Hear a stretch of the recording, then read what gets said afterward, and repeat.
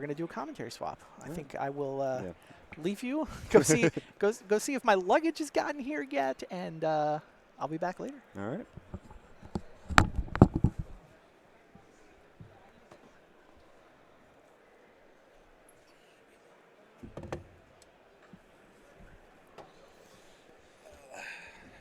Welcome to the booth. Oh, let me get careful with that. There you go. Welcome to the booth, There we Mark. go. Thank you, thank you. For those of you who are not aware, this is Mark Horning. He is the person that got the 1 champs back in 2011, I believe, with Dredge, back when I had 4 Golgari Grave Trolls. Back in the day, reminisce about that. Yeah, we were talking, Randy and I were talking a little bit about what we expect to see out there this year, kind of like the archetypes that have really benefited from recent printings. How did you feel about that stuff? It's wild how much the format has changed within the last year, and then with all of the restrictions within just the last few months. And then obviously new cards popping up, Oko, Thief of Crowns, or in this case, Thief of Formats, if you will. I was walking around with Kevin Cron, and we were kind of analyzing what the players were playing out there, and we actually saw a lot of Oko. Really? Yes, a lot of Oko Oath. Oathco. Oathco, if you will. Again, just a great enabler, obviously, with Oath of Druids to, give make your opponent's mocks a 3/3, and then you get to trigger your Oath of Druids. So, Yeah. pretty good Absolutely. interaction. Yeah, that and any number of hate pieces that people have kind of been relying on against Oath as well. Just it's an elk instead. Exactly. Yeah, that card's just been amazing for that archetype, and I would expect to see a couple in top 8 actually. Really? Just okay. given the sheer volume out there of Oathco. Okay. That's something that you generally see at these Eternal weekends, especially 2 years ago when 3 of the top 8 was Oath. Is that Oath not necessarily as popular? It's not as popular online. It just doesn't suit the player base online. But at Eternal weekend, for sure, it has a bigger presence. And yeah, if Oathco is a thing, I would love to see that succeed. And then I did see a lot of versions of Dredge with Once Upon a Time. Okay. So obviously, I think Sullivan Brophy kind of crunched the numbers, did a lot of the math on that, and it was something, 60, 70% to kind of hit that second Bazaar playing that card for game 1. So, Okay. I mean, in Dredge, obviously a deck you really want to maximize your game 1 win percentage because game 2 and 3, it gets a little dicey sometimes. Yeah, if you're playing against Wasteland decks, for sure you want that second Bazaar as often as possible. I know you're quite the champion of survival. Kind of me and Kevin, when we were kind of scouting the room a little bit, we only saw a couple out there. Okay, and that's something that I kind of expected. It's a very resource-heavy deck for people to get a hold of in paper. Not only does it ask for some number of power, usually it's Lotus and 3 to 4 Moxen, but it also asks for a full set of Bazaars, and especially with Dredge's position in the format, people that have access to 4 Bazaars are probably going to default more to that instead. There's also kind of like the crowd that wants to play survival is also the crowd that was kind of excited by Fast Bonds on restriction, and Fast Bond tends to be a little bit more powerful. It has interesting lines both with the Crab version and with the Zeus Bond version or the prison version. So you might see like the survival portion of the metagame kind of dwindle to make room for other Bazaar decks. No, that's a great point. There's kind of, multiple Bazaar of Baghdad decks that you can play right now. And I did see the Crab Shack out there, and I did see Zeus Bond out there. Okay. Wasn't sure if they won, but hopefully we can get them on camera later. I Nice. hope so. I want to see Broken Green Enchantments. Yeah, I mean, the Zeus Bond version, I just saw him. Basically, he had kind of the turn 1 nuts and just unloaded with, Crucible, Fast Bond, Bazaar, and his opponent was just kind of like, well, I can't really do anything against this. Kind of reminds me of what we kind of saw on camera with Brian doing his thing turn 1 of game 1, and Cyrus just kind of having to roll with it. So there's going to be a lot of those things where people have turn 1s that they can set up that the opponent kind of looked at their hand and shrugs a little bit, be it what played out with the match that you saw with Narset in general and that kind of stuff. So. Well, and that's kind of where Vintage is at a little bit too, right? It's kind of you either want to be doing the broken things or you want to be kind of the deck that's going to be able to interact and slow that down a bit. And I think it's a little tougher to be that deck, especially with kind of mental missteps restriction, although I think it opened up the format a little bit. Oh, absolutely.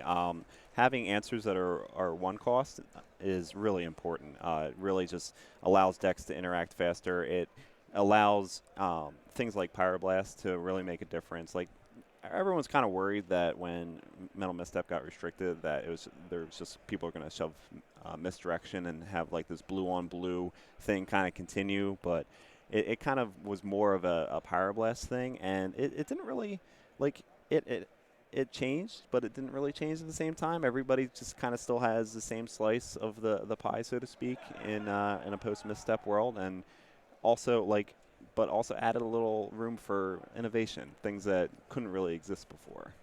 Well, yeah, I mean, that paired with Fast Bond kind of coming online, and we realize that the optimal number now is indeed 4, Okay, not 3. 4 is the optimal number of Fast Bond. Not 3, yes. Okay, good. I'm really glad that that's what the consensus came to. That was really bad. After about a month after I won Vintage Champs, Okay. I was having a discussion with Matt Elias about building. How would we build kind of, Gush and go through the motions with, Quirion Dryad, and we had Mystic Remora, and then we had this one Fast Bond. And I was just so oblivious to the ban and restricted list at the time, because I was, kind of that, scummy Dredge player. I was like, all right, yeah, I'm just going to work on Dredge and be ignorant to what's going on in the format. And then I turned to Matt Elias, and I'm just like, what about maybe upping the Fast Bond count? And then at that time, that's when everyone kind of looked at me very strange, and I'm like, what do you mean? Like, why can't we up the Fast Bond count?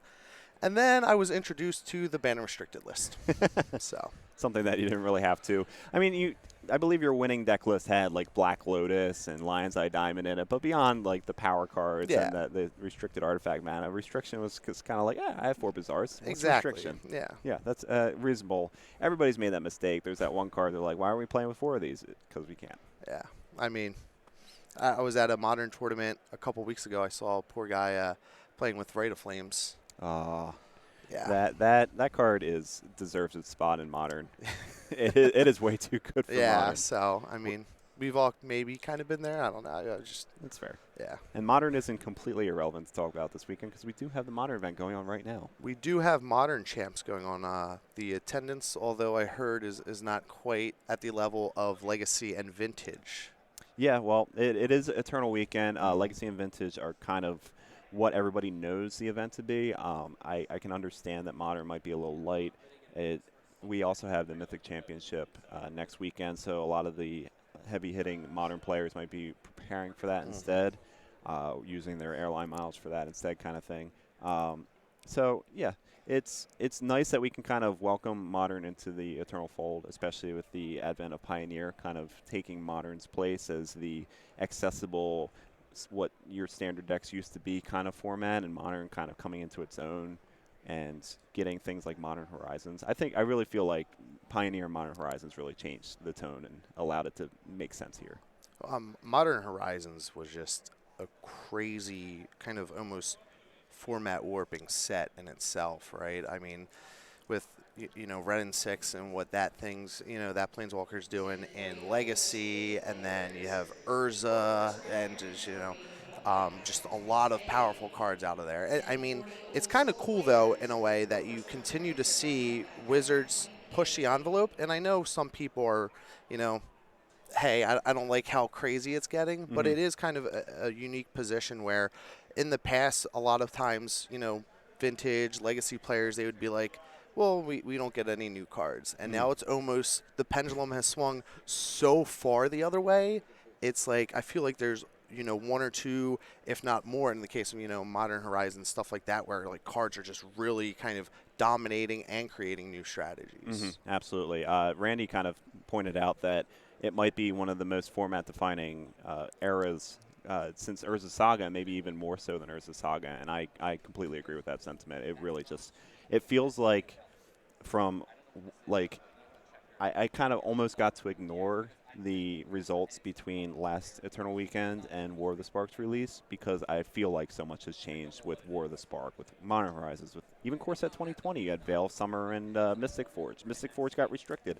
Veil of Summer is in like everyone's sideboard in Legacy if you can support it. It's incredible. Oh, Mystic Forge, that card was wild. That, I mean, like I said, just even from, when we had all of the shop decks kind of, format, if you rewind 3 to 4 months ago, all the shop decks were sitting there, and it's like, all right, what 4-mana spell can I resolve? Am I resolving Karn Great Creator, or am I resolving Mystic Forge? And then you were just off to the races at that point. Yeah, absolutely. And that was a deck that kind of benefited from the London Mulligan as well, which is like another dark horse of what changed the format this year. It was just the Karn Forge decks in Vintage were really just mulligan to a 4-drop and the mana to cast it on turn 1. And that's what you wanted to do, and that's why you don't get to do that anymore. Yeah.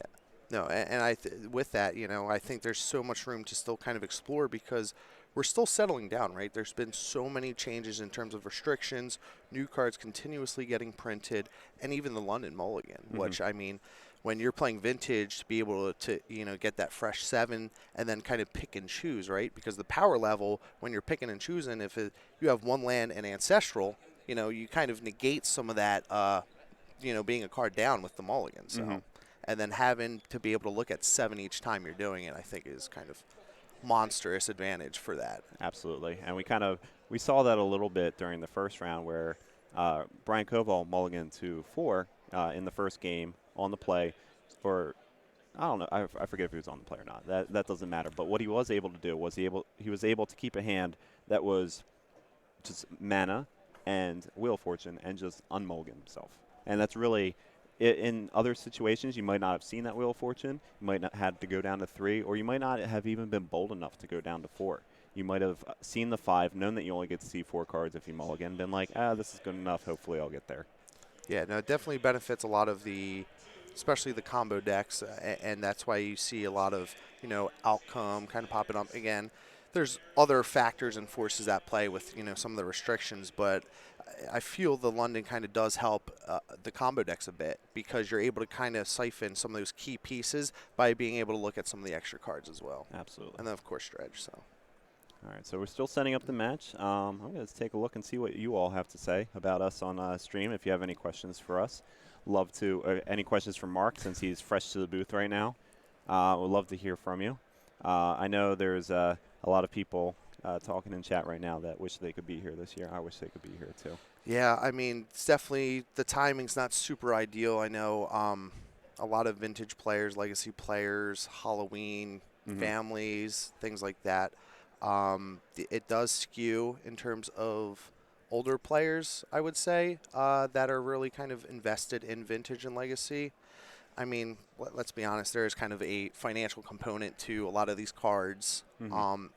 Also, just being a long-time player, having those cards from when you've played, from eons ago, also very advantageous. So, yeah, me personally, one of the jokes I like to make is anyone asks me if I've ever played 93, 94, and I say to them, yes, I have. I played 1 game. I played it in 1994.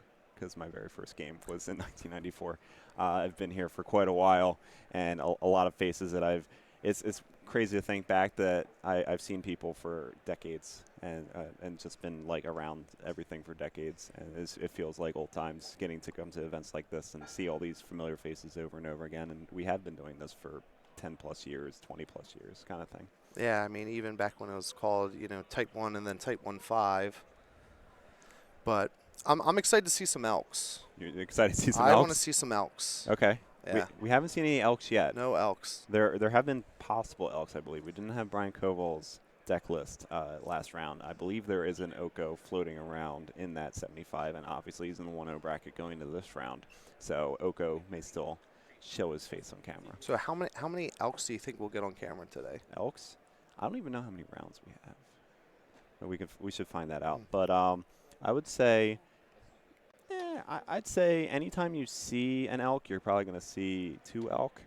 I don't know if that's plural. Is it elks or is it elk? Is it like deer? Don't know the technical Okay. term.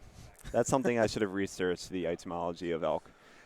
Anyway, I feel like anytime we see an elk, we're going to see 2 elk. I feel like we're going to see an elk about every other round.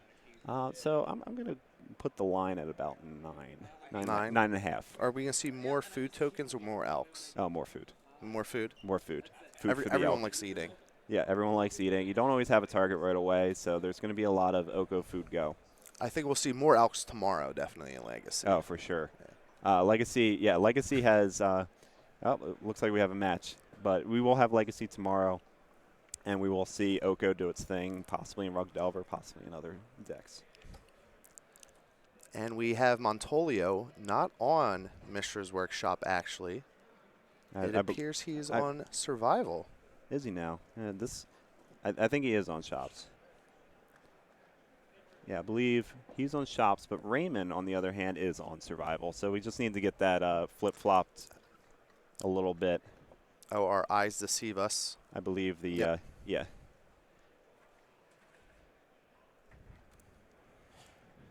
I am so excited to see Survival on camera. You have no idea. I know, Mikey, you're kind of a big champion of the deck.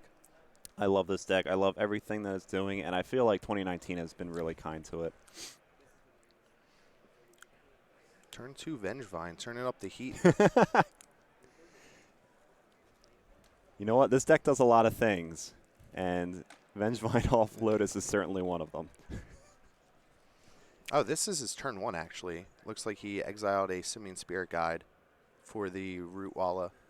Yeah, Or Elvish Spirit Guide. Sorry, wrong color. it's okay. I forgive you just this once.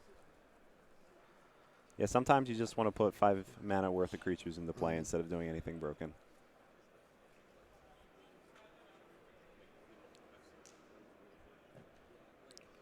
And Andy with the Foundry Inspector down. So who do you, from a survival perspective, how do you feel about going against kind of the Ravager shops? Ravager shops can kind of be a little bit of a like a here and there. It really depends on how you configure survival decks. I've seen builds with multiple Force of Vigor in the main, different creatures that can more effectively deal with what survivals or with what shops got. In this case, Raymond has 4 Collector Oofs in the main deck. So if there's anything that's really going to stop what shops is doing, it's going to be Collector Oof. They won't be able to get their creatures walking ballista. The mana will be kind of stunted a little bit. It's really probably the most powerful card that is shop specific in this main deck.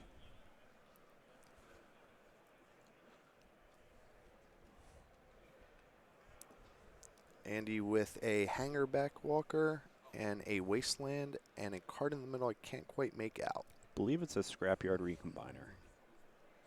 Very, I'd say about 70% sure, which is interesting. He had the opportunity to trade with either of these creatures with the attack, choosing not to, valuing the quote-unquote 1 mana you get from Foundry Inspector.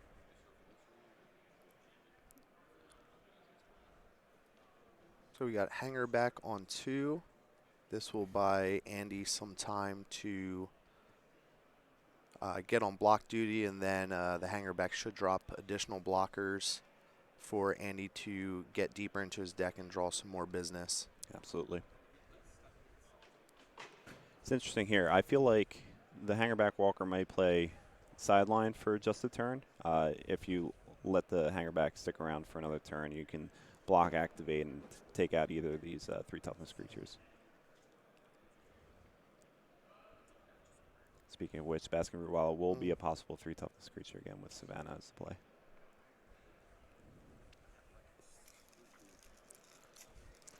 Is there an argument to be made, though, to force Raymond to pump the Rootwalla and kind of maybe turn him off a turn and kind of, you know, without trading, but you still kind of slow him down in terms of having to pump the Rootwalla to save it? I think not blocking is the correct thing here. I think based on Raymond's, well, that block makes sense. The Rootwalla block wouldn't make as much sense, considering that Raymond's line that he decided to go with this year or this turn. Oh, I stand corrected. Never mind. I thought for sure that was the only block. It's an interesting choice. It does force that line, but in addition to forcing that line, Raymond doesn't really seem to be on Bazaar or Survival this game so far. I was going to say, yeah, I feel with Raymond only having 2 cards in hand, how much more can really Raymond do than other uses of mana efficiently anyway to pump the Root Walla? Also, one of the things that Chad has mentioned is life is pretty low. I don't know if those are correct life totals, but No, Andy's life total is currently not correct. He's been using that Ancient Tomb quite a bit. yeah, I think I'd be surprised if Raymond was on 5 life or 3 life. Yeah, there we go. Yep.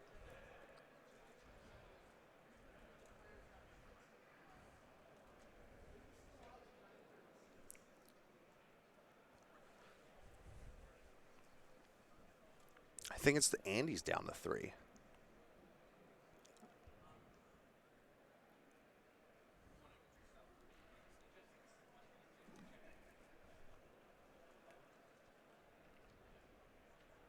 Yeah, so Andy is currently at 3, and Raymond is at 17. And there's a Collector Oof. Shutting off the tutoring ability of Scrapyard Recombiner, shutting off Mox Jet.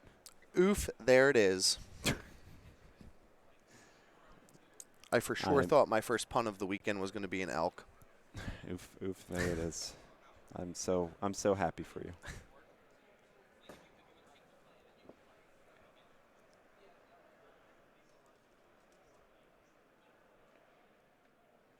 You're having to rely on Ancient Tomb.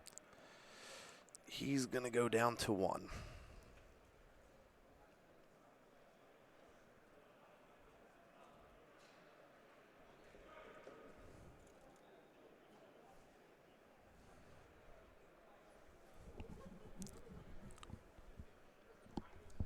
Life totals are backwards. Yep, we are trying to get that life total situation fixed. Raymond is currently at 17, and Andy is down to 1.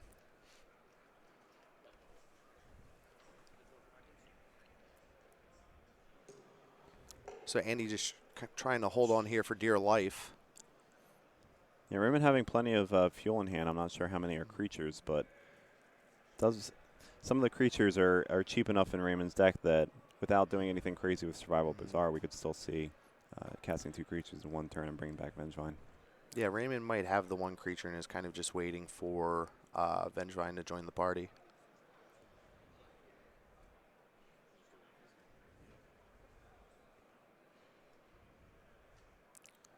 And we have a Survival. Yeah, Survival's pretty good here. If for some reason Raymond can't pull through this current board state, which it could go either way. It really depends on how each deck treats the player. Easily turn creatures into better creatures and get an engine going. Triple green's really the make or break of Survival being good.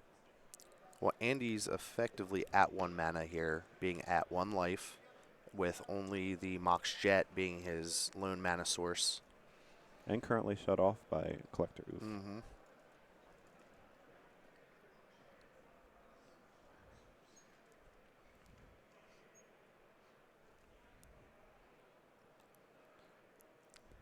And Andy continues to chip away, slowly but surely, at Raymond's life total. That'll probably elicit an activation if it's possible.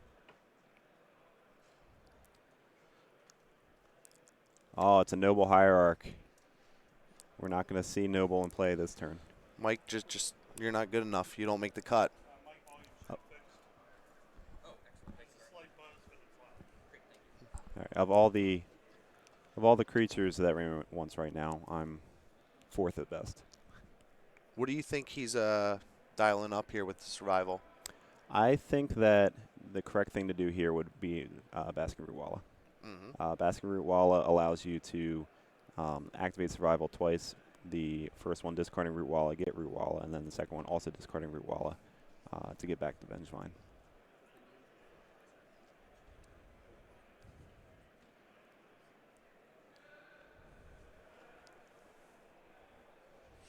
And it appears that is what we are going to see.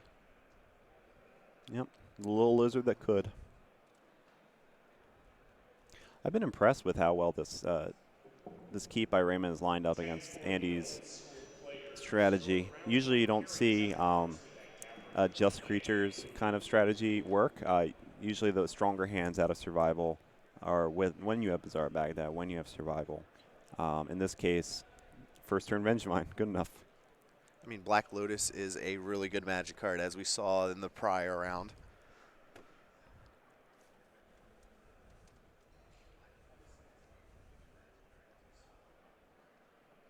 And we're going to line up some Root Wallows and get Vengevine into the party. Yep, another little lizard.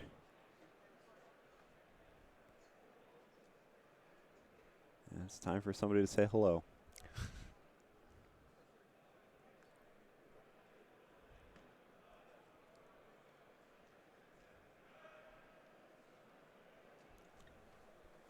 So what do you get here with the pitching the other Root Wallow?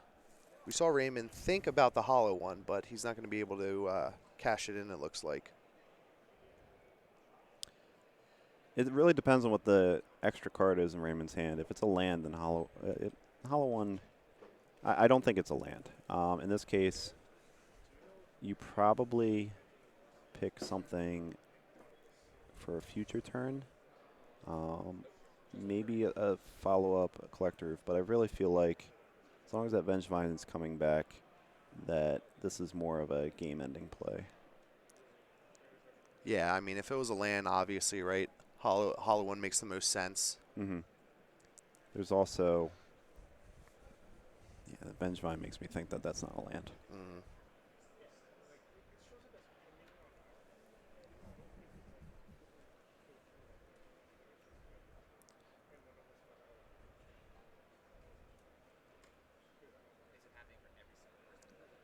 Unfortunately for Raymond, Did Andy's, he miss his trigger? you actually have to. I believe in these situations, you have to return the Vengevine as the casting the Root Wallow happens before you find your survival target. So that might have been skipped. Wow, huge for Raymond here, actually missing the Vengevine trigger. Andy still hanging on ever so slightly. Well, that was an unfortunate misstep for Raymond, not necessarily a dire one. No, I mean, Raymond's position's still good. Could be, obviously, better.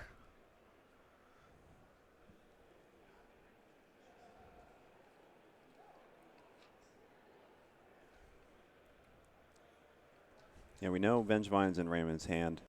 Raymond could easily, if there's at least another creature in hand, Raymond could discard the Vengevine for Root Wallow. Could discard the Root Wallow for an Elvish Spirit Guide. Could use an Elvish Spirit Guide.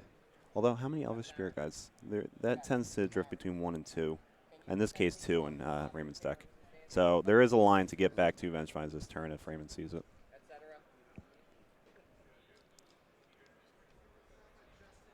Or just attack. Raymond kind of, I mean, at this point, you could see probably a little down, right? I mean, missing a trigger, that, I mean, I don't care who you are. They'll get in your head a little bit psychologically. I think Raymond's got a good plan here. You see triple lizard action.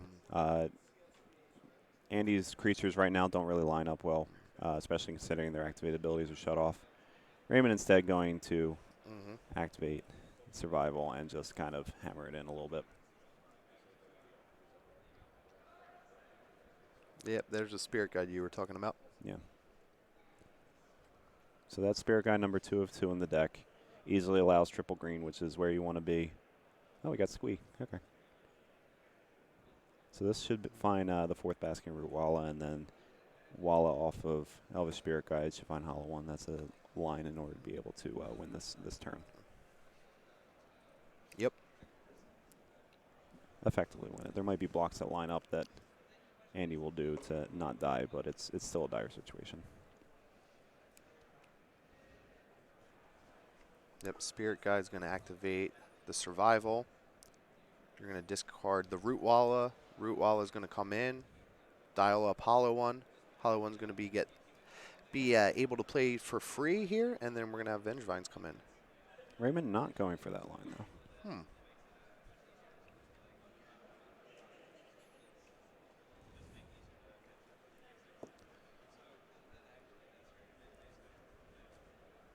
Andy still kind of bricking off the top of his deck in terms of any action for this. Raymond now has triple green without the use of Elvis Spirit Guide easily. Get back a few Vengevines. Would be pretty straightforward now for Raymond to kind of bring back the Vengevines and send the team in to get that 1 point of damage through. Yeah, you can get all 4 in this case. You can find one here, discard it, find another one, discard, and then that's Hollow 1 mana.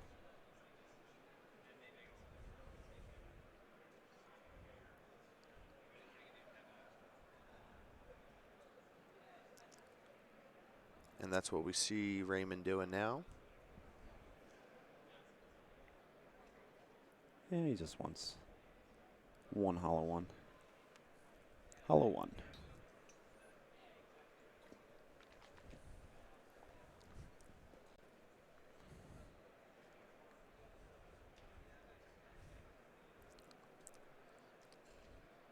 And there's our second creature, Deathrite Shaman, bringing the Vengevines to the party.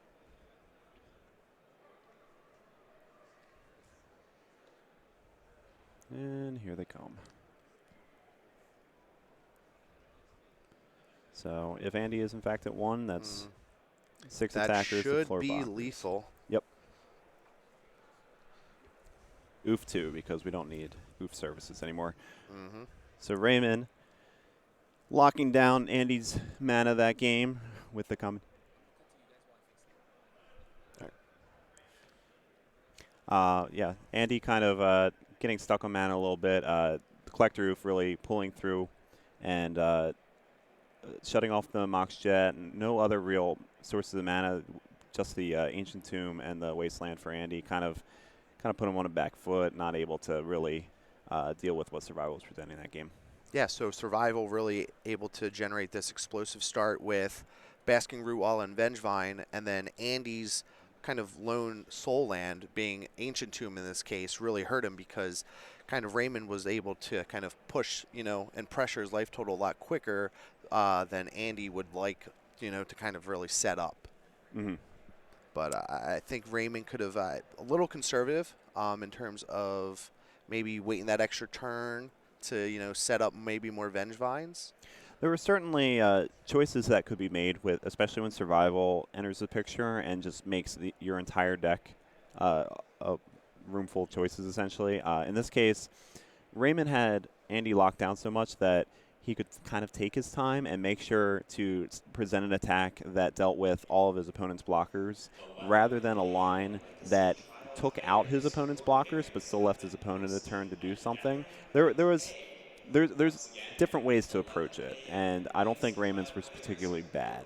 Okay. I think he chose a conservative one that left Andy dead rather than artificially dead the next turn and kind of leaving him out and leaving himself tapped out and that kind of thing. Yeah. I mean, Montolia, though, kind of Andy, a player I don't think I would want to give extra draw steps to.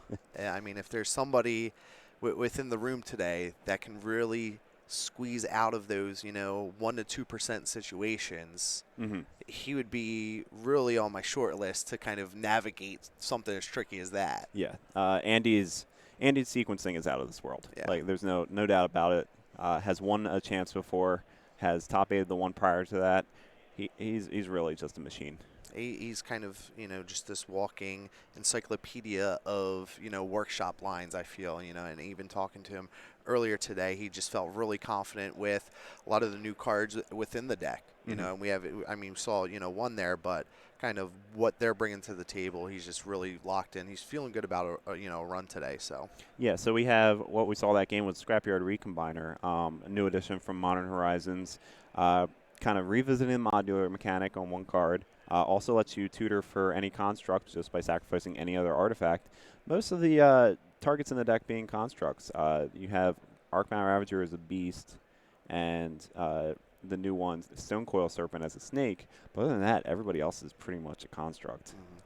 Yeah, Stone Coil Serpent, just it's amazing to me still how new cards, enter standard and just kind of really port nicely into vintage. It's just kind of wild the power level we've seen in terms of that creep now. Yeah, absolutely.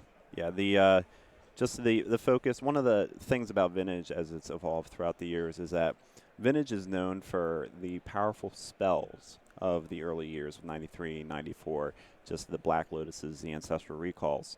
But as Magic has grown as a game, as the focus of the game has shifted, there's these more powerful creatures that get printed throughout the years, and those are what you usually see break out into vintage. Obviously, Planeswalkers being a very close second, probably actually first if you look at the right deck lists. Oh, yeah. But then you have these Stone Coil Serpents, you have these Scrapyard Recombiners, you have these Collector Oofs. In Jeskai, you have like Dreadhorde Arcanist. There's just a lot of good creatures that get paired with these older spells, and that's why vintage ends up being so dynamic 26 years later.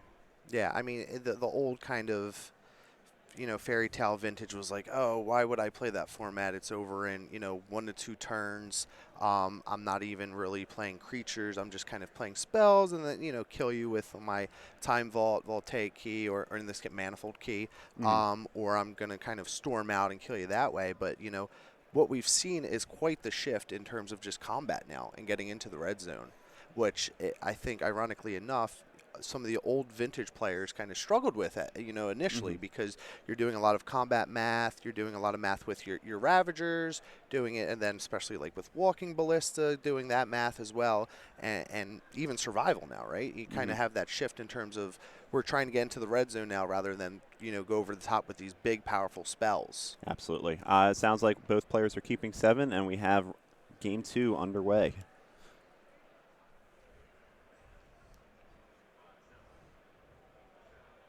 Andy on the play here, obviously a big advantage.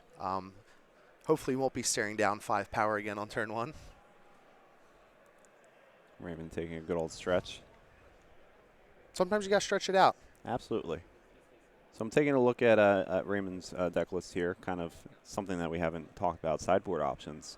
Ooh, that's a good start from Andy. A phenomenal start from Andy here. Workshop into the Inspector, into the free Mana Vault, and Chalice for 0.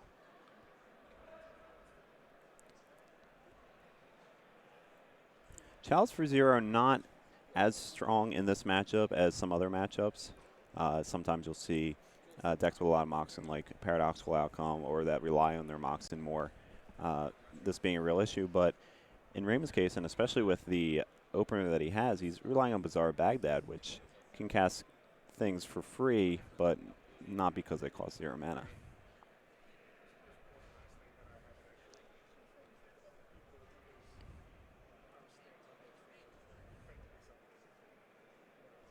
And let's see Raymond pitch in the Rootwalla and the Vengevine here. Looking for the third one. Yeah, if there's a hollow one in hand, this is a really good start for Raymond. Based on what he's thinking, it's really just, we have these 2 obvious ones. Let's figure out number 3 and then get this show on the road. And again, the Rootwalla dodging the Chalice, because even though Madness is 0, Chalice checks, for its converted mana cost of 1. We have Hollow One saying hello. And Vengevine not coming back. Vengevine misses the party again. And Andy with double Foundry Inspector is just really going to go to town here.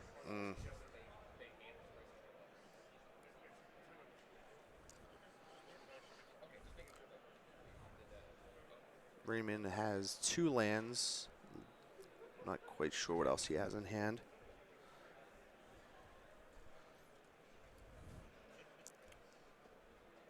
I mean, the good news for Raymond here is his Hollow One still takes on, either Foundry Inspector on its own. Absolutely. And, I mean, Andy would be kind of hard-pressed to double block, because I don't think that's going to be where Andy wants to be giving up a free 2-for-1 here. Yeah, and Hollow One just kind of waltzing across the battlefield. We got a little follow-up there. Andy must be heavy on lands in this draw because having 2 Foundry Inspectors usually makes your mana pretty nice. I was to say, Andy should be able to cast anything he runs into off the top of his deck at this point.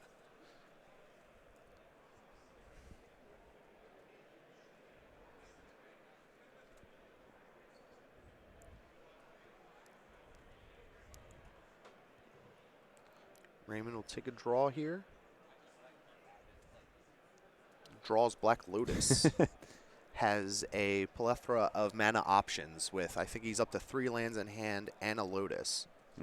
Need some sort of payoff here. How many cards in hand? Is that 5? I don't know if there's any. There's not really anything here short of a Bazaar Baghdad that could get Vengevine back this turn.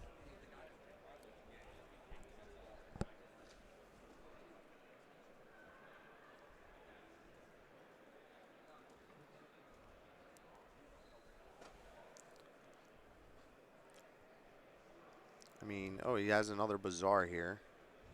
You can get rid of his Black Lotus that he can't do anything with, thanks to Chalice. Oh yeah, I totally Yep. forgot about that. I am terrible at the Chalice check. I've noticed that tends to be something. I've gotten a little better now that I've been playing a lot of Eldrazi, Tron, and Modern. Using that deck quite a bit, and Bomberman and Legacy.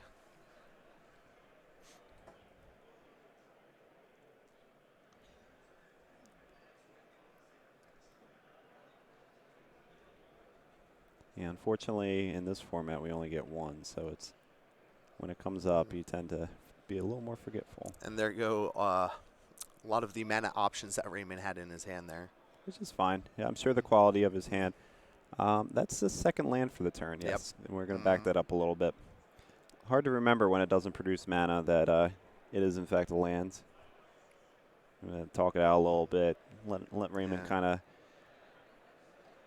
let him know and continue on. No real issue.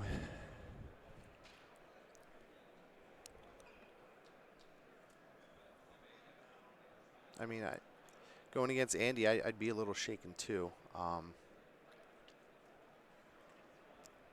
He does still have access to 2 mana though with the Deathrite Shaman, if he needs it. Yeah, I'm not sure what Raymond has in his hand other than the Bayou. I don't think much. He seems just about to Bayou pass there. I don't think he's seeing any creatures to really push through.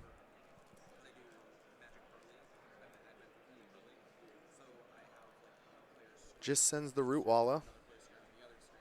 Yeah, Root Wallet can be a 3/3 here. Choosing not to, however.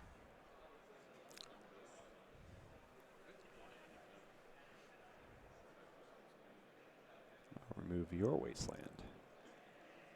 And looks like Raymond does have a play. What did you say before? Oof, there it is. It hurts to hear, but I do love the card. Yeah, everybody's favorite new Null Rod Collector Oof in play. Shutting off Mana Crypt, or Mana Vault rather for now. It would shut off Mana Crypt if it was in play. Technically shutting off a Hollow One and the Foundry Inspectors, but not being particularly relevant.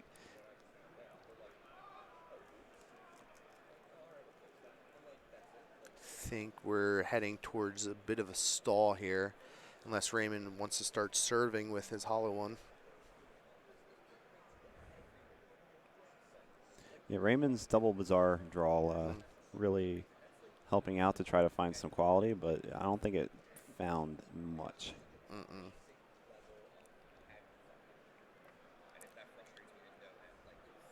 So if you're Raymond in the survival chair here, do you think you want to try to send in the Hollow One or kind of pump the brake a little bit? I think there's enough Foundry Inspectors across that Hollow One doesn't make as much sense anymore. There's also, not that turn in particular, but exactly what we kind of saw play out is that Mistress Factory's out there. There's just a lot of pressure that Andy can there's really not as much pressure coming out of Raymond's deck right now. He really needs some sort of payoff card again. At this point, Survival would probably be the best payoff card considering how many Bazaars he's already drawn. It looks like Raymond just picked up another hollow one in hand. Yeah. We might see the amazing other option of Hollow One in this case being cycling.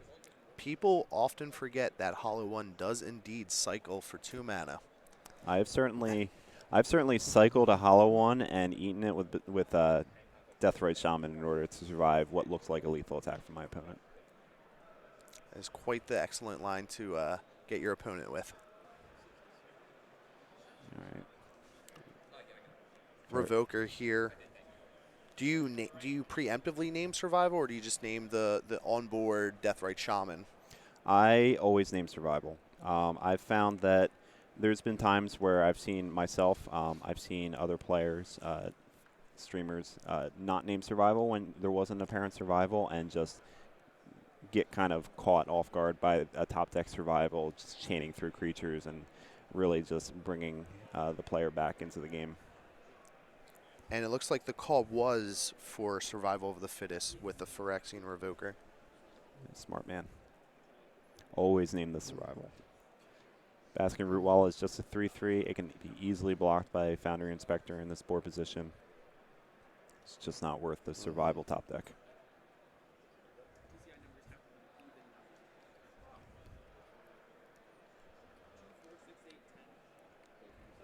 Do we have Andy's list? We do have Andy's list. Does he have access to Dismember? And he does. Yeah, there are 2 Dismembers in the sideboard to take care of Collector Roof.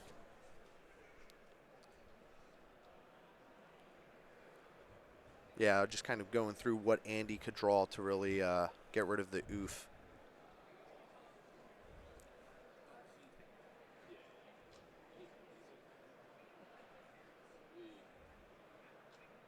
Yeah, Oof's not in its best spot right here. I mean, it's good. What'll end up happening is that Oof will be really good if a Walking Ballista that would otherwise break this up appears. But at this particular moment, it's not the best card. It's just a Grizzly Bear. Yeah, but it's kind of in the same vein that Phyrexian Revoker names, always names Survival, right? You just want to kind of preemptively hedge for when, Andy runs into a Ravager or Ballista or something of the like. Mm-hmm. We have a Sphere Resistance. The free Sphere Resistance. Thank you, triple Foundry Inspector. Hollow One, did he pick up?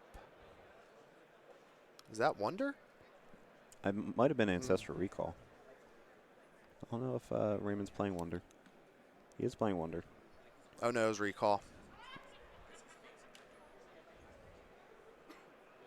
Yeah, I thought I saw Wonder in his list.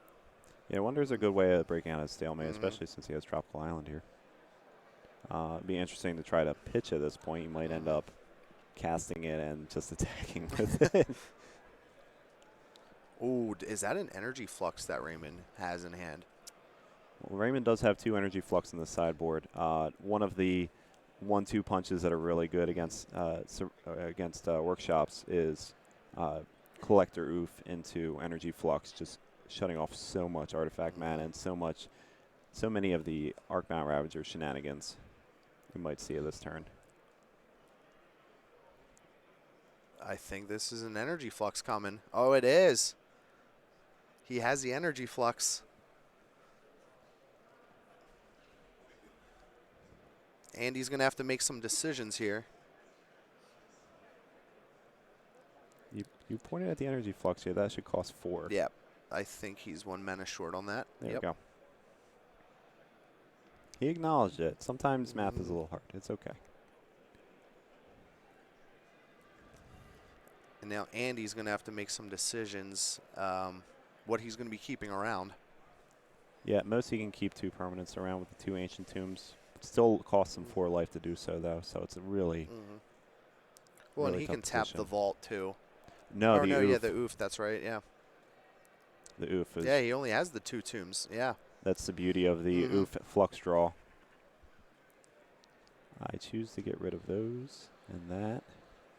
This is going to be very painful for Andy here to even keep them on board. And take 4. Mhm.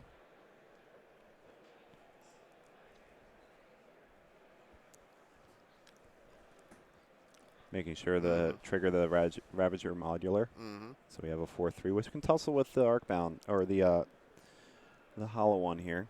Not entirely irrelevant.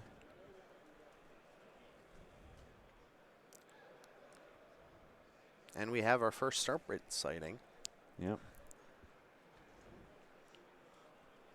That snake is on the playing field as a 6-6.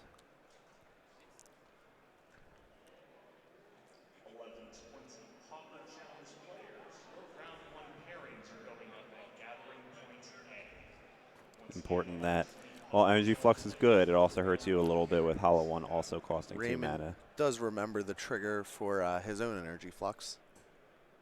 Good man.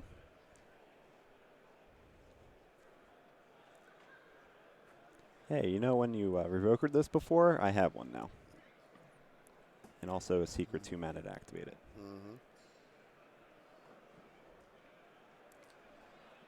Raymond going to eat the Wasteland out of Andy's graveyard. Activate Survival.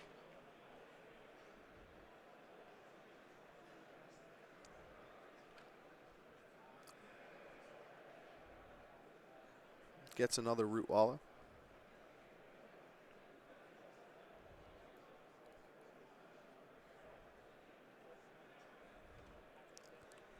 A lot of little bits here, making sure that everything's kind of in place before the Vengevine can come back. Yep. Making sure we're tapping correctly, getting the required mana.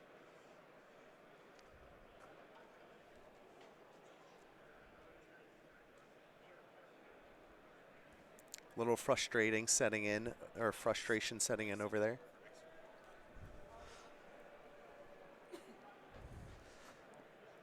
All right. The vegetables are in. Yeah, I mean, with the with the player cam this year, you can see Andy's frustration setting in a little bit. I don't blame him. Yeah, this is a very dire situation for the workshop deck. There are dismembers in Andy's deck, presumably boarded in to deal with Collector Roof, but Energy Flux is just an impossible permanent type to deal with. Yeah, at this point in the game, I think is Raymond just can start turning creatures sideways and really take it home at this point.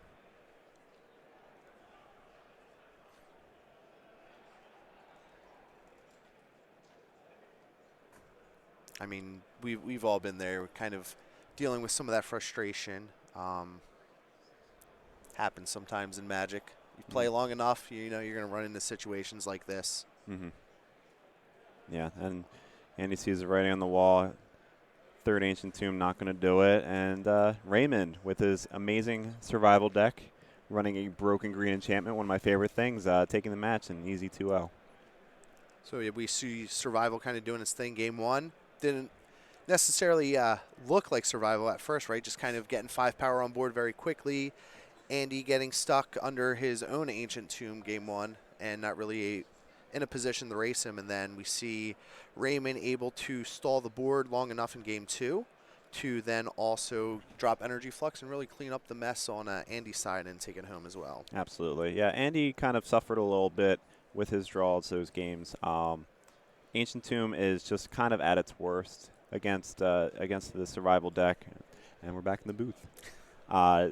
Ancient Tomb's kind of at its worst against Survival. It's one of the few decks other than Workshops that or Dredge that really applies pressure through creatures and really makes a life loss from Ancient Tomb mean something.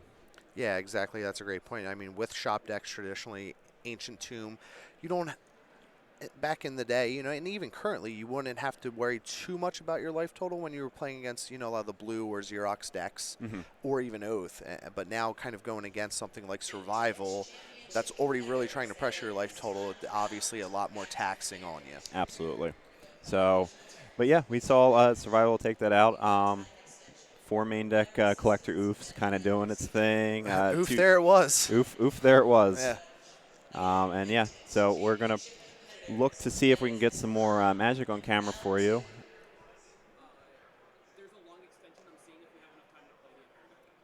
Okay. All right. So yeah, we're getting something together. It might be an entire backup match.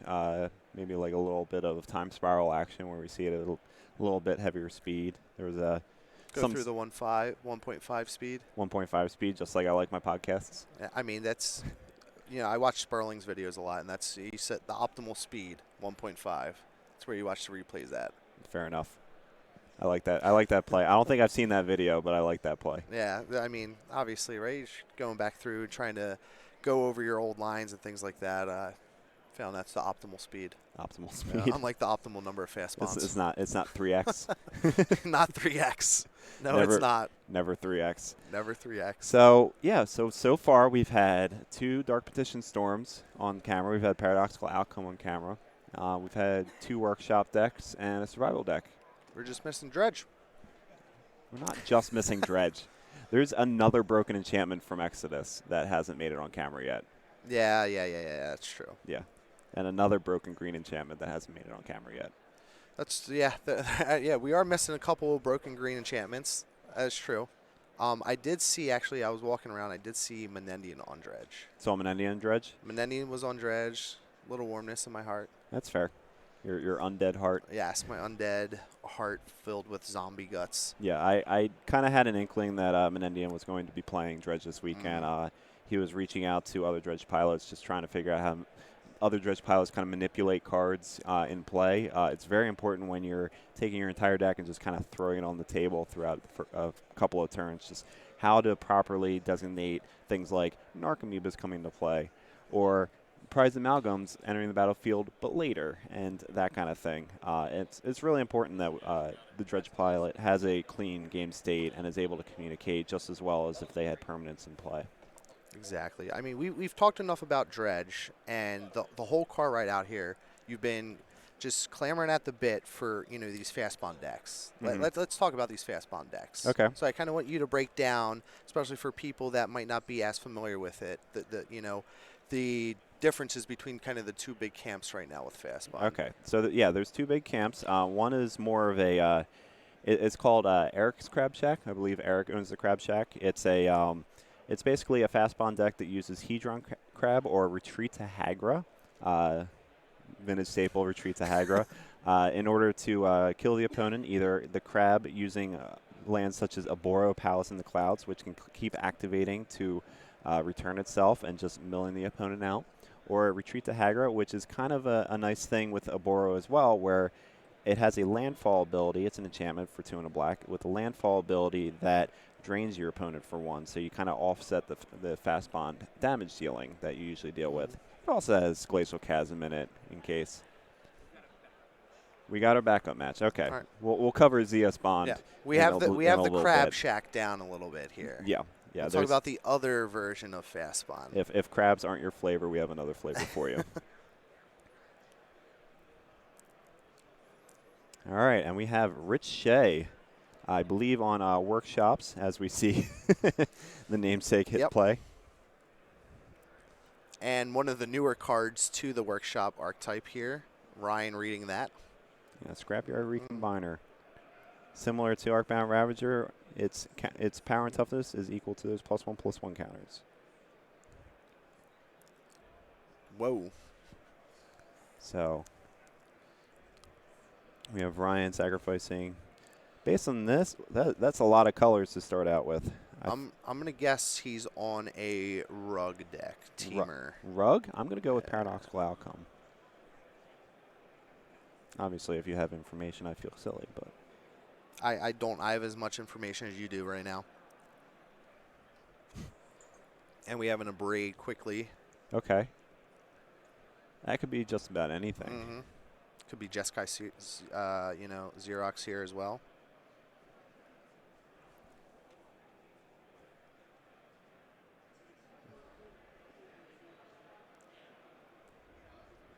We have a Revoker.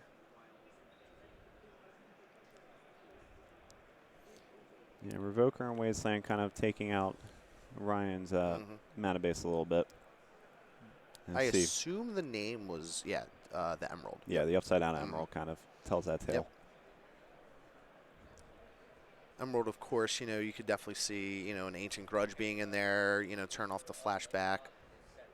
obviously much more likely to be on Teamer. Hmm. Yeah, why do they have Rich Shea as a Tarmogoyf? He definitely should be an ATOG. I mean, the Tarmogoyf does like food, just in a little bit different way. Not literal food. Oh, Walking Ballista, not good enough for this battlefield, says Ryan. Mm-hmm. Force pitches the probe. Yeah, Gitaxian Probe, as much as you want to look at your opponent's hand, Workshops tends to empty their hand, so it's not as valuable, and the 2 damage that you generally take from it, it's better off as a forcible pitch card. Right, there's not as many things as a blue deck that you're necessarily playing around versus a workshop deck. Absolutely, they just kind of show their stuff. And there is the Ancient Grudge. Yep. That was a very good line from Ryan, able to turn on his Emerald again so he could flash it back. Yeah, it's time to rebuild a little bit.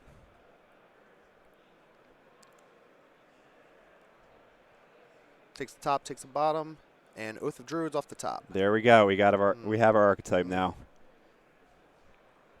Yeah, I was gonna say the Ancient Grudge really kind of tips that quite a bit, right?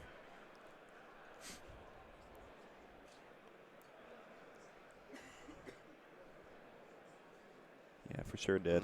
Interesting that Ryan was able to respect all these artifact creatures that were out. Yeah, at the same time needs a creature in order to make Oath do its thing. We could have an Oko sighting here. I'm just saying. Oko wouldn't be as good right now, though, because all of Rich's permanents kind of dodge it. Although that's kind of for the worst, considering Rich wants artifacts in play in order to win.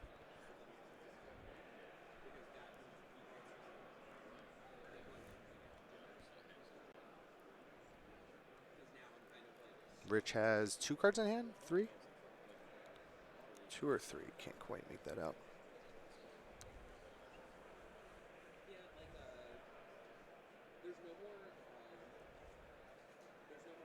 He has mana to spare, however. He does have a lot.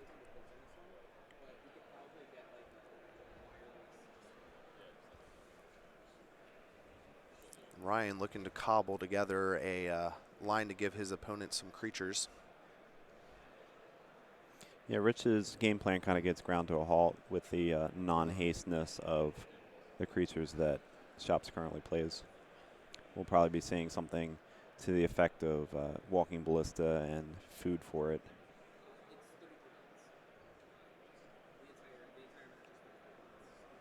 Dig through time.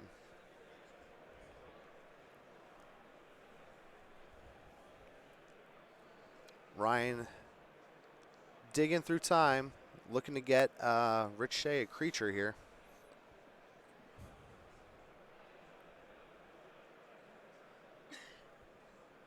Yeah, one of the more powerful spells in this deck. Interesting to note that Pioneer now gets 4 of them, and we get to see that run rampant again, but probably not for long. Never say never.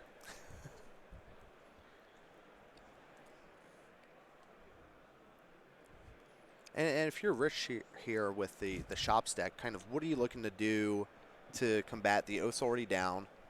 Are you just looking to run into your ballistas here and then unload them? I really think that's the case. And, yep. That's a 6/6, I believe.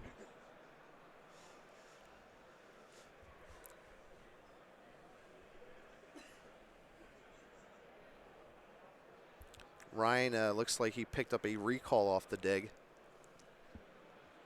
of the ancestral variety.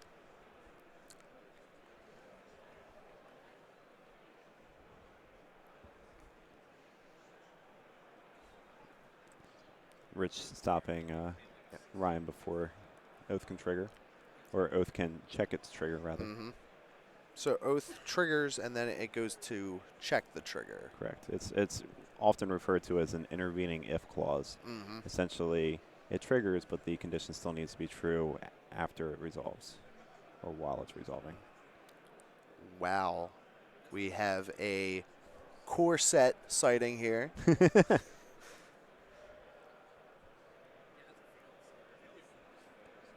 Veil of Summer.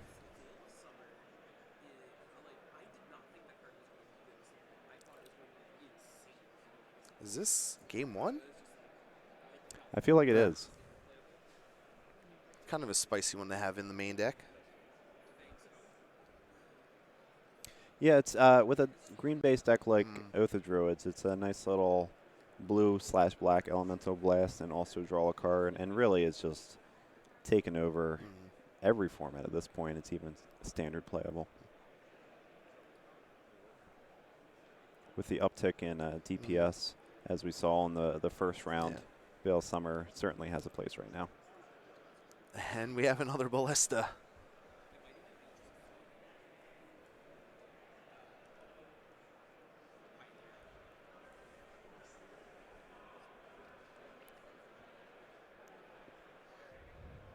Ballista up to 7 now. Yeah, Rich taking his own amount of damage as this happens as well. But And we have a Niv Mizzet sighting off the Oath of Druids. yep. So of all of Niv Mizzet's various versions, this is Niv Mizzet Parent, the third version that's ever been printed in the game. Costs triple blue, triple red. Triggers off of instants and sorceries being cast to draw cards, and drawing cards makes it deal damage. In these Oath of Druids decks, there also tends to be a Gristlebrand, which is very good at drawing cards. Not quite as good here, though, staring down a active Ballista. And when you're only at 9.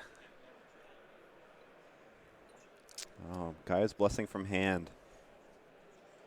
Gaia's Blessing has kind of drifted in and out of Oath decks over the years. At times it was Memory's Journey or Corrosion Reclamation instead. Basically, it's in the deck as you are milling cards for your Oath of Druids. It has a trigger ability to shuffle those cards back in. Making its way back into Oath decks.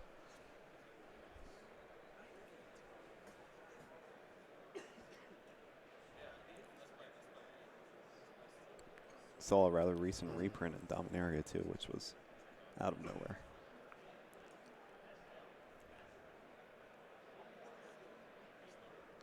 And Rich is going to give some service here. I have a 7/7. Would you like to block with your dragon?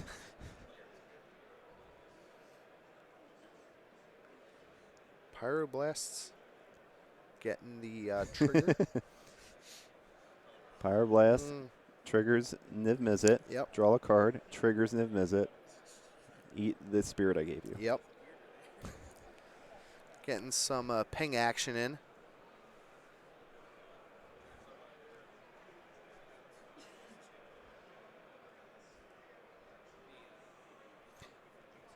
Yeah, it's always worrisome when you're a Shops player against Oath because you figure that the Oath of Druids and your creature game plan kind of lines up poorly for you, but Rich has actually cobbled together something that's pretty impressive. Yeah, hitting, the 3 Ballistas, obviously huge, as I suspect. The next Oath of Druids creature will be a Grizzlebrand. Yeah, and at this point, Ryan's just too low in life to really use the ability on Gristlebrand to draw cards. Is Ryan on 9? I wasn't sure if Rich should just kind of double pump his Ballista there and then shoot it off. It's possible. It doesn't matter either way. Rich took that game. Interesting to note, at the very end there, Ryan took a draw instead of triggering Oath, assuming that Gristlebrand was in hand. So Ryan's hand, as great as it was against that kind of deck, just didn't really have some good draws. Gaia's Blessing and Gristlebrand in hand. I guess there's something to be said that Rich wanted Ryan to activate Oath, even though he knew he had the double pump, to see more of Ryan's deck maybe? It's possible. That would be a very good line. Rich just getting a little bit of information, configuration of Ryan's deck. It's definitely round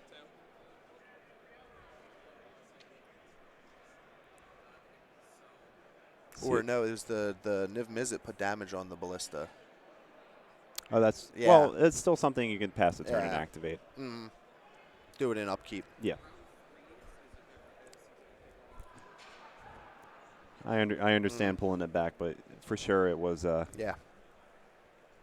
correct idea. So Rich Shea taking down Oath of Druids with Workshops, game 1. Got to feel pretty confident doing that.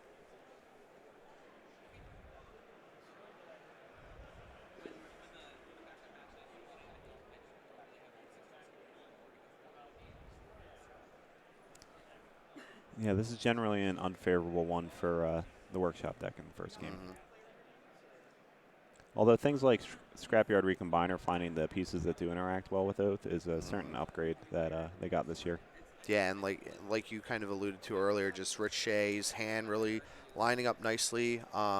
Even though the first Ballista got countered, running into 2 more, kind of huge for kind of the game plan, game 1 of Workshops against the Oath deck. We also saw 3 Artifact Destruction spells cast, and Rich still able to pull it out. That was kind of incredible. Yep.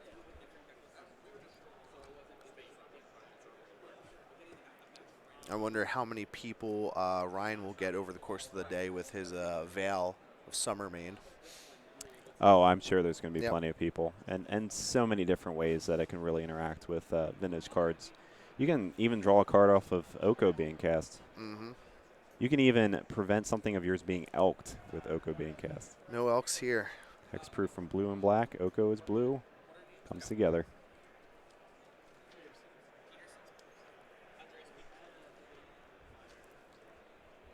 Do we have their lists? Rich and Ryan's? I do not believe we do. Okay. I would imagine Ryan just has more Artifact Destruction in the sideboard.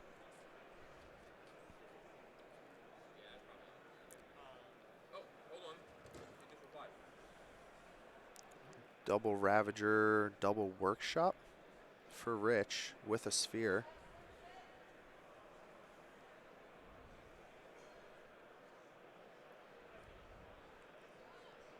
Yeah, worth forcing. Yep.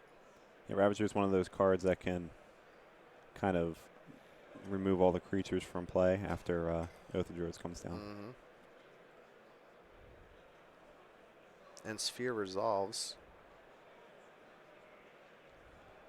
Preordain not quite as fun when you have to pay 2 mana for it. Not at all.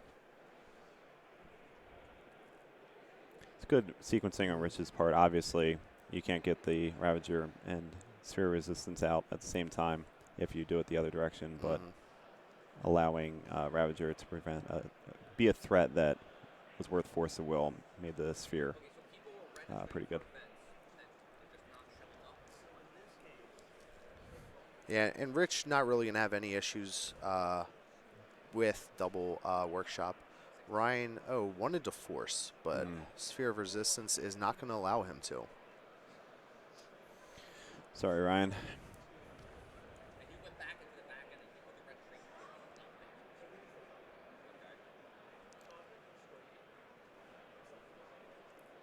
Yeah, and Rich is going to operate kind of freely under his spheres. Ryan's going to be taxed quite a bit.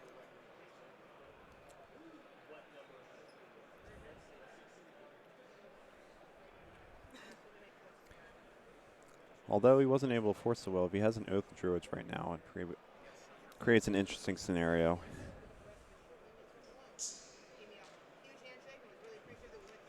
And he slams down the Oath of Druids. So Rich is going to have some options here. Obviously, he can get rid of his guys if you want. Wow. Or just, have a lot of mana. Maybe start tutoring for some Ballistas here again. Yeah, Ballista being a construct, probably one of the more obvious targets for Scrapyard Recombiner. Yep. Yeah, the Scrapyard's going to be able to cash in maybe a Mox here to get a Walking Ballista and then really kind of control and force Ryan to give Rich a creature. Yeah, Rich has just so much mana out right now. It's 11 total. Easily a 5/5 Ballista. You can put a counter or 2 on with maybe Ravager and just make it as big as it was when it won game 1.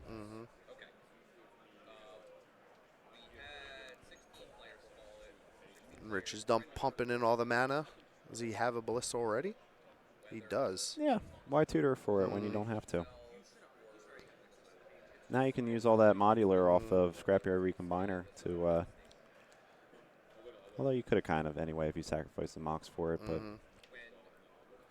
possible 8/8 Ballista is pretty nice.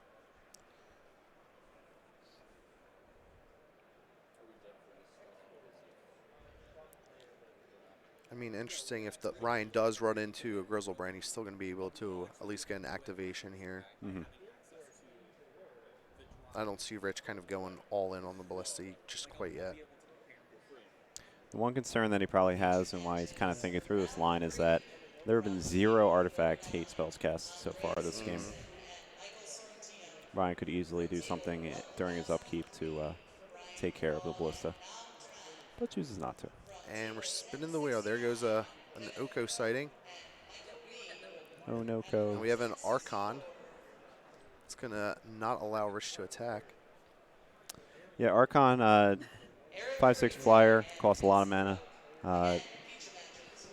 Creatures can't attack you. However, creatures can still activate their abilities at you, and the toughness is just not outclassing what Rich can really do with the Ravager and the Ballista right now. Yeah, Rich is going to be able to kind of pump and still kind of punch through right now. Fortunately, Ryan's hand hasn't been crafted well enough. Still having to cast 2 mana preordains. Yeah, I mean, Ryan's still kind of, I mean, he has Oath going, but he's still taxed quite a bit from the Sphere effect.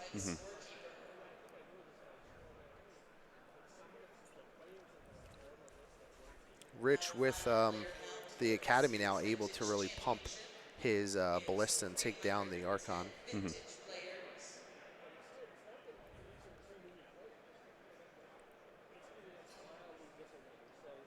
Just taxing Ryan's mana. Wonder what that last card in hand is. Probably another land of some sort.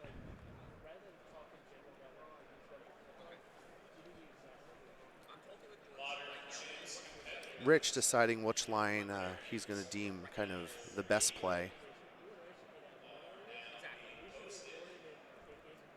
Counting his mana. Not quite sure what the last card in hand is for him. Yeah, the ability to tutor right here offers Rich so many lines compared to how a deck like this would have played even last Eternal Weekend. Easily, like, there's 4 artifacts to sack, including the Recombiner sacrificing to itself. Can find any number of constructs, which are also, there's so many options.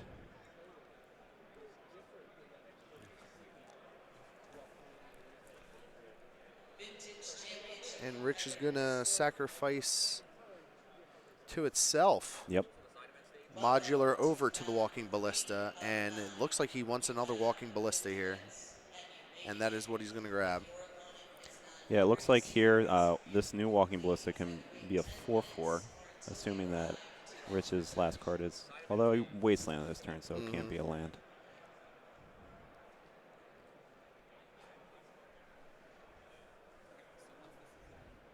Yeah, 4/4, and the modularing from the Ravager onto that Ballista can take out the Blazing Archon, and then easily attack with the 7/7. And this way, Rich doesn't have to spend a lot of the counters off his first Ballista. He can kind of divide up the damage among the two. Also true. Keep him kind of beefy. Yeah, it's an interesting choice here because, yeah, that's also an option, is that I'm going to do this. I'm going to have this leftover Ballista. And shoot you down. You're at 14, and Oh, that's yeah. all she wrote. That's all the math there. He found it. I didn't even see that. That was beautiful, Rich. Rich taking Ryan down in 2 games. I mean, that's why we saw Rich with the pause, kind of doing the math, counting with modular, with scrap. Obviously, a new toy for shops. And we saw, you know, kind of how effective it was there, right? Against the Oath decks, you typically rely heavily on your Ballistas, and being able to find, you know, a couple extra ones helps. Yeah, So. absolutely. So are you looking to come back in? So we have a fresh and clean looking Randy Bueller. A very dapper looking Randy about to join us. Yep, so I will step out and enjoy next round.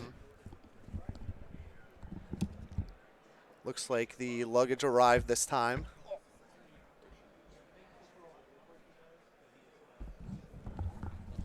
Wardrobe change. How you doing? Good, looking dapper. Better, yeah. It sounds like my luggage was actually delivered to the hotel, and they just didn't tell me. Oh. It was just like in an office. I went to the lobby this morning, and I asked. They're like, nope, hasn't showed up yet. I called the airline to complain. They're like, they have it. Great. Well, Anyway. all is resolved now, so. All is resolved now. How are things? Good, good. We saw Rich really kind of decipher the line to just kind of load up some ballistas and take down Oath. Being able to run into his ballistas game one, obviously, where you're kind of a dog versus that deck. Yeah. Helps, though, right? Yeah, Archon. Yeah. I was talking to Andreas Peterson, Vintage Super League champ, flew over from Europe, who's on a dredge list that just could not deal with an Archon. Oh, like wow. Archon came up out of the Oath deck, and he's just like, Yeah. okay, you got me. But workshops, no problem. Yeah. Eventually, you're you going to got- find the walking ballista. Exactly. Yeah, because I think even with the pitch version, to interact with creatures, you only have Sickening Shoal out of that version. If you have that, yeah. Yeah. And you don't really have a big enough, black colored card to pitch to that. So Right, yeah. I mean, I guess occasionally you'll see somebody with the Angel that destroy something when it comes into play. yeah, Angel Despair. Yeah, that's not Yep. that one. But yeah, I guess Andreas didn't have that. No. Even with the Dragon Lord Colligan, only 5 and the Archon 6 on the toughness. So Yeah, no, it's a good call. It's a good call. I like those. I don't know what it's in the sideboard there or was main. I believe that was the sideboard there. Okay. Most of the Oath lists have them in the sideboard. Yeah, mostly I've seen Yep. what Grizzlebrand and then Niv Mizzet. Niv Mizzet are kind of the 2 targets game 1. Right. So But yeah, no, Archon on the board makes a ton of sense to me. how's Andres doing? 1-1. 1-1. Okay. 1-1. Yeah, he lost to the Archon, but then he won the second round. So Okay. I think he looked like, I don't know. I mean, he chose to play Dredge, so that's on him. It's all fine. I just, I think he was hoping to play against a Sea of Jeskai. And I don't know that that's actually what's in the room. Like I said earlier when I was walking around with Kevin Cron, and just I didn't see much Jeskai. Yeah. Yeah, I saw more Oath. I was even a little kind of surprised, I guess, by how much Oath I did see around the room, and we just saw one on camera. Right. Rich dispatched it, but I think there's still a lot of Oath kind of lurking in the room for now. That makes sense to me.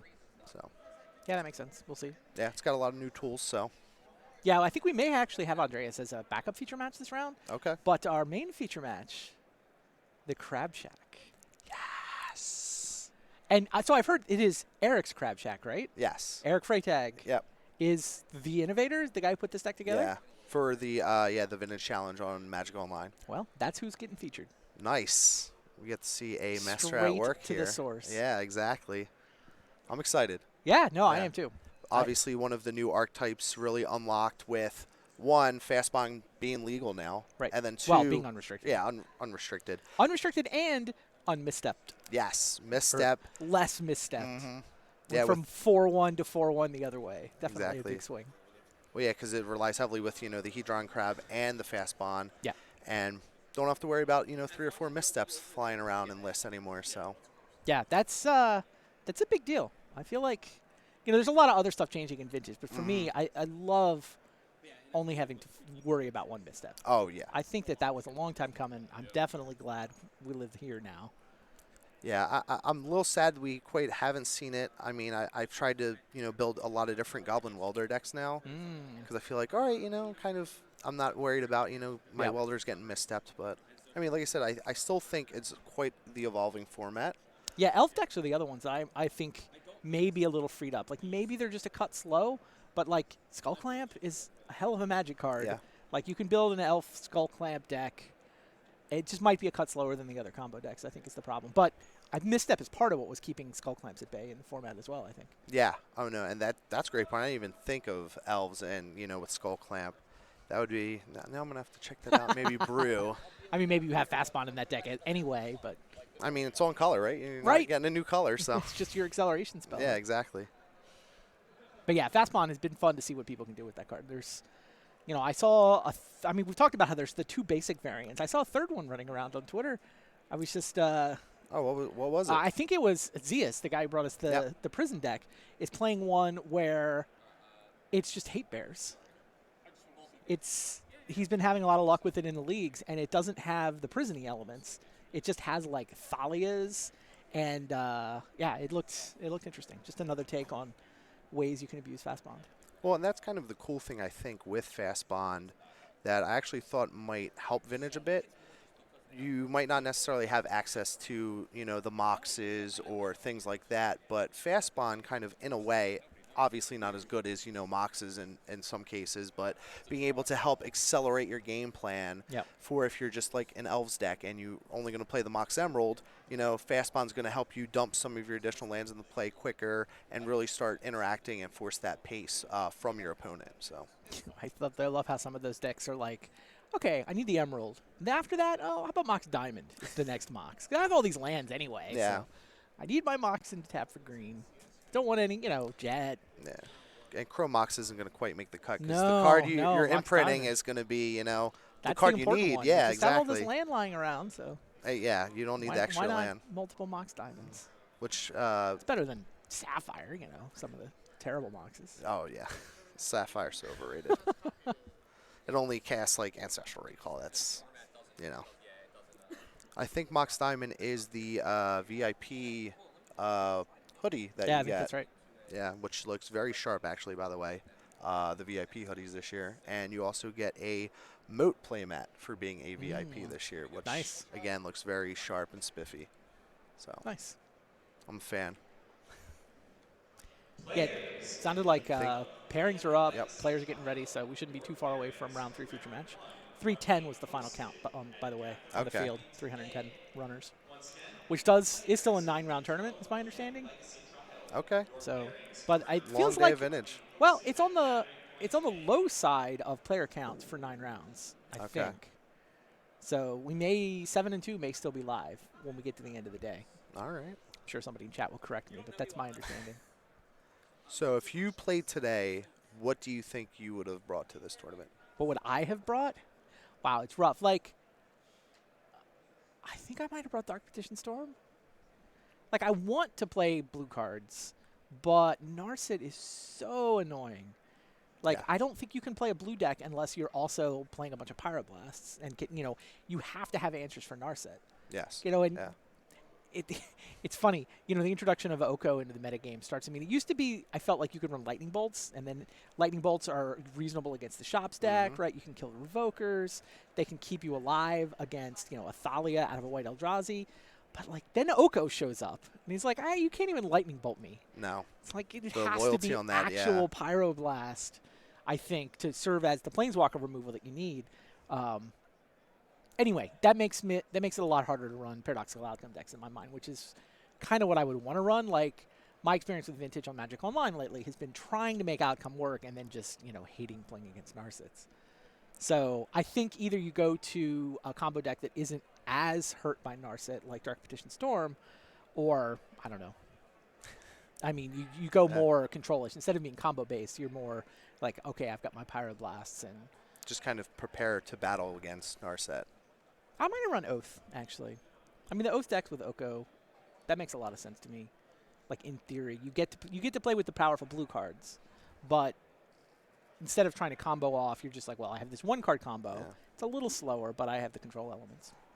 Yeah, and Oko is just such a threat itself, right? And Right. you randomly can start trading, Moxen away for, against Shops to grab some of their things, or just, through many of the matchups, there's just so much value that it provides. Yeah, I mean, if you want value, you got to look at Dreadhorde Arcanist. Yeah. I feel like that's the deck that has the most sort of value plays available to it. I haven't personally run a lot of the Dreadhorde Arcanist.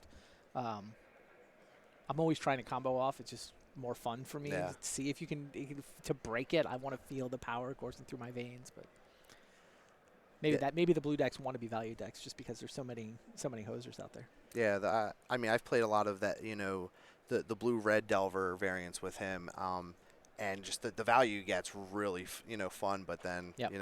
Renin 6 happened and kind of pushed me firmly back into the Rug Delver camp, unfortunately. Mm-hmm. Looking at some deck lists, looks like it's Oh, going to yeah. be Shops up against the Crab Shack. All right. Relatively straightforward Shops list. 4 Stone Coil Serpents, 2 Scrapyard Recombiners. Yep. That's kind of been, the new stock list almost for Shops at this point. Yeah. So is the Crab Shack 2-0? Are these two undefeated players here? I don't know. Okay. It's an excellent question. Do we have the Crab Shack list? I'm looking for it. I'm looking. That's the shops.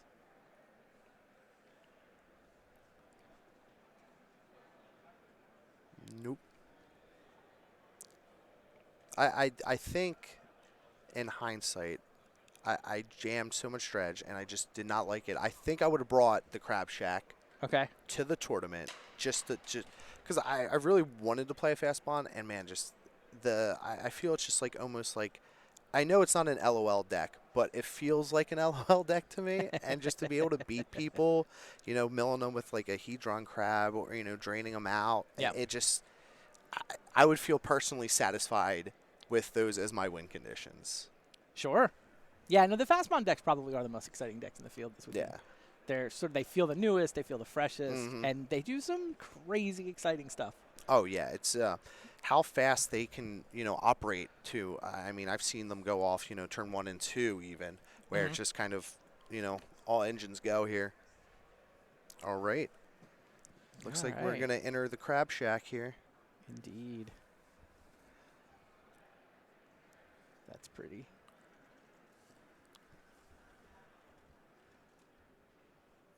Vintage Four staples, Hedron Hedron Crab crabs. here. Quite the vintage staple these days. You might want to start picking up your Hedron Crabs. Yeah, I mean the craziest Yeah. the craziest card is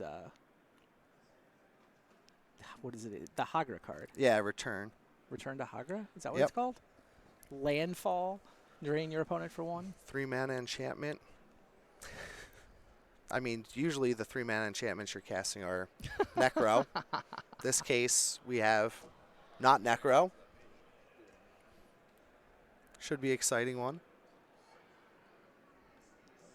Got the Rot Farm, got the bounce lands here. It also kind of cheat on mana with your fast bond here, get ahead. So, and I think that's again kind of one of the cool things with fast bond is it lets you overcome to an extent of not being able to afford or play Moxen just because you're able to play these additional lands per turn.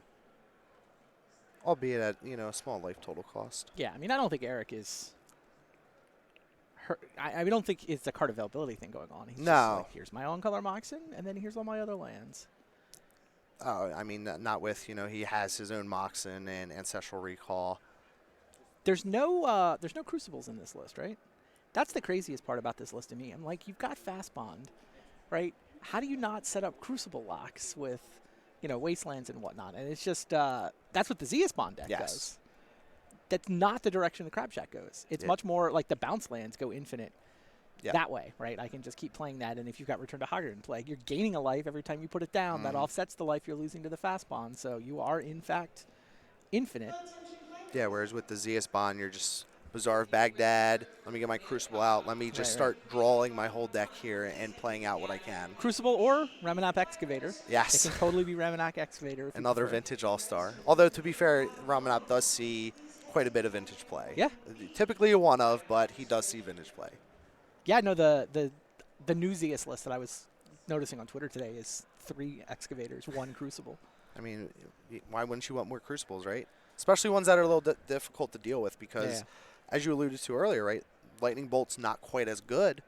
Right. So, a little tougher to get rid of that. A lot of creature removal. There's more artifact removal in the format than creature removal. Yep. So being able to shift from Crucibles to, on Crucible on legs. No, yeah, if you're little green, tougher, yeah. the Excavator's just better. Yeah, oh yeah. Way more difficult to deal with because you can't really Pyroblast or use an artifact removal spell on that. And sometimes you attack your opponent. Sometimes it could get in the last points of damage. There are Every non-zero once in a number of while. times where that happens, I feel. A non-zero number. All right, here we go. Eric's Crab Shack up against Shops. With the man, the myth, the legend himself Yeah. piloting it. Yeah, I know there's a lot of people who've been interested to see this deck in action. Ooh, and looks like Eric does have a Fastbond in his hand. I mean, he kept 7. Mm-hmm. I don't know that you keep 7 without a Fast Bond. On the draw, though.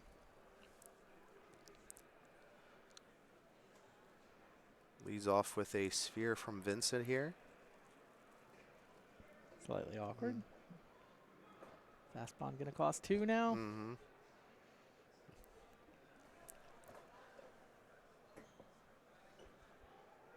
Which land is that? Is that Ouroboros? Yep. One of the key lands to really enable the landfall triggers.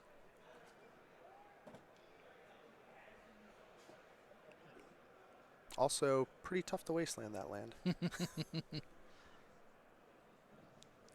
Well, you use up the land I was going drop. to say, and Vincent just found that out. No, I think he just wanted to Yeah. Well, keep him under the sphere. it definitely does slow him down.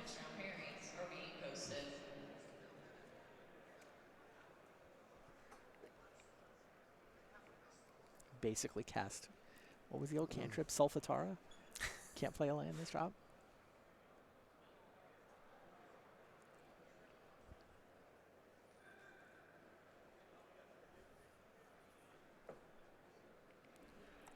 We have a masterpiece theater here. Yeah.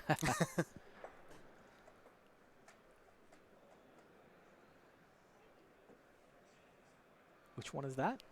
I don't know all the masterpiece Is art. that Mana Crypt? That was going to be my Yeah. guess.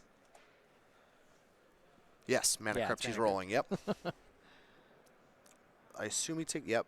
The The world has just decided it's odd I take damage, right? yeah. The majority of We've all vintage agreed. players just commonly agree that odds is typically damage for your Mana Crypt roll.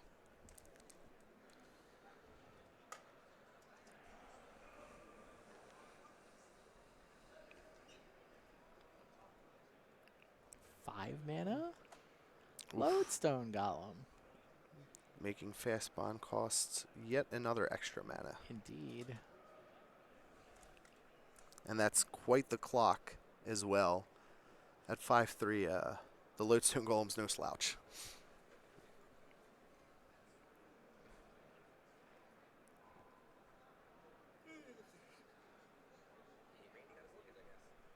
Looks like he picked up a Foundry Inspector, and he has, looks like a Revoker in hand as well.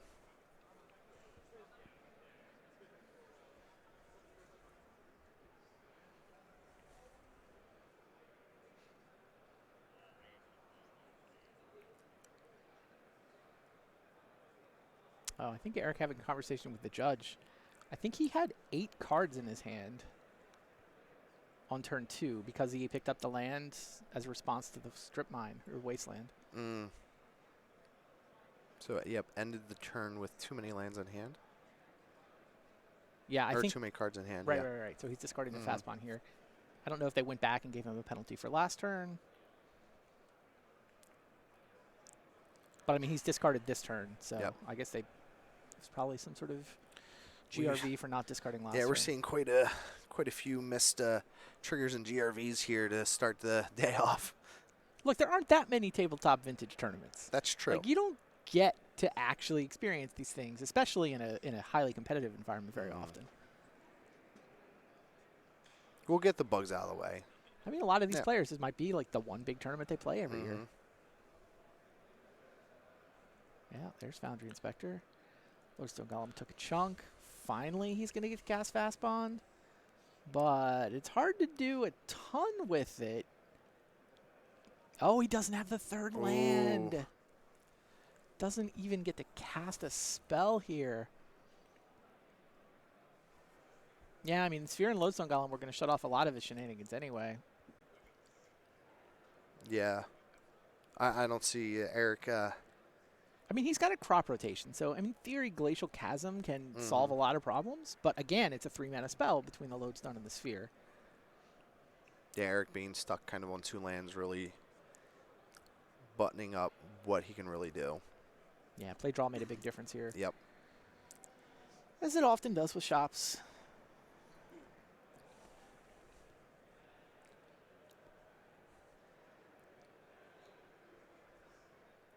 And Eric has one draw step to see what he can cobble.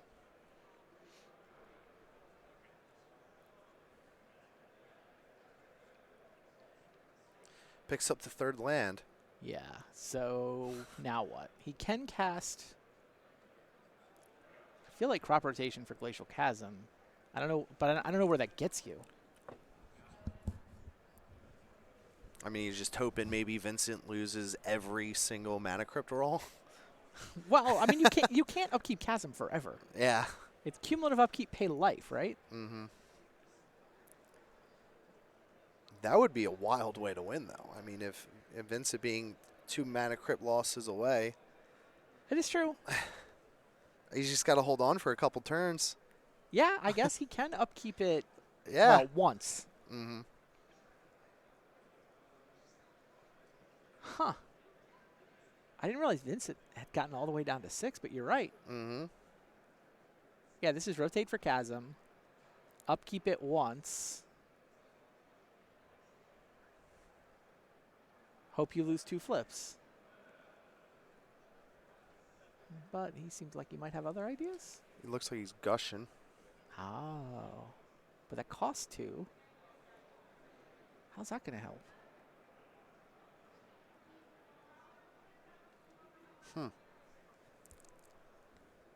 Yeah, he can only cast a 2-mana spell now. Or that is, he can cast a 0, not a 1. Yeah, I'm not sure the gush. I don't know. that Maybe helps maybe solve. he missed Yeah. the Mana Crypt line. I mean, it's only 25% to work, but I mean, you cash it. 25% is a real number. yeah. Yeah, no, I think you're supposed to crop rotate for Glacial Chasm and just hope he loses 2 flips. Just hope he goes lose on his Mana Crypt rolls. Crazy. And again, you know, sometimes shops makes games very non-interactive when you get some of those draws being on the play. Yep. That's how it goes. Ah, here we get to see the list. We have the full Crab Shack on the screen. Yeah, note the 2 copies of Energy Flux in the sideboard. Yep. This matchup is exactly what those are for. Same with the Recall. Tabernacle probably comes in here. Mm-hmm. Oh, it's a 1 of crop rotation, but I'm pretty sure I saw it in his hand. Yeah, he definitely had the crop rotation in his hand.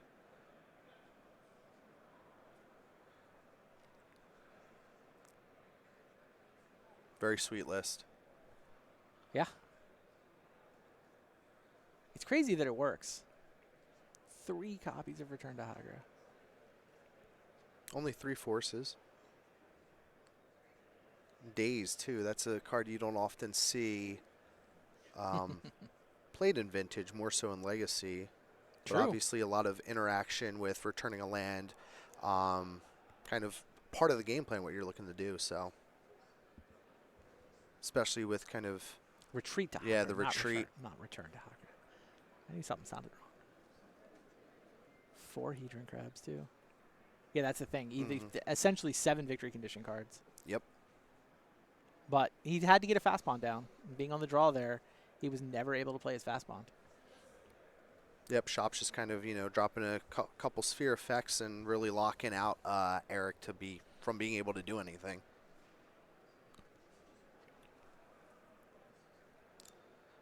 And we get a look at Vincent's list here. Yeah, 4 Serpents, 2 Scrapyard Recombiners. Pretty much the consensus. He's down to, what, 1 Chief of the Foundry has survived?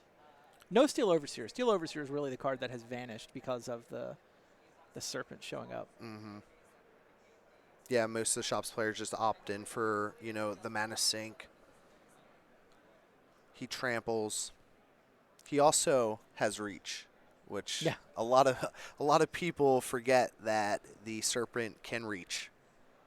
And cannot be stolen by Dak Vaden. Yes. Is another very important line of text. Yes, protection from multicolor. That's what I said. Yep. Cannot be stolen by Dak Vaden. These are just the same thing in Vintage, right? Can't be turned into an elk either.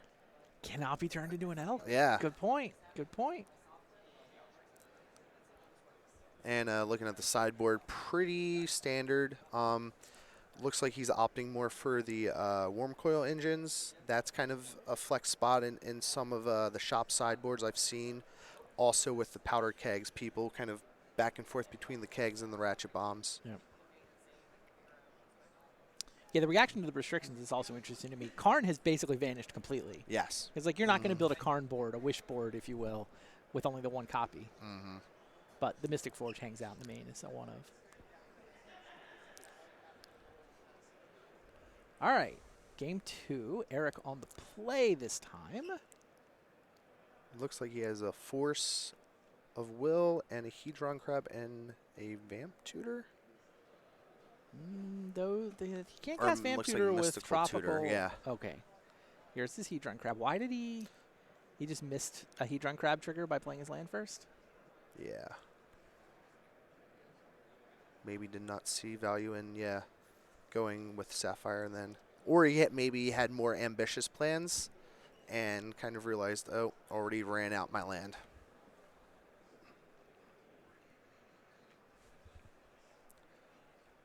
Looking like a very strong start on Vincent's side here with Lotus and Ancient Tomb. Double Mox. Triple Mox. We're up to 8 mana available here.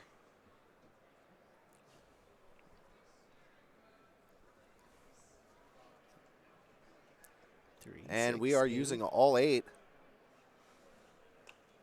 for a big Serpent.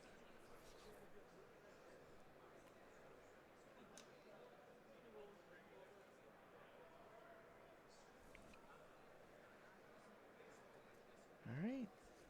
It's in play. Here's the Mystical Tutor. Mm-hmm.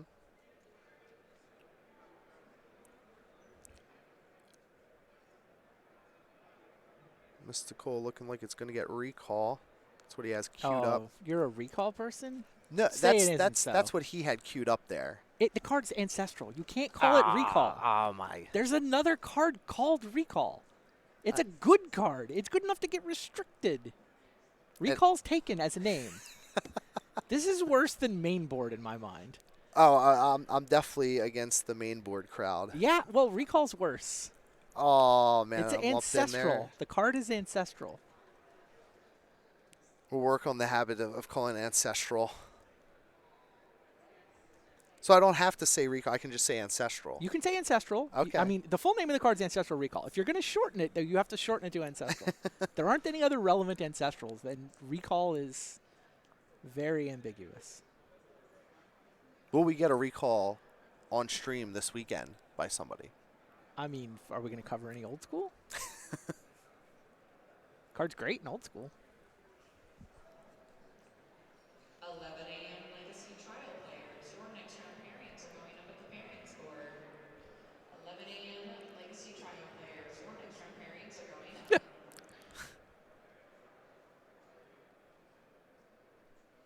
Chat's got my back on this. You have to change. It's time to change. Yeah, chat's never wrong. So I mean, we can argue about whether it's actually worse than main board, but I would argue main board's worse, but that's me. 12:20 vintage double players. Your first round pairings are being posted at Gathering Point Name. 12:20 Eric looking like he's gonna set up his Vamp Tutor here nicely with a Ponder, yep. which was for the fast bond. Yep. Tropical still untapped at the top of the screen. Making sure he aligns the other 2 Ponder cards correctly. And here's Fast Bond. Here's And Golgari we Rat are Farm. gonna mill the deck. Whee! Yep. And Vincent's seen enough. Crazy. And Crab Shack takes game 2. How close is, how much life does he need to pull that off? Because he had no way to gain life, right? Every one of those is costing him a life. Yep. So With everyone the Fast Bond, but everyone is also milling 3 cards. 3 cards, and then Vincent started with 7, and then already drew a couple. Right. So if he's got 50 cards in his library, then you need to mill, what, 16, 17 times? Yeah, so it's 17. It's kind of close. No, it's very close on life total. I think he needed to be at 18 life, which he was there. Crazy. I mean, he had to mill 3, but sorry, he had. It's funny. So he missed the 1 mill. He on the missed first the turn, 1 mill, right? which I was mean, almost relevant. yeah, could have theoretically come back to really haunt him there. Right. Mm-hmm. Yeah, but you're usually going to need, what, 17? Well, I mean, I guess you don't have to pay life for the first one. That's No. the other thing. Yeah. Crazy. Yeah, that was faster than wow. That's the first time I've gotten to watch that in a tabletop game. It's cool.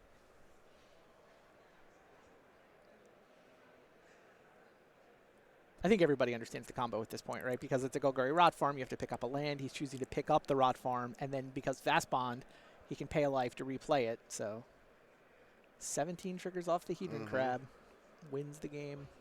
Yeah, 17 triggers, mills 51. Yep. 16 life to do that. The crab doing its thing, game 2 there.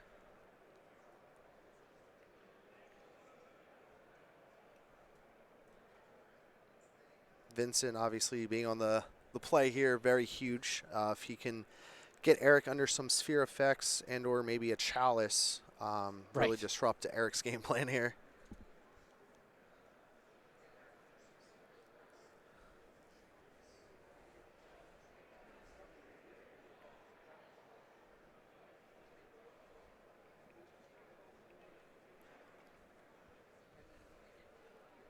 Can Eric break serve, though? That's now the question for game 3. Yeah, always challenging to kind of break that serve against the shop stack.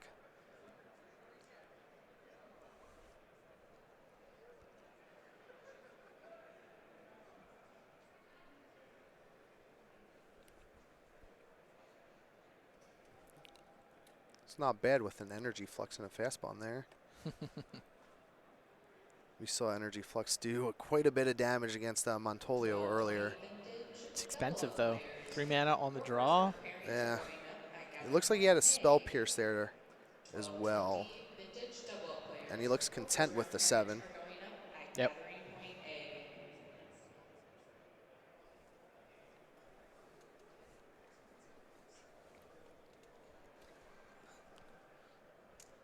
If we see the Crab Shack take it, we might start seeing, some of the Eldrazi Titans pop up randomly in the sideboard.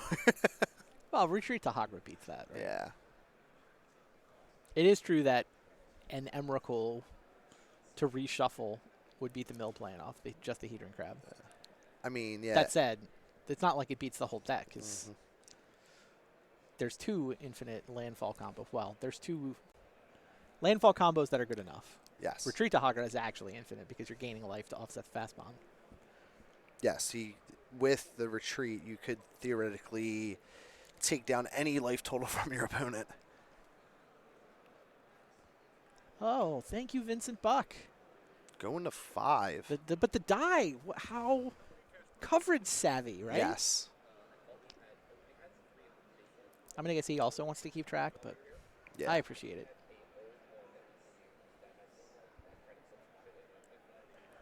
Yeah, Eric, fortunately, Golden Gun Oath is not quite the archetype it used to be with the main deck Emrakul. Yeah, there's basically nobody playing. Yeah.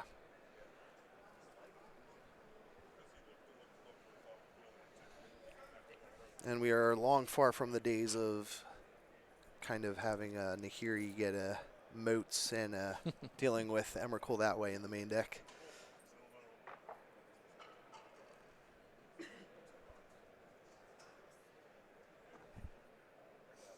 Oh, we're going to 4. Wow. Energy Flux doesn't seem that expensive now. I mean, but who knows, right? You're looking at 7 each time still. Yeah. So you're just kind of maybe on the play. You're one Mishra's Workshop, Trinisphere away from buying yourself enough time to cobble together more pieces. I mean, even just a sphere. Yeah.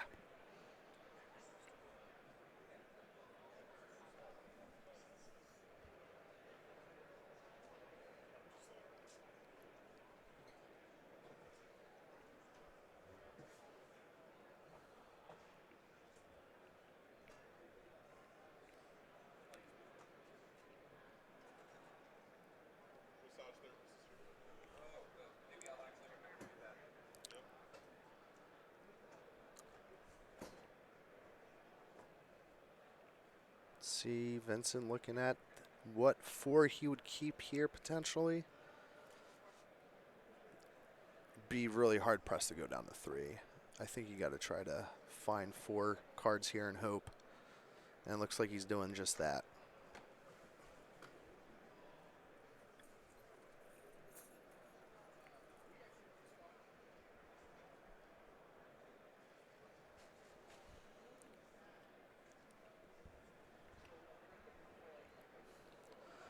Selected is 4, and it looks like we are going to be off.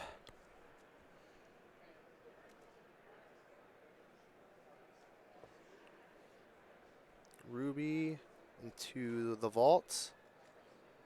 Into 3-ball Trinisphere. That's a Wow. really good 4 here. Just like we drew it up. Yeah, note though that Mana Vault doesn't untap. Vincent has put Trinisphere in play, and he's got 1 mana. So he's locked both of them under the Trinisphere. It's not like you workshop it out where you just get to keep tapping your workshop. I mean, look, at 4, you obviously keep this. Oh, yeah. Turn 1 Trinisphere on the play. You're hoping to get there now. Yeah, I mean, I think he was mulliganing looking for disruption, found it, and then he just has to, game 1, Eric never found the 3rd lane in time to be relevant. Wow, looked like a Mox Yeah. for Vincent, which still costs 3 because of the Trinisphere, so can't cast it. Eric also with Moxen, he cannot cast in his hand, and 8 Looks like- cards, so yeah. he's going to have to start discarding. Looks like a couple dazes in there, too. Sure. But this could be exactly just enough time what Vincent needs here. So we'll see. I mean, he's theoretically a workshop away here. Yeah, both decks have a healthy number of lands in them. That wasn't a land.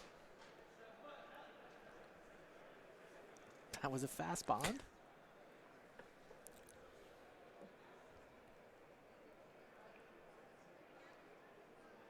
Meanwhile, Mana Vault chipping away.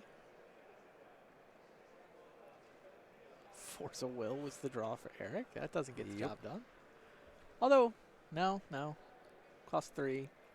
Doesn't really help his hand either. Does not. The Mindbreak Trap, yep. Mindbreak Trap. He needed Would've- that on the first turn. Yeah, needed that in the opener. Would have countered Trinisphere.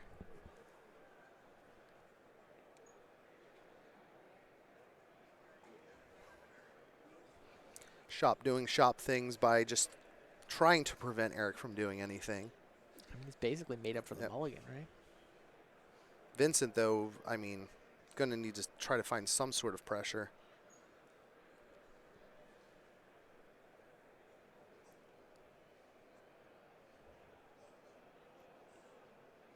That would have been unbelievable if you had that Mindbreak Trap on the open. Yeah. We got a Tomb. Or no, that's a Waste. I would like for us to continue both not playing Magic. We are not allowed to play Magic right now. This is why we cannot have nice things. I mean, Vincent's correct. Yes. He's the one with workshops he can top deck, so. Let's see, yeah, he's just 1 land away from kind of really unlocking what I assume is some action in his hand at this point. Mox Emerald's not going to do it. Eric's back to 1 land away. Oh, it's the legendary land, though. Oh. Still going to get to do something. Ooh. Wow. That's something. Yep. And that's going to clean up Vincent's board here. Jeez. True. Energy Flux. Yep. And it looks like most of the sources of mana in Vincent's hands are indeed Moxen. Right.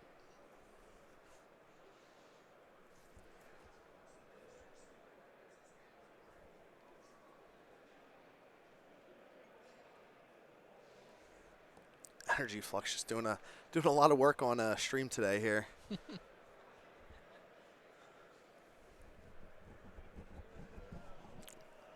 Vincent's still content to try to make Eric not be able to play anything. And again, that's really his only way to try to get back into this game. There's the workshop.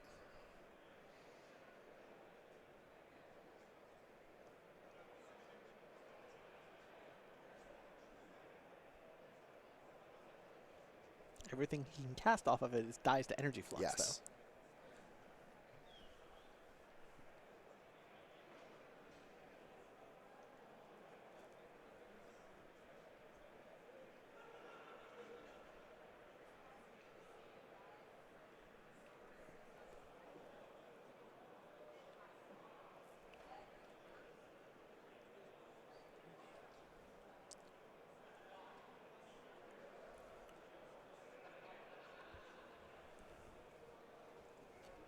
Fetch land giving Eric some options.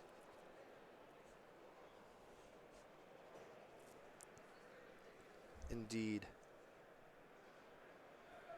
So Eric's free of the Trinisphere, looking to cobble together a line against Vincent, who's doesn't really have much action thanks to the energy flux.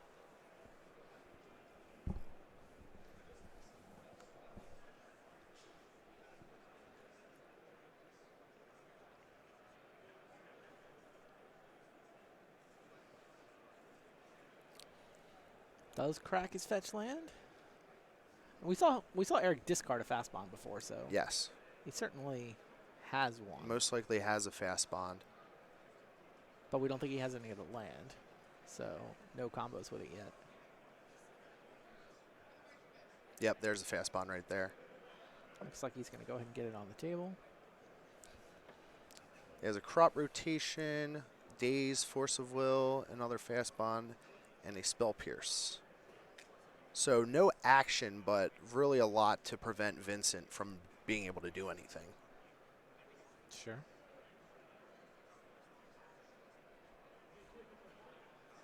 Only a Hedron crab away from being able to mill out Vincent.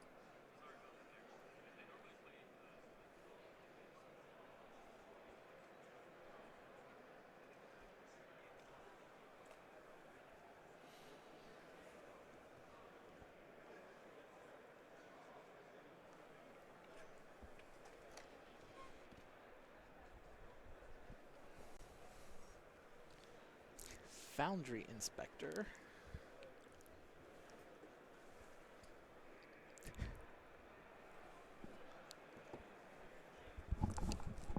Gets dazed.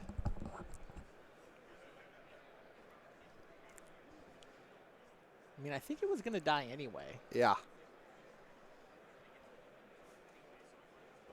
Yeah, I don't know theoretically how he would have been paying for that other than just sacrificing Moxen for that. I think that was the random test spell where he's got 8 cards, Yeah, so he's going to have to discard anyway. kind of just feel it out a little bit. I mean, I think he managed to discard his 8th card in hand and get the enemy to discard a daze.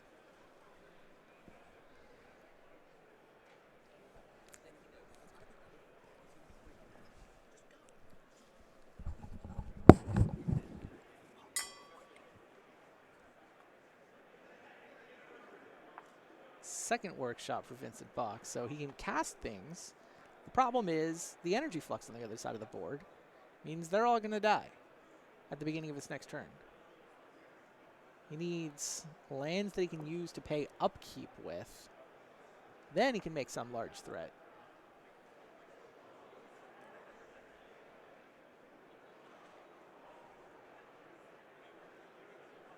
Honestly, I'll be surprised if Vincent has enough time to pull that off, but I mean, that's what he's got to play for.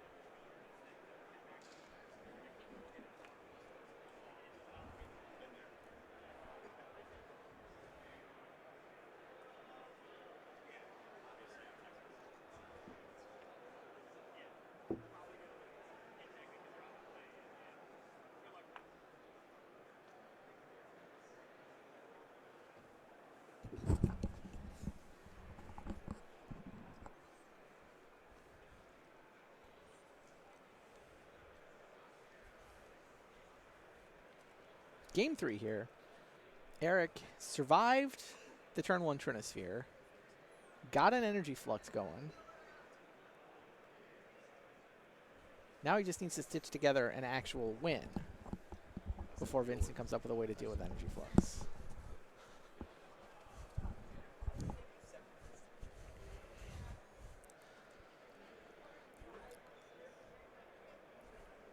All right, crop rotation here. Probably going to get one of the double tap Karoo lands here.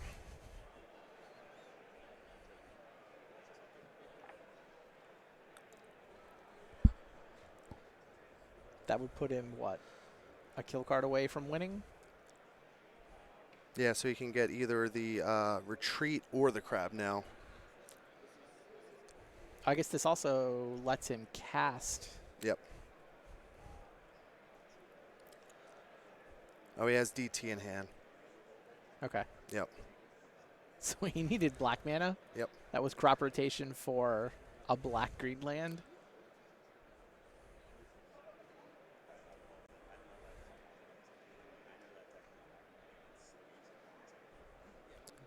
Casually flashed the Lotus. I mean, I've definitely asked my opponents, what'd you DT for? And then they've shown me before. Sometimes they tell you. All right, Black Lotus for Retreat to Hagra. There it is. And now this Ouroboros can tap to pay for the mana to pick itself up, replay with the fast bond, pick itself up, replay, pick itself up, replay. Every one of those triggers a Retreat to Hagra, drain for 1, and Vincent Buck dies to the Crab Shack. Crab Shack keeps rolling. Crazy.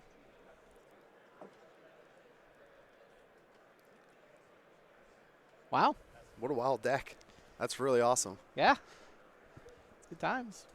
Just one of the few decks enabled with Fast Bonds Unrestriction.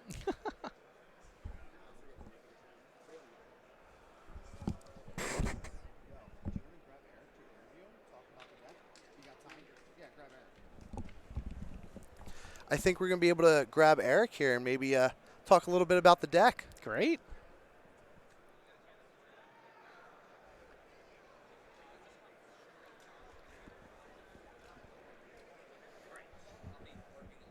Seafood is back on the menu, boys and girls and everyone.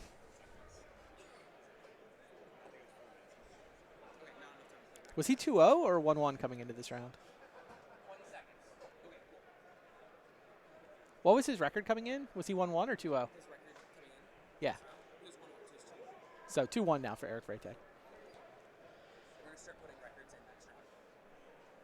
Yeah, we'll start to work records in as we get deeper in the tournament onto the overlay.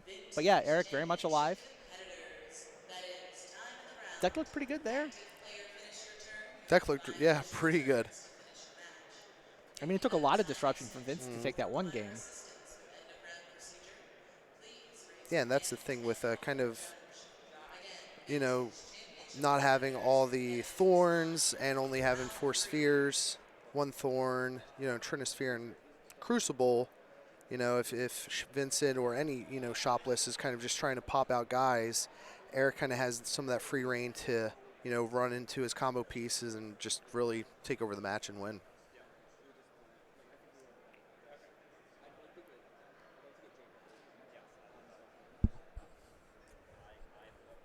That would have been really sweet, though, if you had that Mind Break trap for that Trinisphere. I mean, that's exactly why you do it, especially, you know, against shops, because they can just kind of spit out a bunch of cards. Yeah, it's a weird sideboard card because it's basically only good on the first turn. Yes. But, like, when you're on the draw against shops, if that's in your sideboard, probably wants to be in your deck. Right? You want to take the sting out of whatever the ridiculous turn 1 they come up with is. But then they have the workshop, and they don't cast 3 spells. Yep. Yeah, it's just workshop and then Foundry Inspector, and then you're kind of like, Right.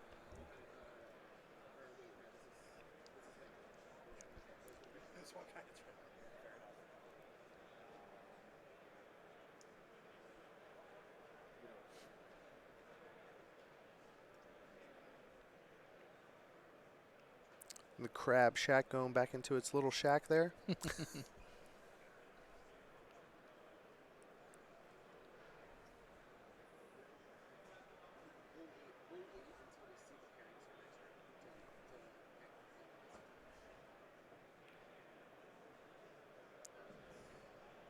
1240 modern You think that deck can make top 8? sealed players. Your seeds I think there's a good possibility. 1240 modern I mean, like I said, shops will randomly just kind of try to spit out a bunch of creatures. You're perfectly fine with that, right? If they're just dumping out creatures, you're like, all right, I'm just going to play my crab, I'll have my retreat, start going crazy. I'd be interested to see how he feels about a lot of the control decks and Xerox. All right. Sounds like we will swap in Mike and Eric All to right. talk about this deck. That's awesome. Guys, we'll get to find out more about the Crab Shack. I'm kind of going in blind. Oh, yeah, for sure. Yeah, I know the deck. I just didn't know how it played out. Yeah, how you been? Good. Well, good. Fun to watch. Oh, I'm glad to hear it, man. Yeah. Thanks, guys. Thanks. All right. Whew. Got it all on. I think so. Is there any way to turn the volume down a little? Uh, Is there a volume knob on it or no? I don't think there's a volume Okay. knob on it. I think you're just gonna have to deal with my voice Okay. and your own voice. Yeah. Fair enough. So yeah, we have Eric here, who we just saw perform very well with his Crab Shack. So ridiculous. Yeah, I mean sometimes you have a deck named after you. That's just how it is. That's fair enough. Yeah. So tell us more. I had a chance to listen to you kind of talk about it before. You were on Leaving Legacy, I believe, and kind of like ran through the deck. Hilarious episode, by the way. I loved Good. it. I'm glad to hear it. But I'm sure not everyone at home has heard about this, especially since it was a Legacy podcast with a vintage guest. So tell everybody kind of the backstory of this deck. Like what made you get to this point? Sure, absolutely. Well, I mean, I've always loved Fastbond. That's always been one of my favorite cards. It's super cool. And I was actually working on this deck even when it was restricted. Okay. And so I would try to just like dredge my own graveyard a lot with the Hedron Crabs and then recur it with Regrowth and stuff like that. Recur the Fastbond once you mill it. And it worked fine. But obviously once they were unrestricted Fastbond, it got way better. Yeah, absolutely. Yeah.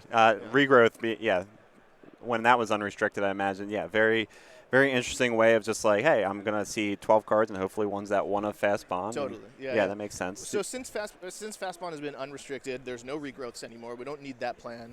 So the whole point of the deck is to try to get a turn 1 combo in Fastbond and Hedron Crab, which are both 1-drops, and then any one of 7 bounce lands. So that's kind of the amazing thing about the deck is that it's a 2-card combo essentially that is 2 mana across 2 cards. And that's kind of the reason to play it. The other major advantage that the deck has is that it's a combo deck that doesn't involve the graveyard. So no graveyard, no artifacts. So all of people's artifact hate and graveyard hate, you just dodge it entirely. Exactly. No, that makes sense. You very much see like graveyard style combo decks and like very artifact heavy combo decks kind of get incidentally hated, whereas when you have the Crab going or you have like Retreat to Hagra going, it's kind of like, all right, you need a way of stopping something from targeting you. Like that's the anti-hate you need, and really you don't see Leyline of Sanctity and that kind of stuff around much. Yeah, there is a little Leyline of Sanctity, but honestly, if they get it, you just go off the Hedron Crab plan and then on to Retreat to Hagara, because it doesn't target. It doesn't target. Okay, I just yeah. assumed it targeted. See, that's my knowledge of Battle for Zendikar enchantments that didn't see Xander play. What, you don't know that card? Come on. I mean, I know the basic premise of how it works out, how it like does the whole like offset the life loss and thing. I know that Right. part, and that's Yeah. about all I got. No, that's fair. That's fair. So Yeah, the deck's been pretty fun. So some hate to watch out for is usually like a Pithing Needle style effect, which can turn off a Boro. But that's the good thing with the other bounce lands, not the like Simic Growth Chamber and Golgari, whatever it's called. Honestly, Rat Farm. Rat Farm. Thanks. Yep. Yeah. If you see that kind of stuff, or Thalia Heretic Cathar, you can just shift into and like stop prioritizing a Boro and then go into the other bounce lands. So the combo is actually surprisingly resilient to some of the hate that would otherwise turn it off. okay, Yeah. very redundant, and I've seen some streamers kind of like play around with it. And how do you feel about like your deck taking off in general? Oh man, I don't know. It's super fun. You know what? I played against a couple people last week that were running it in Moto, Okay. and that's always a real treat. There's like a certain special feeling you get when you get turn 1 by your own deck. Yeah, it's just like can't be mad. You're like "No, this is beautiful. amazing. Awesome. Yeah, I mean this deck it's basically when we were coming down, I was kind of talking to Randy and Mark a little bit how I really like seeing these Broken Green enchantments do their thing. Like I was a survival proponent when that like first showed up last year. Fastbound is like having its year, obviously on restriction having everything to do with that. But like you have those 2 camps of Fastbound decks, and the Crab Shack just like being certainly the most interesting way of doing it, and I absolutely love it. Yeah. If you haven't seen this deck in action on Moto, it's hilarious, and obviously you got to see it in action today. Is there anyone that you wanted to shout out to or kind of like mention? Yeah, totally. I definitely want to shout out my buddy Beju who named it. We were like, what should we call it? Like Fast Crabs? That's kind of weird. I don't know. And then finally he was like, dude, Eric's Crab Shack, and we're like, done. So Very nice. Yeah, Eric's Crab Shack. Not necessarily breakfast food everywhere, as we learned on Leaving a Legacy, but Dungeness Crab Benedict, man. oh, that sounds so good. I could go. If you were at the Courtyard Marriott this weekend, you get like this sack of food as like your free continental breakfast. Did not have Dungeness Crab Benedict in it. It was like an orange. Dude, they got to put that in the food sack. They really do. Need more crabs in my food sack. I want to speak to management. Yeah. Courtyard not really pulling through this time. Oh man, let's see. Actually, let's do reach out to anyone in the chat right now. I'm sure we have access to that. We can kind of see if anybody, now that we have Eric live on camera, we can kind of see if anybody in chat has anything to say, anything that they want to ask him. Whoop, nope. Let me figure out how this even works. Okay. There we go. So, okay. It looks like it might be. Yeah, there's no. Okay, it needs to Yeah, refresh or something. people need their time. Yeah, it's on a little bit of a delay. Obviously, we see Joe Dyer. Oh, Yeah. yeah. Big props to Joe, man. Absolutely. Yeah, Joe Dyer, writer of Vintage 101, has piloted it basically since you premiered it in that challenge, and Nice. big crab fan. Let's see. Missed it. What's the point of the crab? The crab is the kill. You can hit your opponent. The nice thing about how the math works out, the crab is chunks of 3, and even if you start at 20 and you just abort without that life gain, you can crab them out. Yeah, so Hedron Crab, of course, mills them for 3 every time you play a land, and so if you have 17, activations of that, so if you have 18 life, you can do it 17 times, which mills them for 54, which is enough to just win the game when they go draw on their draw step. Yeah. Everybody thinks of that 60-card deck, but really they're at usually 53 if they're drew their opening hand and kept all 7. Exactly. Yeah, the other kind of cool thing that is kind of a neat thing about the deck is that it runs 4 surgicals in the sideboard. So a lot of times you can actually, especially against combo decks like PO, you can try to hedge on Crab and mill like a paradoxical outcome and then just surgical it. And that's usually just lights out. There you go. That's a very legacy attack. That's somebody mentioned mental misstep. Like as much as the unrestriction of Fastbond, obviously very important for the deck, but the restriction of mental misstep, I'm sure, feels pretty good. Absolutely. I think something like that is what allows this deck to exist. Yeah. Yeah. It's a beautiful thing. I know a lot of people are just kind of off, like real down on mental misstep existing for as many years as it did, and everyone saw the restriction. They're kind of like, okay, we get to kind of do cool stuff now.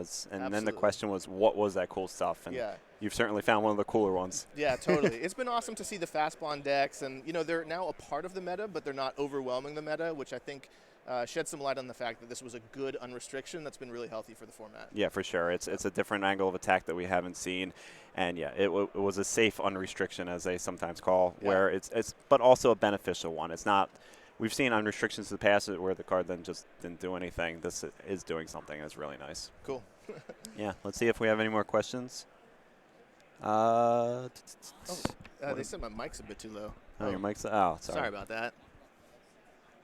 We just have a lot of people praising you for how awesome your deck is. Nice. I hope people have fun with it. Pick it up. It's a blast to play. And, if anyone has any questions, just hit me up. Cool. All right. Are we getting into round 4 now, Jeff? Or extra time? Okay. We have a little extra time, a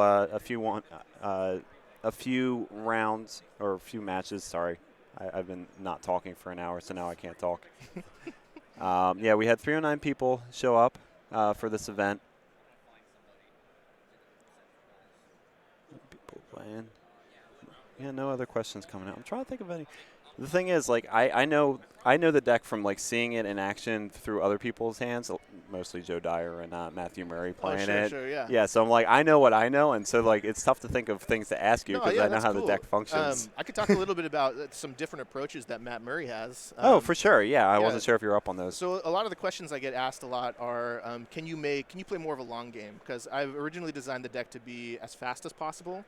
The reason for that is that against a lot of the control decks in the meta, they have these incredibly powerful sort of one-card win conditions. I mean, like Paradoxical Outcome, like there's so many of them. There's just like Oath of Druids is a great example. That's a one-card combo essentially. If they land it, they're probably going to win. So what that means is that they get to have a higher density of answers in their decks. So what that means for us is that typically we don't win in the long game because they're going to find more Narsets, they're going to find more Pyroblasts, more Bolts, and just more things to sort of hold us off on our plan. So that's why I geared it to be as fast as possible. But it is possible to play a longer version of it with things like Treasure Cruise, Dig Through Time, Yawgmoth's Will, and you could try to like eke out that value in the long game. And those are like a good way to get extra value out of the Hedron Crab by just, again, like dredging your own library and then trying to like, get access to all Fuel those for the cards delve back. and that kind of thing. Yeah, so that's definitely viable. It's something some people are doing. I think a lot of it probably just comes down to play style. Yeah. I just like to burst out and see if it works. I completely understand. Yeah.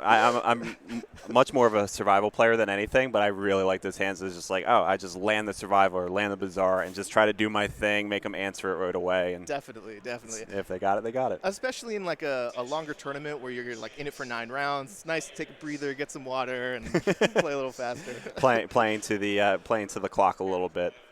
Oh, okay. Pairings are up. Pairings are up. All right. All right. Cool. Thank you, Eric, very much for talking with me and Thanks, talking Mike. about your Crab Shack. It's been fun, man. Anytime.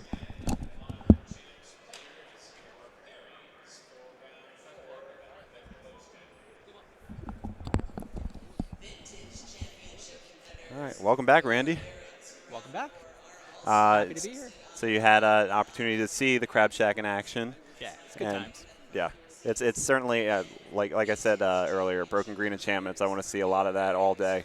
It's absolutely beautiful what some of these decks can do in 2019. Yeah, no, I thought Fast Bomb was a really good unrestriction. Cool. It's a little scary when they also restricted Misstep at the same time. Yeah, by far the easiest way of answering it when it comes into the format. And, yeah, a little dicey, but I think we're managing well so far. Yeah, no, I think that it has actually had an impact, more so than a lot of other unrestrictions have. But I don't think it's done anything too degenerate. No, it hasn't. I remember the Yawgmoth's Bargain unrestriction I had a lot of high hopes for. And it saw its place. It kind of did some stuff, but it never really caught on the way that Fast Bond's even already caught on. Yeah. And so, yeah, props to Wizards for letting us play with that card.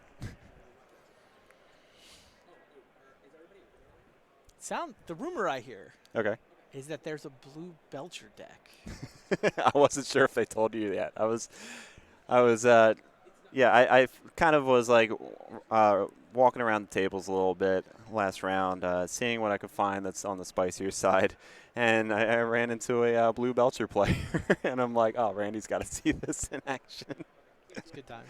Yeah, the blue Belcher player is currently 2-1. Yeah, 2-1. That's what I heard. Yeah, I don't know if we're going to be featuring him on camera as the main because blue Belcher can kind of go either way, but I think we might have that match as a follow-up, depending on who he's playing. If he's playing one of our mains, I think the plan I heard was make it the backup match. Yeah. That way it can be recorded. We'll know exactly how long it is. And yeah, all 10 minutes of it. Turn the dial. If it's 10 minutes, we can watch it full speed. Yeah. Kind of a thing. Yeah, that makes sense. I wonder how much time we can squeeze it into. It's just like watch like 2 minutes of gameplay at like if the main camera goes long. Yeah. So, but overall, just walking around, it's kind of tough because there's a lot of VIPs at this event this year. So you have like your VIP tables or multiple tables worth of VIPs that have that package, and then the other table one, and like also VIP kind of wraps around. So it took me like about 5 minutes to find my footing on just how the tournament structure was laid out, like where the actual top tables were and how people were doing. Seeing a lot of diversity, I would say, is the big thing. Did see Moxjet as an elk. Only saw one. Only saw one elk while I was cruising around, but I didn't like really stop and watch anything too long. Okay. So just if you've seen it in the past, if you're expecting to see it this weekend, I pretty much saw it. It was like it's just a very diverse metagame. No, like kind of what we were saying earlier about no one deck that's the obvious boogeyman coming into this weekend. So it's nice when Vintage kind of lines up like that. Yeah, no, this is, I think, the most diverse Vintage I can remember. Yeah. Honestly. That was the word coming in. That's kind of what people were expecting. They're like, well, I'm playing this, but could be this, could be that, could be the other thing. Like, people were expecting a lot of diversity. Yeah, a lot And of I think different that's choices. pretty much where we're at. Yeah, it's nice. I talked to Cyrus and Eric Virgo. Okay. Sort of the DPS corner of people standing around waiting for pairings to go up. They're both 2-1 now. They both lost on camera round 1. Oh, They've both won all of their off-camera matches. So. a little bit of redemption. Yeah, I felt really sad for those because those are two guys, very very powerful players. Obviously, Cyrus had the bad run-in of also a powerful player on camera round 1 with Brian Koval. But it's nice to see that those guys are rallying and not really letting that first round get to them. Yeah, Eric's still kind of frustrated about the way that Game 3 went on camera. Where he had amazing hand, right? He had a turn 2 Tinker hand. Yeah. He had access to all 3 of his basics in a matchup against Workshops. But his hand was 4 1-drops. Yeah. And his opponent went Chalice 1. Yeah, and that's tough to play around. That restricted card that just kind of shuts off. Shops has, 7, 8 pieces of disruption. I mean, it just changes the game you're going to play. Yeah, entirely. And sometimes it shuts off 4 cards in your hand, and that's the way it is.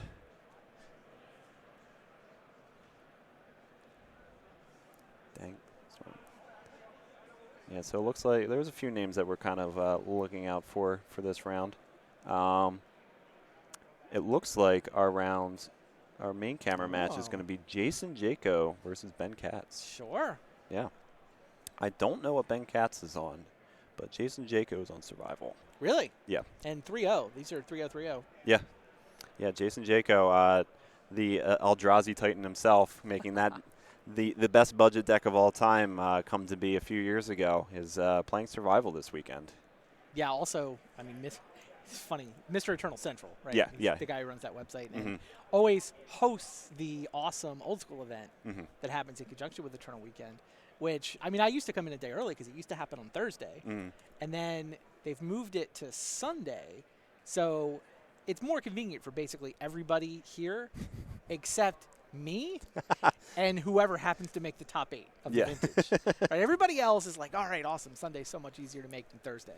But there's going to be 9 people who are. Yeah, exactly 9 people that are unfortunately. He's 3-0 though. It would be particularly ironic if he's one of the 9. He can't run his own event. Like, what happens if he makes top 8? Who runs the old school event? Oh yeah, I don't know. I'm sure he's got somebody on the backup. I mean. He should have that level of optimism where it's like, in case I top 8, right, I have a plan. Here's my plan. You better make it now, dude. You're a third of the way to the top 8. Oh man. So yeah, he's on Survival. Ben Katz, I don't know. He's a local to the Philadelphia area where I'm from. Tends to be on the bluer side of things. Okay. So I would guess he's on the bluer side, and then he's just going to show up with Workshops or something that completely out of left field that I'm just not ready for. But if I had to guess, this is going to be Survival versus Blue. But that's the only one we've got figured out so far. Fair enough. Yeah. People, unfortunately, missed the Dark Petition Storm deck. Hopefully, we'll see plenty more Eric Virgo and Cyrus Corman-Gill and all the other DPS players. Yeah. They won their off-camera matches, so there's still hope.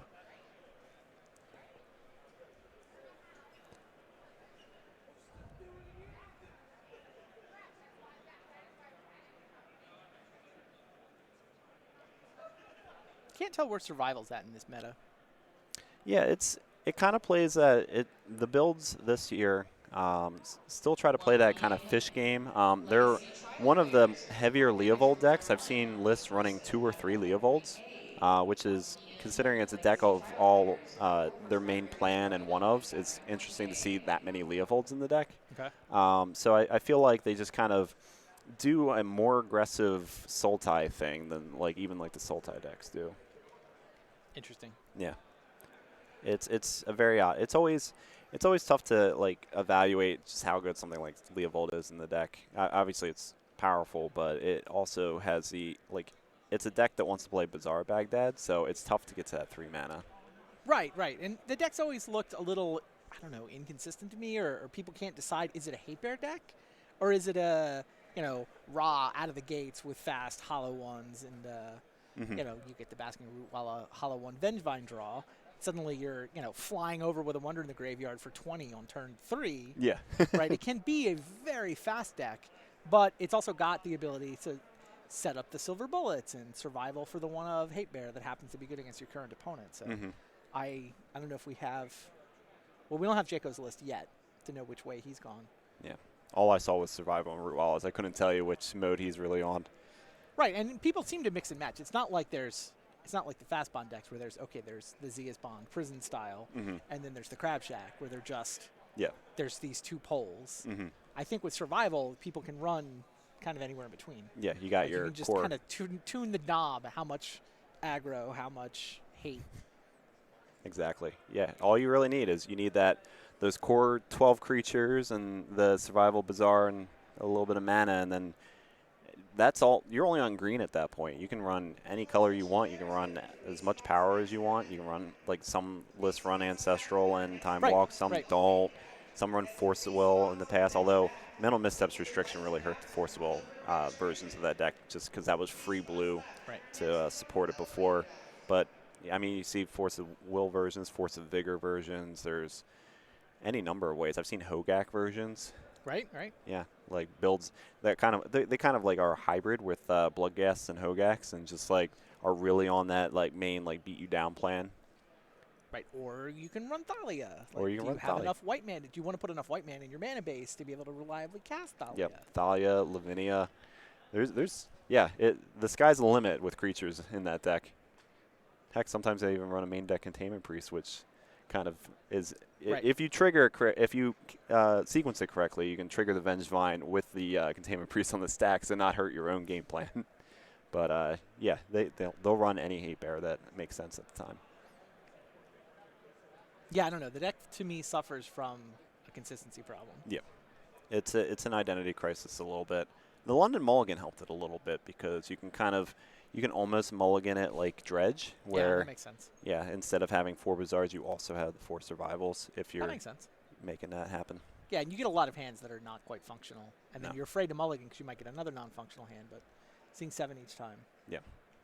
Although it's funny when you say non-functional because like round 1 when we saw the first turn Vengevine, or was that might have been with Mark? I think it was, it was round 2. It was on camera. I wasn't Man, that was all.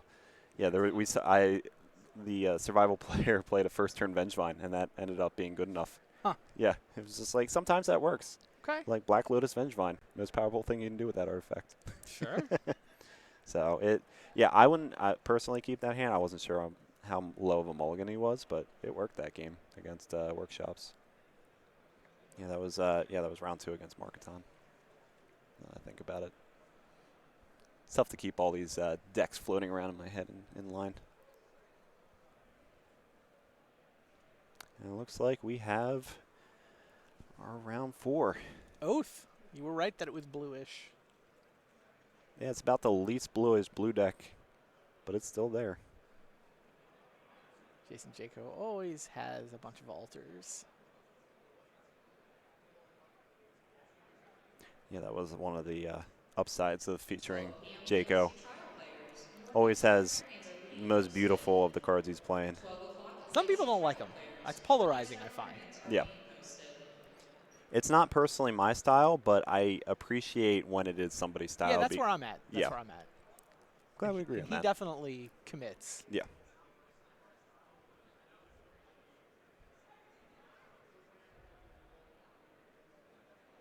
All right, looks like a 6-card keep for Jaco. Oh, Oath can't be a good matchup for him. It usually can't be, Survival deck's very creature-based. although it looks like Jaco has the main deck Containment Priest in his build, and he's drawn it for the turn. Okay, If there's any line that's going to make it happen, that'll be it. fair enough.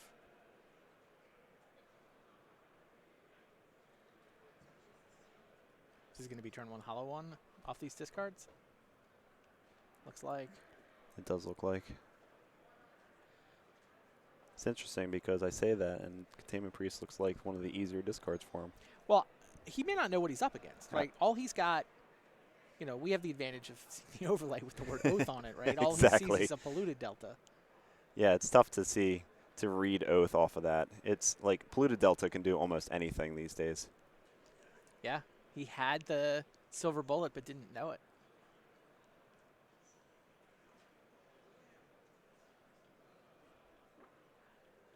Force will that one. Yeah, Spell Pierce, really good pitch here because there's not a lot of targets for that one.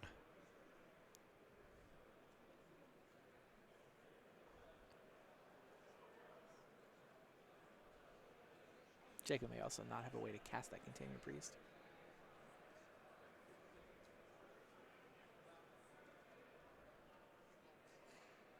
Yeah, if he's just on this Bizarre Baghdad right now, it's going to be a while.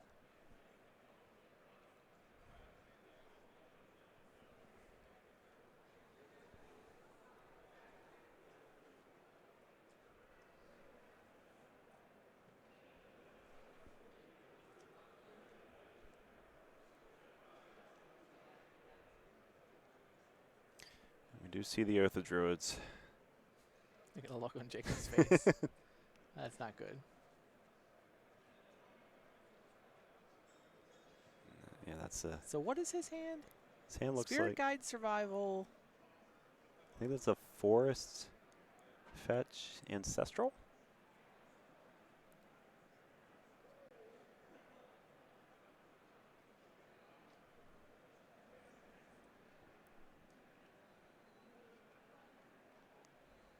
All right. Activates Bazaar.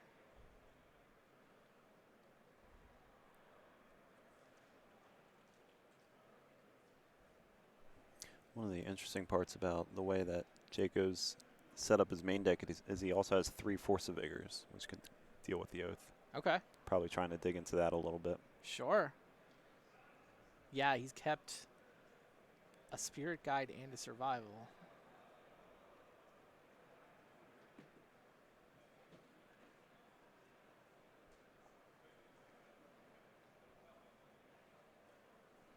Okay. Oh, that's a Time Walk. Okay.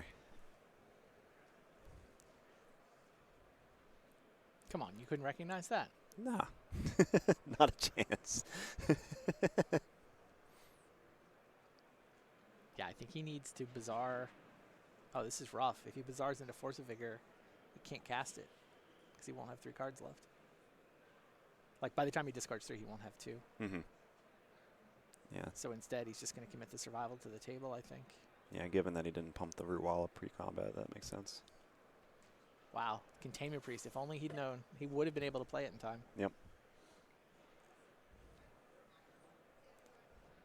Yeah, that's a tough call from Polluted Delta. I'll give you that, Jaco. I'm sorry that it worked out that way.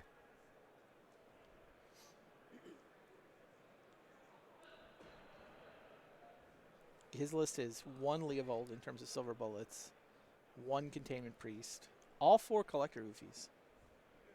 Or Oofs? I've heard it both ways. We've never really had a playable Oof, so it's tough to know what the consensus pronunciation is. I grew up around Mike Turian as a Magic player, so he was definitely an Oofy guy. Oofy? And he was playing Oofies back when they were terrible, so. How terrible were they back then? I mean, they were pretty, I don't even remember. Like Brown Oofy was? He's played that card. Yeah. He played that card against me back in the 90s for sure. Can't even think of how many Oofies were there. There was Findhorn Brownie. That one was terrible. And again, it might have been playable terrible back long enough ago.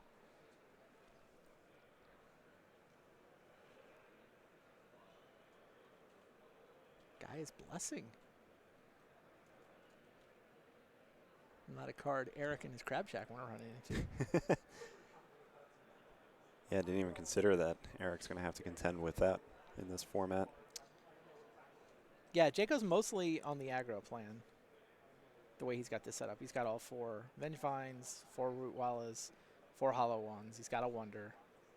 But then 1 Scavenging Ooze, 1 Leovold, 1 Deathrite Shaman, 1 Containment Priest, with 4 Collector Oofs. 3 main deck Force of Vigor is interesting. Yeah, I that's think I like it. Yeah, I like it as well. It's tends to be a very Oath and workshop heavier metagame on at Eternal Weekend versus online, so it makes sense as a card that can hit both those matchups. He shouldn't be super vulnerable to Oath the way his deck is set up. Yeah, just Between a Containment Priest that he can survival for and 3 Force of Vigors, he's supposed to be able to blow up that Oath.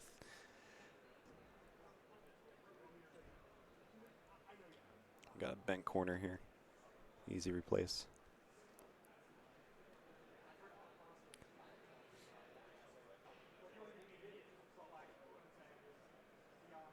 Yeah, it's just the way it lined up was just a little bit unlucky for Jaco this game so far. There's still time though. I mean, You lined have up, the the Containment Priest was, he actively decided to discard that. Yeah.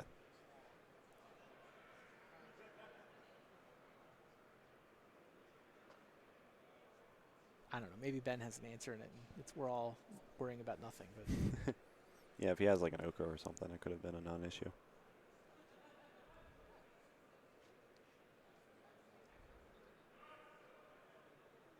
Ben triggering Niv Mizzet with his sorcery, making sure not to kill the Basking Wallace, so Jaco can't trigger it. Oath Druids.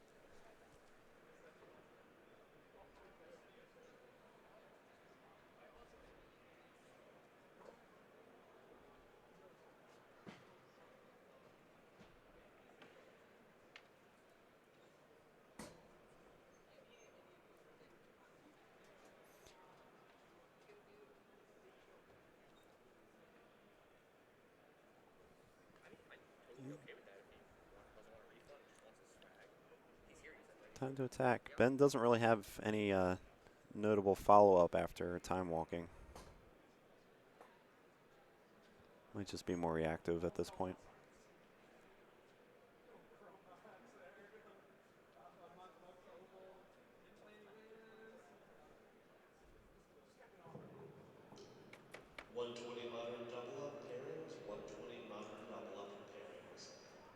Jacob Bazaars just to put 2 cards in his yard. Yep. He's going to do it again in his upkeep. Yep, worth it. Makes those hollow ones cheaper. Can potentially find Vengevines too. Mm-hmm.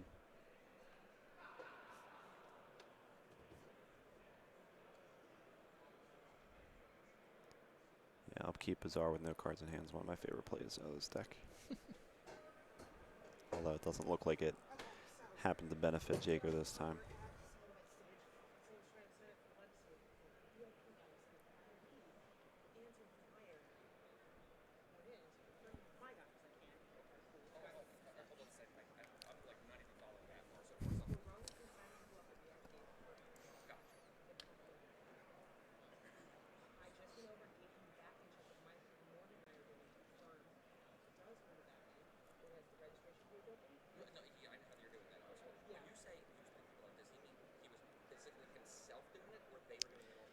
Jaco did draw a creature last turn, so he gets the survival.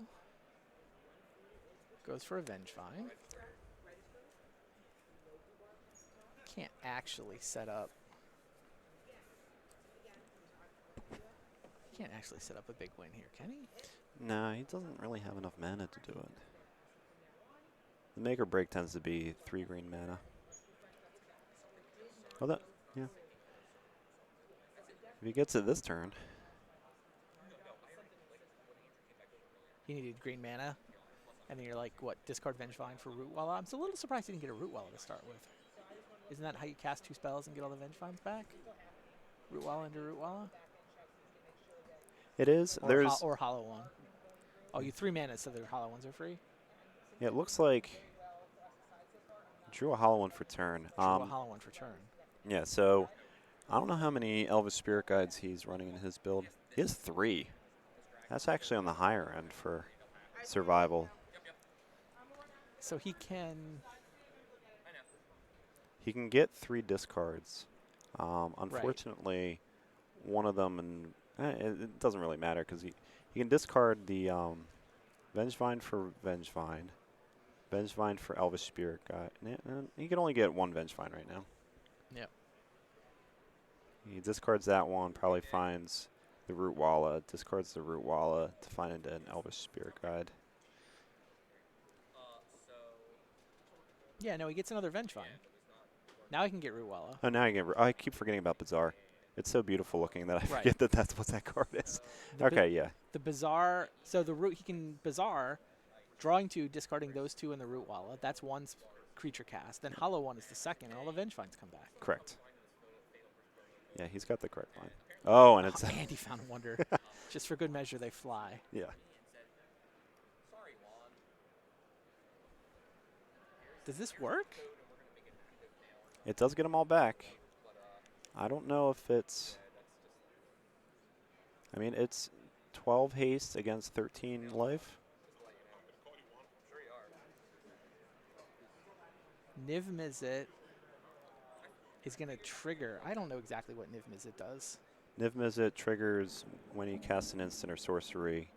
And he's picking the Root Walla that can attack this turn because it was exactly 13 with the Vengevines coming back. Are Yeah. you serious? It was Now a- it's 3 Vengevines for 12? Yeah, instead of lethal. Wow.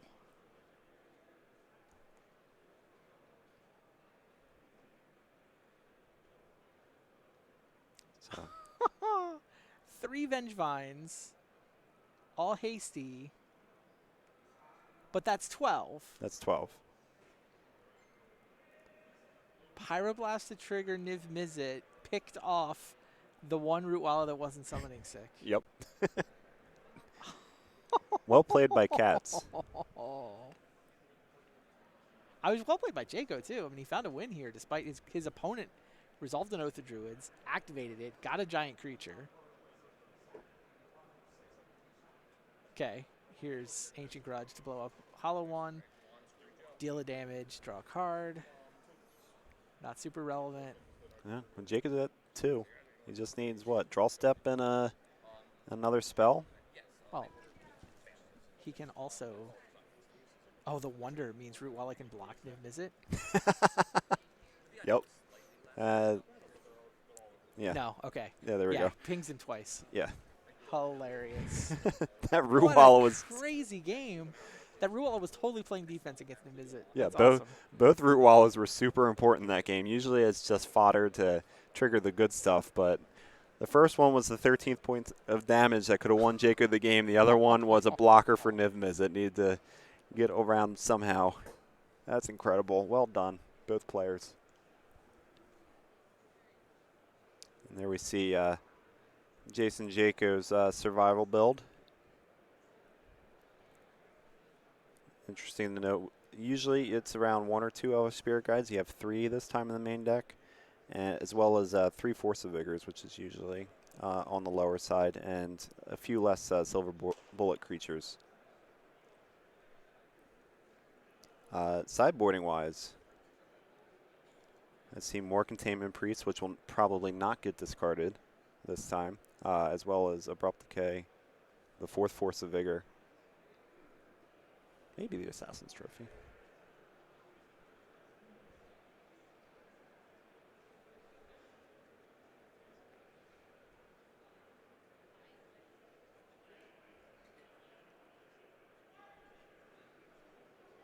Probably end up taking out at least Scavenge Ooze. I don't know if Wonder is particularly useful in this matchup, given that you don't really need to fly over anything. The Oath creatures tend to be Niv Mizzet, Gristlebrand, and boarding into Blazing Archons. Actually, now that I think about it, Assassin's Trophy is probably really important if Jaco thinks about Blazing Archon, because the deck doesn't really have any way of winning other than attacking, and so you need to remove the Blazing Archon if it comes down to that.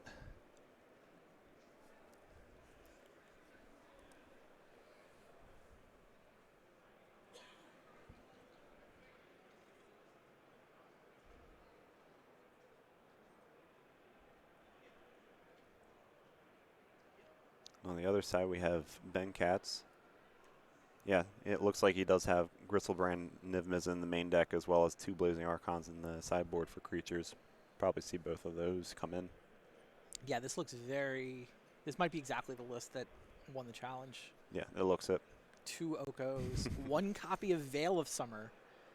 You and I went over all the cards that have been added to Vintage. Didn't get to that one, but Nah. there you go. There were so many of them that one slipped my mind. It's like, oh yeah, and another one. Okoth? Have we settled on a name for this yet? I like Okoth. It rolls off the tongue. Yeah, nothing's rolling off my tongue right now, but Okoth sounds a little better than Oathco. Yeah, It sounds like a Oathco hard. sounds awful. Yeah, there's a for hard some stop reason. in the middle. It's Right. it's really weird. So, yeah, we'll probably see. I mean, that mental missteps as much as it likes being cast to counter Basking Ruwal, it's just not really in a home in this matchup. Probably end up seeing probably just Blazing Archons come in and alongside Nature's Claims. The survival deck certainly has more tools to bring in against Oath than vice versa.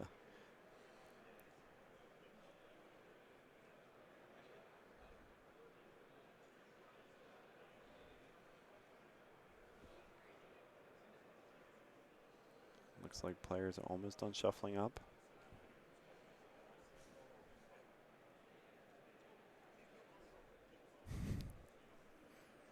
Chad agrees with Okoth, Okoth, good. so let it be written. So let it be done.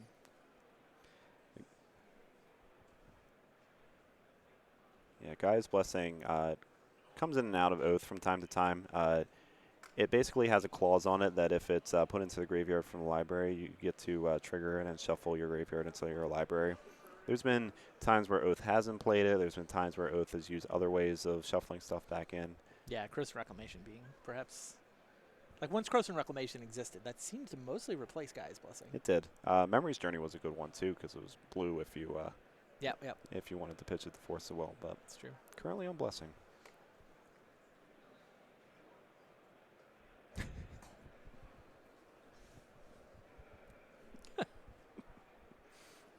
All right, we're off to the races.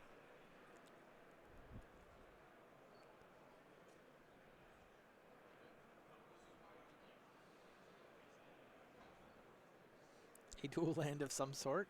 Yeah, it looks like Savannah, but the sunset's not usually as vibrant on Savannah.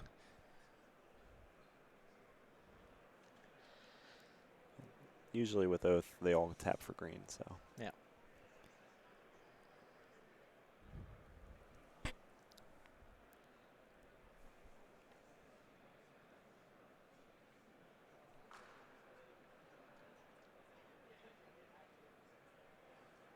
Tormod's Crypt. Yeah, Tormod's Crypt's in a weird spot against Survival where, well, Ancestral Recall's always good. But I mean, Tormod's Crypt beats parts of the deck, but not all of it. Yeah. Or it doesn't do anything against the Hollow One draws. No, it's really just about the Vengevines, especially post-board where Wonders are irrelevant in this matchup anyway for the most part, so. It was almost relevant last game. Almost. A little Niv Mizzet that could. And the Baskin Ruwal that couldn't.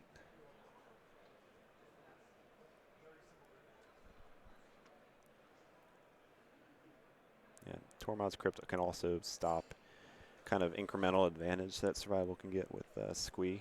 I don't know if Sure. Jaco's going to be doing that this game. It seems like a good idea, but I don't know if he boarded it out for other stuff.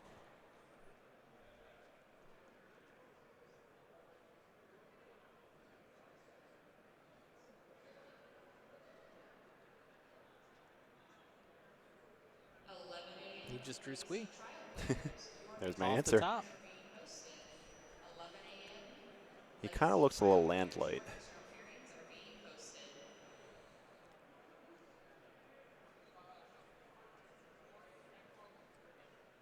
Deathrite Shaman off the jet.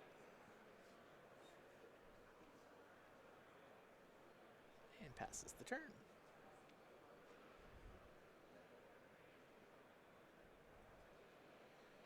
You can put Ben to a test, discarding Squee here. Well, first we'll see what Ben does with his main phase, but Jaco's set up to go end step. Discard Squee. Do you want to crypt it or? Oh wow! Or we could just tap Wow. for Turn 2. turn 2, triple blue, triple red. Turn 2. Niv Mizzet Parun. That's what we just saw.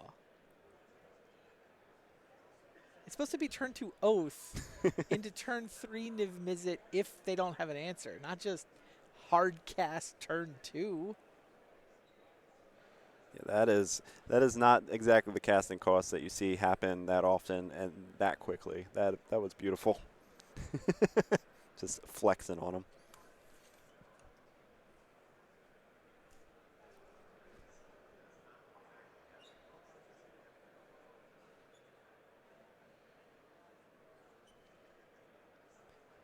If I was Jaco here, I would probably look for an Elvish Spirit Guide just to try to maximize next turn. You don't really lose out on the advantage because you have your Squee coming back anyway. Maybe. We'll see what the crypt does. That's true.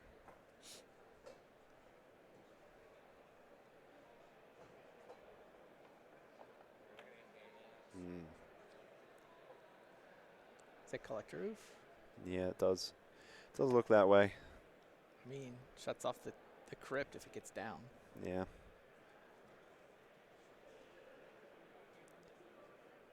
It's worth it. And then both players would lose a Mox. Would have been nice to have that a turn ago.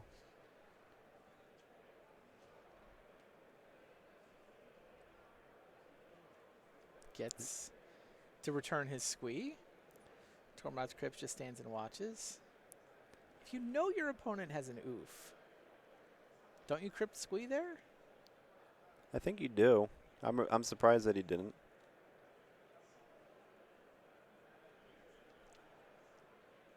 Because now you can't.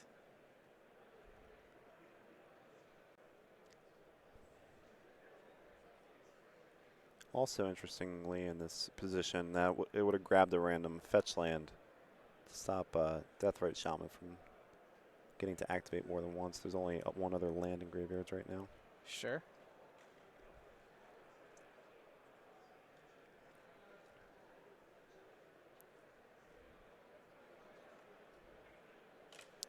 I feel like this oof, though, just might not be long enough for this world. I feel like Ben will be able to generate enough instants and sorceries to maybe take it out when it becomes relevant. Sure.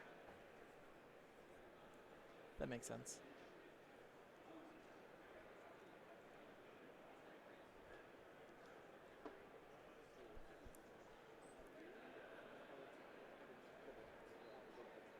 It feels like Jaco's the one with the better engines going on, though. Ooh. Oof wasn't enough. We're also going to force a Vigor.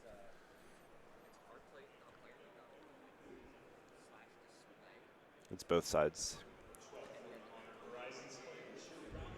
Whenever a player casts an instant or sorcery spell. Yeah. Went for the Death Right. Okay. Not the Oof. Really? And then trigger again and kill that Deathrite. Not the Oof.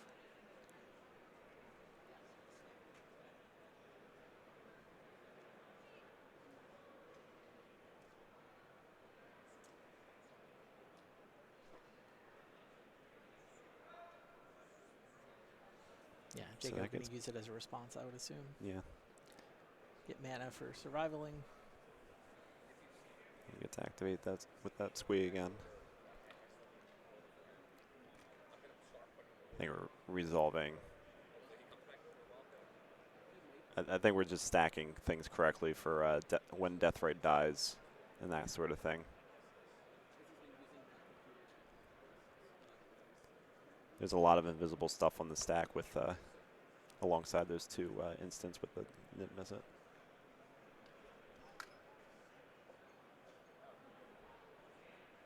All right, Force of Will. Force of Vigor is stopped by Force of Will. Tormod's Crypt is still in play, although currently being shut down by Collector Oof.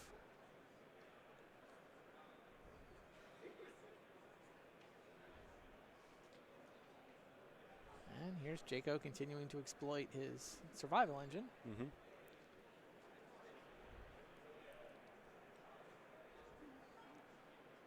I think I just got a flash of an Oko in Ben Katz's hand. Is that right? Might be why he's not as afraid of the oof.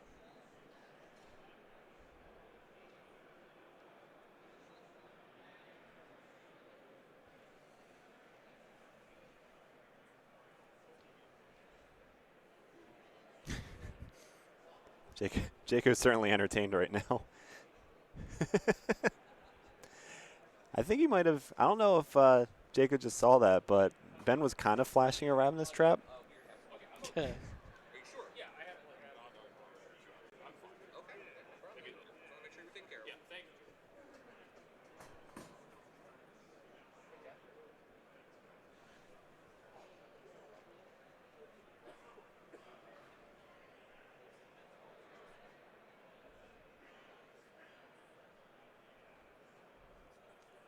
There's something in there for you, Jaco. I know it.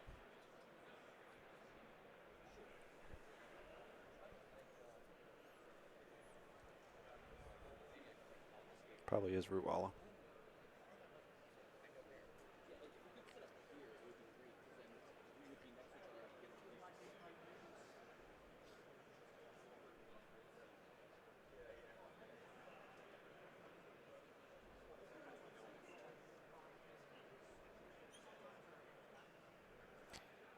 It's interesting with Ben Katz's Ravenous Trap in hand. Jake and I actually play around that by using a Root Wall in the chain, because even if you discard 3 and one's a Root Wall, easily dodge the 3 or more claws on a Ravenous Trap. Although I wouldn't really expect Ravenous Trap in addition to everything else that was happening, but I don't know if that was an on-purpose flash. It was just a flash for the camera by Ben.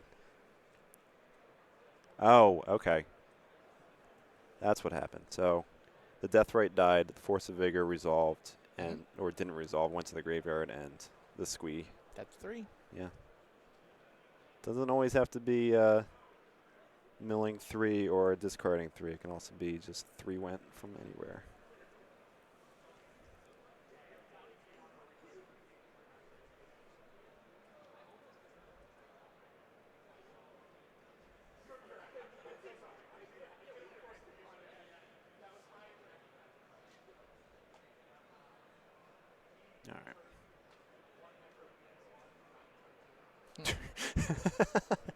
Okay. 2 Ravenous Traps. I don't know if that other one was in his hand originally. Could have been off the Niv Mizzet trigger.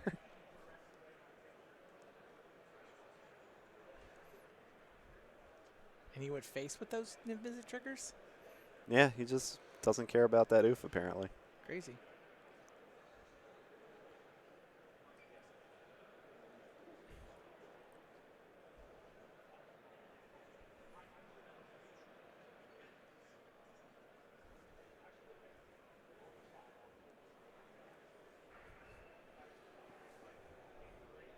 Yeah, as much as so he's got the Abrupt Decay that he drew for turn. As much as Abrupt Decay looks really good against Oath, that turn 2 Hardcast Niv Mizzet is just not a line that it works with. Yep. That has been a problem.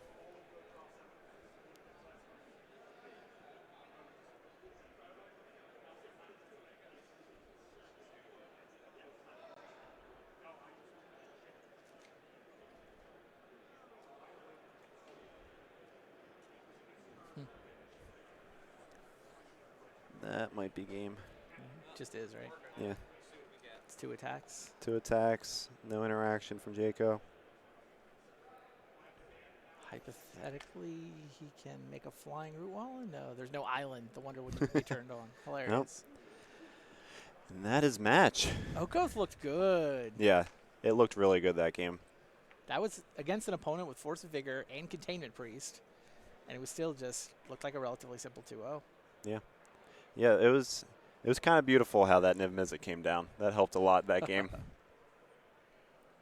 It might not look like the easiest to cast converted mana cost, or rather mana cost, but it is possible. And one of the beautiful things about Oath in prior iterations was sometimes you just hardcast your threats. Yeah, previous versions of the Oath deck in years past have had more or less uncastable creatures, but I think this is an innovation. A lot of it is, I mean, Brian Kelly deserves credit for a lot of pushing the Oath decks in the direction of castable creatures. I mean, Bomberman Oath had you're oathing up a 4-mana creature in that deck, or maybe just oathing it to the top because your opponent has a Grafdigger's Cage or whatever. But, I mean, it's a real innovation in recent Oath deck design where you're specifically putting in creatures that you can, in theory, just draw and cast if you need to. Exactly.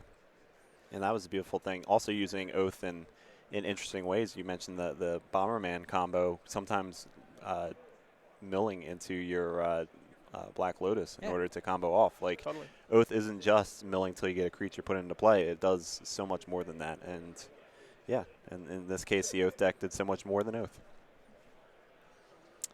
So Jenko picks up his first loss, still in contention at 3-1. Still trying to figure out what happens to his old school event if he makes top 8. Yeah, he's still well on his way. Listen, he should have a backup plan. Always have a backup plan for things going really, really well. I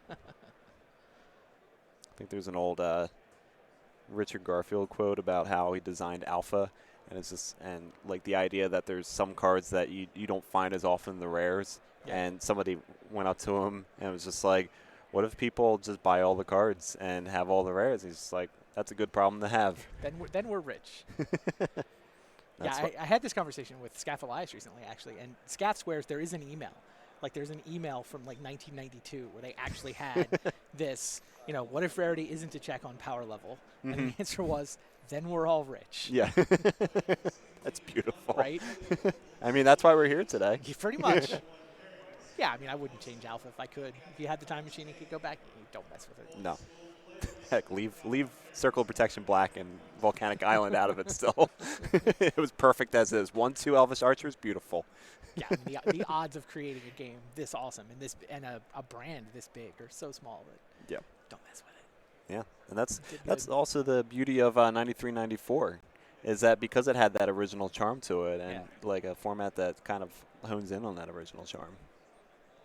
So you mentioned old school a little bit, and being one of the 9 people that don't get to play it on Sunday. Do you still play very often? Do you has there been any innovation that you can think of recently? I mean, I still dabble. There's local events from time to time. Okay. The Emerald City Trolls have come together. It's the thing that's happened in old school is like a lot of cities have had essentially clubs that have banded together and branded themselves. And, it started with the Beasts of the Bay and some of these, the Lords of the Pit in Chicago. So Seattle has the Emerald City Trolls now, and they'll have events, once a month or whatever. So, yeah, I still get out. The thing that the Seattle group has been doing that's really fun is sort of weirdo theme events. Okay. Like we had a Brothers War event where literally you had to build either an Urza deck or a Mishra deck. And you got points for how many cards. And, if you were an Urza deck, you had to have cards that either had Urza in the name or Urza in the flavor text. You could not use any of the Mishra cards. And if you're on the Mishra side, there were some cards that were sort of neutral that you could put in either deck. But you got points for, how many cards from Antiquities were actually in your deck. Fair enough. And, I managed to build a functional deck that had, 37 Antiquities cards in it or something. Wow. So, I mean, it was basically I built a Tron deck. Okay. So at least now my lands count. Right. I went Urza side with Tron lands. And then my only real color was I had white for Swords and Disenchants, where it's I have some power cards, I have some utility cards, and the rest of it was just Urza cards. Urza. Yeah, that makes sense in Antiquities that you want those Disenchants for sure. Right? You know what I wound up losing to was Sentinel Druids. Sentinel Druids are insane in that format. They get +1/+1 counters whenever you play an artifact. Your opponent plays an artifact. So all right. Well, speaking of artifacts, I think we do have a backup match. Yeah, we could talk full of many artifacts. Another single color artifact deck. Anyway, the one that is coming up. Oh, Dark Petition Storm versus Blue Belcher. All right. Oh my goodness. Oh, it's Eric Virgo. So Dark Petition Storm that we were talking about previously. Yeah. There's a dark themed event that's being put together. Hasn't happened yet. With the Seattle-based Emerald City Trolls. Nice. It looks even sweeter. It looks awesome. All right, this is a time walk match, so we don't know the result, but you can tell they're playing a little bit in fast forward. All right, turn 1. There's your baby. Ancestral into Necropotence. He's got the Lion's Eye Diamond, and now it's just how much life do you want to pay and set aside. life total's pretty irrelevant in this matchup. Also, Eric, I mean, this is game 1 and he's on the play. Like, what are the odds he knows his opponent? Right? He probably doesn't know what he's playing against here. So Probably usually, 10-ish is the life that I think you pay in a spot like this. Like, you want to be able to have a go at winning the game, but then if your opponent can thwart you somehow, you have enough life left to go Necro up a second hand, should they somehow manage to survive the first one. Yeah, and that seems to be exactly what he did. I think it was 9, if I was counting correctly. Sounds about right. Yeah.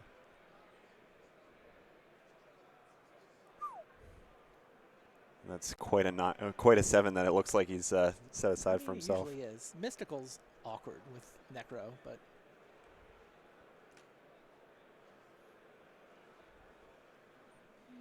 four lands and something blue. Yeah, it looks walkish. I don't know.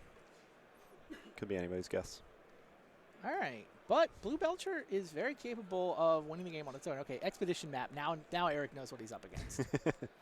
Expedition Map changes it, but if James didn't have the mana to activate his Expedition Map, then it's really hard. Like, if you can activate Expedition Map, you go get Tolarian Academy. It is the only land in the Blue Belcher deck. Yep. All right. Sees a hand of a bunch of rituals, a mystical, and a probe. Duress as well. Yeah. But Sure. So Eric's plan is mystical for something, probe to draw it. I don't know if he can just straight get tendrils, but probably Yawgmoth's Will is lethal. Yeah, for sure Yawgmoth's Will. Yeah, I mean, you don't necessarily need powered up Cabal Rituals. All I think right. it's pretty. Second Opal, second Preordain. James knows he needs to do it now, but nope. Cannot come up with the mana to activate Expedition Map. Cannot get to Tolarian Academy. Cannot keep going. Now, James is a Force of Will deck, although not Oh, currently. he had Tinker. Wait, is that Mana Vault? That's Mana Vault. Oh, that must be what he got off the Preordain. Because he totally would have cast Mana Vault, activated Expedition Map, got the Academy, then tinkered if he had that option. But I guess that's what he drew off the Preordain. All right. Now Eric wants to win the game. I don't blame him. I mean, he's not in that much of a hurry because he was able to duress the Tinker away, right? His opponent is now on nothing but mana.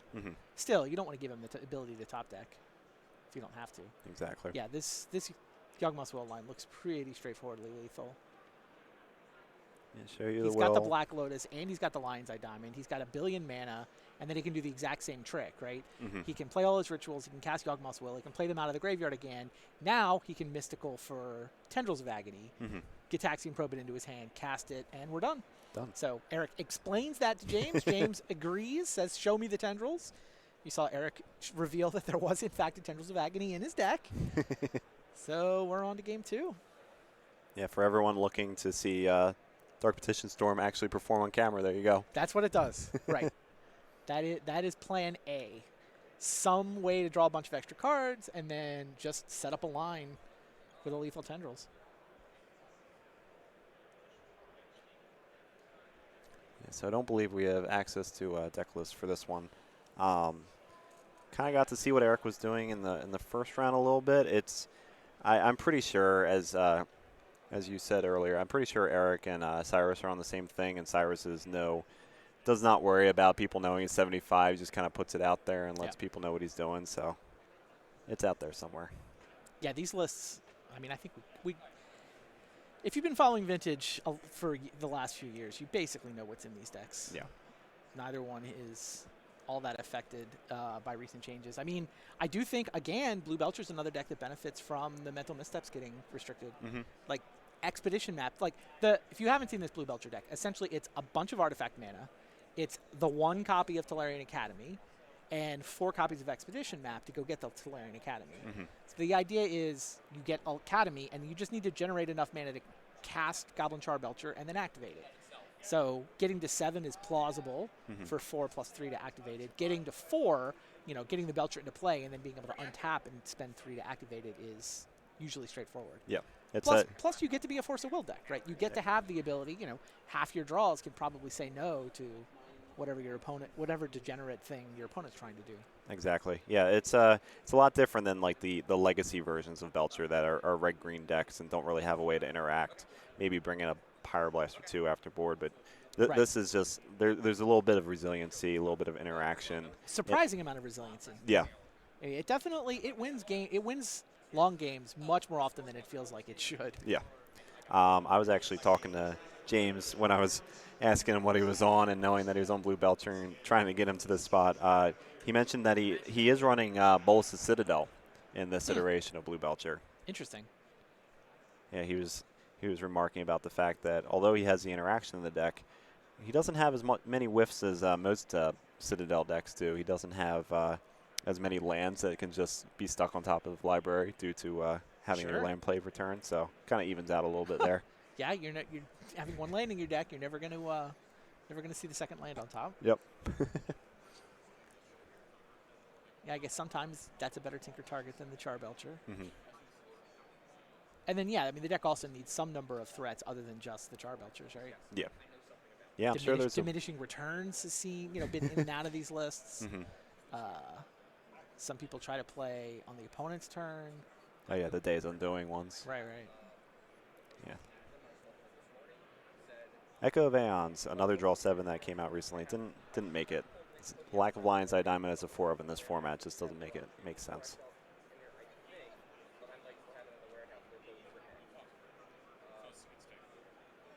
It's like Eric kept 7. Appears that way. Yeah, I think London Mulligan also helps Blue Belcher. Hmm. I mean, this was the first deck I went back and retested once London Mulligan hit. Okay. Yeah, it makes a lot of sense.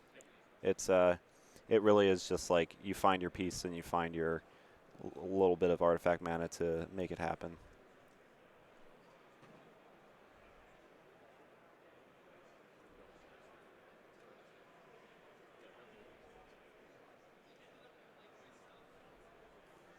Very animated conversation out of Eric while he's mulliganing.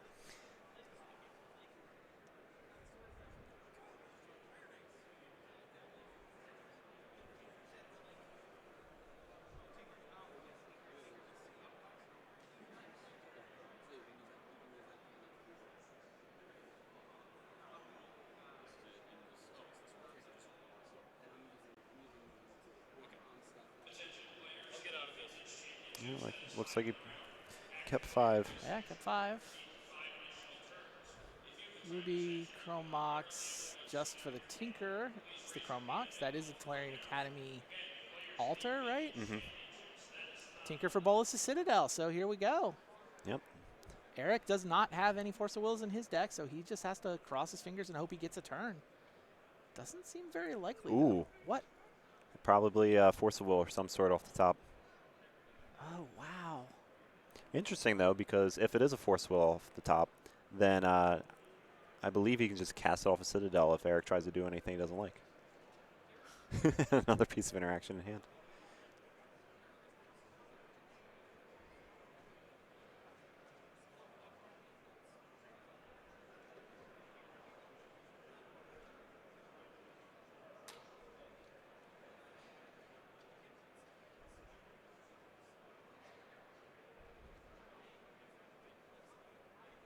Force of Negation. Sure.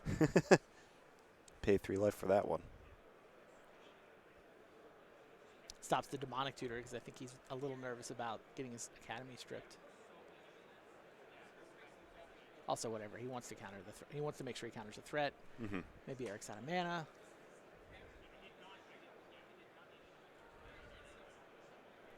Pass turn. All right. Crypt. Lion's Eye. Some altar.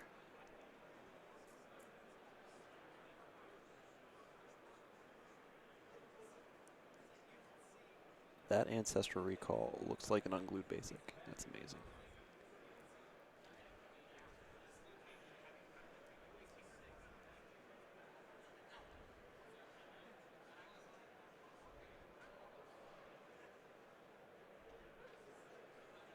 This is a really rough situation even when James doesn't go off. It's just, he's not going off because the top card's an uncastable piece of interaction. Can't arrest it away. Expedition map is a shuffle effect. I hope he sees that. That's beautiful. Yeah. There's nothing left to go get. And he does.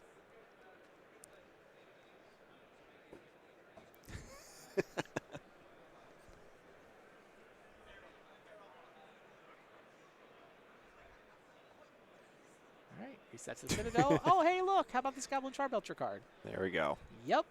Activates Goblin Charbelcher. Flips over the deck. There are no lands to hit to stop it, so Eric knows he's dead. Trust that his opponent has, in fact, built the one-land deck. Obviously, the whole point of the design. That was beautiful with the Expedition map line to reset that Citadel. Yeah, yeah.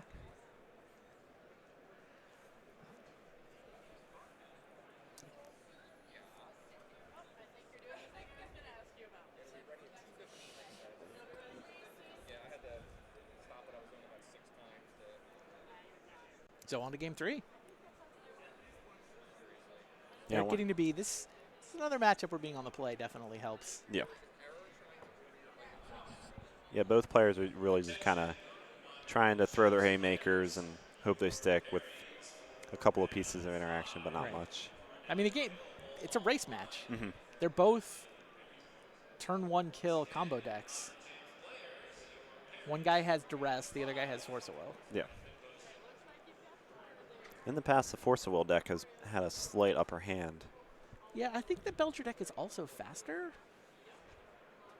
I think. Yeah, I think so too. I don't know. Maybe they're pretty similar, but Force of Will.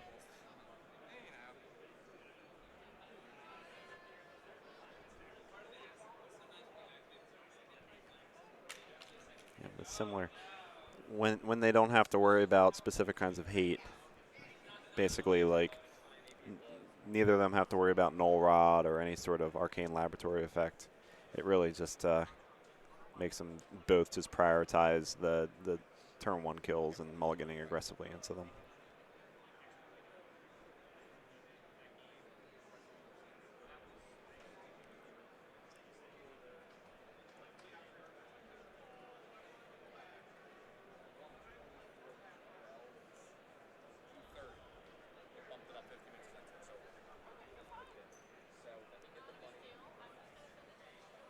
And looks like Eric keeps 7.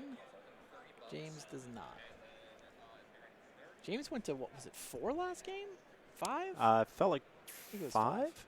Yeah, it was very, very light hand. I think it was like, it was 2 artifacts, Academy, Tinker, Pact. That's 5 cards. Yeah, easy to win from there. We're getting a few results while they're still mulliganing. Cyrus Corman Gill picked up a win this round. right. Went to 3-1. Sure. Brian Koval also won his round. I don't know what his record is. If anybody is a Joe Brennan fan, also picked up a win this round. Joe Brennan on Sultai. He loves his blue decks. Sure.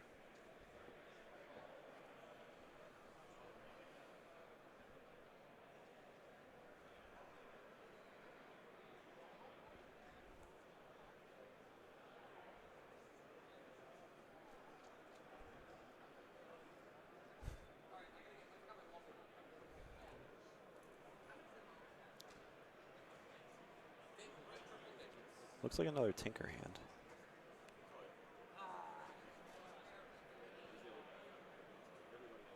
Seems to be deciding what to put on the bottom, so I assume it's a keeper. Wait, is that the Citadel? I can't imagine you want to keep the Citadel in Right. your hand. So.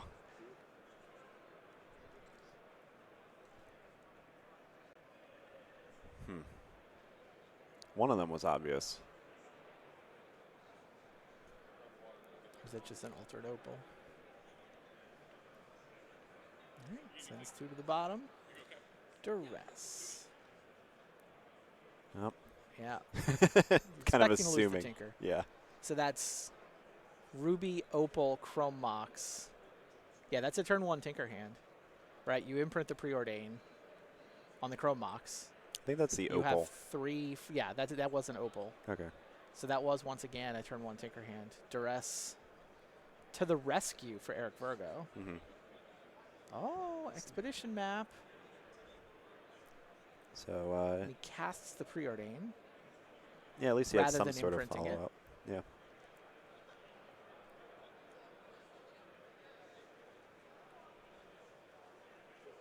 Another. Ooh, Okay. Ritual, Dark Petition, and yeah, no, we're done. That's it. Ritual, Dark Petition is Yawgmoth's Will just lethal there? Is that the idea? I think so. Or is he saying whatever, it doesn't matter? Yeah, I think he was on such a back foot after losing the Tinker, and knowing like kind of what he saw when he preordained. I think it was just he just saw the writing on the wall. Yeah, because that's what you can get. Oh, it was up for Bolas the Citadel. I think that's. It could Doesn't have really been. matter. He probably said what he was getting. Yeah, there's a lot of verbal cue kind of there that we didn't know, but obviously Eric's just like, this is how I have it deterministically. James is like, okay, I agree with you. Yeah, I and agree. He probably had it deterministically. I'm just trying to figure out Yeah. what it was, right? Because Yeah. spell it. If it was ritual, Dark Petition, he gets what? If he gets Yawgwill, well, I guess he can. I mean, he has 3 black floating. Did he cast it off of DT? 2 lands? Did he have 2 I think lands? he had 2 lanes, which, Okay, which so I think makes Bolas the Citadel an option. No, it doesn't. It's 4 mana. Right, it's He- 4 mana. He had to have said something that was in his hand or Well, like if it's flashed. ritual, Dark Petition, Yawgmoth's Will, ritual, Dark Petition, Tendrils casted is like 18 damage. You can recast And then the he throws the duress. duress. Yeah. So okay. I think Yawgwill is just lethal there. Okay. That makes sense. Ritual, Dark Petition, Yawgmoth's Will, ritual, Dark Petition, throw in the duress. Tendril. Tendrils is. It might only be 18. It might only be 18. There had to be some type of verbal. I also have this in my hand. Yeah, if he This has is- anything it's in gotta his be. hand, then we're done. Yeah, it's got to be For anything. sure. He flashed like a chain of vapor there at one point. He might have said, I also have chain for the last storm or something. Yeah. He could just hit hit one of the permanents that JP had. Yeah, it's also Um, you have to like, if you want the mana from the Dark Petition, you have to cast it before you take all the Yawgmoth's Will, all the stuff out of your graveyard. that's the other true. Thing, like The- slightly tight there. yeah, but seen that line kind of fall apart when people didn't realize Spell Mastery disappeared. But in this case, Spell Mastery did not disappear. Eric Virgo able to pull out the win against Blue Belcher. I'm sorry. I got Blue Belcher on camera for you, but got one win. One beautiful looking win. yeah, I mean, he kept the turn 1 Tinker Hand in that game 3. Just didn't have it when he started his first turn. Yeah, exactly. The beauty of the of everybody just throwing haymakers and seeing what lands. Right. I mean, it's a glass cannon deck. Yeah. It is somewhat fragile. It is the glass cannon, as it has it's the glass cannon with the cannon. All right, so it looks like we're kind of getting things lined up for round 5. See a few names floating about. Somebody that we haven't really talked about, Andy Probasco. Oh, sure. Breast Yeah, man. he's doing well in this tournament. Might see him this round. Definitely get some sort of feature match for him to get him some elbow room. Josh Lalo, he's a local to the Philadelphia area, I believe. For sure shows up at local events and does pretty well. Usually plays a slower blue strategy. Not the most recent SG comp, but the one prior to that played a very slow Planeswalker control deck with blue and made top 8 with that.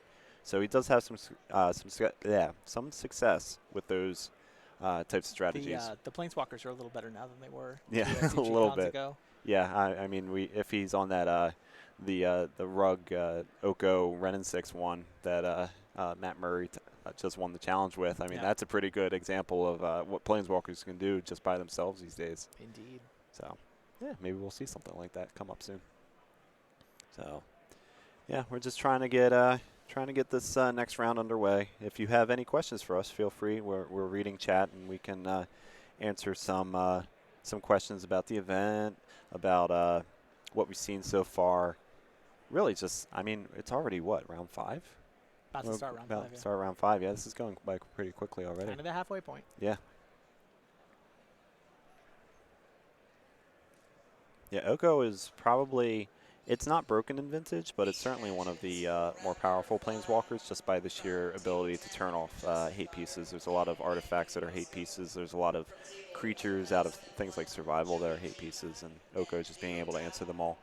Yeah, that feels like the piece I think R&D probably missed on Oko. Mhm. Is they just, I think, underestimated the sort of humility style effect. Yeah. Right. I get to, sure, I give you a 3/3, but like people have been turning their opponent's stuff into 3/3s. That's a 3-mana spell, right? Yeah. So this is like a +1 on a Planeswalker. But yeah, turning off the text on an opponent's card, that key card just loses the ability to hurt you. I think is My favorite fact is there's a split card in Ravnica Allegiance, which is also a 2019 set. It's hard to remember that one because it was, yeah, exactly. It was ages ago. It was like back in January, February. The left half is a blue-green hybrid, and it's Once Upon a Time's text, except for the free spell part. And then the other half, Incongruity, is one a blue and a green to basically elk something, minus the artifact part. And it's just amazing that we had those two halves on the same card, and yet they turned the knobs up a little higher when they got their individual cards, and now they're just format-defining cards. fair.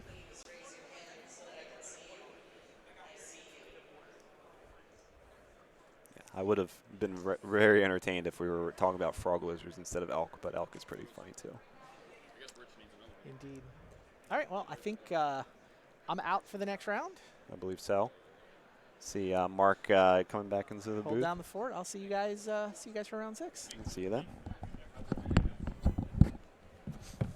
So regrowth isn't used as much anymore because it's just not as powerful as it used to be. The things that it can recur, first of all, you have graveyard synergies that people try to fight with Tormod's Crypt and stuff, so you don't really see as much regrowthing for things.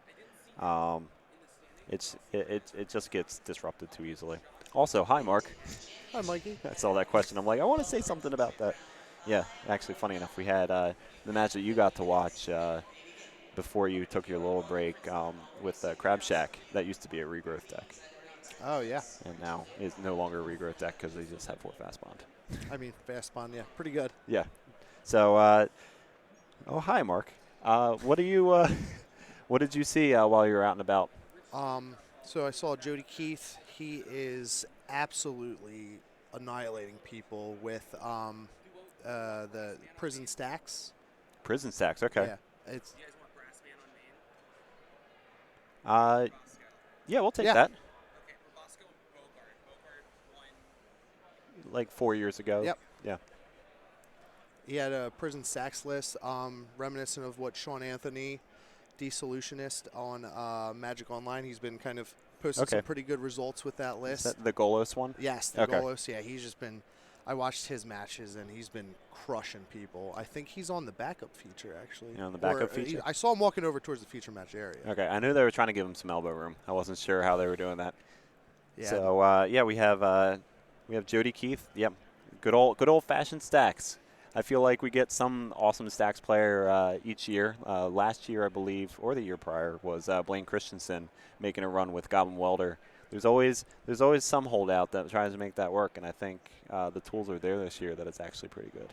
Yeah, I was kind of talking about Goblin Welder earlier. I think there's definitely some, exploratory space within the format now with kind of missteps restriction to maybe, polish off the welders and see what they can do potentially in the format. Yeah, there's a lot of things that kind of gotten opened up with missteps restriction. That one being one of the ones that people really gravitated towards, trying to make Control Slaver work again with just like good old-fashioned Goblin Welder, Mana Drain, like using Triskavelis or whatever garbage you wanted to use. Mere Battlesphere is probably better at this point. It's been a long time since Control Slaver. Yeah, I can't remember last time I seen those guys entering the battlefield. There's The Battlesphere, Mindslaver, Sundering Titan. I know we were talking about Sundering Titan. Oh, yeah. There's some pretty cool stuff that can happen with Goblin Welder, and hopefully we'll see some of that this weekend. Another interesting deck I saw in the feature match area last round, Vincent Farino. Okay. Actually, Raph Farino's brother. He was playing a red-white Hate Bears deck. Oh, I love a good Yeah. hate bear. So no noble hierarchs, unfortunately. Yeah, red, white. That's not really where But noble it shines. was interesting. He was playing against a bug deck and had 3 Sanctum Prelates out. So What were they naming? it was, they didn't name anything. They named numbers of 2, 3, and 4. You can name numbers. I guess you can name numbers. Yeah, it's not naming a card though. No, it's not naming a card. It's naming about 5 cards at the same time That's per true. prelet. Yeah, you're naming a lot of cards. Yeah, okay. Yeah, prelet is certainly a powerful strategy. once again, like shutting down one casting cost things like a restricted Chalice of the Void or a restricted Mental Misstep used to keep it on like in check. Now you have Sanctum Prelate that's still around from Conspiracy 2. Just like plop it down, name one, good against all sorts of things. Yeah, that's a card I remember seeing it initially spoiled that I thought would see a little more play. I guess it just never really, no one really kind of brewed or tried to make a deck with it. But it was interesting to see that sitting at 3-1 right now. Actually. Oh, there you go. The double white does have a lot to do with that. I think mean, Mox Pearl is the worst Mox, right? Mox Pearl is not the worst Mox. What's the worst Mox now? Mox Tantalite. Oh. Out of the original Moxes. Out of the original Moxes. Out of the originals? Ooh. Man, I'm going to make some enemies right now. I'd say Ruby. Ruby? Ruby. No way. Snap Ruby. No Yeah. way. Yeah, Ruby, you know the Ruby one that just casts Goblin Welder that I was talking about a moment ago? No. Can't be Ruby. All right, what is it then? It's Pearl. Why is it Pearl? Because, No, I want to. Why is it Pearl? So What does Pearl not do? Pearl doesn't do enough for me anymore. I only have one Monastery Mentor now. I mean, no one's really... Swords of Plowshares, it was good. It's kind of died off a little bit. I mean, if I'm playing... we got all the Rug PO decks. We got, different variant versions of the Rug Oath, decks flying around. Okay. I like where you're at. It's not called Red Eldrazi. If we looked at the survival deck that Jaco was playing, it ran everything but Mox Ruby. Maybe he doesn't like Mox Ruby either, though. You cannot cast... Leovold cannot be cast with Mox Ruby. Containment Priest needs Mox Pearl. Mox Ruby, worst Mox. Nah. Don't at me. Anyway, so we're trying to get Andy Probasco on camera this round. Do we know what Andy's on? I do not know if we know what Andy's on. I think he's on blue. Randy does look a little different right now. Anyway, yeah, everybody talking about what the worst Moxes are. Emerald's probably one of the better Moxes, to be honest. Well, I mean, Survival definitely helped that. I mean, you always had Oath, kind of. Oath, Survival, the Fast Bond decks Fast run Bond it as now? like the Fast Bond decks. If you're talking about Zeus Bond will run Mox Emerald and then 2 Mox Diamonds. That's how good Mox Emerald is. It's just like we only want Moxen that make green. We don't care about all these other ones. I mean, that list also has a lot of lands to just kind of pitch to the diamond. Yep, that is true. Like Riftstone Portal, Yeah. the best land to pitch to diamond. That is a very powerful Magic card when you're bazaarring and want to have your bazaars tap for mana as well. Yeah. Yeah, there's a lot of, you got your bazaars tapping for mana, you have your workshops tapping for colors, you have your tabernacles, you have your glacial chasms. There's a lot of non-color producing lands in that deck. That Yeah. is definitely a deck we should try to get on stream too, because that looks pretty sweet. I saw a turn 2 kill with it. Okay. The guy was just dumping his whole hand, strip mining his own Bazaar of Baghdad, replaying it, dumping 3 more into the bin, kept doing kind of the loop. It was pretty impressive to watch when it's really kind of firing on all cylinders. Oh yeah, it's kind of like a dance that they do where they have their arms and they're like, this one activates, this one kills it, this one activates, this one kills it. Whatever loop you need to be using at that point in the combo, it's kind of a work of art. Yeah, his poor opponent had no idea what was going on and was kind of so. The guy on the combo deck, Zeus Bond, was like, do you want me to kind of go through the loop and everything like that? And his opponent was just like, I got to be honest, I don't know how you're going to kill me. So he's like, oh, well, then I'll take this opportunity to go through the whole combo. Let me show you. Let me show you. And then just kind of like casually, flips his whole deck over and is like, I'm going to make this, Merit Lage and you're going to die. And Yep. his opponent was like, yeah. Yeah, unless you have exactly Karakas. Yeah, exactly. So, Riftstone Portal. Powerful Magic card. Yeah, there are a few Fast Bond and Lands fans in the chat. I like what I see. We'll try to get as much Fast Bond, hopefully ZS Bond at some point for you guys. Definitely. So Looks like we're getting list. might be getting a list. Certainly a list in the producer's hand. Okay, All right. so we get it for now. We got to memorize and then give it back. And I see the most well-drawn brass man picture I've ever seen. I also see a very interesting. I like the deck name. All right, so is he? First of all, okay, Let's talk about that deck name for a second. So the deck is named after a popular alcoholic beverage that we're not going to say, or we might accidentally slip up later. Anyway, this is kind of similar to the Matt Murray special. It's has 2 Dak Faden, 3 Narset Parter Veils, 2 Oko Thief of Crowns, and 2 Ren of 6. So Ren it has, and 6. it has 4 Planeswalkers and Oko. I'll let Yeah. the crowd kind of combine that if they want the deck name. So, yeah, the it's kind of the same idea as people laughing. Yeah, it's the same idea as that build. I'm looking through. I don't know if I see. Is there Mystic Sanctuary in this build?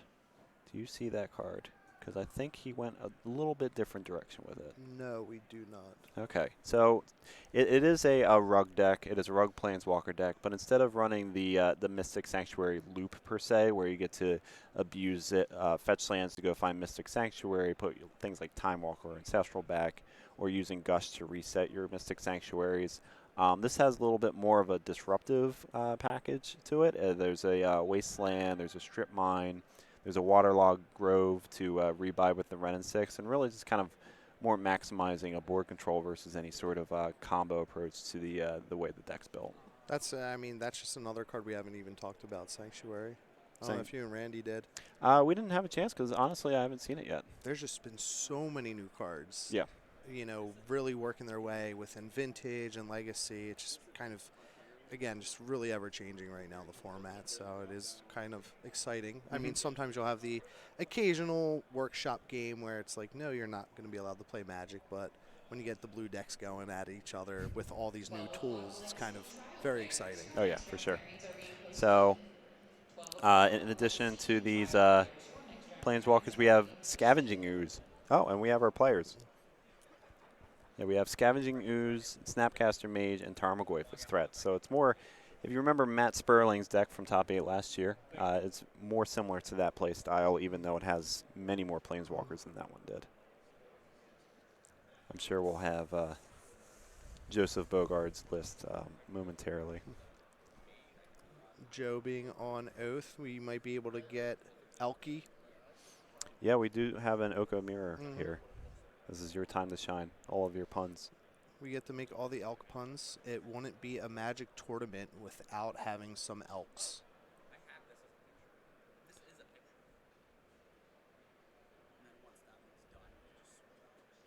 Yeah, this is basically your round to shine, isn't it? I mean, ideally we'd have Dredge in the queue, but I can't complain. But Dredge can't make elks. I mean, you could theoretically, but it'd be very hard and not worth the effort. Yeah, the greatest Dredge player in the world, Jake Gans, has been known to run planeswalkers in his deck that couldn't cast them.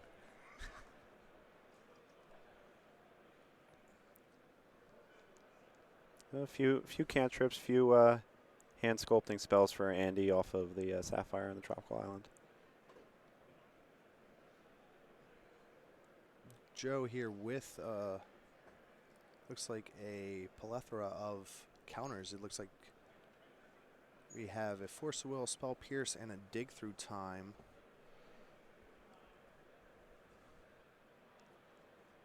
Narset, quite the good planeswalker when you're going against another blue deck. Spell Pierce, though. Spell Pierce is a counter spell that got unlocked by the misstep restriction.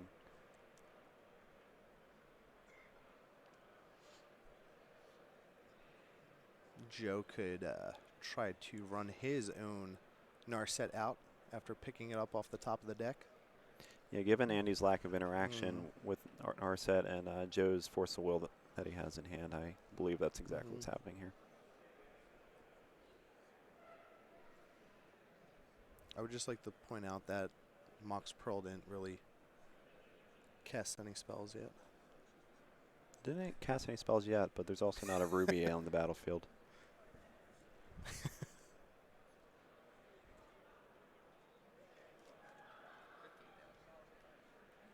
Although I think it's going to be casting Narset here. I wasn't going to say it. I was going to let you realize it.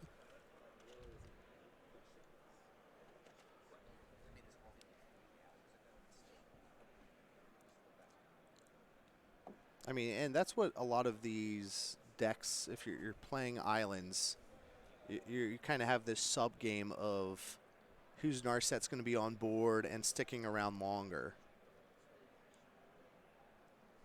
Yeah, you really have to have an answer, but at the same time, you have to have the answer because you can't dig your way out of it with your cantrip spells when it comes time to answer it.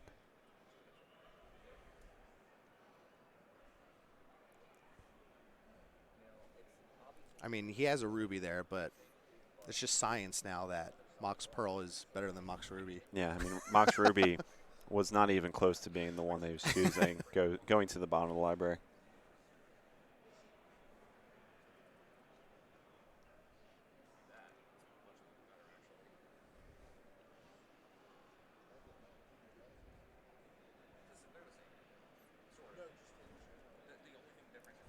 Andy right now with a blank recall in his hand.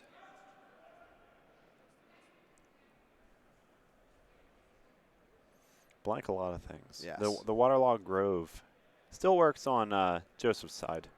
It's Joseph's turn because it's one spell per turn. It's not just like one of those weird draw step things like I believe Change is worded. Stephen Picacha, your Modern Horizons sealed event is waiting Joe for picks you. up a Lotus. Stephen Picacha to your Modern Horizons sealed event.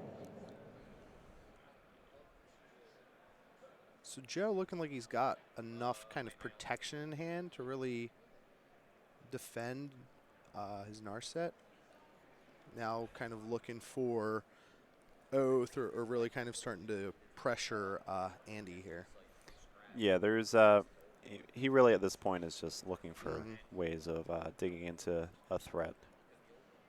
He's got the disruption piece out, and it's just a matter of trying to close the game a little bit.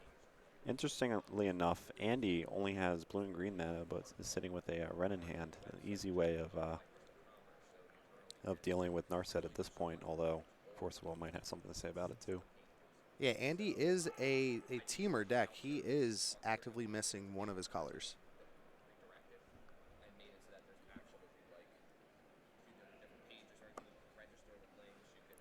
Looks like Joe picked up an Oath there. He has the option for it. Yeah, Oath as a kill against Andy is something that you have to kind of work for a little bit more. You need some sort of follow-up because Andy can easily win the game with other methods. And it looks like we have Joe's list now. Okay.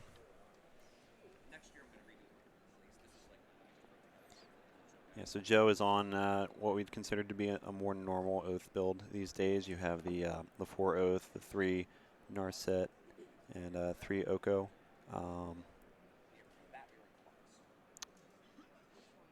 Niv Mizzet kind of tucked in the 1 of section.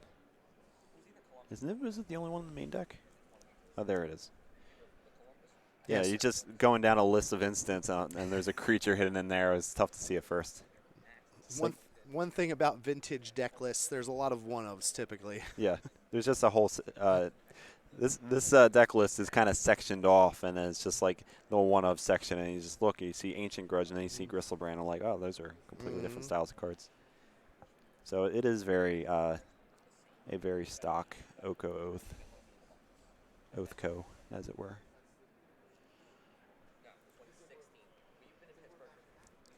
And Joe is going to try to resolve his Oath of Druids. I'm going to draw my card while I can.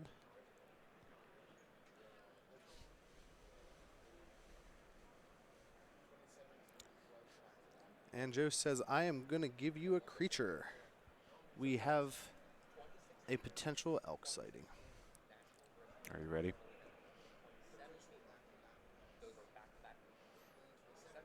Might be food. Could be food. It's about that time of the day for lunch. Yeah, I believe it's roughly 2:30 Eastern Daylight Time. Mhm. Looks like a food activation. Food.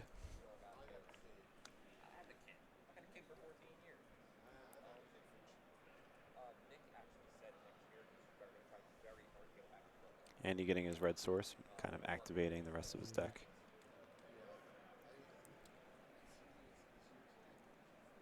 Andy in a bit of a pickle here with Joe really kind of being able to counteract a lot of things with Oko now and Narset on board.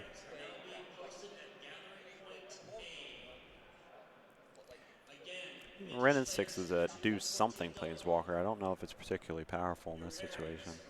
But it is interesting to note that the majority of the cards in play here that are action cards were not legal or even printed a year ago.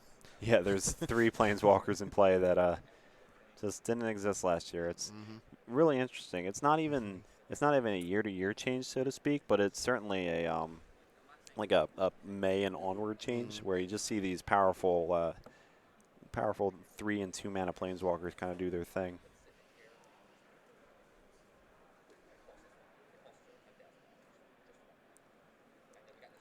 And Joe with just kind of a wealth of options. Ponder, he has a Braid in hand and a Pyroblast. Oh, he's about to pick up a Time Walk here. Yeah, Joe's kind of running away with this game a little bit. Yeah, he's going to be able to turn one of the Moxes into a creature. We'll have our first Elk sighting. And then Time Walk into one of his creatures with Oath of Druids. Yeah, I agree with that. It's super beneficial for Joe that the thing that he can make an Elk is that Mox Ruby, shutting Andy off of red mana again.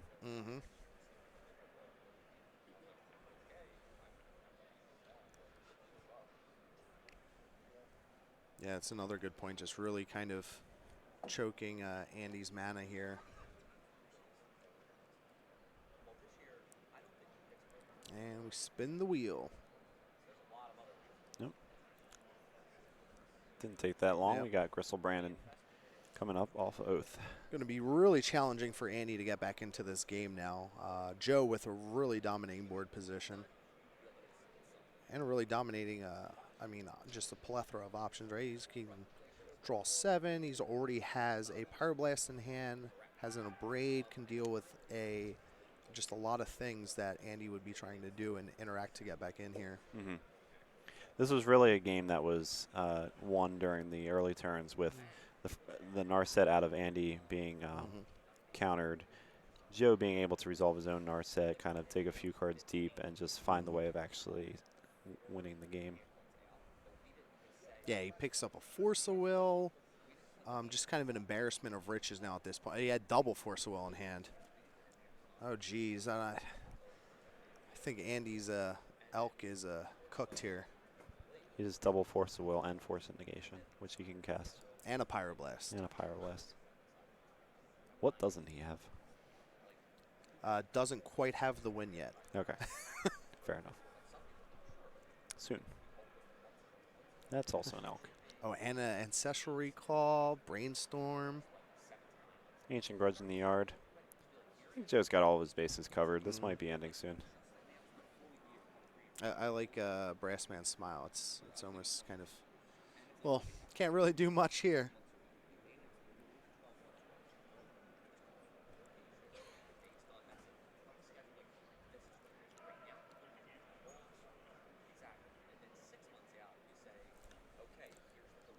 And Andy's seen enough, yeah. All right. Ancestral Recall is the one that kind of lets Andy know that the game's over. He kind of knew it was, but I'm fine now. We can go on to game 2, he says. Yeah, not really much for Andy. I'm struggling kind of even cobbling what you would even get in terms of draws if you're on Andy's side to win that game. Fair enough. So we have Okoth here from Joseph. Kind of typical build that we saw earlier. You have your Oath of Druids package, which is Niv Mizzet and Gristlebrand in the main deck, 2 Blazing Arcana in the sideboard for the more aggressive matchups. And yeah, just a kind of plethora of like powerful planeswalkers and blue spells and removal. Yeah, a lot of the lists really adopting the Veil of Summer in the main. Also see the Guy's Blessing in the main. Yeah, the Veil of Summer isn't. I don't know if that was in the winning list, but it's certainly a fun for the the amount of Dark Petition Storm that we really see rising to the forefront. Yeah, the Crab Shack's not really a fan of the Blessing. Yeah, the crab shit. Well, I heard, I didn't realize this until I had a chance to interview Eric, but apparently Retreat to Hagra is just not targeted. Oh. Yeah, so there's a way. When there's a Mhm. will, there's a way. Yeah, I've seen the Archons doing a lot of work out there already, kind of really bricking a lot of the dredge decks. Yeah. So, yeah, just kind of total brick. Yeah, of all the things that Dredge can answer with its sideboard, it doesn't have everything covered. And one of those is a Resolve Blazing Archon. I mean, you see Sickening Shoal and similar removal spells out of the board, but there is just nothing that's big enough that Dredge can pitch the Sickening Shoal to take out an Archon. So I was talking to Stephen Menendian, and he said he would not even bring his Sickening Shoal in verse Oath, knowing they have Archon, even though he has Hogak to potentially take down the Oh, he does have Archon. Hogak. Yeah. Okay. I didn't consider Hogak. That is a black card, but yeah, you kind of want to focus on different axes, probably use more of a Force of Vigor situation. We have Andy's list here with the kind of the staple 2-mana creatures within, Vintage and Legacy. More so Legacy with Tarmogoyf. We have Ooze, Snapcaster Mage, and then just a party of Planeswalkers with Dak Faden, Narset, Oko, and Renin 6. Yeah, what do you bring in from the sideboard against this matchup? Probably going to want the Grafdigger's Cages. Probably the Nature's Claims as well. Do you bring in Pyroblast? Not sure if you want the blast getting into. You probably do, right? Because it does also. You definitely want the Pyroblast because you're going to be battling against Narset and Oko for sure from Joe's side. So probably, yeah, you definitely want those Pyroblasts in there as well. Okay. And then we're considering that this is a matchup against a deck that wants you to have creatures in play. How deep do you go with cutting creatures? Because you see the 7, we have the 2 Ooze, the 2 Snapcaster Mage, and 3 Tarmogoyf. How far do you shave down on the creature package, knowing that you have a Planeswalker package to kind of already win the game? I mean, I think Snapcaster definitely has to stay in. You get just a lot of rebuy value on getting extra, Pyroblasts and things like that as well if the game gets a little grindier. Ooze maybe can kind of get trimmed. Yeah, I'm looking over the list, and I see we have obviously the 7 creatures. I agree with the Snapcaster Mage as just more acting like a spell, but it looks to be that you'd only really consider 6 of the you'd consider about 6 sideboard cards, I'd say. So you could shave all the uses in Goyfs, but I don't know if that's right or not. Yeah. Well, and that's the thing, too, because the pressure that a Planeswalker provides isn't necessarily as, pressing of, pressure like you would get from your Tarmogoyf. And then you just get a lot of value from your Snapcaster. Yeah. You could also chalk it up and be like, listen, I know that I need to win the game fast. I'd rather be on Tarmogoyf than, say, Renin 6.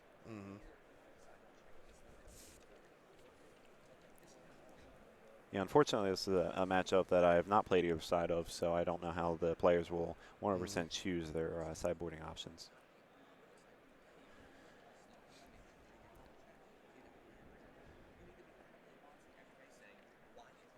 It looks like both are down to 6. Interestingly, Joseph had a Gaia's Blessing in his hand to easily put on the bottom. That was a snap mulligan if I've ever seen one. That's almost as good as the Oath deck putting a Gristlebrand or Niv Mizzet back on the bottom. You don't want that one.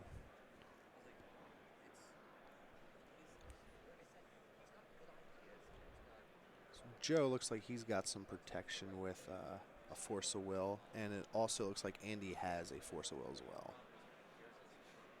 So for those of you who might not know who Andy is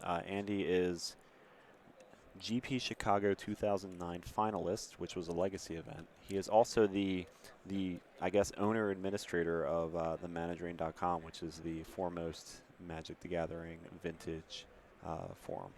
Does the Managing have a Discord yet? They do not have a Discord. No. There's other Discords that exist though. Mm-hmm.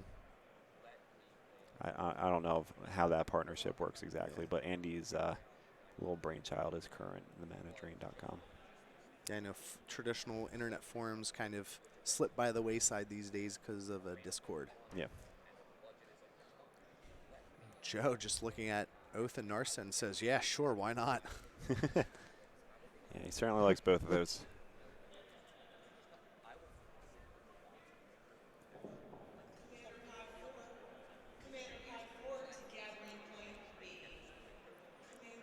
And it looks like we're playing a little bit of the same game as Yep. last game. And we're into the Narset sub game here.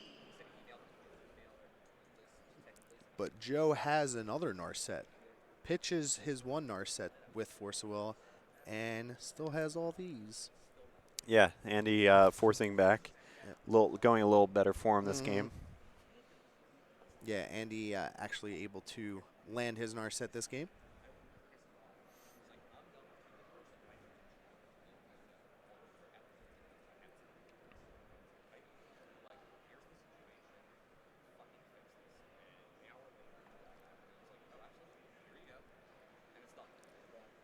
Andy with only one other card in hand, trying to determine what to keep. Interesting to note that he took Renin 6 here. Doesn't have red mana out, kind of like last game. Ooh. And chooses to strip mine. Andy one red source away from being able to strip mine lock Joe out of the game. Yeah, if he draws a fetch land, red land, maybe even like a Mox root. Well, scratch all that. You're on blue mana only now, bud.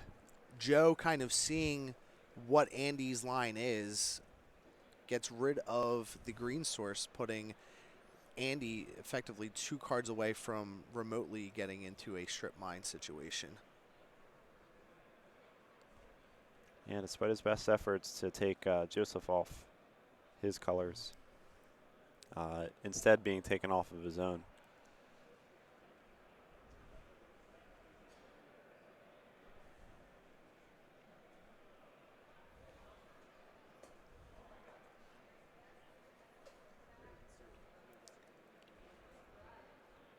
So Joe just looking to get Oko to turn on the Oath or a Orchard.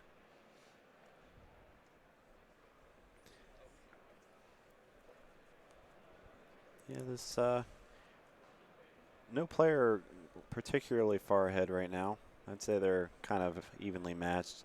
Both kind of looking for ways to more stabilize their current board positions. Andy stuck with a couple red cards in hand and no red mana. Well, let's see what you got. You got an Narset.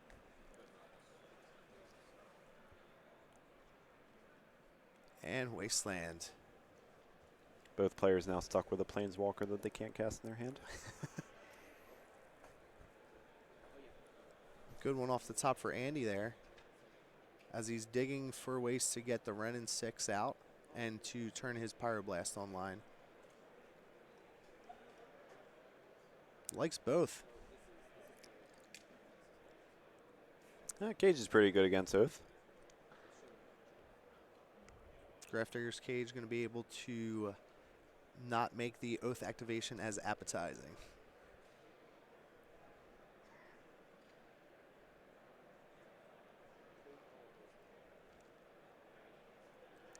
Andy is kind of basically digging for a way of actually presenting some sort of threat. It's really just disruption at this point. Andy's still stuck with just blue mana here. Joe picks up another Oath.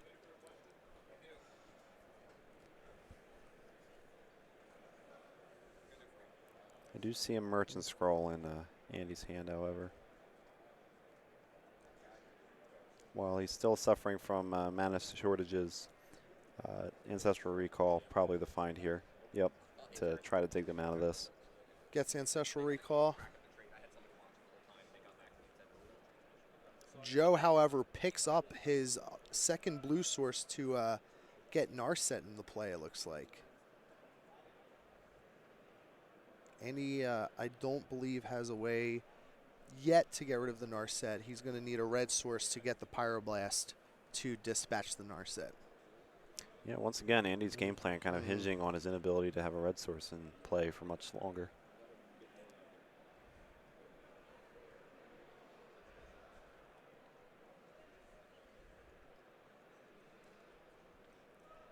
We enter stage 2 of the Narset subgame, where both players now have it. Ooh, and he picks up an Oko. That is the choice. The 1-2 punch of giving his opponent a creature and also giving his opponent a, or getting rid of his opponent's Grafdigger's Cage.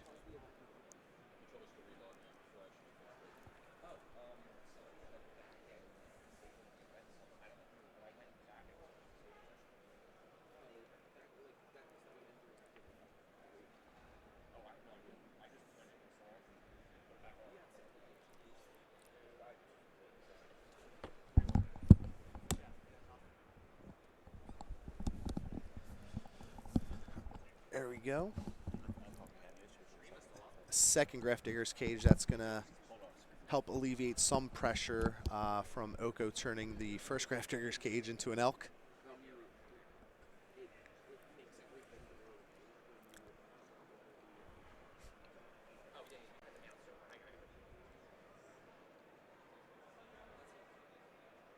Cycling his Ancestral Recall in response to Narset activation.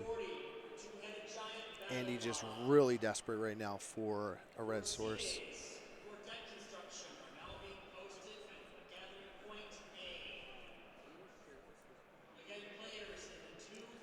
Looks like Joe is going to pick up a Pyroblast himself.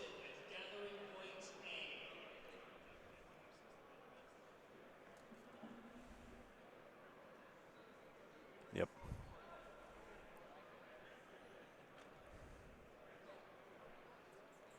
Yeah, Andy's deck struggling to get him any red mana. Yeah, I've been really surprised. Usually the 3-color blue decks are pretty good at having their mana readily available. Oftentimes you're only really playing Tropical Islands and Volcanic Islands in this case. And it just so happens that Andy's either been on one land, been on the basic land, or otherwise just kind of having a very one-sided mana base.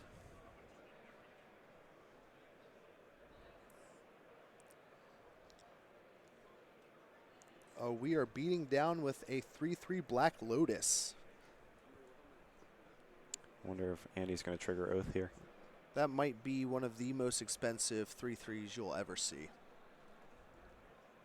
It's possible. It's certainly higher echelon.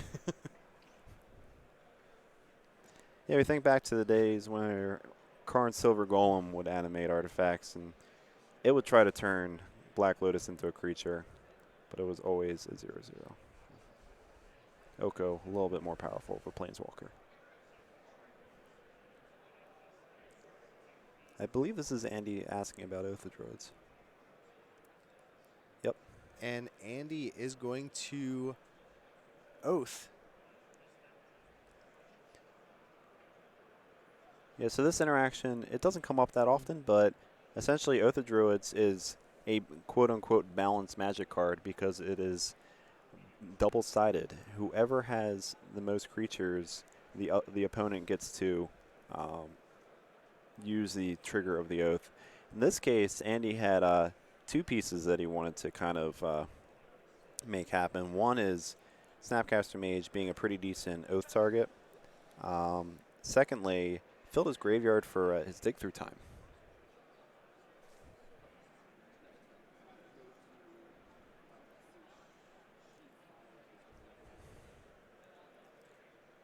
And Joe is not having any of those shenanigans with his Pyroblast.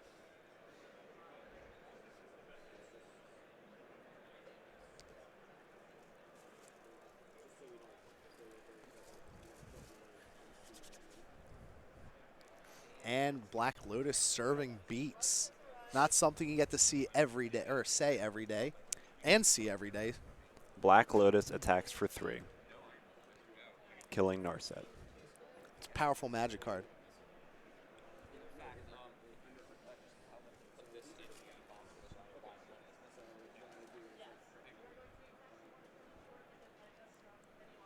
And we're going to make some food. It's about that time of the day.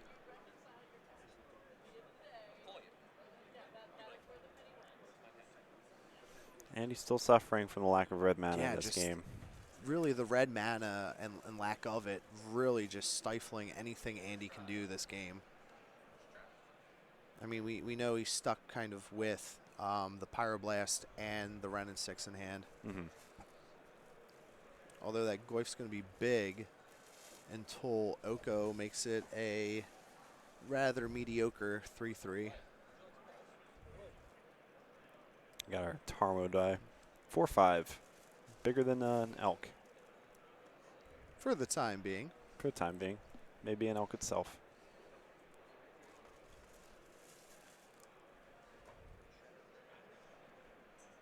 And Joe picking up a, looked like a Veil of Summer there. Looks like it. Green Elemental Blast. Useful against those counterspell decks. And, I mean, you're going to start seeing Oko really snowball this game out of control. Changing the die on Tarmogoyf, going from a 4/5 to a 3/3. Interesting, he also has an Abrade in hand if he just wants to take care of it and swing with the Black Lotus again. Yeah, I mean, we saw just the pure desperation, Andy needing to get that red source and of just cycling Ancestral Recall. How often do you even see that? Yeah, there's already today we've seen, okay, they choose to trade off. Black Lotus and Tarmogoyf both being 3/3s, trade off. Those were some expensive elks. Yeah, we've already seen through the power of Narset, Ancestral Recall for 1 card on opponent's turn. Also seen Cyrus Corman Gill cast Preordained for just Scry 2.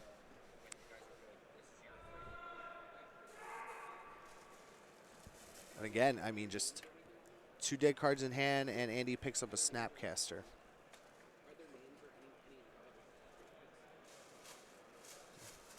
Yeah, Joseph's just really being the Planeswalker control deck this game. Doing exactly what Andy's deck's doing, or wants to be doing.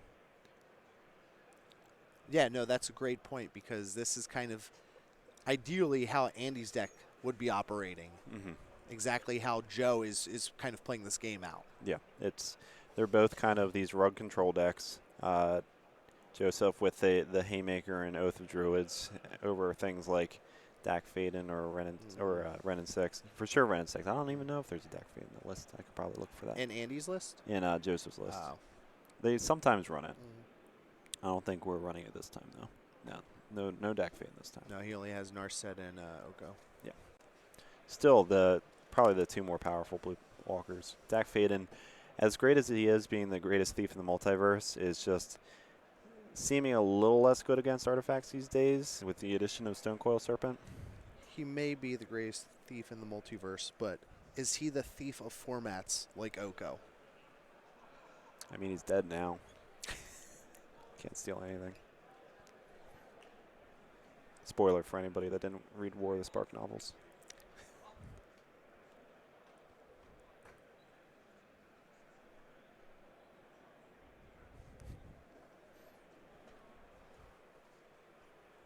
That cage is an elk.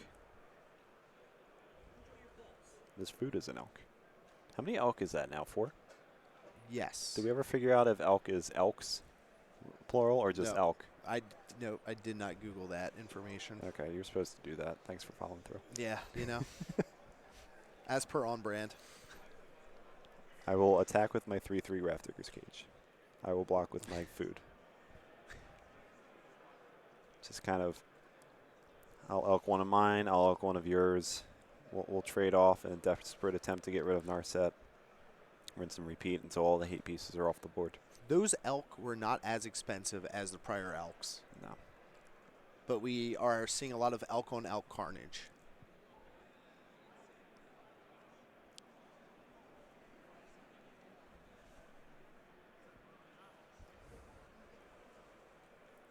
Chat letting us know that a group of elk is a gang, which is true. There's actually a card called Gang of Elk from Urza's Legacy. There we go. That cage is also an elk. Well, we've had a gang on elk or gang of elk here.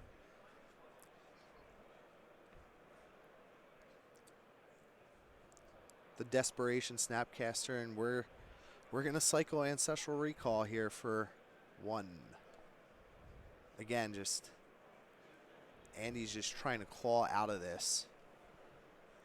It's amazing that Ancestral Recall was cast for 1 card both times this game. Ancestral Recall has been cast twice in this game and has only drawn 2 cards. 2. Incredible. None of which apparent. Although he has access to red mana now from a fetch land, but for a while it was really looking bad for him.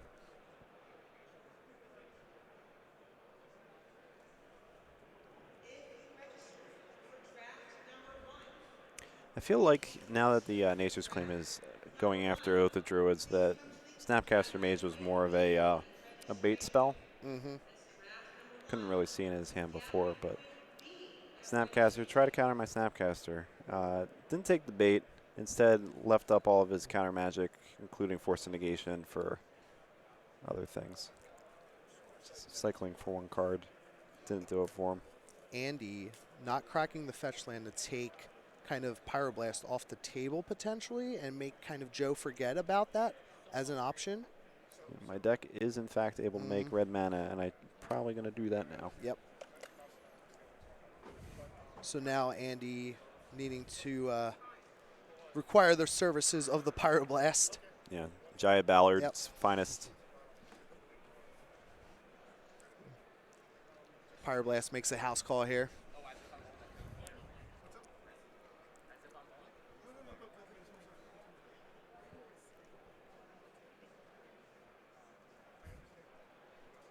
Again, Andy really trying to get the Oath off the table here because Joe is going to be able to run into a Grizzlebrand. Mm-hmm.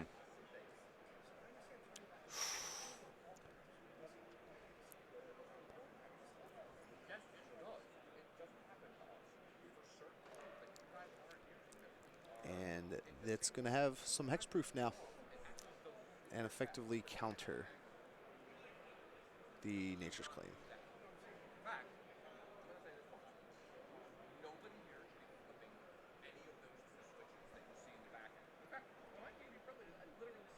Interesting.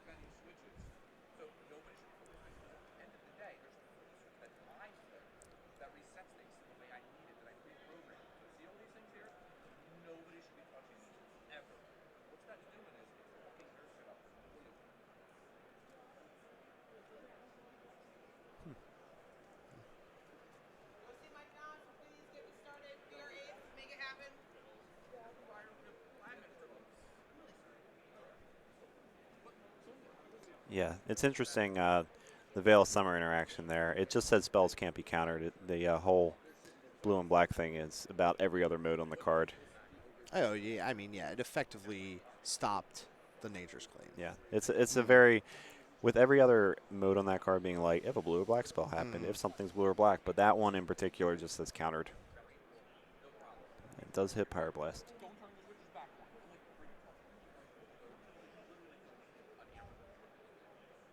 Also, you got to draw a card off of it because of the Ancestral Recall for 1. Narset's off the table, but I'm afraid it might be a little too late. Interesting that Joseph brought in Blazing Archon.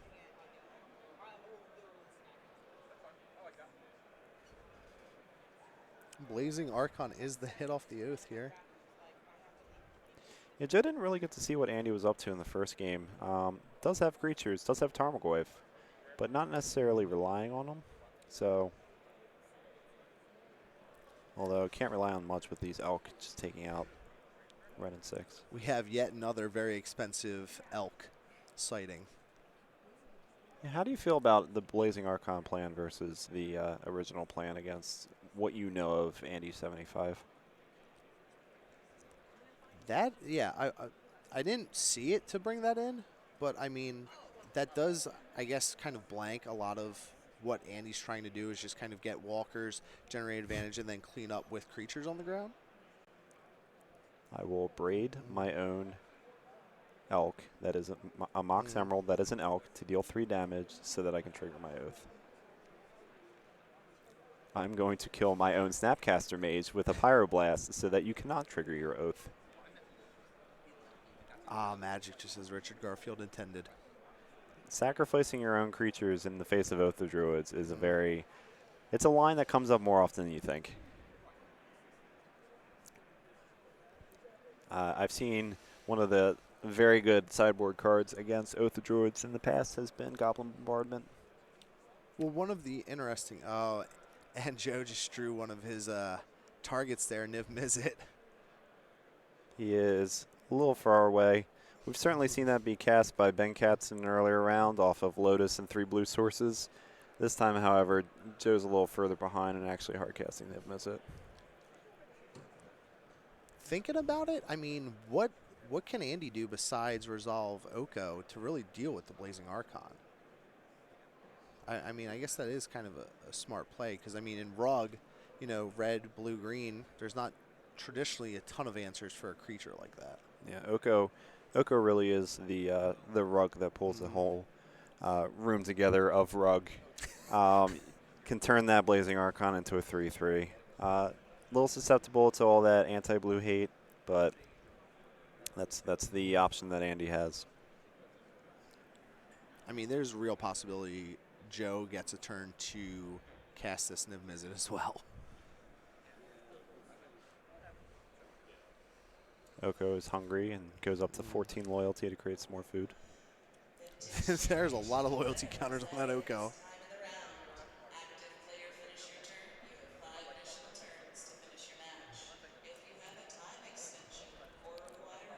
And we're going on a cruise to find some answers, hopefully. Yeah, now that Narset's not on the battlefield, after being on there for so long, Andy has a little bit of play in this game. Let's exile some stuff. Not draw cards because you have Force of Negation. And Joe's going to be like, no, that's just not going to happen today. Put the exile card in the other exile zone. There's also an off-camera pile. Wow, and Joe picks up another Pyroblast here. Again, just a real embarrassment of riches for Joe. That Mock Sapphire is an elk.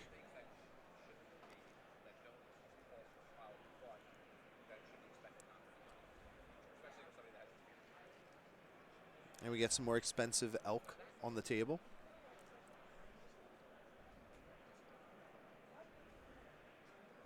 So don't let the results of what's going on here kind of weigh on your conscience as much, but what do you think is the best 3-color combination for the blue decks right now? Obviously blue being one of those colors.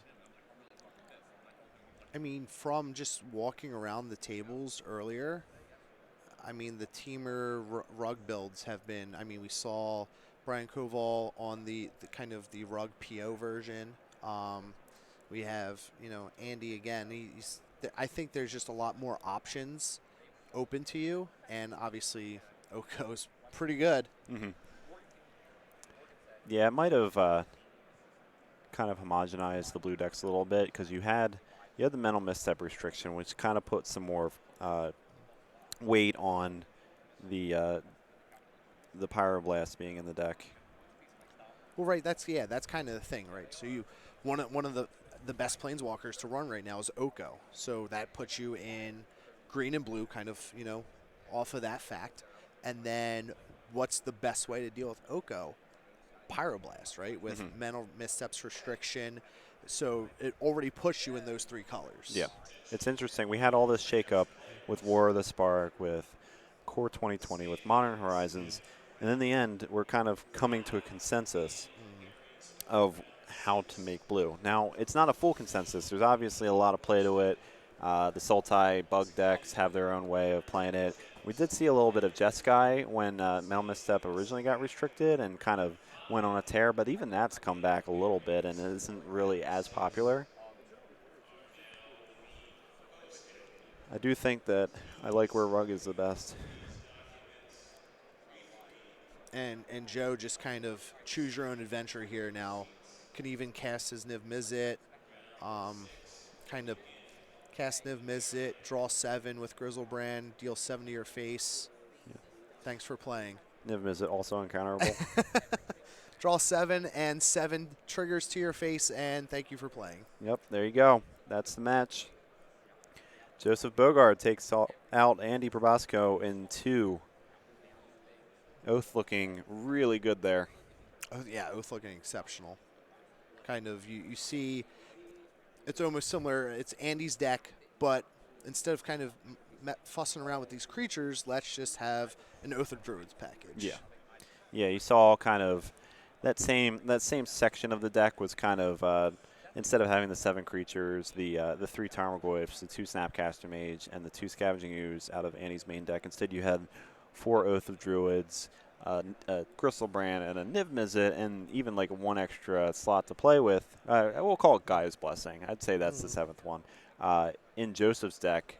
And having access to kind of like a Forbidden Orchard, although that didn't come up as much, but you just have the same rug suite of answers with Oko, with the Pyroblast and such, but you have such stronger creatures that it really just kind of made Andy's deck not look as good this round. Yeah, no, I mean, battling against Oath is really tough right now, right? The traditional thing would be, oh, well, I have Grafdigger's Cage. Mental Misstep got restricted. Awesome. But you have Oko, who's just like, well, your Grafdigger's Cage is now this 3/3 that does absolutely nothing and actually helped me trigger my Oath of Druids. And now I'm just going to drop, Grizzlebrand, Niv Mizzet, and now kind of just start to run you over. Yeah, players are really going to have to kind of hinge on more interesting ways of dealing with Oath of Druids because of you have this over and over again Beast Within of Oko Thief of Crowns. You could just the cages, the priests, all that stuff was just such a given against Oath, where you just like you present this threat or this disruption threat against our Oath, they have to get rid of it. It used to be so difficult because you had to run like these one-shot removal spells for them, and now Oko just sits there and just, I don't like that creature, I don't like that artifact, or just in the worst case scenario, just makes your own army to attack with. It's a very interesting dynamic that just Oko has done to just Oath. Yeah, let alone the entire format. Well, and that's how a lot of the blue decks, would prepare. It's like, all right, well, I have Grafdigger's Cage and I have Containment Priests that I can use because I get a lot of, I get to hit Dredge and Oath. But now Oath has this kind of over-the-top answer that's, oh, by the way, also furthering Oath's game plan that just slots nicely in there, and it just adds this really tough dynamic to, all right, now what can I use out of the sideboard? I can't just say, all right, let me jam, 0 to 4 Grafdigger's Cages, 0 to 4, Containment Priest or something of the like, and say, all right, call it a day versus Oath. Yeah. You kind of have to game it a little more now. Yeah, diversify away from Oko, and maybe rely on a few more, I hate to say it, but instants, even though like you saw Force Negation there, and maybe some enchantments. Like maybe that's the way to go, but again, that just plays into another axis that he was able to fight on with Force Negation and Pyroblast and such. There's just so many angles that are covered, and it's just all about how a particular game kind of measures up. Well, and the thing we saw there too is Joe didn't really, he could have played a lot of that game too without even hitting Oath, right? Just kind of Oko being able to control the board state and everything like that. It just kind of gives it this extra layer of, all right, my primary game plan's Oath, but now I can kind of start messing around with, extra Moxen and kind of start serving beats with Oko Elks. Yeah, that's very true. It was a very interesting game for sure. Unfortunately, not as interesting for Andy as he lost. But yeah, that was a pleasure to watch, even if it felt like a kind of Joe in the driver's seat the whole time. Yeah, that was not an excellent time for Andy. That was an awful pun. Which does not have the word elk in. I'm here for those bad puns. I'm here for it. Fair enough. Anyway, we have a few updates. Looking at some of the well-known names out there. For those of you who are Steve Menendian fans or Kevin Cron fans from their podcast, So Many Insane Plays, unfortunately, Steve Menendian got a loss this round. He was on Dredge. He was on Dredge, I know. big heartache for you. Mm. And but Kevin Cron, he got a W this round, so good for Kevin. Few other. There's one match out with an extension. Okay, right. so we're basically waiting for one match. That match took quite a bit to kind of play out a little bit. I don't know if we actually have time for a replay or anything. I highly doubt it. We're finding out though if we have one for you. Just kind of fill this air a little bit, see a little bit more magic. Yeah, so I mean, just after that and seeing kind of the numbers in the room, I think we're going to probably have, I would set the over/under at 3.5 for Oath decks and top 8. I think I'm going to 3.5. take the under. I'm going to take 3. Wow, way to prevent. I'm going to take 3 though. But I think from what I'm seeing, that's what I would set it at. You have this giant number, and then you're going to take the under. Yeah, I mean, You want me to take the self-serving. over in It's that? self-serving. Yes, I've- please take the over. I've been taking I've been saying diversity throughout like my time on screen. I'd say we're going to see more archetypes than not. If you're asking for 3, if you're asking for more than 3, is 4. So it would literally be Oath at 4, and then everything else is a one of, which is just I don't like that. I'd say it's still under. All right. Yeah, I mean, realistic. So over/under at 2.5 Oath decks. Under. No, there's no. I'd take the over on 2.5 for I sure. take exactly 2. Exactly 2. I think 2. No, I'm taking the over. I think it's too diverse. I think there are a lot of good Oath players out there. I think Oath is a well-performing deck, but also at the same time, there's well-performing decks in the hands of good pilots that are not Oko Oath. Like there's too many different variations out there of what people are playing. Like there's a lot of powerful cards. There's more than one home for Rug. You have Paradoxical Outcome Rug with Managorger Hydras. You have this Oath deck. You have what Andy was doing, which isn't always going to get paired up against Oath. I think Rug itself probably can put more people in the top 8 than just Oath. I don't think we're going to see any Dredge. Well, I think now Dredge you're is just going to get sad. shut out, yeah. Now I think you're Dredge just is going sad. to get shut out of top 8. I like Bizarre Baghdad right now. I really do. I I- mean, it doesn't look nice against Narset sometimes, but sometimes it does. We're gonna get a backup match starting from game 2 in just a minute. We don't have enough time to play the full match, but we'll start. Okay. We are going to get you a little bit extra magic. Have a backup match going from game 2, so we have one in the bucket. Spoiler alert, we are not going to have a backup match now. We're not? No, we are not. Okay. We are getting ready to pair and roll. Pair and roll. I love it. So if anybody at home has any questions for us, both big questions, little questions, I know not all of you are Vintage players, but you're still tuning in, and we greatly appreciate it. Once again, my name is Mike Noble, and this is Mark Horning. He's a Vintage champion. I am not. I'm just kind of here talking about green enchantments, but we're going to have a fun time with it. Don't let that distract you from the fact that Mike Noble, the year I won, I mean, you designed a lot of those decks in that top 8. I designed 1 or 2. I mean, if you go look at the player profiles, I'm pretty sure everyone was just saying, why did you play this deck? And it was Mike Noble said so. Okay. Yeah, I did look at that top 8 recently as within the last month to kind of like bask in the glory of my name being in the top 8, even though it wasn't me as a player. Slash Panther, baby. Yeah, that was a year of Slash Panther, and my power in the hands of Ryan Glacken made top 8 that year. It just wasn't mine. I had to work. So it was my power. It was my workshops. It was my Slash Panthers. It just wasn't me. So I feel a little warm inside about that happening, even if I couldn't be there myself.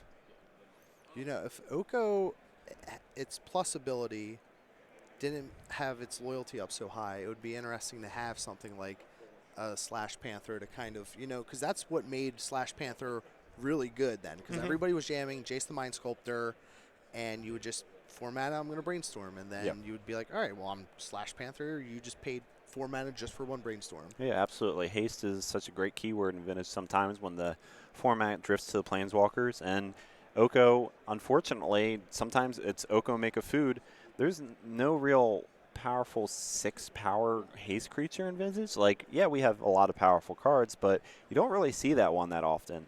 Like, the only deck that ever really does that is Oath, and Oath isn't even doing that right now. Yeah, So. I mean, you're not going to be casting a Ball Lightning to try to take down no go No. here. I mean, I'm a green mage. I'd be casting Groundbreaker, but that's just me. Oh, okay, yeah, fair enough. I mean, Uh, you could get the 7 then with Noble Hierarch. I could. This guy's the limit. Anyway, yeah, I mean, in the past, you've seen Oath run, like, the first Oath decks after Forbidden Orchard was printed were running, like, Razia, Boris, Archangel, and Spirit of the Night. Actually, it wasn't even Razia yet because that's Ravnica. Yeah, it was just Spirit of the Night and Akroma, Angel of Wrath. And then they got the upgrade to Razia, Boris, Archangel. It's all just 6-power haste creatures to the deck. Those were good times. Like all good things in Magic, we, start with simple creatures just getting into the red zone, and we, slowly, exponentially continue to see really powerful creatures, Yeah, which for is sure. cool and exciting. It unlocks a lot of different strategies and things like that. And especially with Planeswalkers, also unlocks just a lot of different strategies and techniques as well. Mm-hmm. Although I could do without the Narset subgame, me personally, but I don't really play a Narset subgame. I'm just not drawn to Narset decks. Like, the Narset subgame is they have a Narset, and I'm attacking with Vengevine. So, that's true. yeah, that's how I like to play my games. It is. I do like the fact, within recent times now that, we have survival popping up, fast spawn. I mean, it's still too early to tell if, it's kind of a mistake to unrestrict that, which I don't think it is personally, especially at this juncture. But, just the new evolving strategies we continue to see in Vintage. Mm-hmm. And I just hope, we continue to brew along and get some cool things.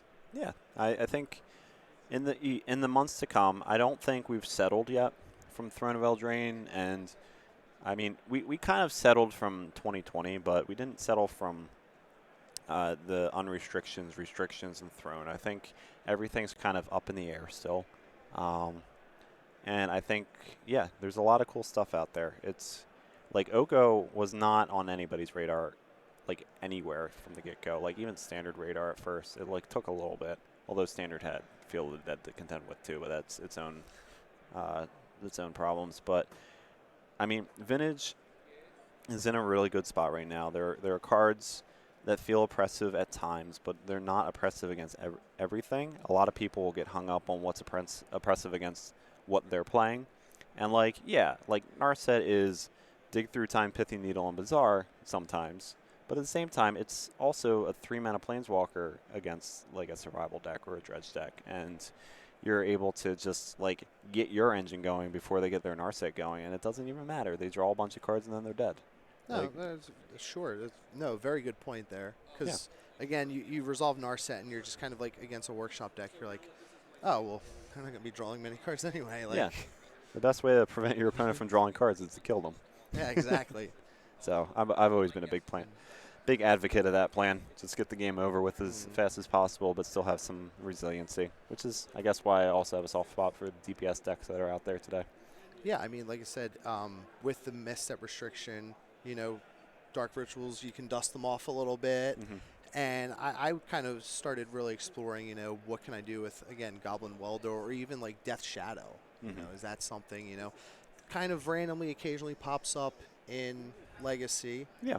But is that something you can even start to brew in Vintage and utilize? So, I mean, there's one of the things about Mental Misstep restriction is that whole like, what does Legacy give us? I know Turbo Depths is out there today. I don't know in how many people's hands, but it's out there. It's just like a budget option / like has a pretty good plan.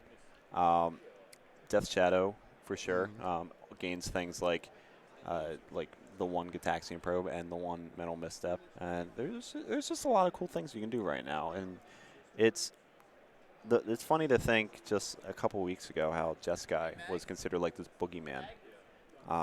It's just like, this is what blue needs to do, this is all you got, and then like all of a sudden it's just dwindled like in just a couple weeks, and then a couple weeks from now, like we're gonna have the results from this tournament, but we're going to see these tournament results impact Magic Online, and then we're going to see the results of those challenges impact the challenges for months to come, and I think we're just going to have a vibrant metagame for a little while. The thing with Magic Online that I find really fascinating is how fast the metagame moves. Mm-hmm. So before Magic Online, before Vintage really kind of being on there, it was, you would see, the results posted on the Mana Drain or kind of a lot of morphling. A lot of the old websites where you would come in maybe a couple weeks after the tournament, right? Now you just have this constant, action of being able to play, get this data, mine this information. Matt Murray, a lot of those guys they post, and they mine the data, and then it's just how fast the metagame reacts to that information is just it's a new way right now. Yeah. Everybody just kind of, and this is true for any format, where every format just kind of evolved a little bit slower without that Magic Online data, and especially with Vintage, is people were more stuck on what they were playing. Like, you had the dedicated workshop player, the dedicated dredge player, and that kind of thing.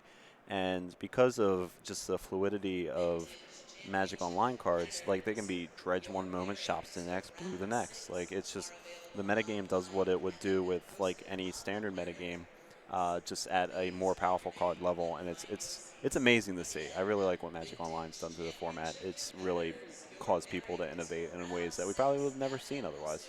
No, yeah, and even within that, it's just like, even if you stayed traditionally as a shops player or dredge player or Xerox player, you're getting this information, you're getting these results, and you're just able to really make those tweaks, the last 70 or the last 5 cards out of the 75, to really kind of account for where the meta is shifting to. I think it's kind of really a dynamic that traditionally a lot of Vintage players weren't used to, and kind of really forced to kind of think outside the box. And that's why you see, kind of the Matt Murrays, Brian Kellys, when they're coming with these off the, to us, it seems like an off the wall idea, but right, it's like they're just taking that data, analyzing it, and then finding just the effective solutions and answers for where the metagame's shifting to.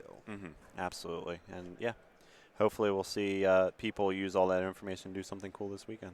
Yeah, I mean, we got the Crab Shack already. We got Crab Shack. We had all these DPS decks, which is something a little bit newer in people's eyes after, like, everyone said when Misstep was restricted that we'd get DPS back, but it didn't really happen right away, and now it's happening. And it's like, that's pretty cool. Yeah, I'm excited to see how this all shakes out today, for sure. So how many rituals do you think we'll get in top 8? Rituals? I haven't made any hard or fast numbers about the top 8 yet. I really, like, the only thing I got so far is diversity. I expect to and want to see diversity in the top 8. I was really worried about Dark Rituals from our first round because both Eric Virgo and Cyrus Corman-Gill, who are very good with Dark Rituals, lost their first round. That can kind of take the wind out of the sails of most players, but they both rallied back. I believe they're both undefeated since that happened, which is kind of incredible. I would like to see. I don't know if Dark Petition Storm deserves the 2 slot, because I know somebody, like, as much as I say diversity, something's got to repeat. I don't think there's 8 good enough decks. Like, there's probably 6 good enough decks, but I don't know if Dark Petition Storm is the one that gets to repeat. I think there's going to be one in the top 8. Just one? Yeah. Yeah, that I'm kind of at like this, like 0.6. 0.6? I feel like. We have to use integers. You're probably going to see one in there, but I'm not like super shocked if you don't see one in there, because I think kind of going into this tournament, the underlying logic's like, all right, there's no more misstep. People are going to be bringing rituals. I think that's kind of the deck people were preparing for, and I think they weren't necessarily kind of as ready for maybe some of the, Oath decks, especially with Oko, since kind of being newer.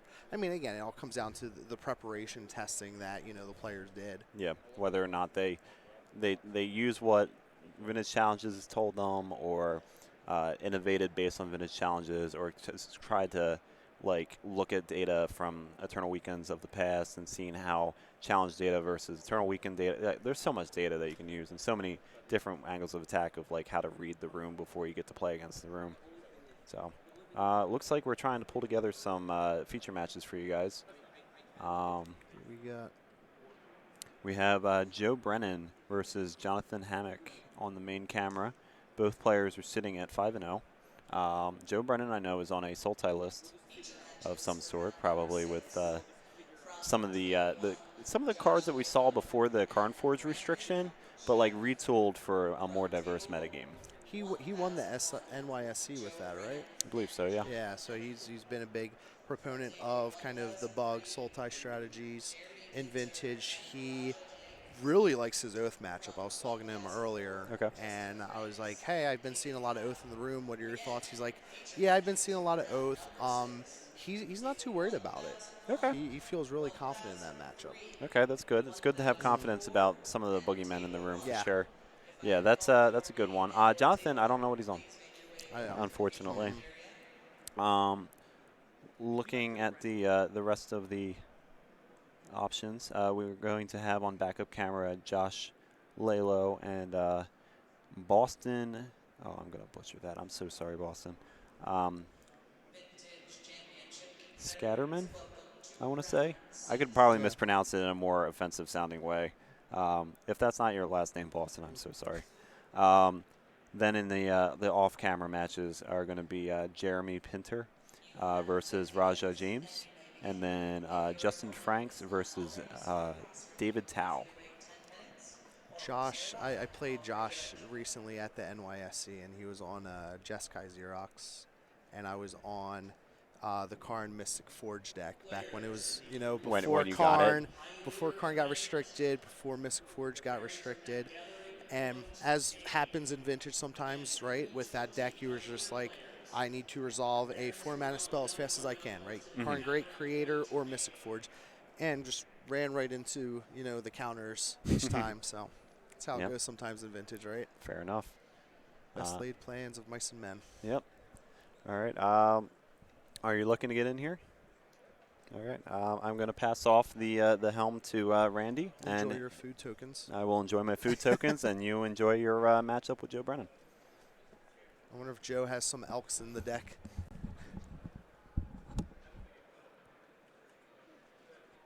Stuck on camera as lunch arrived. I will not be getting any food tokens currently. No food tokens for me.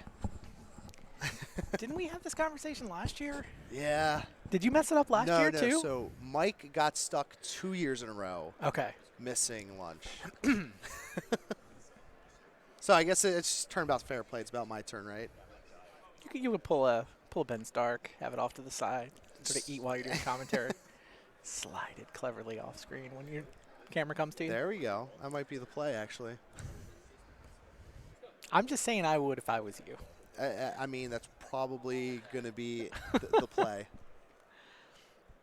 Reed, do you know if it's which match we have on camera? Is it Joe? Yeah, Joe Brennan. Okay. Joe Brennan.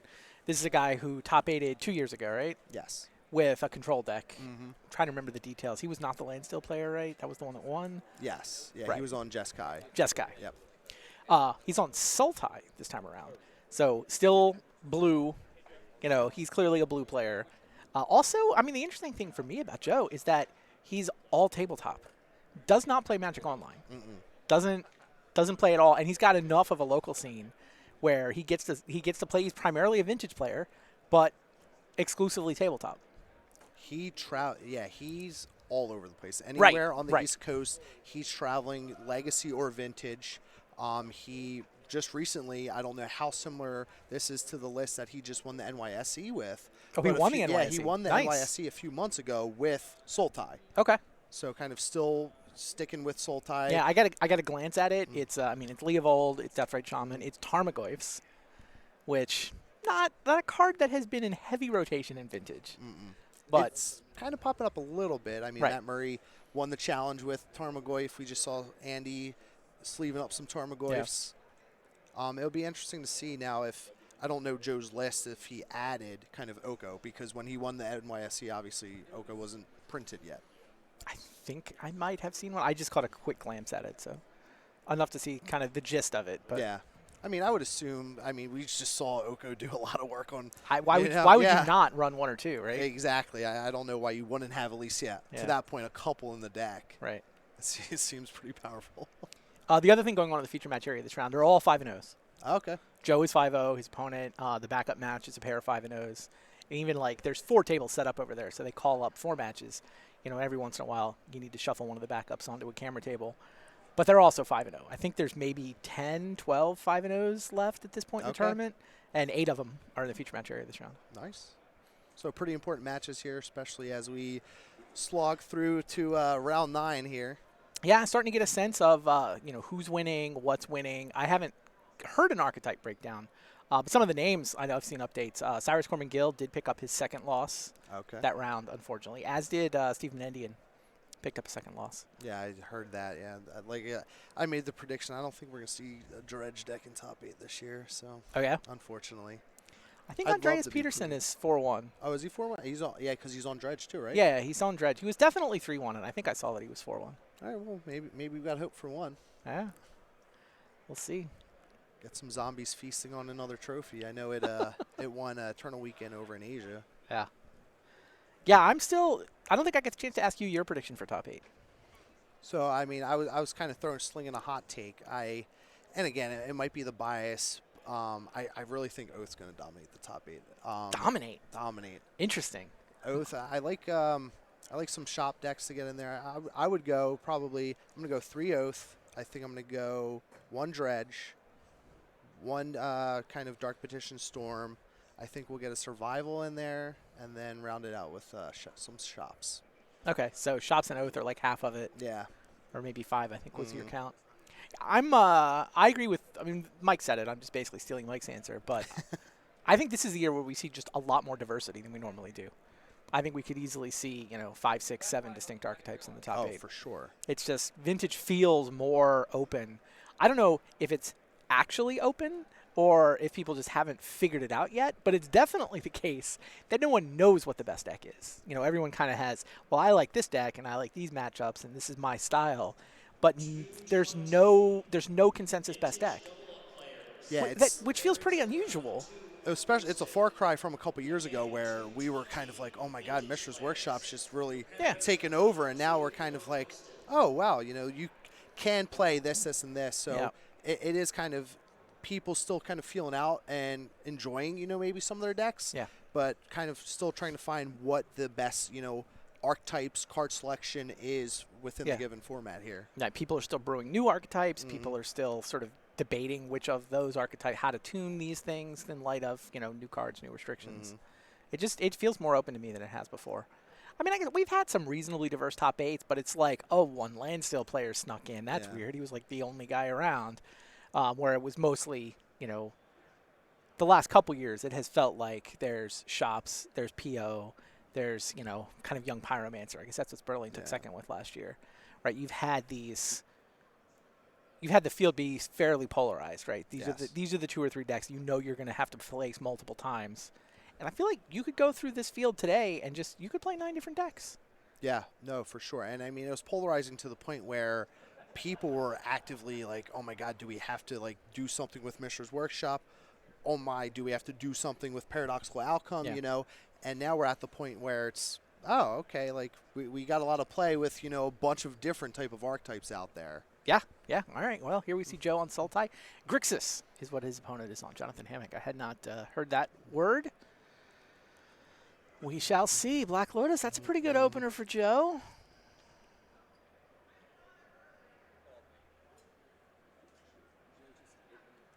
We got to, bluff the storm count here. Black Lotus, Tarmogoyf. Look, it's a 1/2. There's an artifact. Yeah. It's interesting. Of course, there was more coming. Wonder if he's got green and 1. Does he have a Sylvan in his list? He might. Second Tarmogoyf.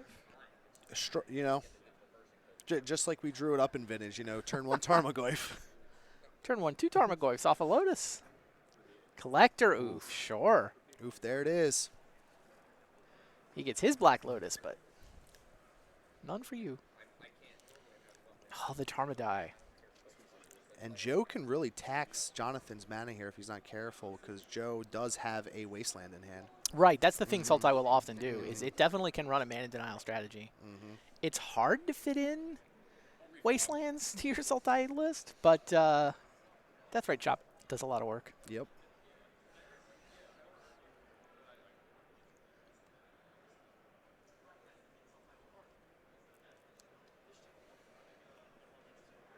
Tarmogoyf and the Oof go into the red zone.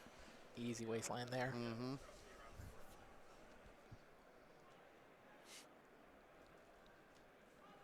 Vamp Tutor. I see looks like a Mana Crypt in Jonathan's hand. I'm wondering if we might see some sort of setting up of Tinker here. It'd be a lot easier without a Collector Roof in play. Yeah.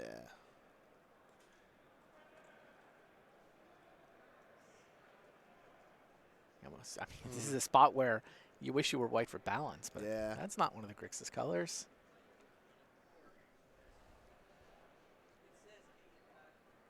Yeah, I don't have Jonathan's full list. Hmm. Is that posted in there? No.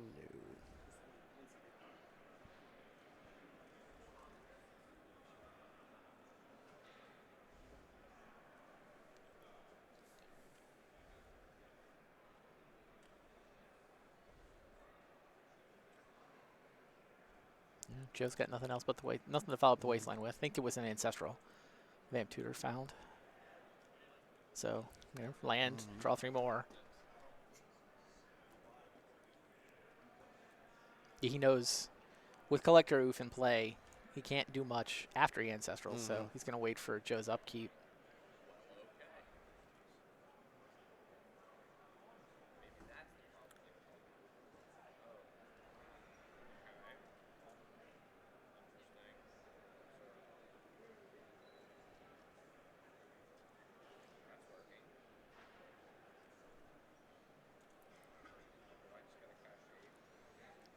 Haven't gotten a good look at what's in Joe's hand. Yeah, I haven't quite seen that. No, it's just fetch land go.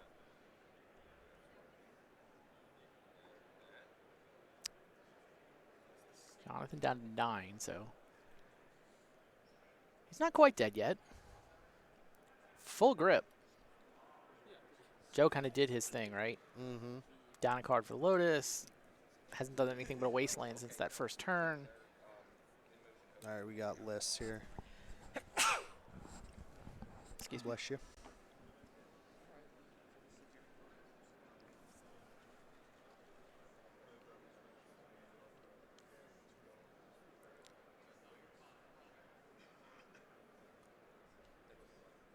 Wow.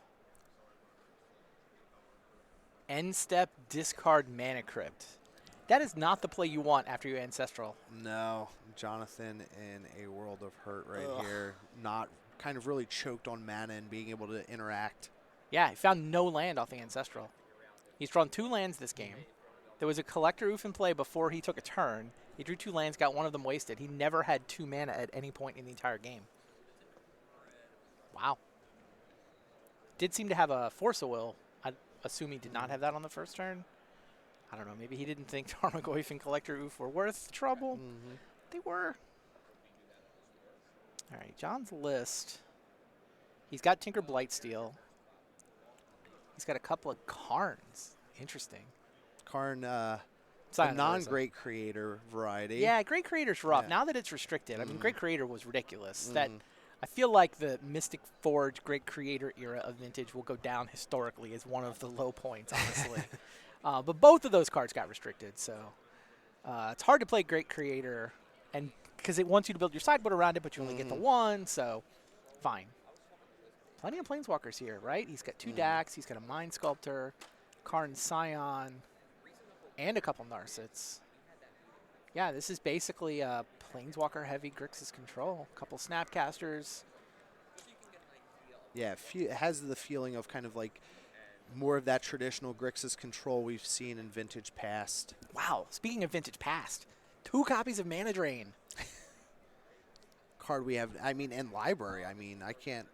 A lot of the decks just don't even play Library of Alexandria. Yeah, I mean, Library's just starting to get cut finally. Yeah. I mean, I feel like I gave up on it, 6 months ago, maybe a year ago. But yeah, Mana Drain hasn't been around, and I keep wanting it to be good, but it's tough. Knight's Whisper, another card. It's hasn't quite seen the light of day in a while, but Knight's Whisper was in the winning list last year. yeah, but I mean, you don't see it that often in this metagame. No, it's Yeah. if you're dedicated to card advantage, it's sort of I mean, it's A 2 for 1, a thing you can do for 2 mana, right? Mm-hmm. Moxen 1, off-color Moxen, a fetch land, however you like it. Yeah, I don't mind that. The only issue with Night's Whisper for me is all the Narcissist that are running around. Mm-hmm. And this list does not have Pyroblast main, right? It's on 2 Lightning Bolts, which, to be fair, will normally kill a Narcissist. It's 3 Pyroblast in the sideboard. Interesting. Yeah, this is just decidedly not broken. It And is Planeswalker yeah. heavy. Just let's play a control game. Let's play an attrition battle. Yeah, right. And that's, with the Karn kind of serves just like, I'm just going to grind you out. I'm just going to get, extra cards here and there, and really try to just grind the game to, get them to play on their axis. Yeah. Wow, is that a Subterranean Tremors main? Yes. That's the creature removal spell? Sure. Interesting. Yeah, I haven't quite seen this list. I mean, all the individual cards kind of make sense.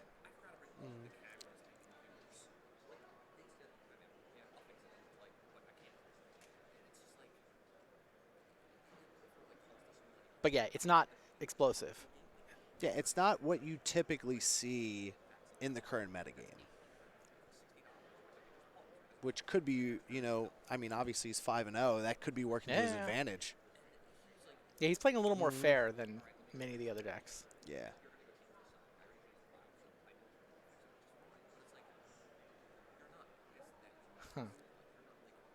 Flashed a handful of boxes, I think. I couldn't quite tell what that exchange was.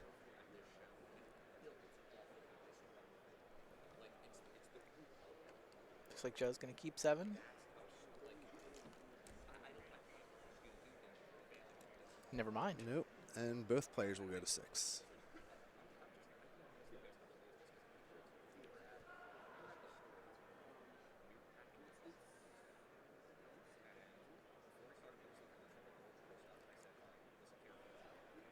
Yeah, Joe Brennan's list had 1 Oko.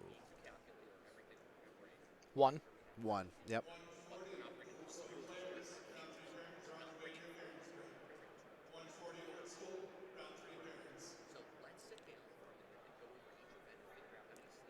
Joe also had another card we haven't really talked about that's new. I'm not sure if you and Mike did. Brazen Borrower. Wow. We did not. Kind of a spicy new one. Overall, it balanced utility.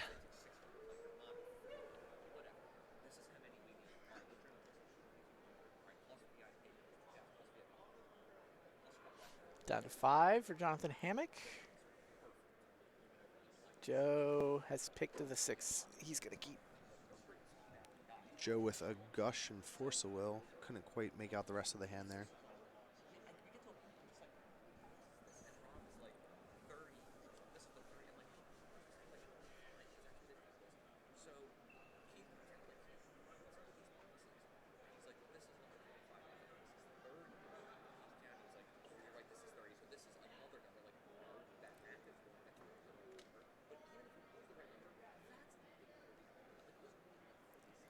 And down the 5 for Jonathan. Let's see. He has Force Blue card as well. Looks content to keep. Deciding what the second one to put back is. Looks like Joe Brennan also has a Leovold in hand.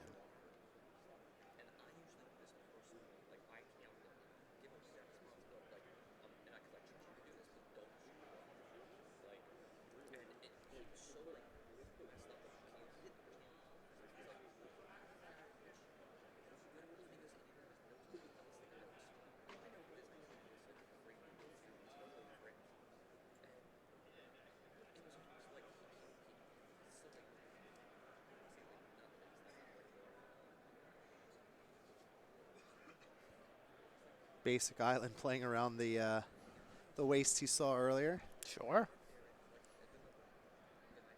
Not interested in getting into that exchange again.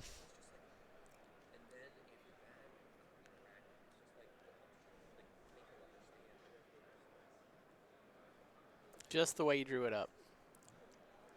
Actually, even better. Normally, you wind up fetching for the underground and the off-color mocks. Mm-hmm. But the Jet lets him do this off a basic island. Even better. Really helping mitigate some of that mulligan. Yeah, for sure.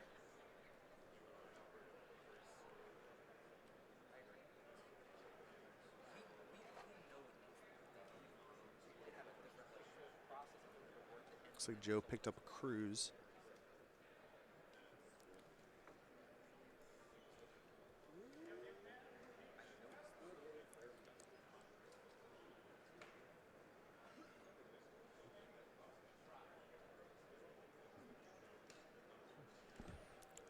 Assuming Ancestral? I assume this is Yeah. Ancestral. Yep. Pulls it up. Also, kudos for calling the card See, Ancestral. like, yeah, You're exactly. learning. I'm learning. It's great.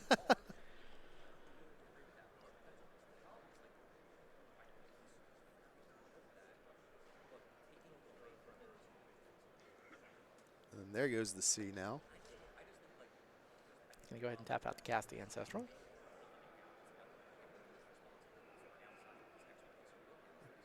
Joe theoretically could fight over this, and it looks like he will. Yeah, I mean, John invested a lot in it. Mm-hmm.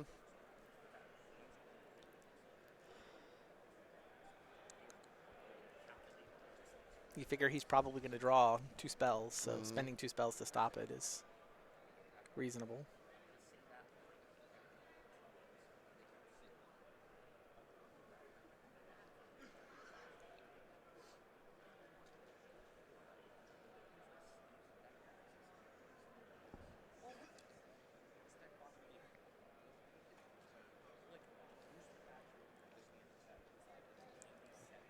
Wasteland pass for Joe.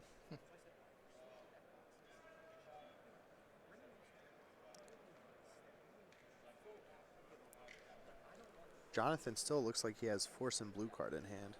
He cannot find land. This is the second game in a row where he's Ancestral and then missed his land drop on the next turn. Well, yeah, Ancestral was countered, so. Oh, Leovold.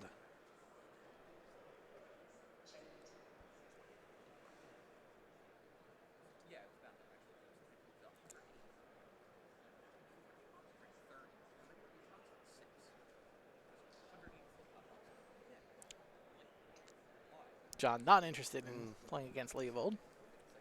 Force and looks like with a Spell Pierce.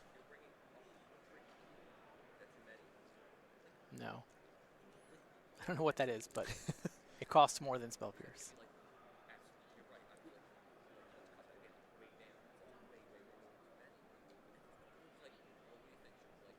Oh, Misdirection. Misdirection. It's a spicy one.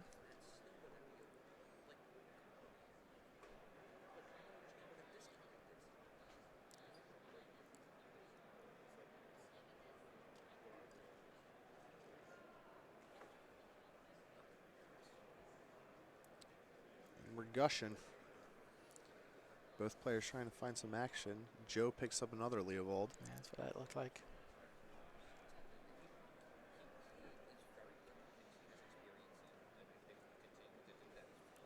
And Leovold's going to come down. Yep.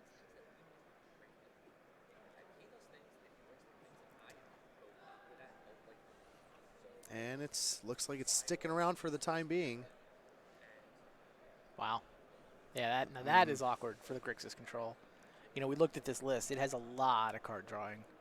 It's got Knight's Whisperer on top of the normal preordains. It's got a Treasure Cruise. It's got a lot of stuff that Leovold turns off. Mm-hmm. And again, like a prior match we had earlier, Jonathan needs to cobble together a red mana source here and maybe run into a Lightning Bolt or a Pyroblast here. Yeah.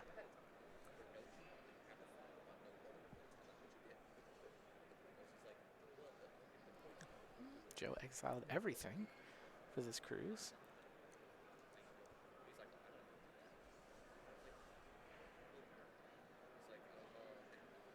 Deathrite Shaman, the little 1 mana planeswalker that could.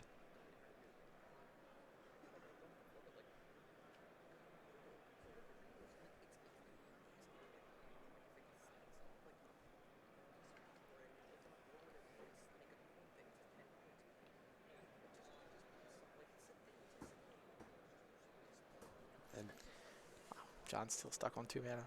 Yeah, not looking good on Jonathan's side. Just missing these land drops. And no red. Right, you got the basic out of Wasteland Fear. Mhm.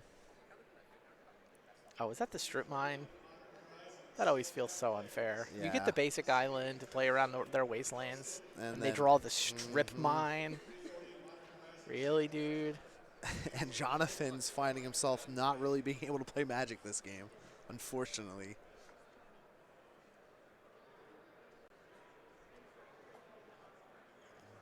Oh, sure. Karn? Yeah. Joe says you will not be drawing anything. Yeah, I mean, Karn and Leovold are a little redundant, but whatever. Karn is a draw. Oh, Narset, yeah. Sorry, that's what I Yeah. meant. Wow, sure looks like Joe's going to 6-0, doesn't it? Yeah, I'm struggling to cobble together a line for Jonathan, looking at his list. That would really get him out of this.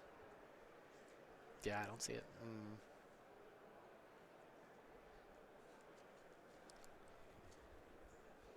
I think Jonathan's also having the same struggle to piece together what line to get out of this mess, too. Oh, the card disadvantage tutor.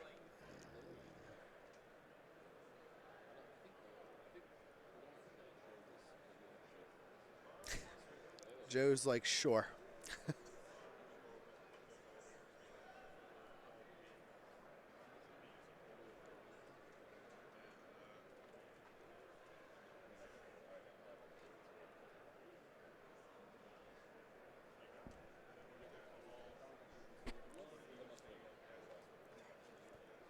Yeah. There's the hand. Joe Brennan, 6-0. Had an Assassin's Trophy ready for whatever. Had a Force of Will. Had the better board. Yeah, Jonathan just really not being able to cobble together mana sources kind of really took him out of the game there. Yeah, I mean, he mulliganed and then got his Ancestral countered. That certainly isn't the way he Yep. wanted that game to go. And then getting Wasteland and a strip, Yeah, yeah. Still totally in control of his own destiny at 5-1. Mm-hmm. I believe it's 9 rounds, so Joe might only need to win one more. I Yes. think we're on the low end of player count for 9 rounds. Like, we're over 256, but we're not that far over 256. Yeah. So, Which means you might see 7-2 make it. Right? You might see 7-2 with good breakers. Like, you get to 7-0, then maybe you can afford to go lose-lose Yeah. if you can't find somebody to draw with. And, I mean, Joe's putting himself in that position. There's not going to be more than, a handful of undefeateds left after this round, maybe half a dozen-ish. Yeah. We So, have another almost deep run half from of them him. over in the feature match area.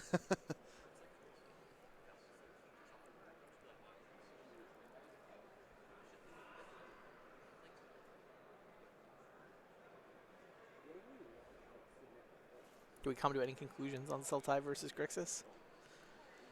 I mean, a little rough. I mean, again, I think based off the draws there and the mulligan, but between Leovold and Narset, and Right. then what the Grixis deck's trying to do, draw cards, it seems a little rough. Yeah, I think when you play Sultai, Yeah. this is actually the matchup you're hoping for. Yeah. Right? You want the blue control deck with just way too many card drawing spells. Mm-hmm. Right? Between Narset, like you say, it's not just Leovold. Like, that was true even before Narset, even Yeah. when it was just a Leovold Wasteland deck. You're like, yeah, give me the, 3-color controlled deck with extra card drawing in the form of Mhm. Night's Whispers or whatever. Yeah, I think that's what Joe's trying to make a living feasting off of, and And then, he yeah. did it there. Those were not close games. No, and Narset just puts it way over the top, too, Right. because, like you said, traditionally it would just be, all right, I just got to deal with these Leovolds. Right, I have a But- 3/3. I probably have 7 turns before it kills me. Yeah. But now with, pairing that with Narset, it's kind of brutal to Right. have to deal with all of Narset's that. like, okay, I don't get to draw extra cards, but you do? And specifically off that thing that's wrecking me with its static, it's also going to give you a dig-through time? Yeah. No, you're still, Narset's still also actively drawing you into more, answers for, if they try to answer Leovold or the Narset. So, Yeah. yeah, that seemed very heavily skewed to Sultai routinely winning that matchup. Yeah, it's weird. I don't know if that Narset is the most powerful unrestricted card around, but it feels that way sometimes. Yeah. Right? It feels like if you were going to restrict something else, I don't know. Narset would be near the top of my list. Yeah, It's not just the thing is, it's not fun. It's so unfun to play against a Narset, and playing with it is just I don't know, so straightforward. yeah. I mean, it just kind of slots in right to every blue deck. and Right. it goes counter to what every blue deck is doing, Right. drawing cards. It's omnipresent Yeah. of hosing the blue decks and saying you just don't get to play. Magic's more fun when people get to play their spells. Yeah. No, I mean, but there are cases where Narset just does nothing, like against workshop decks. It's still a dig through time. Yeah, I mean, but I don't think it's as powerful there. It's not as oppressive there. I think really the static ability is what really makes it kind of. No, right, but Yeah. dig through time costs more than 3 against workshops typically. I mean, I still could theoretically if they got sphere effects in play, things like that. But Sure. I'm saying it's not like it's dead in those matchups. Oh, it's still no, a no, card yeah. drawing card. No, it's still Planeswalker theoretically. It gains virtual life because the workshop player has to Right. swing in, try to kill it. But it's definitely not as powerful in there. Whereas like some of the other cards in past were just really overpowering versus all the decks. Chat's talking about how you have a creature in play, you can kill Narset. Who played creatures? It's vintage. There's no creatures. I mean, we did see a pair of Tarmogoyfs on board. The past 2 matches. And honestly, Narset may be the reason to go Sultai. Like those Tarmogoyfs do good work attacking planeswalkers. One I actually do think there's so many good planeswalkers at this point. I mean, at some level, that's what planeswalkers have done to other formats already, right? Standard, modern. The game. One of the biggest ways the game has changed since the 90s is the fact that planeswalkers make on board. Like the game is now played on board instead of being played in your hand. Yeah. You play old school and you feel like the game is a lot of the time the game is in your hand. It's the grip full of counter spells. Who's going to blink first? Kind of a game. Planeswalkers definitely have already broken their paradigm in most formats. It didn't feel like they had in Vintage. Like Vintage is still about the ridiculous spells from the 90s. You have a creature in your deck. It's a Blightsteel Colossus or a Monastery Mentor or something. There may be enough planeswalkers at this point that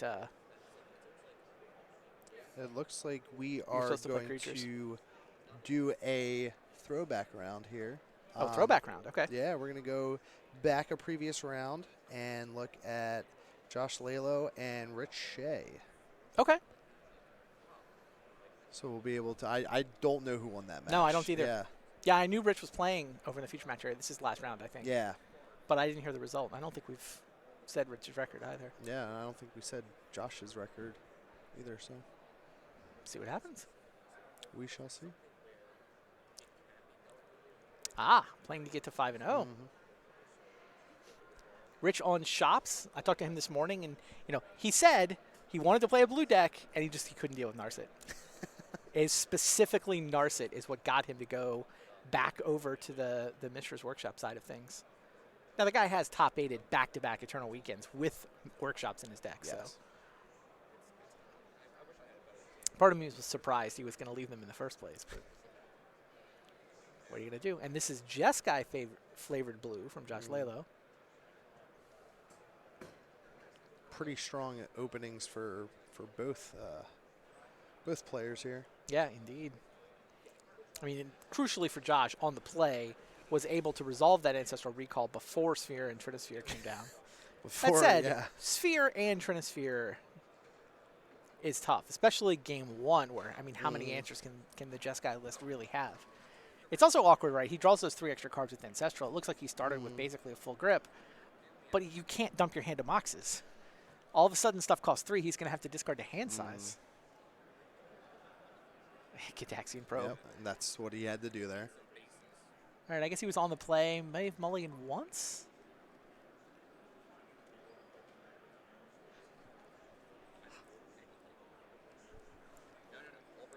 Jeez. And now we have How big is the Serpent? 4/4? 4/4. Quite the clock for Yeah, Josh to dig 7 out power. of. Yeah. 3-turn clock.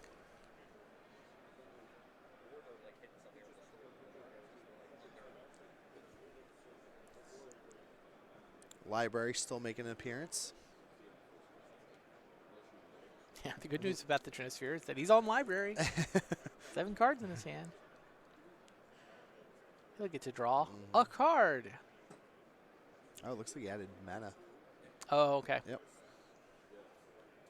Interesting. Just wants to get a blocker down. Potentially trade with the Foundry Inspector, I guess. Yeah. Never mind. Shay says that will not be trading with anything. And I think that actually takes a full turn off the clock too, right? Next turn he can attack with Ballista, throw the Ballista token.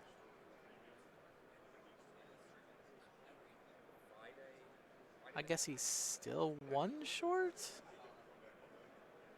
Never mind. Yeah, No well, longer yeah. one short. Has to sacrifice the fetch land.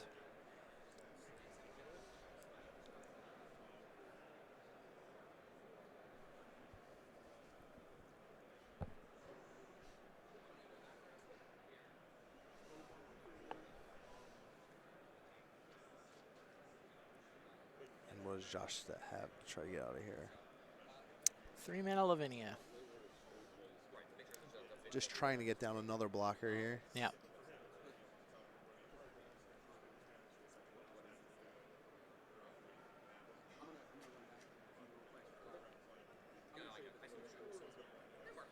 You see Rich with the shrug. Like, Yeah. Whatever. I think you just attack into it, allow the trade.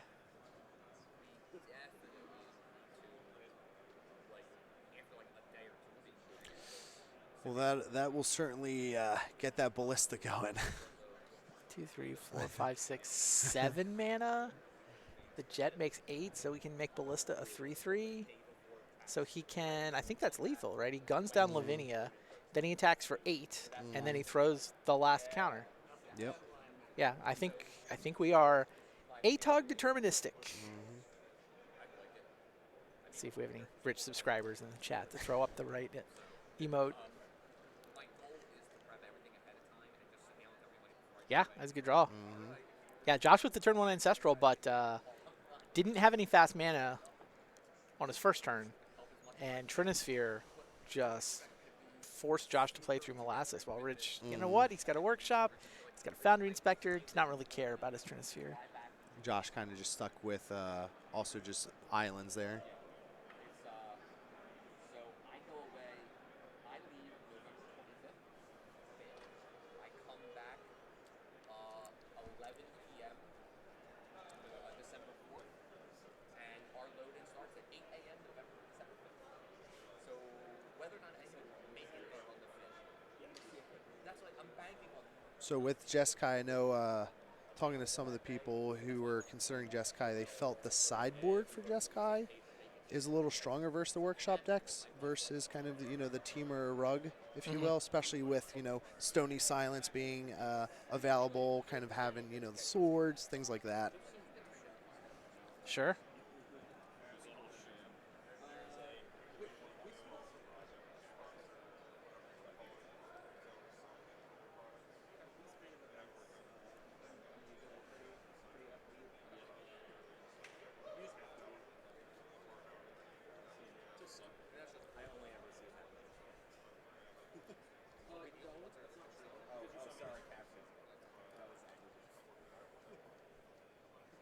Josh being on the play always advantageous on the play against a Workshop deck. It was on the play last game. Yeah, but I mean, you still want to stay on the play, ideally.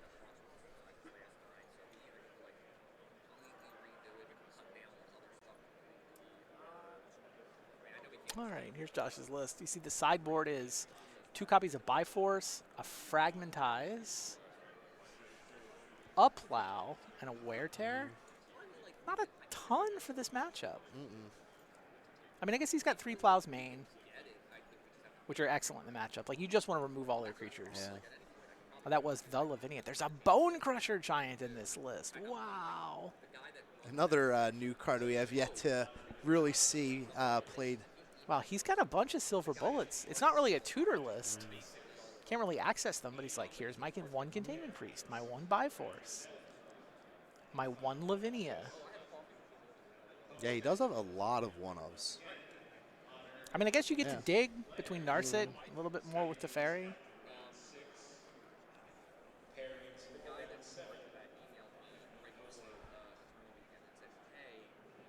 I like the giant. That's pretty cool. But yeah, like you said, looks a little light for workshops. I mean, it helps that he has a Biforce in the main. But that also is some way we can be like, all right, Matt, you also now need an extra. Like, we'll pay for it, but you need to fucking. Yeah, and you see Rich. Pretty typical shops list for nowadays. I guess he does have the Karn Great Creator. That's maybe the most interesting piece I see here. He's got City in a bottle to go get out of the sideboard too. That's good times. Grafdigger's Cage, Pithing Needle. Sure. None of the Mycosynth Lattice shenanigans. No. But, I mean, now I guess enough of his sideboard cards are artifacts anyway that The City in the bottle is pretty cool. that's some good tech.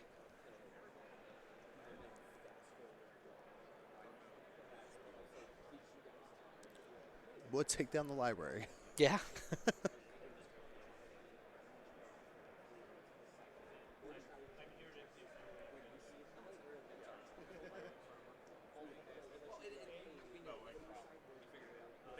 Jeez. And Rich Oh, just no! unloads. Wow. Stonecoil Serpent for 3, 6, 7, 8, 9, 10. That was a 10-10 Stonecoil Serpent that Rich Shea was going for there. How good do you have to feel if you're Josh right there and get to do that? That's Wow. ridiculous. What a feeling. Yeah, had the Mind Break Trap. That's what, I mean, Mind Break Trap against shops is in there for the turn one where they dump all their artifact mana and then do a big thing. Now, Josh did not get to ever tap his library. Like the one bad thing, you're on the play, so you only have 6 cards when you play turn one library. He obviously had to spend one there, and then he wound up forcing Willing on the next turn. But yeah, Josh has been able to survive to get 3 mana in play. Rich has approximately nothing going on so far. Yeah, the only thing Rich can really do is start serving with the factory here.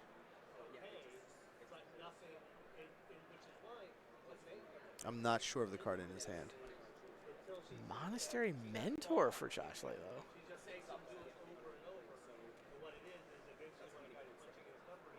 Huh. Trinisphere's a little late. So, okay, so here's my question then is this something that And Sphere.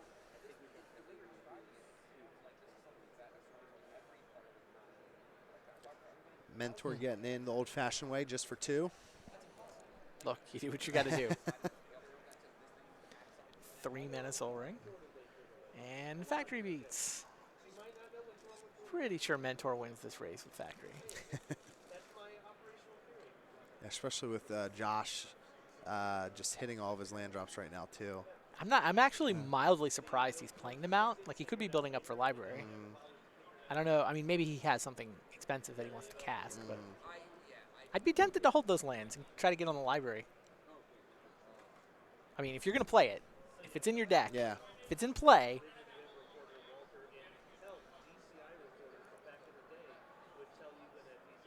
all right, he had a use for all 5. Looks like. Oh, yeah, Ooh. that counts. Yep.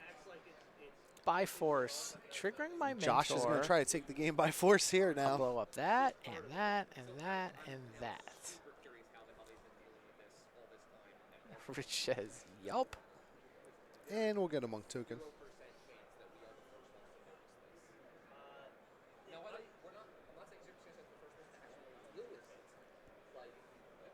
I'll say it's non-0% chance that we're the first group.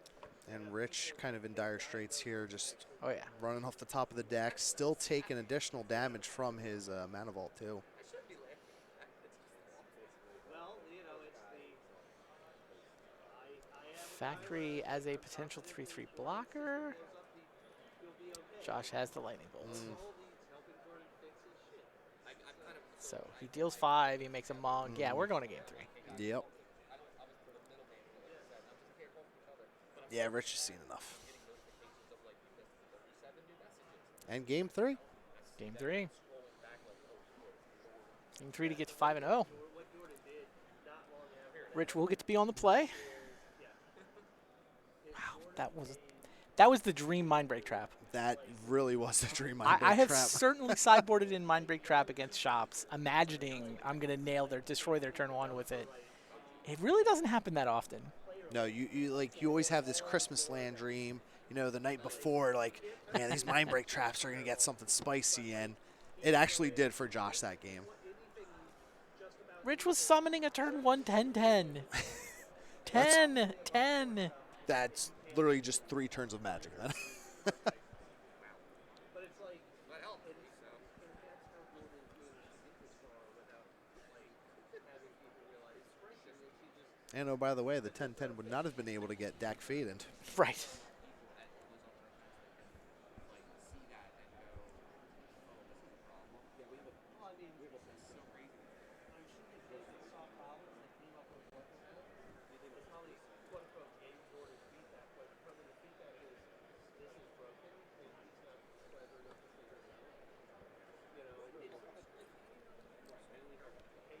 Like, don't get me wrong. Every software developer ever, and I used to do this myself, when a bug pops up, you're like, oh, okay, like how that happened. You have to go diagnose it. Like, even so, the basic functionality, like something happens, not necessarily a bug, but like, how do I describe this? The flow of like an algorithm, and if it does something it shouldn't do, at least have an idea of like, oh, it shouldn't do that, but I know why. And to investigate like where it is and change this code a little bit. But when it doesn't do Game 3, Rich has got to feel pretty good being on the play here. For sure. he just doesn't like players events being mixed together in a export file. oh, they haven't figured that Like, out. what's stupid inside? That is a really And the players draw their opening 7. that one. I'm just like, Yeah. okay. Academy draw for Rich. And Black Lotus. Wow. Oof. And a sphere, too. That's pretty spicy to open with. And Josh going to... Oof. Rich has got to feel pretty good. Well, depends what else he's got in Yeah. there. What is that card? Looks like a wasteland. Sphere, Academy, Yeah, Sphere. Lotus.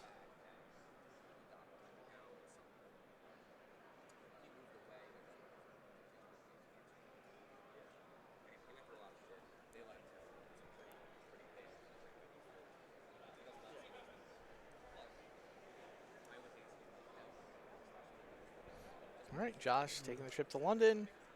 So he's going down to 6 here.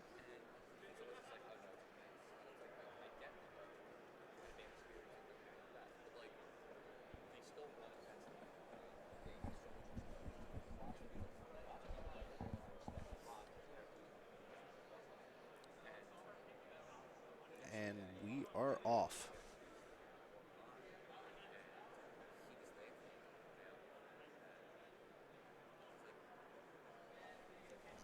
Rich opens with 1/1 Ballista and Sphere of Resistance.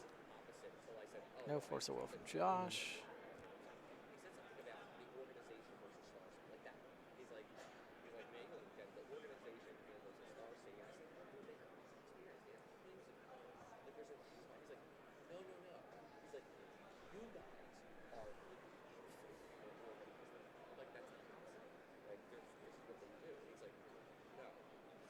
Basic Island from Josh. Looks like he has a Mox as well.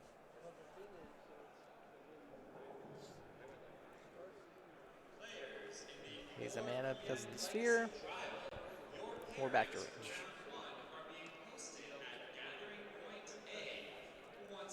Ballista turned on the 20 turn clock, or 18 turn clock. Yeah, I mean, Sphere is reasonable disruption, but Rich is going to need more than just that. It's not the most exciting Serpent I've ever seen. It's a 2?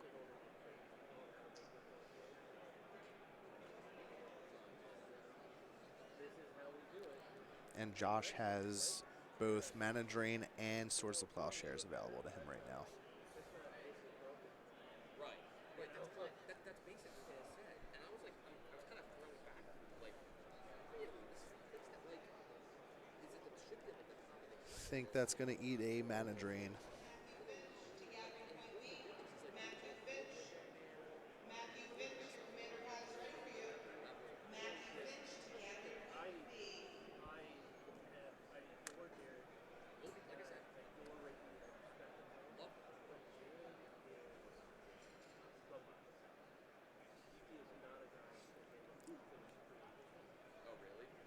Yep. Eats the mana drain. Yep. Josh gonna have 3 extra mana to play with here. The joke, which people will actively make with him, is the field side stuff are got clearing so bad. And nobody knows what his first name is. And so the joke is that the robot. And no, but I've never met He has a deck feed in hand. that's willing to talk to him. Really? Yeah, he is, and we don't know why he's so quiet. But so the joke became is the stands for robot. That's why he doesn't want to make him not see it. But I think that you can Looks like he has a lightning bolt and a swords also. Lightning Bolt going to take down the Serpent.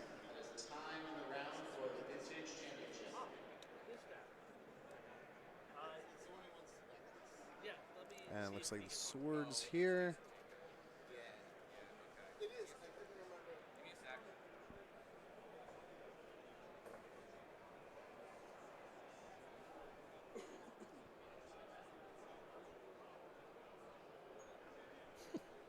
And they're suddenly down to 2 permanents each. Josh playing off the top here. Well, another plow.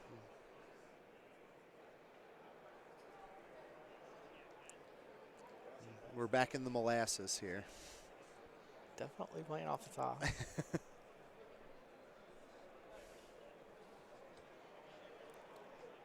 Well, that's a good one. Not a bad one.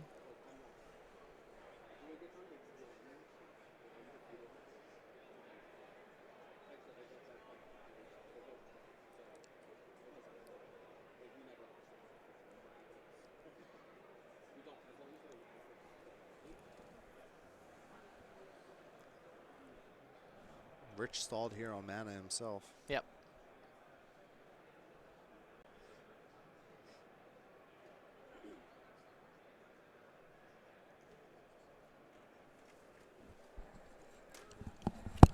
Josh going to be able to start really running away with this with the mana advantage.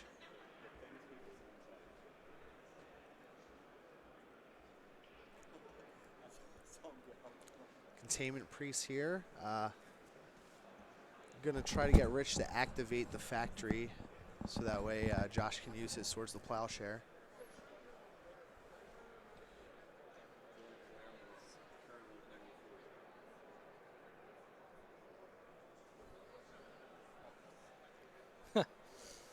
Gives Rich credit for the blocker. Mm-hmm. Wow. Rich just dismembers it while he's got the mana.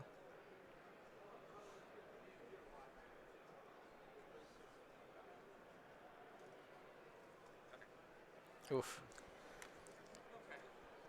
Snapcaster into Ancestral Recall. Yeah, I mean, this is Jeskai just doing the card advantage Yeah. thing now. This is a runaway train here now. He gets to draw all the cards. He's on the library.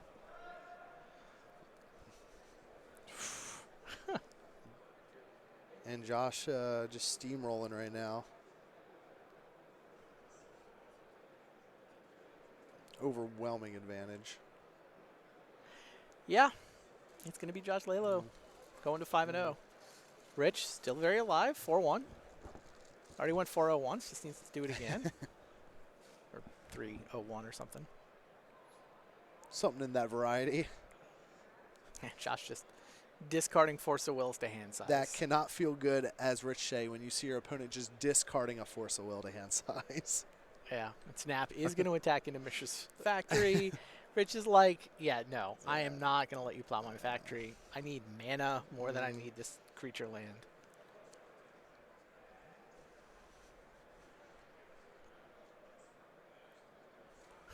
Snap And back the the Ambush Time Walk. Vipers. Yep. Ambush Viper beats here.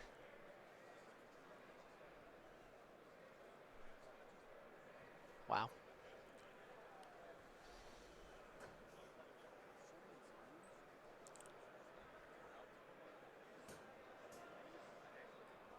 An embarrassment of riches here on Josh's side. Yeah, one of the fun things about playing the blue deck is that you get to spend more of your time winning, right? Because your wins are slow. If you measure by clock time, if you just enjoy, I'm ahead of my opponent right now. You get to feel that feeling more often than with a lot of other decks. You get more raw time of enjoyment. to Right, if just you're measuring play by the blue clock deck, time. Yeah. I mean, whatever. If Rich was going to win this game, it would have ended in like 4 turns, right? Yeah.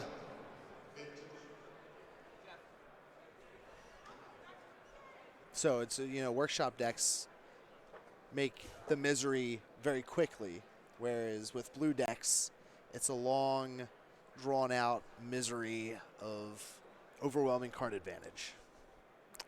Pretty much.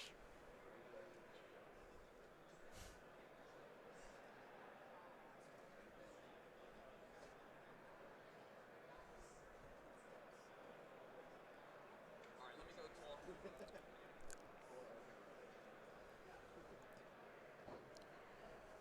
And Josh is just like, yeah, I mean, paying 2 for preordain, 3 p.m. Legacy Trial players. Your pairings for round 2 are now being posted. Again, 3 p.m. Legacy Trial players. Your pairings for round More 2 discarding to hand size for Josh.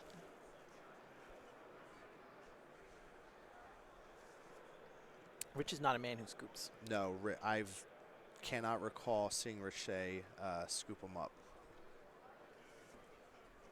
He is going to play as long as he still has a life total above 0.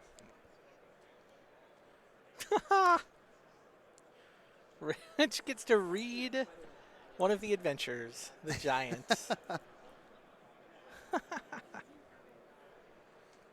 Still reading. Yep, and there goes the handshake. All right, Josh Lalo, 5-0. Rich Shea picks up his first loss, but still very live for what would be a 3rd straight top 8 if he can pull it off. That's impressive in That would itself. be an impressive yeah. feat. Even just the back-to-back's impressive. Yeah, I mean, he's got Yeah. what, 4 or 5 lifetime this event. Yeah, He's he's about at least 4. But yeah, that matchup very much about the early first couple of turns. Mm-hmm. Rich needs to do something broken. Josh wants to stop him. You know what? Josh stopped him twice. Yeah. Yeah, had the counter spells each time.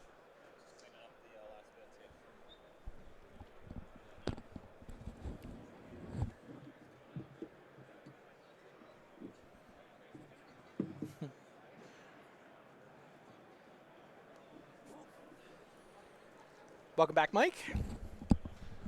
Thank you, Randy. Get that on. There we go. How was it? How was the most recent round? It was good. I mean, we went back to round 4, actually, to watch the Rich Shea feature match that had been recorded. Okay. Did not go well for Rich. Oh, poor Rich. I mean, it was close. He crushed the first game. Second game, he has Workshop and Lotus and Mox Mana Vault into 10-10. Turn 1, 10-10 Stone Coil Serpent. Wow. Mind Break Trap. That's incredible. It was incredible. It's for that, we were talking all day about this, the dream where you get the Mind Break Trap turn 1 Yeah. against Shops. That's literally the best one I've ever seen. That is such a huge creature to Yeah. take off the battlefield. That's amazing. And Rich is out of gas, right? He just spent his whole hand. Yeah. I This, mean, he this wasn't was the plan. he wasn't completely out of gas, but Josh did have a Force of Will for the next turn as well, so Okay. that basically got him game 2. And then game 3, Rich put them both under a sphere, but Rich actually never really got enough mana to deploy his threats, and Josh just chipped away and Snapcaster and flashback this and yeah, Rich made a couple of creatures, but there was I think it was plow and then snapback plow. It's definitely something like that. Okay. And then it was ancestral and snapback ancestral. Yeah, a little spicier. Yeah. Yeah. All right. Yeah. Sorry, Rich, that you lost that round, but it sounds like it was entertaining for everyone at the very least. Yeah, it's interesting. I mean, the Jeskai list there's still a bunch of different ways you can build blue decks. They all have Narset in them, Mm-hmm. but there's a bunch of different ways you can build your Narset deck. Yeah. in Vintage It's right like now. you get the ancestral, the Narset. You have the like just basically the restrict. You get the brainstorm ponder, Right. mental misstep, but then And there's like 40 flex slots. yeah, exactly. You can do whatever you want. Awesome. Well, I was just kind of perusing around. I don't know. I didn't figure out the layout of tables at this point, but I did find it interesting. For those of you who like quick matches of Vintage, I watched a matchup that was, or a little bit of a matchup where somebody had an Eidolon of Rhetoric out against Wow. Standstill. So they're both they were both trying to slow that game down Wow. with absolutely nothing happening. Okay. And then I also watched a very new vintage interaction where somebody had a True Name Nemesis and an Unsettled Mariner out, but then their opponent had Stone Coil Serpent and attacked, and the opponent tried to block with Unsettled Mariner. Like, no, that's pro multicolor. You can't block. And I was like, oh, that's game then. So both Trample and pro multicolor coming into play Wow. in that scenario. It was kind of fun to watch. Wow. I think they're like X and 2, but it still gave me a chuckle. Both matches were right next to each other. I'm like, is this vintage as well? Because we haven't seen this vintage yet. So is round 6 over? I didn't really hear. the Yeah, round announcements. 6 is over. We're kind of wrapping up the last of it. I think there's like 1 or 2 outstanding matches, and then we're trying Okay. to find our round 7. So we don't get the backup match from round 6. Not enough time. No. Round 7, imminent. Yeah, we're imminent. I had a say in what I wanted to see. Okay. Well, I don't know if we get to see that, but I'm looking for something a little fresh at the top tables that we haven't gotten to see yet, and there's still some stuff that we haven't seen. In particular, the other method of using the new unrestricted fast bond. Oh, there's a Zeus Bond up there? There's a Zeus bond. It's currently going into the round. Unfortunately, Raja James was 5-0 going in the round. Unfortunately, lost round 6, but still might see him. He's Sure. still on a tear, still live for top 8, very much so. We're only 9 rounds today, so X1 for sure makes it. Probably Yeah. draws last round. Right. So, yeah, Zeus Bond, as it's sometimes called. It's Fast Bond Prison deck, running 4 Bazaars, 4 Workshops, and 4 Fast Bonds. It's kind of getting there. Yeah, that'd be fun. Is there anything that you haven't seen yet that you want to see? Interesting. We certainly. I mean, trying to think what I thought the contenders were coming in. It's like we've seen shops. I mean, I guess I have whatever. I haven't specifically watched the Dredge deck, but I know it's been around. Okay. We've seen. I mean, in terms of blue decks, literally last round, I think we went through Jeskai and Teamer and Sultai. Okay. So all 3 of those, and Grixis. Okay. So Like since I sat down, I feel like I've seen 4 different flavors. 4 different blues. Right. There's only 4. How many blue shards are there? There's well, I mean, was Jeskai one of them? Yeah. You said Jeskai, Teamer, Sultai, Grixis. Grixis. Technically, Bant is one, but Bant's not one. Like I love Oko. I love Teferi. I love that shard in general. I don't think there's a configuration Yeah. anyone's really on today with that. There's probably one more. I assume there's one more. Yeah, I mean, I haven't seen Esper, which is Yeah, Esper would be the last one. There you go. I'm bad at my combinatorics today. I'm sorry, chat. Anyway, yeah. So you just basically had a blue round. Got to see that in action. Yeah, I mean, some of it was. Yeah, no, there's just a lot of flavors of blue. And again, the narrative I've been pushing all day that I just the way I see it, we don't know what the best decks are yet. Right. People are still trying to figure out. Okay, oh, Oko's good. Okay, do you play it in just all your blue control decks? Is it just an Oath tool? Is it just a PO tool? Well, Yeah. I mean, it certainly could be both. And that's the thing. Like you're talking about the flavors of blue. There's probably 3 flavors of Teamer.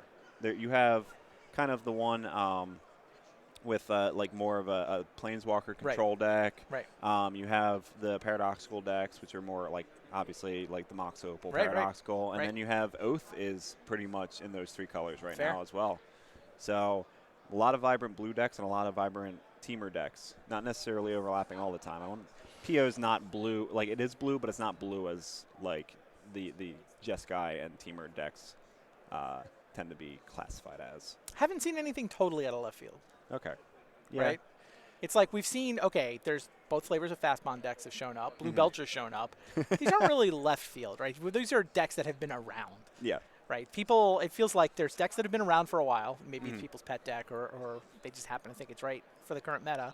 We've also seen sort of most of the stuff that's had success on Magic Online over the course of the last month or so. Like we've seen most of that. I don't know that any of it is doing well, but I mean, haven't seen anything truly shocking or surprising. No. I heard Not that I was expecting to. I mean, it's hard. Like the format's been broken 37 times. It's hard to break it a 38th different way, right? Yeah. We can always glue it back together again if so.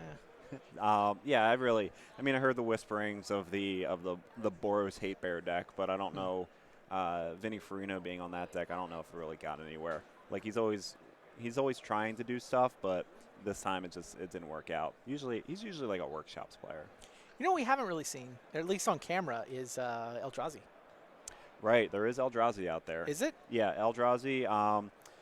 I haven't seen it at higher tables. I did see a powerless build. Actually, Cyrus Corman Gill early in the tournament, I'd say round 2 or round 3, was playing against one of the powerless builds to try to claim that prize. Yeah. So I know it's in here, and I know it has 4 Leyline of Sanctity in the sideboard, but Got it. it's not performing that well this year. I just think if you're going to go colorless, I think the Stonecoil Serpent and the Workshop decks, if you have access to power, are just a better place to be, hands down.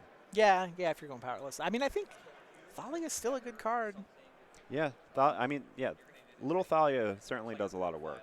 Yeah, I guess I don't know that White Eldrazi ever really recovered from the splash damage of getting Thorn of Amethyst restricted. That's true. Kind of, people were talking about Deafening Silence. Right. Kind of being like the replacement, like, oh, White Eldrazi gets another tool, and Lost One gets another. Does it, though? It didn't really pan out. It hasn't really been showing. I mean, there's been weekends where it just isn't in a challenge. Like, you see the top 32 and there's 0 copies. Right. Whereas, like, it's I don't think it breaks even top 10 Throne of Eldraine most weeks. Like, there's just 5 better cards from that set, let alone from this year. So, poor Deafening Silence. It wanted to do its thing, be the cheapest Arcane Lab ever, and it kind of went the way of Damping Sphere, where it was just like, it looked good on paper, it just didn't pan out. Yeah, I think it's a little too narrow. Yeah.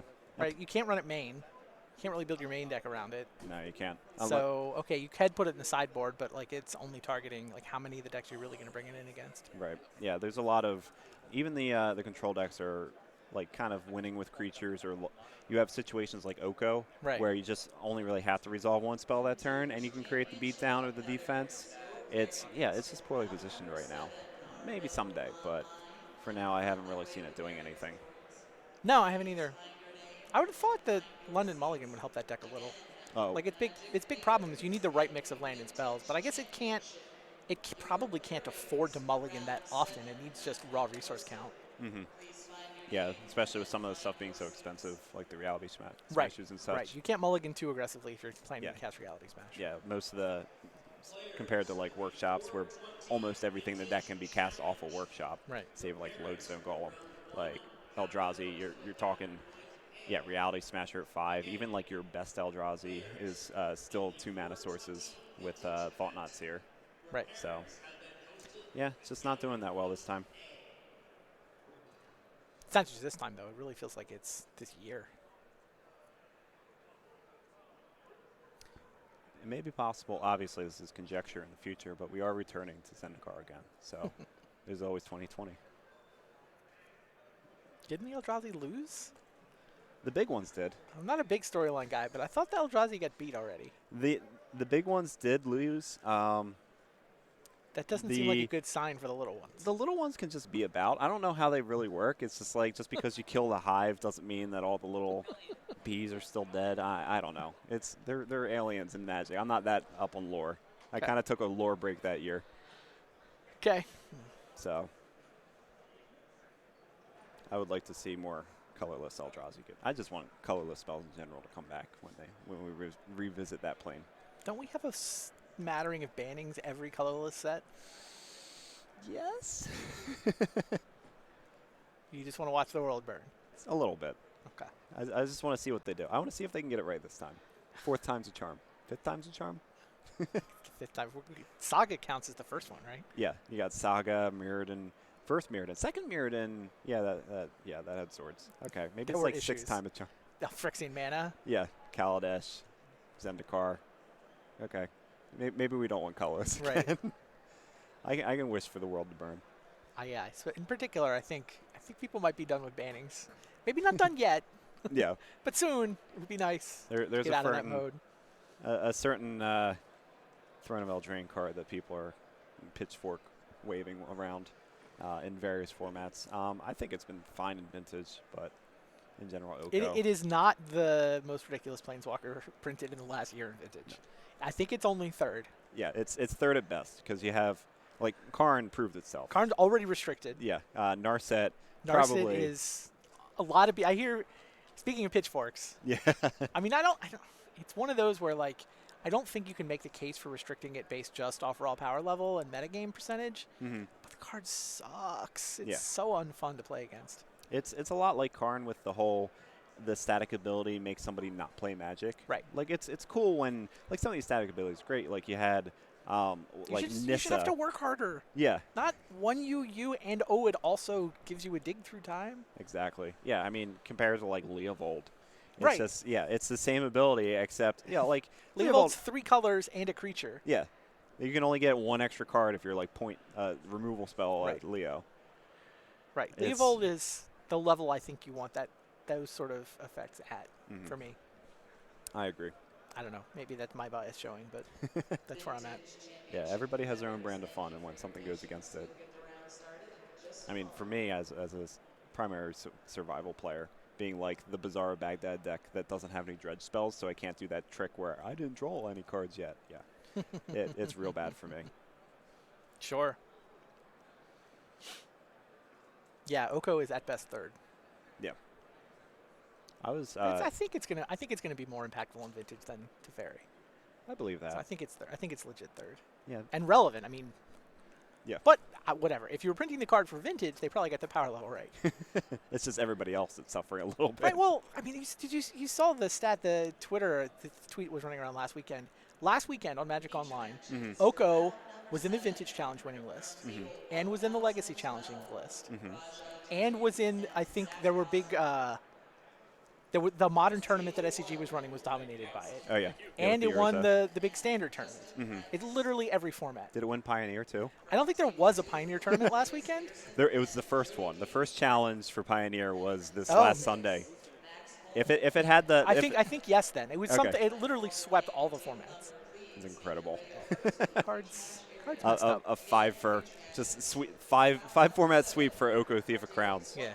It amuses me that it feels like the backlash has come full circle now. You've got pros sort of secretly whispering, the standard's not that bad. The gameplay's actually kind of okay. It's at least decision intense. I mean, you really want to be on the play, and Oko is completely dominant and oppressive. Like, Yeah. nobody's saying keep it this way, but I think the Mythic Championship next weekend may be okay. Yeah. Like, in the sense that there will be interesting gameplay at least. Okay. Okay. Thank you very much. What's going to be featured? We have. It looks like we have Raja James playing against Zach Dobbin. So Raja James is the Zeaspon player, right? Yeah. Zaspon Prison we're calling it here. Mhm. Versus Golos Shops. There we go. We got 2 new decks. Wow. Yeah.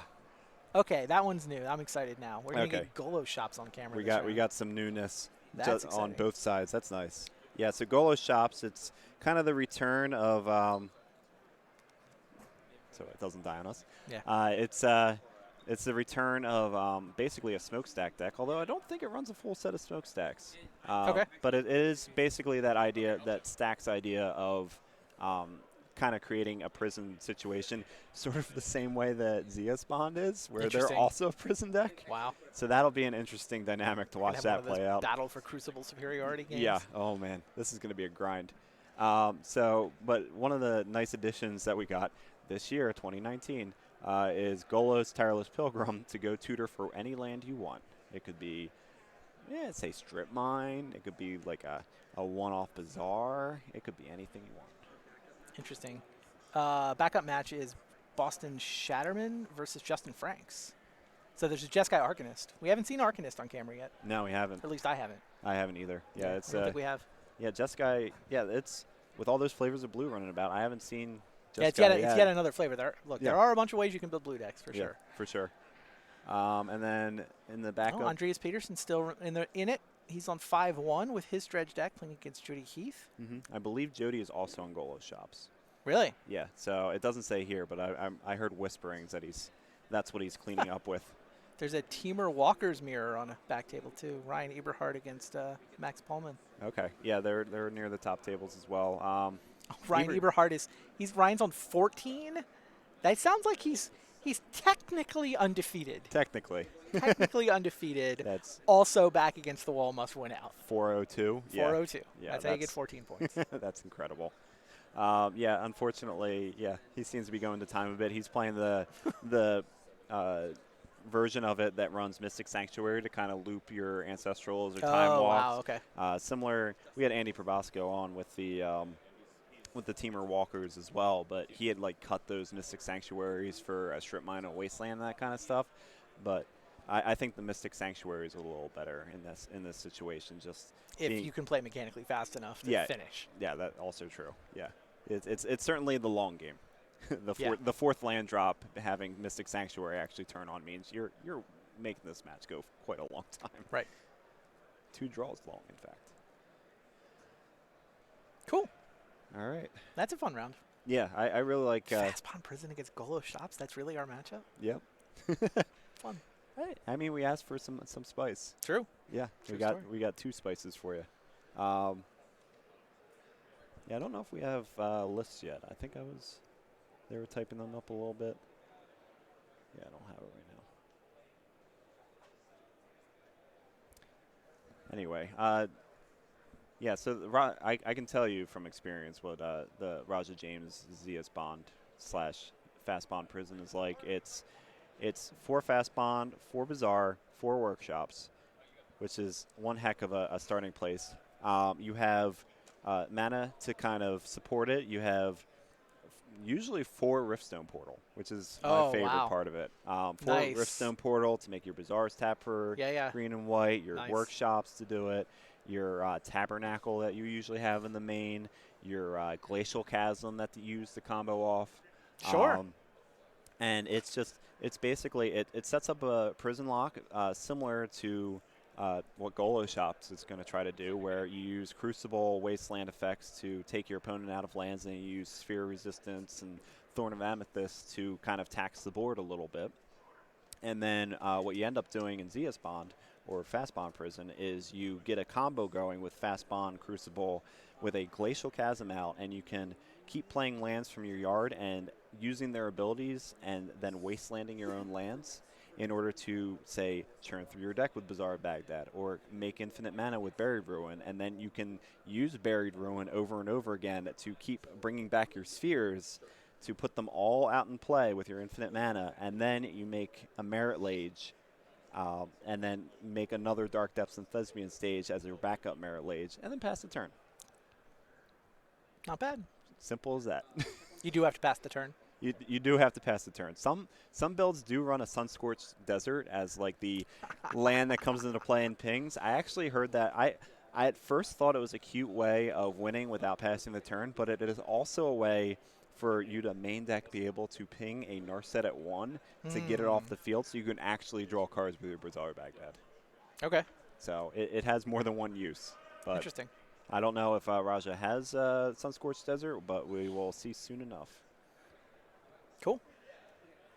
Yeah, the basic loop there is super elegant. Right. With Glacial Chasm in play and Crucible of Worlds in play and Fast Bond in play, I can just play all my lands back from the graveyard. Yeah. And then wastelanding or strip mining your own lands after you tap them for mana is infinite mana. Yeah. It's That's wild. really that's the piece that you're like, oh, really? Yeah. You see it once, you're like, yeah, okay. If you've been paying attention, you're rolling your eyes at me right now. Yeah, of course that's how it works. Yeah, it's very obvious once you seen it 2 or 3 times, but Right. the first time it's just like, wait, what are you doing? How does this loop work? How does Fast Bond and Glacial Chasm interact? Yeah. Like it's kind of bonkers. Right. Yeah, and it feels like it comes almost out of nowhere because all these cards are just individually good, right? All these cards are things you wanted to be playing anyway. So. Exactly. Yeah, it's just you're all good cards. So hopefully getting that up momentarily. We have the go. All right, it looks like we're going to have Raja on the play this game with a mulligan to 6, and Zach is keeping 7. So All right.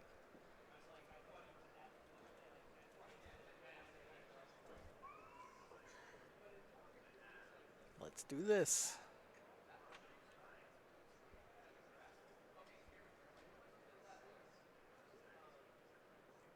Caracas go.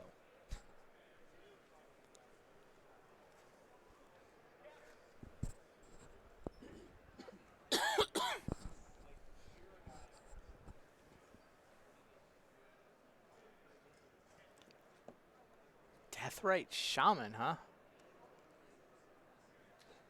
I don't know if this is Golo Shops.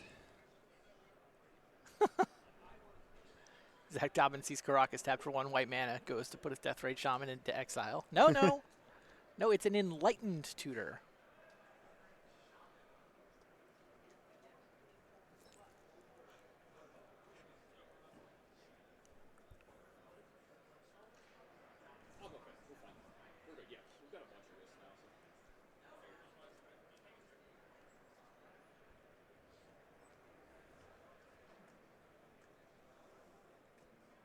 Hard to know what Raja's trying to get without seeing his hand, but Yeah, it could be any number. certainly plenty of targets in his deck. Sphere is the play. Okay, so it looks like Raja's just trying to set up a. He probably has like a turn 2 workshop or some sort. Seeing the first play and trying to prism out a little bit. Although there's also it looks like a Tabernacle in his hand if he wants to tax Dobbins' mana a little bit.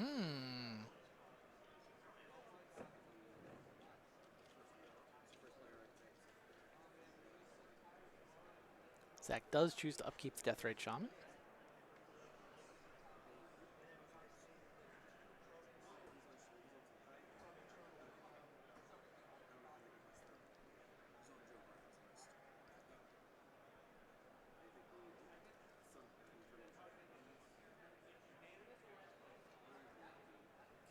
All right, Sultai.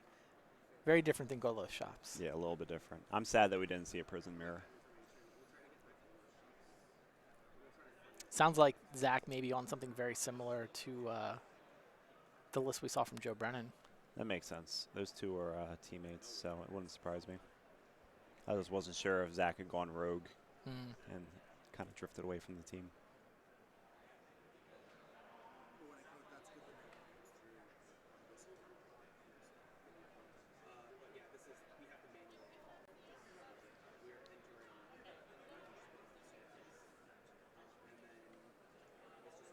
Assassin's Trophy.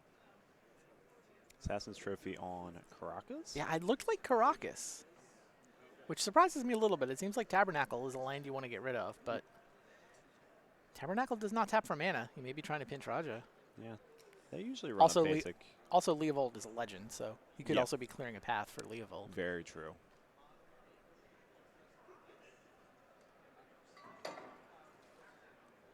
Raja does have a basic forest. Yeah, there's usually one if they're able to fit it in there. It's mostly Savannas.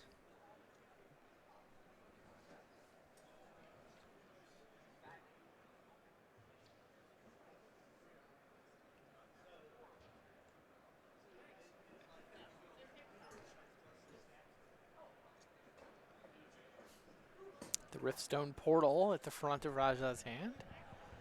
It taps for colorless in play, right? All right, here's Fastbond. There's fast.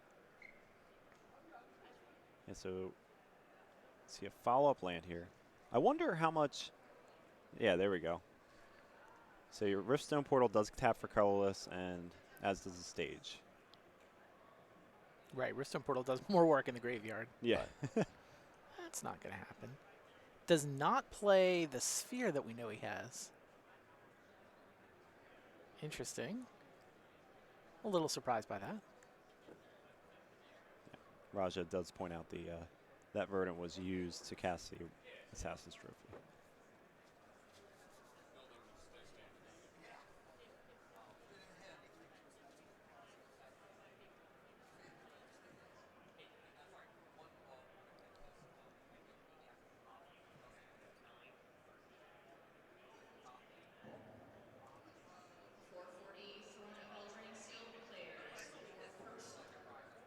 So what I'm thinking is that, so Raja's hand has Sphere and Life from the Loam in it.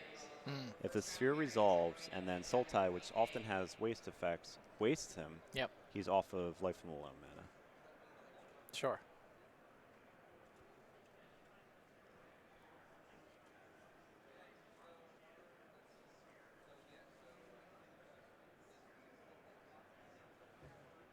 Life from the Loam getting a little tricky with the Death Ray Shaman eating all the lands, but A little bit, yeah.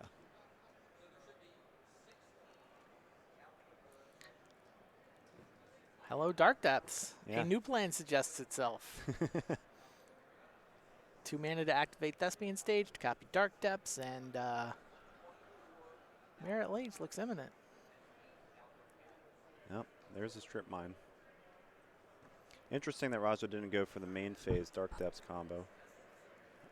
There are cards in Sultai that can disrupt that as well, but I feel like there was more waste effects than, say, Brazen Borrowers. He's got to worry about Planeswalkers too, right? Merit Oh, Lage yeah. can get turned into an elk. It can get turned into an elk. That's a very good point. I mean, it used to be with Chase the Mind Sculptor that you're worried about. Main phase bouncing it. All right. Well, he's going to go. He's going to go for it into the face of the Strip Mine. Now, this little dance is the first person to go for it loses. But, I mean, presumably Raja knows these interactions, and he's ready for a second go at it. Yeah, with the life. And or he's trying to see if Zach was going to screw it up. Right, you said he was holding Life from the Loam? Yeah. Oh, sure. So this is his way of plowing through the Strip Mine. Mm-hmm. Is he's attempting to have Thespian Stage copy Dark Depths. Legend rule happens. The Legend rule happens, so there's only one left. And then, as a response to the Thespian Stage triggering to become Merit Lage, that's when Zach wastes it. So he played it right. He managed to get both the Dark Depths and the Thespian Stage in exchange for his Strip Mine. But, like we said, Raja was just ready to force this fight, you know, kind of hoping Zach wouldn't get it right. Zach did get it right. And, oh, by the way, Zach has that Deathrite Shaman, so Life from the Loam is not, in fact, going to get the whole combo back. So, edge Zach Dobbin on that exchange, I'd say. Yeah, well done, Dobbin. Yeah, if it wasn't for the Deathrite being able to eat one of the lands, I'd feel good about Raja's line. But as it is, yeah, he would have been better off playing it main phase. I don't blame him. Like I said, there's plenty of cards that can mess up a Merit Lage if you leave it and play into the other guy's main phase. Oh, the Glacial Chasm is here. Probably see a Riftstone Portal Sacrifice. Yeah. Totally. Got that into the graveyard. Still surprised at that. Now I'm surprised that Sphere of Resistance didn't make its way out there. Right, he went to all the trouble of Enlightened Tutoring for it. He could have been tutored for a Crucible. Life in the Loam gets eaten by Deathrite. Zach playing this really well.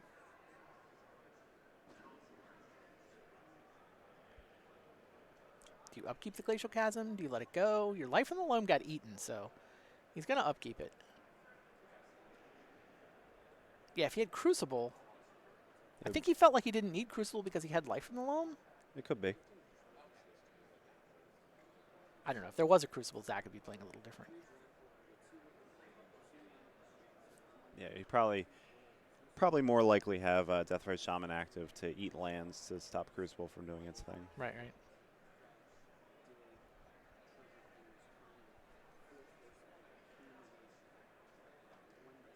I'll keep paying for my creatures.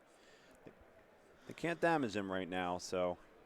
Right, but that Glacial Chasm is cumulative upkeep of life, so Raja cannot keep it around forever.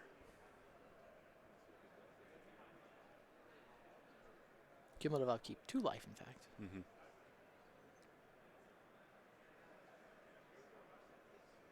He is going to pay for it here. I think that's pay 4 down to 6. I believe so.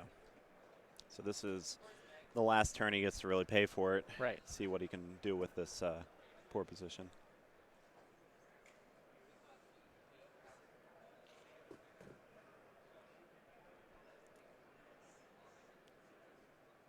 Land for turn. So he will have one more crack at it. What he can do next turn with Glacial Chasm's cumulative upkeep on the stack, he can copy it with Thespian Stage. Sure. No, and Deathrite beats Glacial Chasm. Glacial Chasm stops damage.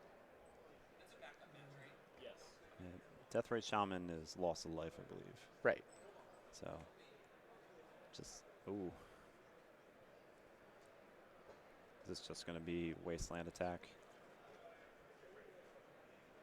I feel like he played a land this turn.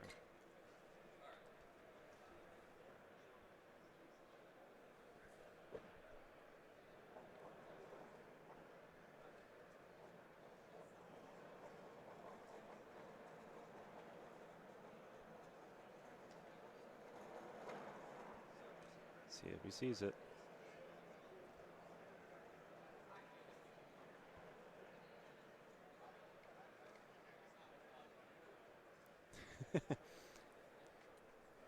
Don't worry, buddy. We do know it's Glacial Chasm.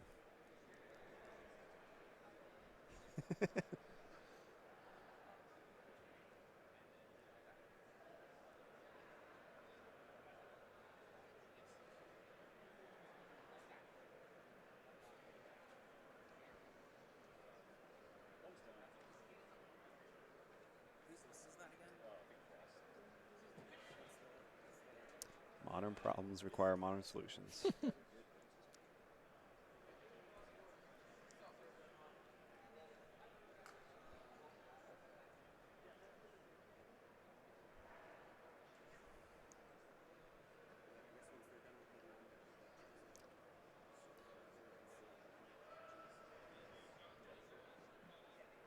Oh, yeah. So Raja elected to pay the 2 life for Glacial Chasm #2.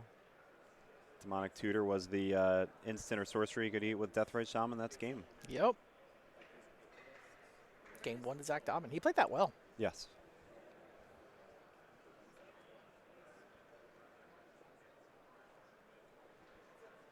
Yeah, I do feel like after all was said and done, Raja might have seen something different when he saw the first turn Deathrite, and that's why Enlightened Tutoring for Sphere Resistance made sense at that point. But then as the game kind of progressed, it's like, oh, this isn't the Sphere Resistance matchup. Maybe he thought it was Survival or something. I don't know. Yeah. I mean, he would have been, in retrospect, he would have been better off not casting it. Yeah. Right? All said and done, yeah. Like, he paid a mana to blank his draw step. He never played the Sphere. Yeah, and also on a mold of 6 Yeah. already, so really put him far behind that game. Yeah, the main phase Merit Lage is the question. Right, because he had the combo. Mm-hmm. He had the combo assembled. I mean, maybe Zach had an answer in his hand that we didn't see. But it's not like he's running swords. It would, and I think if he had an Oko, he would have played it. Mm-hmm.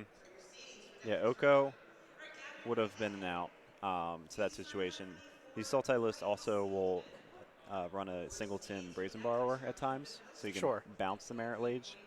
But other than that, I feel like if you're playing against Sultai, you're, especially with the way he was taxing the mana with the Tabernacle, I feel like you just go for it instead of not going for it. I disagreed with you at the time. I mean, I was defending Zach's line. Or sorry, I was defending Raj's line of waiting, because it feels like waiting is safer, plays around anything sorcery speed, like a Planeswalker in particular. But the strip mine situation is so bad for him because of the Deathrite. I think he thought he could win a strip mine battle with Life from Loam in his hand. Yeah. And Deathrite just meant that he could not actually win that battle. Mm-hmm. So given that, if you're going to lose if you lose to a strip mine, you know they have at least 4, probably 5 strip mine effects in their deck. Mm-hmm. Yeah, I mean, based on what he'd seen and sort of what he should know about the way Sultai plays, you're talking about playing around 1 or 2 possible outs Versus 4 versus 4 or 5 known or 5. Mm-hmm. outs. So main phase Merit Lage might have actually been right there.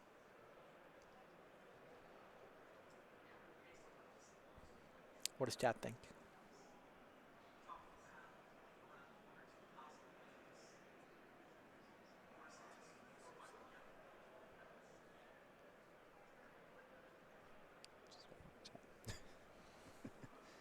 Trying to do something to work.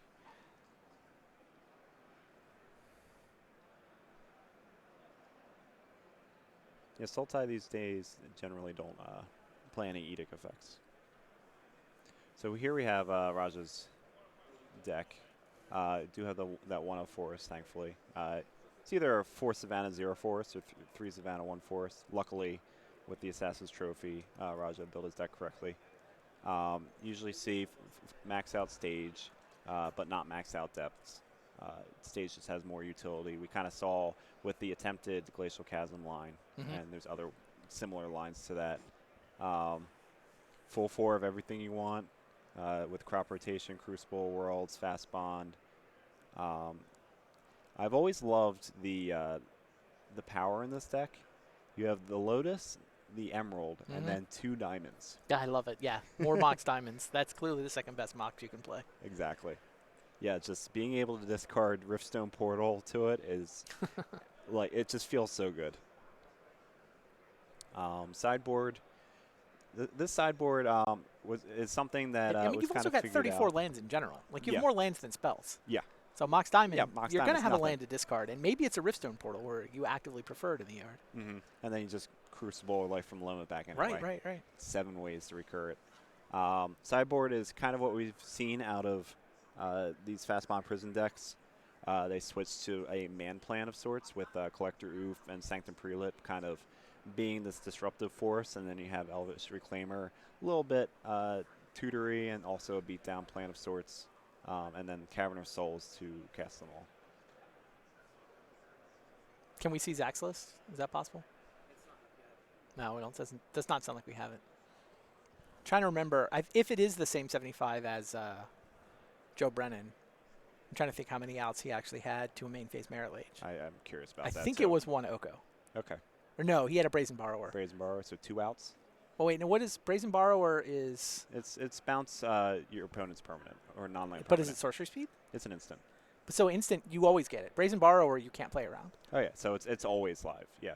Right. It doesn't matter the main phase instance, or it doesn't matter how you time it. The question is, do you want to play around sorcery speed stuff, especially That's Planeswalkers? right. Yeah. Or do you want to play around Strip Mine Wasteland? Yeah. Very good point. Brazen Borrower is just Brazen Borrower is cold always to. wins. Yeah.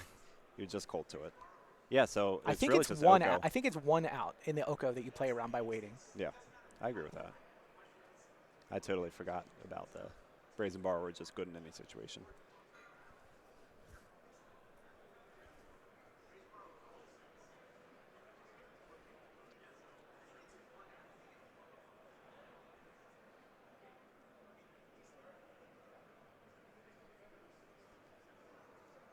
Raja likes his hand.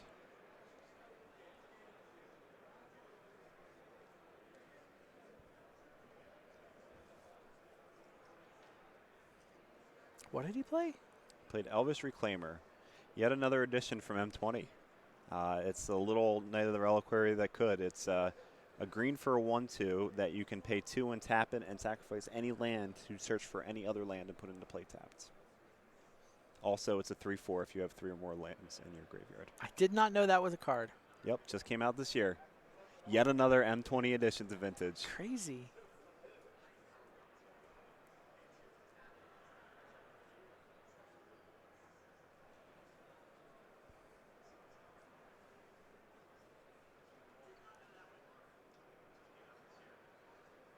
Zach's like, yeah, okay. You got cards with lots of words on them. I've just got it's the strictly all alpha combo, the land Mox Time Walk. This has been good since '93. Mm-hmm.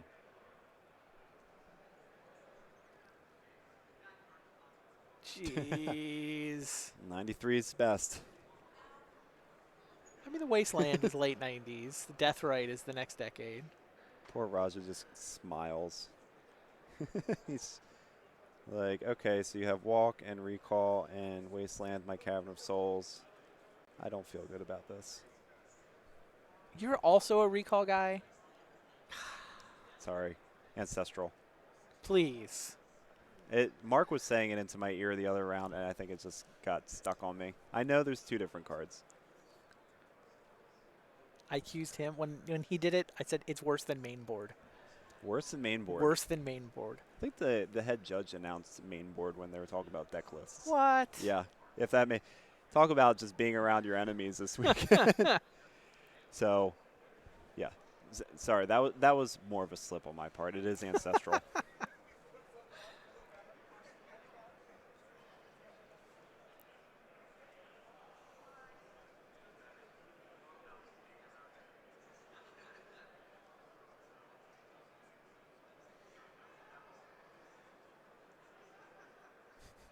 Didn't even think of that.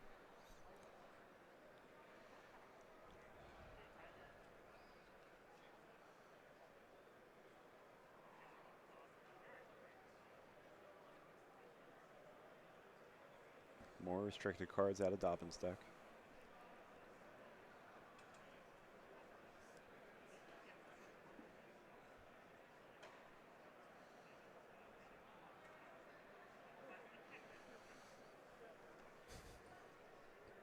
A few chaotic evil approaches to Ancestral Recall's name.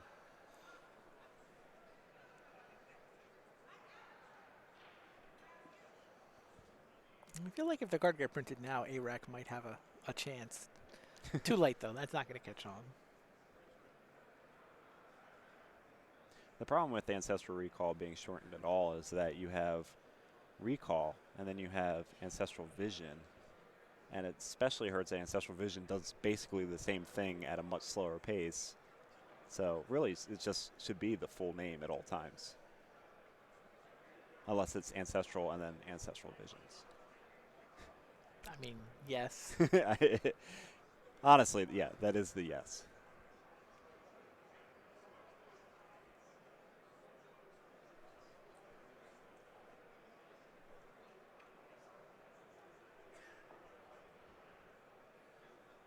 Tarmogoyf doing work in this list. We saw it do work for Joe Brennan. We see it doing work for Zach Dobbin.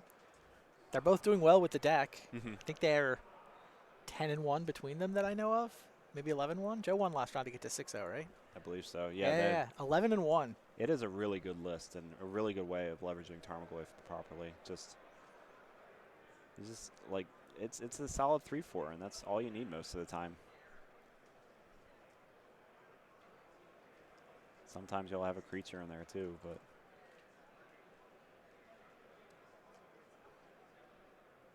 Leovold.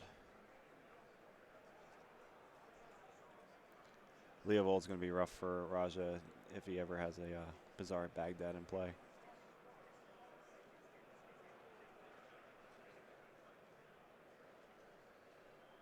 All right, Elvish Reclaimer, is that what you said it's called? Elvish Reclaimer. Doing the thing. Sacrificing a land to go search for another land. Finding Riftstone Portal. I guess Raja feels like he's got enough life to play with. He can afford to then sack the portal next. Solve his colored mana problems. Could be. Possibly setting up just a chain of sacrifices. Right, well, if he wants the Dark Depths, he needs... Right, he needed a land that tapped for mana so that he could activate Stage.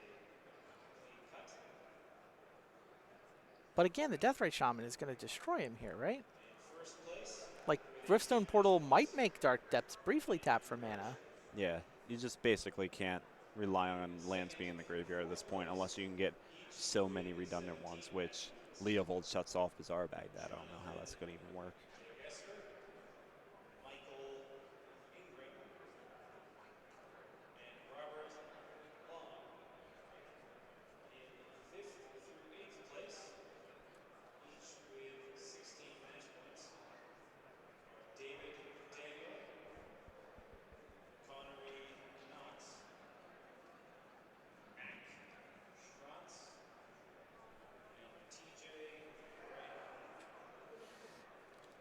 Yeah, Raja's on the back foot here, but not out of it.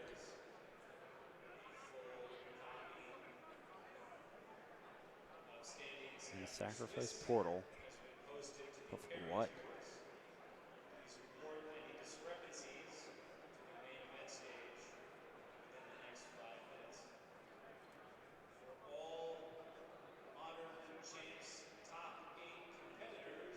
The Glacial Chasm. I mean, the Riftstone line's cute, but it's just going to be eaten by one of the Death Rights, and you're going to be so far behind on mana. Unfortunately, Death Right does feel like it's been positioned against Raja's entire game plan this match. Yep.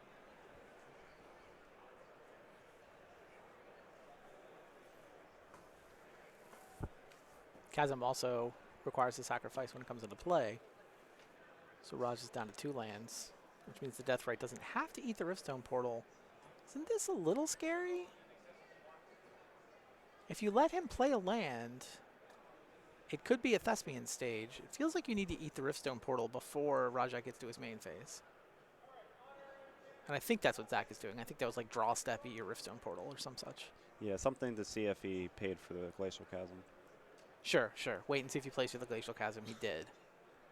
Then, yeah, eat the Riftstone portal before he can tap Glacial Chasm or Dark Depths during his main phase. Mm-hmm.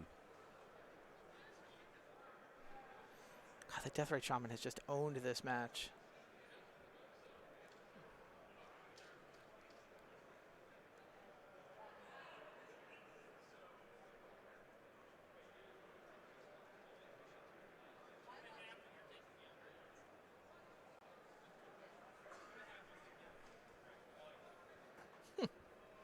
Speaking of lands that don't tap for mana, God, how good would a Riftstone portal be?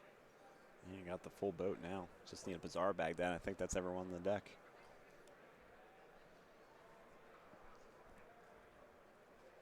And Zach calmly starts throwing restricted cards at him. Yep, exiling Ancestral Recall to make his opponent lose 2 life.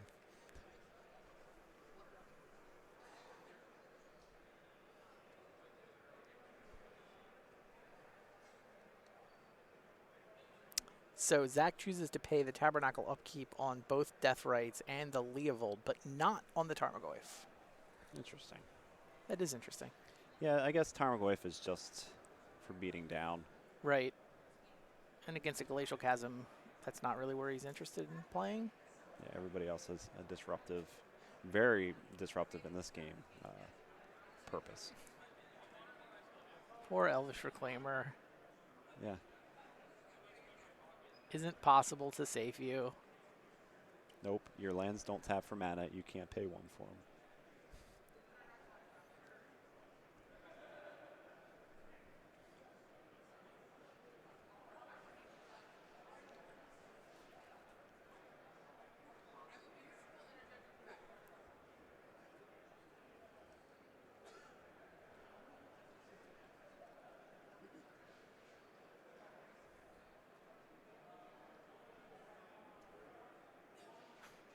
Another Glacial Chasm. Okay. Chasm number 2. More stalling. Yeah, the deck only plays the 2.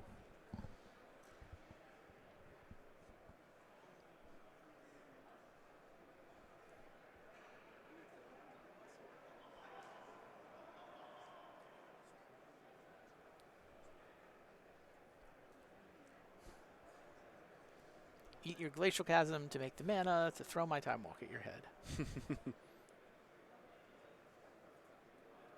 Raja down to 5, and yeah, I really love the way Zach has played this whole match. It feels like he understands all the weird interactions with Raja's deck better than Raja does, honestly. Yeah, I know for a fact that somebody on Zach's team was planning on playing this deck. Okay. In the event, actually decided to switch at the last moment, but had like the Tabernacle secured and all that. Really, it's just like he's putting on a clinic of just like, yeah, I understand that this is a new deck and all, but I know what it does. I know how it wins. I know what it doesn't like happening to it, and I'm going to do all that. And there's the hand. Zach earned that handshake. Yeah, using the power of Deathrite Shaman and Leovold exactly how they needed to be used, and disrupting what Raja was trying to do. Yeah. Yeah, I mean, both games, Raja sort of committed the lines a couple of turns in advance that Deathrite Shaman, a correctly played Deathrite Shaman thwarted. Mm-hmm. Interesting game. Interesting match. Yeah. And Zach Dobbins 6-1. Our Fast Bond Prison player does pick up his second loss. I don't know. Maybe he's got an outside shot if he wins out. Probably not at this point. Yeah. Seems like if somebody's going to sneak in on X2, they're gonna have been 6-0 or 7-0.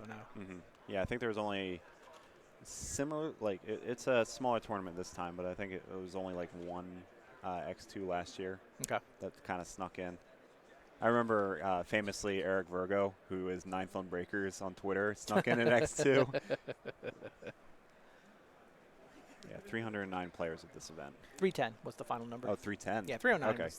That was the initial number I heard floated. But That they we found that announced- one person. yeah, I mean, somebody's always like, I was sitting out my buy round. Why am I not paired? There's always somebody. Always someone.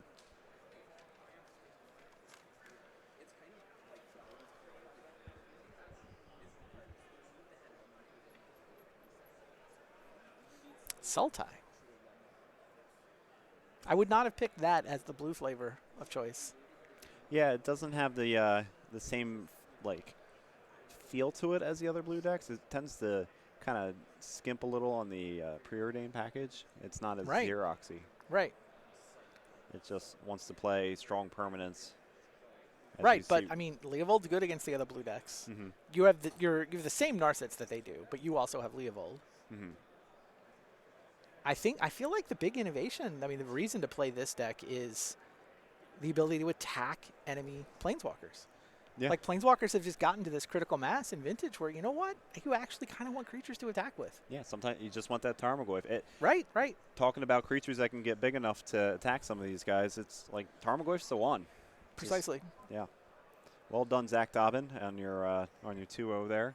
Sorry, Raja. We tried to feature an awesome, innovative ZS Bond deck on stream, and it just didn't work out that round. Well done, man.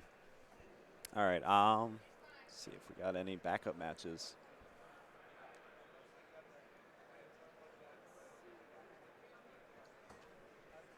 So I know one of the backup camera match was. Backup is on game 2. I'm going to see what's going on. We might just show you. All right, Okay. we're going to go check on them. Word is that they're currently in game 2, so maybe we'll just cut in, watch the end of the match. But Jeff has gone off to check. Yep, we'll find out. So now that you've seen the Fastbond Prison deck, is there anything that you are looking to see? Well, Golos shops, I guess. Right, you teased me with this Golos Shops idea. That sounds fun.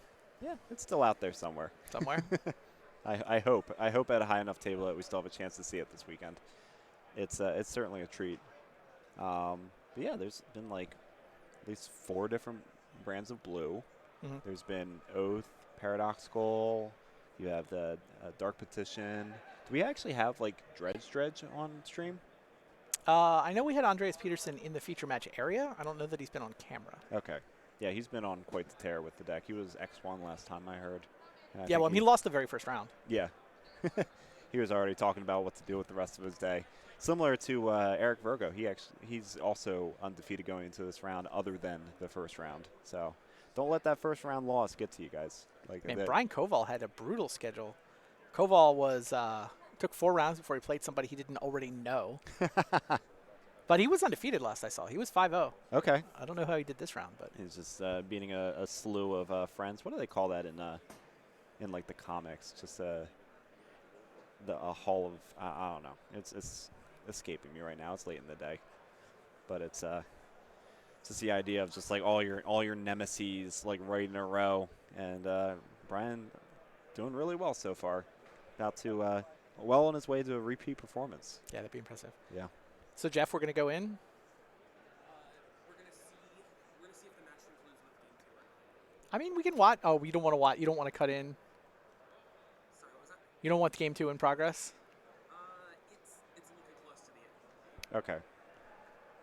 It's looking close to the end. So there will be either a game 3 that we'll see, or there won't be. That's Get Raja in here to talk about the deck even though he lost. Sure. yeah, we can do that. Like 2 or 3 minutes. Yeah, get Raja in here, talk about the deck. I know there's a lot of ZS Bond fans in the chat that kind of wanted to see that deck in action, and even though you didn't really see it in action this round, it's still interesting new innovation that we see in Vintage this year with Fast Bonds on restriction.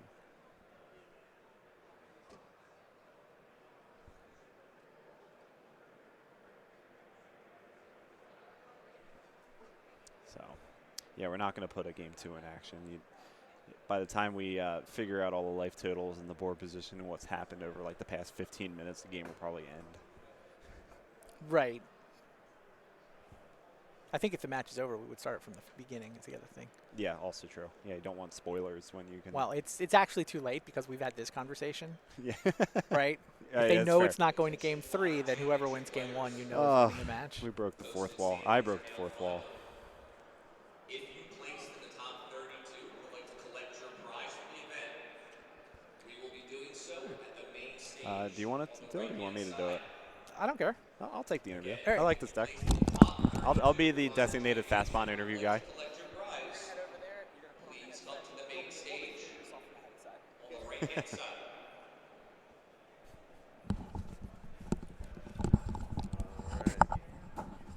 All right. Sounds good in there?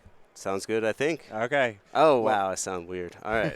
Yeah, used to there's it a now. lot of you got to stay in the camera, Oh, man. I'm on camera. All right. Yeah, there you go. Yeah, All right. sorry, I'm the professional. Where in do the I booth. look? Here. All right. You look there. Did it? Yeah, it used to have this bright shining light. It no longer does. It's a lot easier to look at. Anyway, on. this is Raja, 5-2 in this event with Zeus Bond or Fast Bond Prison. I don't know if you know where it came from before you picked it Yeah, up. Zeus is the man of it. I talked to him about it before this event. Oh, good. Pretty extensively. When I found out he wasn't going to be able to make it, kind of solidified my decision to play the deck. Okay.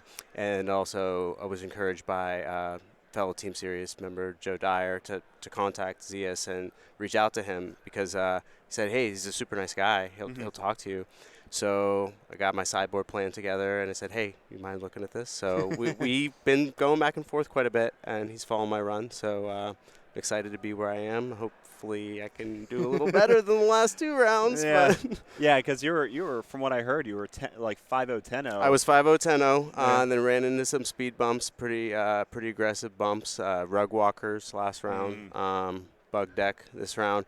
2 decks I know that are pretty tough matchups for me. So I was hoping for more of the Xerox Dreadhorde flavor blue decks. Okay. When I ran into them. And that makes sense. You have like that Sanctum Prelit sideboard plan and stuff. Exactly right. Is that like what comes in against them, or is there like how do you board against those decks usually? I mean, there's like you pretty much bring in the whole board against like the Xerox decks, but it beats them.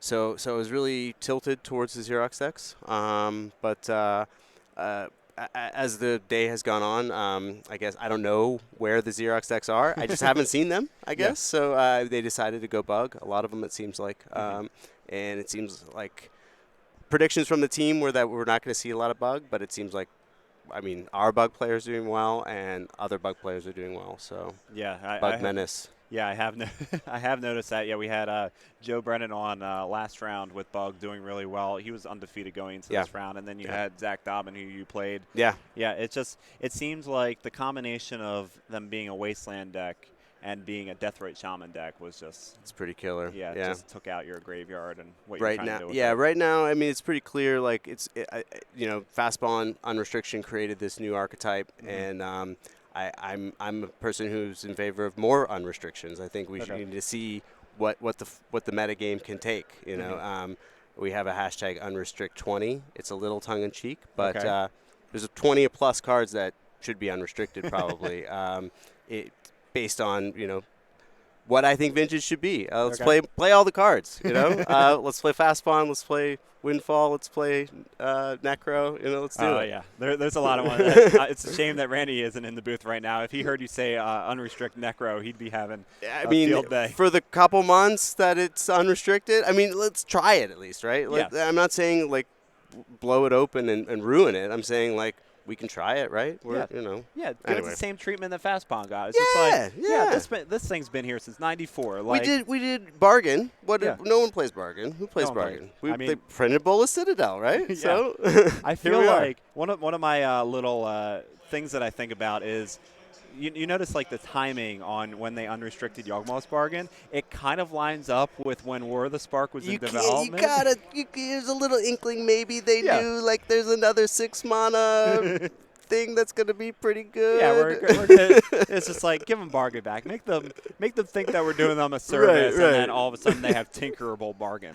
Exactly. It's just like, come on. Exactly. Oh. So yeah, the deck's been awesome today. I've had some really great matchups. I think I messed up on camera, honestly, but that matchup I was going to be behind. I think I made a mistake, but we just shake it off. Yeah. You know, Don't hopefully. let one match get you down. Yeah, I yeah. mean, there have been 2 guys that we heard that lost their first on-camera match that have gone on a run since then. There you go. So So- maybe that'll kickstart me for the end of the day here. Yeah, exactly. Yeah, it's sometimes the camera's just not kind like that. Right So, is there anyone that you wanted to shout out to out in the world? Mainly Team Sirius. We're here representing, being Super 1000. Full warning, we're coming. So we're Yeah. here. I wonder how many of those guys can even hear you out there because so many of them are here this week, and I know, yeah. they were chomping at the bit for Yeah, you we to have get so on we have stream. we have a new dad, Grandpa Belcher. What's up? Yeah, well, he about to be. So Yeah, he's been a grandpa for so long that he finally becomes a dad. yeah. So we all the guys that are at home. What's up? I'm glad we're doing well. 5-2 is better than we thought we'd be doing. So Yeah, rock yeah. on. Yeah, thank you, Nat Mose, for all you've done with Belcher and trying to warn R&D about Mystic Forge in Core 2020. Believe me, I noticed. Believe me, Team Sirius noticed. Also, Vintage noticed. It broke within a month. You tried, man. You tried. Yeah, it was fun. It was fun for a little bit. Yeah. I was saying maybe I wish that month would have been this month instead. Yeah, just have that breakout. Yeah. Because what really happened is you had the NYSE event where the guys up there are just like, hey, here's this deck. Let's get 5 in the top 8. Yeah. Let's really show people what Karn, Great Creator, and Mystic Forge can do. Yeah. And it just kind of took the wind out of my sails. Like, we could have done that on a bigger stage. Yeah. Well, it's okay. It's okay. We're here. We're here. And maybe, like I said, I'm in favor. Let's get it back. Let's unrestrict it. We don't really Is that need one to of the restrict. 20? Yeah, Chalice. We give people Chalice. Okay. You know. Chalice. Okay. Balance, unrestrict balance. Ooh, that one kills creatures. I don't know if I can get behind that one. Oh, wow. I'm a survival player. That just wipes out everything that I've done for the fair, turn. yeah, fair. Well, I like it. I like balance. We like channel. Channel's a big one. I think Channel's a big channel. I think really is not dangerous. Okay. I think you put channels in your deck, and it can be card disadvantage. If they counter your channel, or they counter the spell you cast with channel, right? That's so, and there's not a lot of big spells that have uncounterable on them. We have Emrakul, obviously, but yeah, that's the one they always cite. It's you just know. like, you just cast this one. Like, that's true. That's But, true. But it requires some number of cards in your hand. You know, Yeah, exactly. 2 forests. yeah. I mean, I like Forest. Yeah, but you have to. Yeah, okay, fair. Yo, if you The old- unrestrict the old- channel, I'll be right on that. I'll be Yeah. trying to cast Belcher or Lich's Mirror. That is though. a great deck idea. I think that'll be a fun one if we unrestrict channel. Yeah. For sure. Belcher. That Nat Mose is probably the banner waver behind the channel unrestricted. Oh yeah, no, yeah, for sure. Nat and in chat basically, yeah, kind of. We were joking around, and that came up. Like, we need a hashtag, right? We're going to talk about this, and it's like I said, it's tongue in cheek, but it's not. It's why keep restricting cards? We're going to keep printing cards, right? Yeah. So like, let's unrestrict stuff. Let's play with all the cards, and then we can pull it back. Yeah. I mean, it's not a big deal. Exactly. And the cycle between paper, the argument is always, paper players, we can't be restricting so often in Vintage, but really, what is the paper cycle, right? Yeah. 1 year, Yeah, about. Exactly. So Yeah, you have your marquee events that happen once a year, and honestly, like, most of the stuff that we kind of draw our data from, that we are able to figure out this event from, is online. Yeah. Like, easy peasy, just Mhm. like swap your cards in and out. Oh, yeah. Everything's roughly the same price. Matt Murray, Chubby Rain is talking about that exact idea. Is here's all the metas coming up to champs. Mm-hmm. Is the paper meta gonna follow? As it hasn't really in the past, but is it now come to that convergence Yeah. point? Where, Have we gotten you know. to, like, okay, we finally respect this challenge data. Do Right. we respect where Jeskai is? It's similar. Right. So it looks like we're trying to get Mark back in the booth. It was wonderful to talk to you about Awesome. restrictions. Any last words? No, just thank you, Card Titan. Have a great Eternal weekend, everyone. All right. Nice to talk with you, Thank man. you. Talk to you. Win out, man. Win out. Thanks.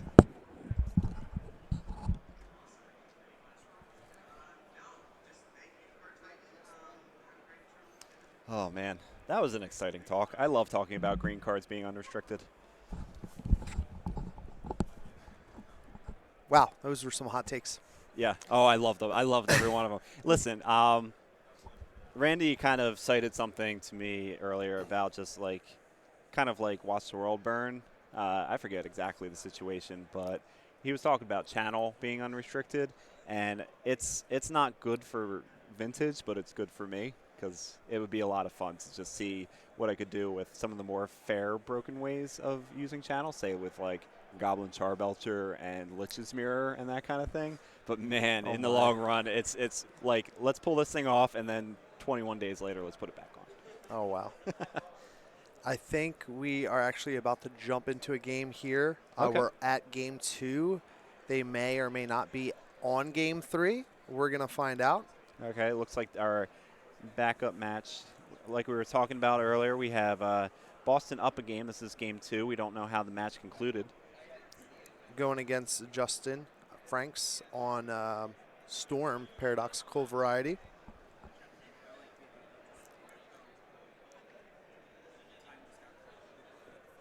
Is this the Narset sub game? We are entering the Narset sub game.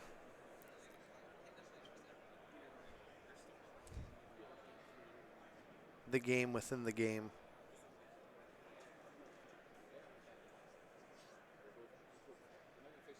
Boston seems to have a sub game of his own to play with Lavinia. That's a Ravnica Allegiance card that we didn't have last year, right? Or was that like at the tail end, like going into the weekend? I think that was at the tail end. I don't recall this, but no, we had it last year. We did have it last year? Okay. It's been so long. 2019's been a long year. I'm having trouble remembering if Lavinia existed or not. I mean, the amount of new cards that have popped into the format's crazy. Oh, good. Now we get to play the other Narset sub game. So we're at level 2 now of this game. Although finding a Pyroblast is a much better level to be at. It's true. Yeah, this is exactly how you want to line up your stuff against Paradoxical Storm, being the Jeskai Arcanist deck. You just have your usually 1 or 2 of Lavinia in the main deck, and then you have one of your 3 Narsets, and they just lock down what your opponent's trying to do on 2 different axes, both generate a lot of quick mana for their big paradoxical outcomes, and basically shutting down all the other little draw engines like Preordain and such. Yeah. That paradoxical outcome cannot be cast, and also would be terrible if it was cast. It's going to be a little bit before we see that come down. Lavinia was printed this year. It's been a long year. Today has been a long week. I mean, Justin has a lot of mana. Lavinia is really going to put the brakes, though, on in terms of what he can cast. Unless. Not being pointed at Lavinia. Back to stage 1. Justin would rather draw cards currently.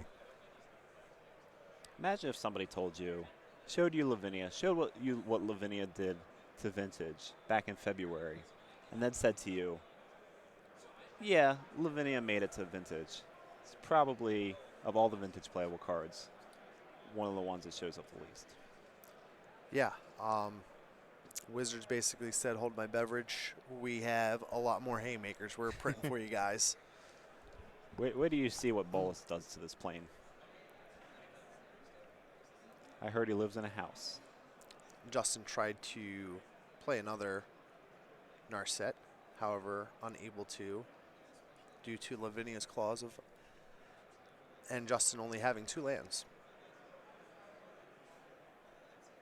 So Lavinia doing what it does best, attacking Narset. And then attacking the opponent. Young Pyromancer. We haven't seen a ton of young Pyromancers flying around today. Yeah, they tend to be regulated to the this specific brand of blue, and not as a full of. It's mostly like a 1 or 2 of. You will see it at times in more of the Rug Elementals Xerox decks, but even the Rug decks that we've seen this weekend, the Teamer decks, just haven't been that Elementals deck.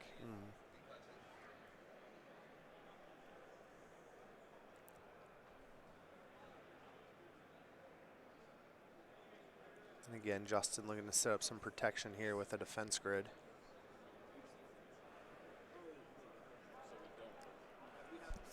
For whatever reason, if there was any doubt about what Justin's game plan was, It's interesting. Justin's not playing the. There's been that whole the rug version, teamer version that runs the one of Oko, the Managorger Hydra plan, that kind of thing. Justin seems to be on a more traditional build that has possibly things like Demonic Tutor and maybe Yawgmoth's Will, and kind of being more of that Paradoxical Storm. Defense grid really just kind of tells that tale. yeah, definitely with kind of the card selection, you can see just really kind of sticking as tried and true to the actual deck's game plan as possible by having things like defense grid in the deck. Mm-hmm.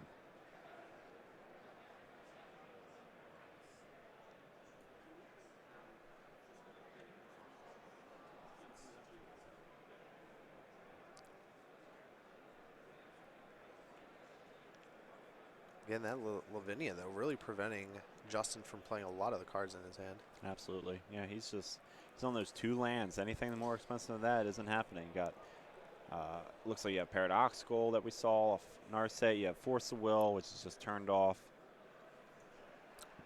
Not much going for Justin right now. Ooh. He's going to lose a little bit more.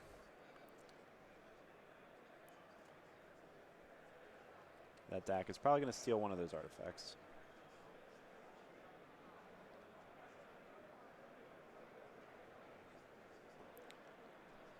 And he takes the Soul Ring.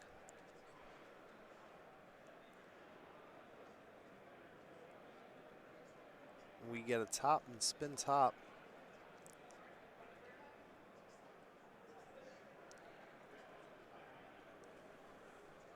Justin has the option for a mentor.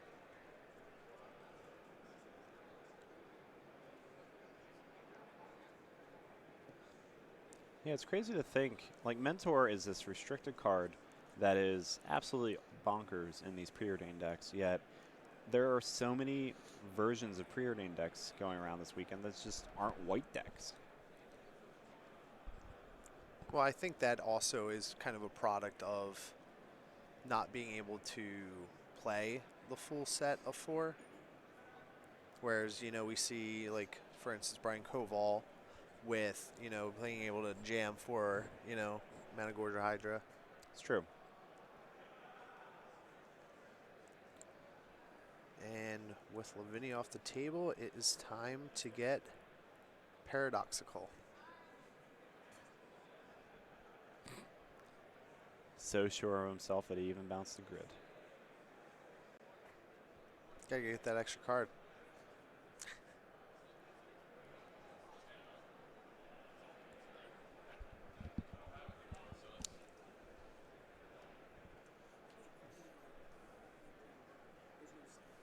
Has a mentor as well.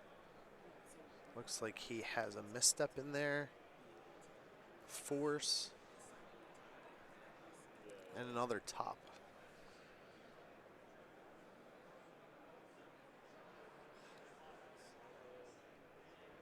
Yeah, plenty of. We're going to chain something off. I think he's going to Pyroblast Dak here.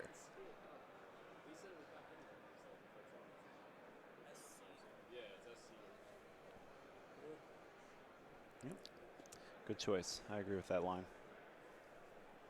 Just I didn't draw enough to keep doing my thing, but you know what? I can stop you from doing your thing.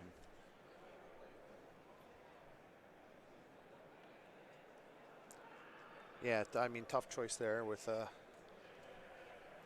could have had the option to also go after Young Pyromancer with the Bolt.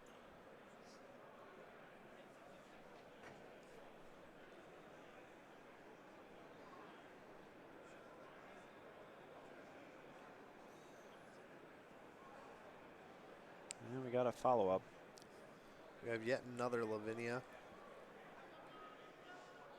And Justin doesn't want to play this game again. I don't blame him. Do you want to Pyroblast that, Boston? I think Boston's probably going to return serve here with his own Pyroblast. Yep, sure enough. I for sure agree with that. Lavinia is just stopping Justin from everything he wants to be doing. Yeah, the Paradoxical Outcome decks are so heavy on mana with using the artifacts and mana rocks of those. So, it's going to be land light versus most, compared to most decks. So having Lavinia out there, obviously a huge asset. Mm-hmm.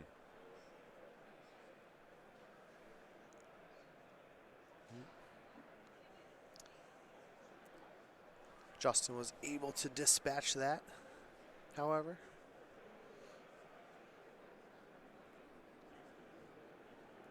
Yeah, he's free to do whatever he can do, whatever that may be. Boston not fighting back means that I'm sure there's just nothing stopping.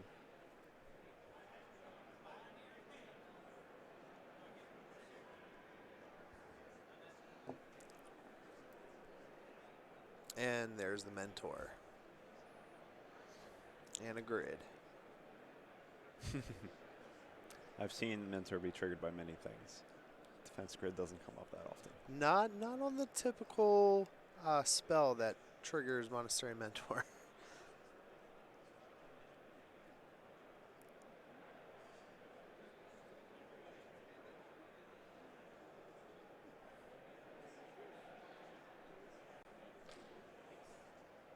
Well, Boston's got a dig and a cruise.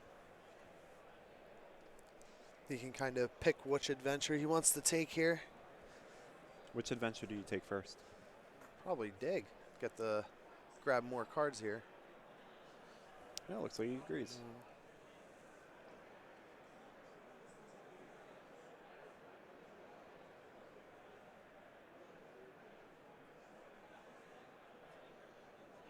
Oh boy. That's a lot of business. That was a very blue dig. Yeah, that was a lot of business in that dig. Makes me worry about the cruise now.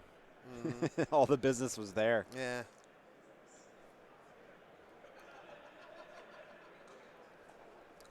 Looks like he picked up a Time Walk, too. That's a good choice.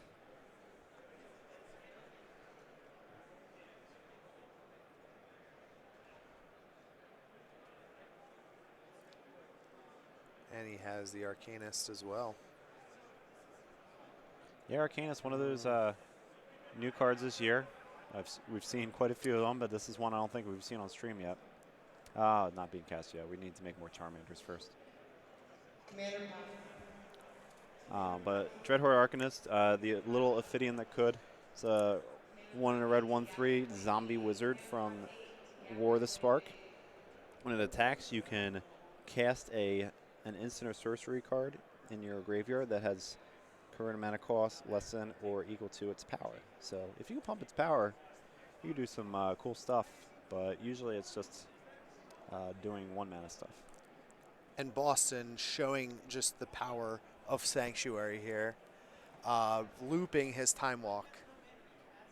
Yeah, Mystic Sanctuary. That kind of took everyone by surprise. You take a look at the card and it says 3 other islands, and you're like, does this deck get to 3 other islands enough to really do anything? The answer is yes. I know Matt Murray kind of destroyed everybody in the past Vintage Challenge with a version of this reoccurring, the Mystic Sanctuary. Yeah, he had 2, and just kind of showing the loop that involves getting a Renta Ultimate, I believe, and then you're basically able to cast infinite Time Walks with Ren and Retrace. Boston's not as set up to abuse it, but good enough there. Just being able to cast a few Time Walks and, kind of run over Justin, take him out of the game there. Yeah, 2-0 for Boston. Mystic Sanctuary, man. We're getting a lot of new cards on stream here. Oh, yeah. Yeah, they've been showing up all over the place. I mean, that one had Lavinia. Like it's crazy to think. Like, that's how many new cards we've had this year, is that, like, I knew Ravnica Allegiance came out in February. Like, I knew that. And I knew, like, Lavinia was from that, but I was second-guessing because it's the ancient past. Like, that was last year for my brain after dealing with War of the Spark, and then Modern Horizons, and then Core 2020, and then Throne of Eldraine. It's just heavy hitters 5 sets in a row. That was effectively 3 vintage metagames ago almost, you Yeah. know, just how much change. Again, I know we've been kind of saying a lot, but it really has been a really tumultuous kind of, I guess, year for vintage, right? Just the upheaval of the different archetypes and with the restrictions and the printings. It's just been kind of crazy to think, you know, where we're at in vintage, and it's still kind of evolving, right? Yeah, it's just keeps rotating around. People are trying to figure out where we're supposed to be. Like, you think it's going to be one deck that's top dog one week, and then it's totally like starts dwindling as people come up and try to fight against it. Like Jeskai was just like, oh yeah, Jeskai Arcanist. Like, it looked great there. It looked great at a lot of the early challenges where we had restricted misstep, but it's kind of dwindled, and you don't see it as much anymore. And you see some of the other flavors of blue, red, green, all sorts of different ways of kind of combating this new metagame that's constantly evolving. Yeah, it's mind-boggling just how many new cards and strategies keep interjecting into vintage. It's also equally as exciting right now. So Yeah, so we have, we're just kind of taking a look at this Jeskai list that we were given. Yeah, Boston was playing basically your basic Jeskai list. You had 3 Arcanists, 2 Pyromancer, and 2 Lavinia, as well as a Monastery Mentor. And it's really, I mean, it's bread and butter Jeskai. There's a Dova's Veto on the sideboard. another new card we haven't even considered or talked about. That was Ravnica Legions as well. We should have really taken a tally. I didn't consider how high this number was going to be of just 2019. Like, I knew it was going to be big, and then there's like 5 more cards that I forgot existed. I mean, yeah, 2019 cards that have made it into vintage is. Where were you guys even at in count when you guys were counting? If you put me on the spot right now, I couldn't even remember every single one that I commentated on today.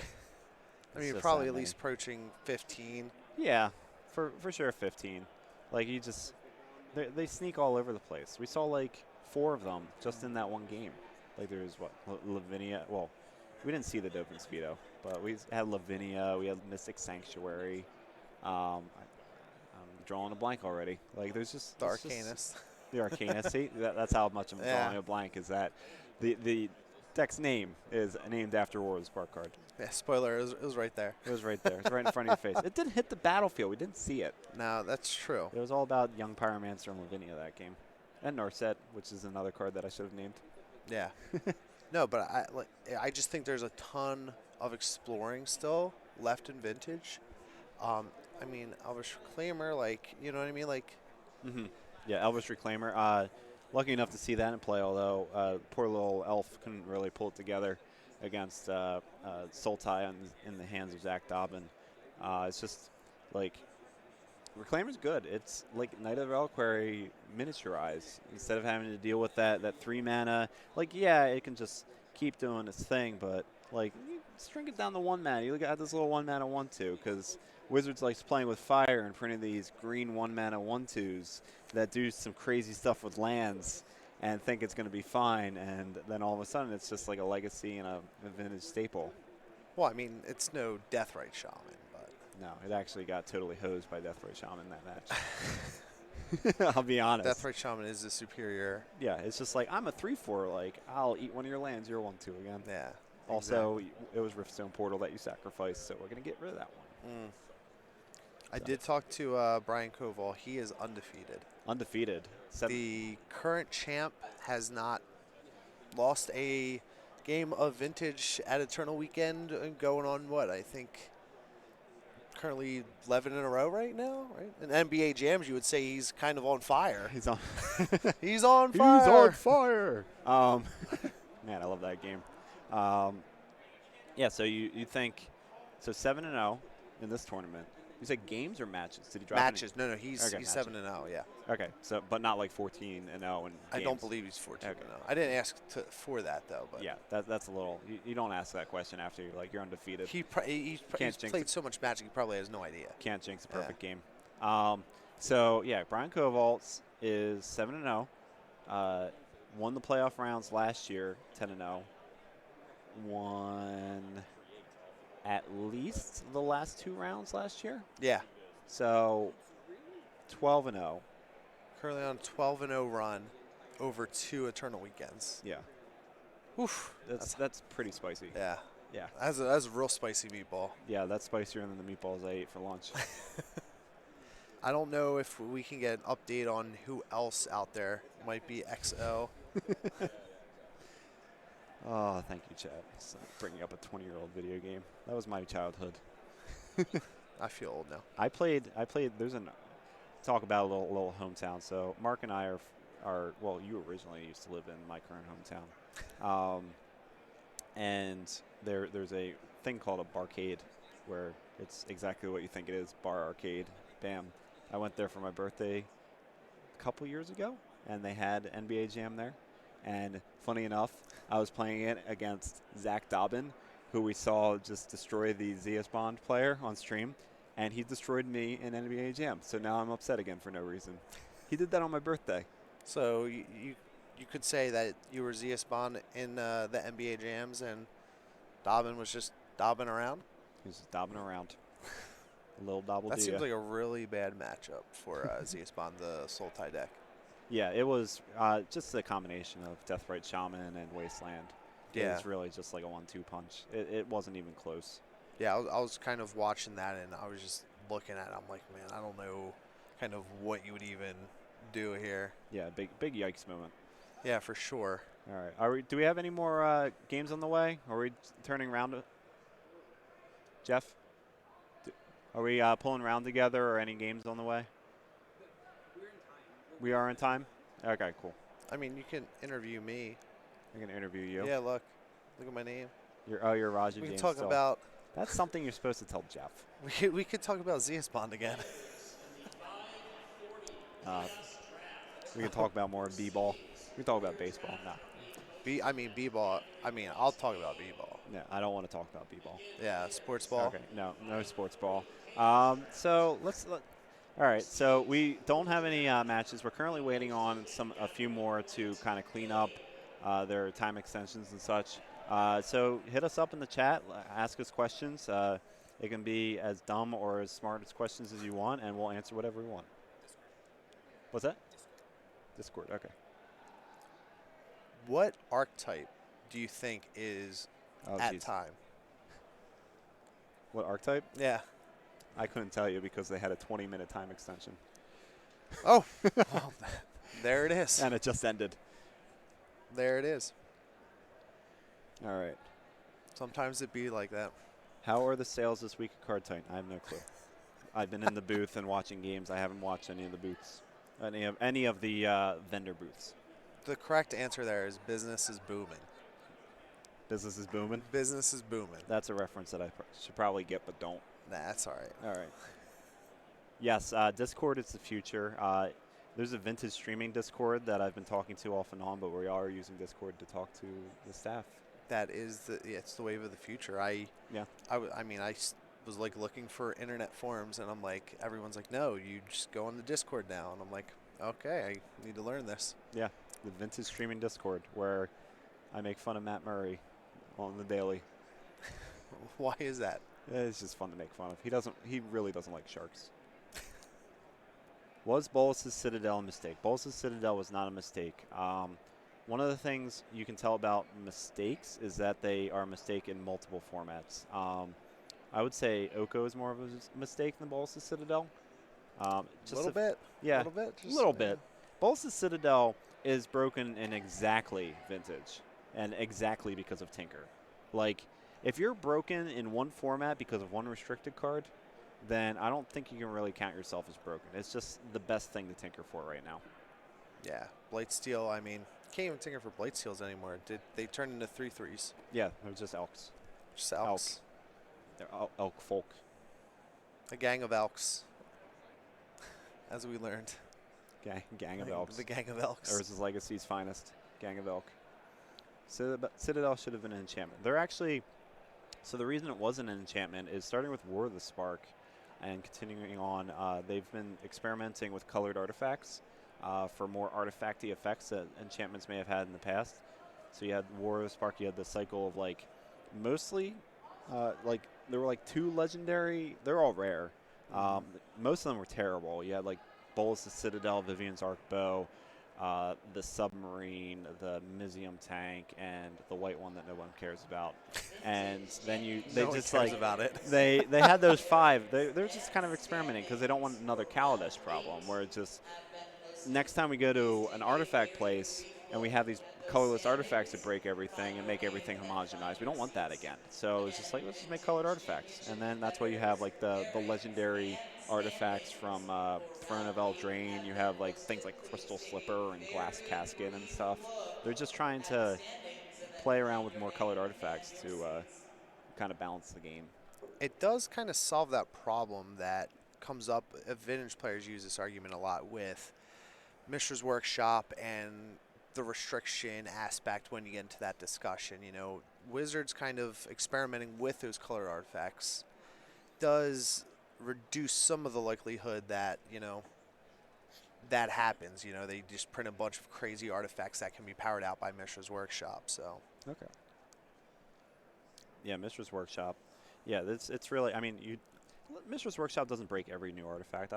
People were talking about Shambling Suit in Throne of Eldraine, and that one didn't really come through. we have a spicy one on camera. We finally have Golos shops. We kind of got bamboozled a little bit. We thought we were gonna have Golos shops last round, and instead we have Golos shops this round. That is true. We have Jody Keith, who will be rocking that. We also have Joe Brennan on the other side of the table on Sultai, as we saw earlier. Yeah, Joe Brennan undefeated going into this round, 21 points. Jody getting the pair up against him. It'll be interesting to see how this. They're announcing it now. They also have it's another Prison versus Sultai matchup, so it'll be interesting to see how that pairs up. You still have Crucible Worlds, I believe, out of Golos shops.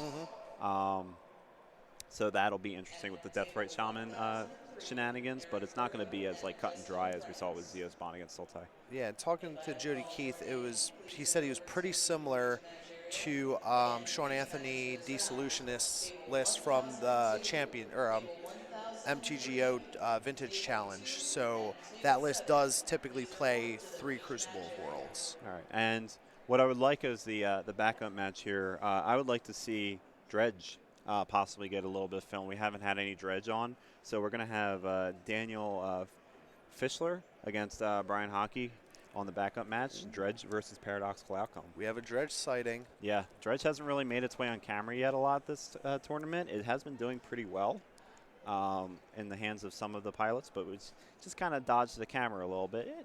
It's allowed to dodge the camera a little bit.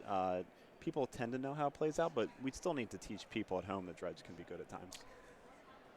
Although, I mean, I still don't think it top 8s.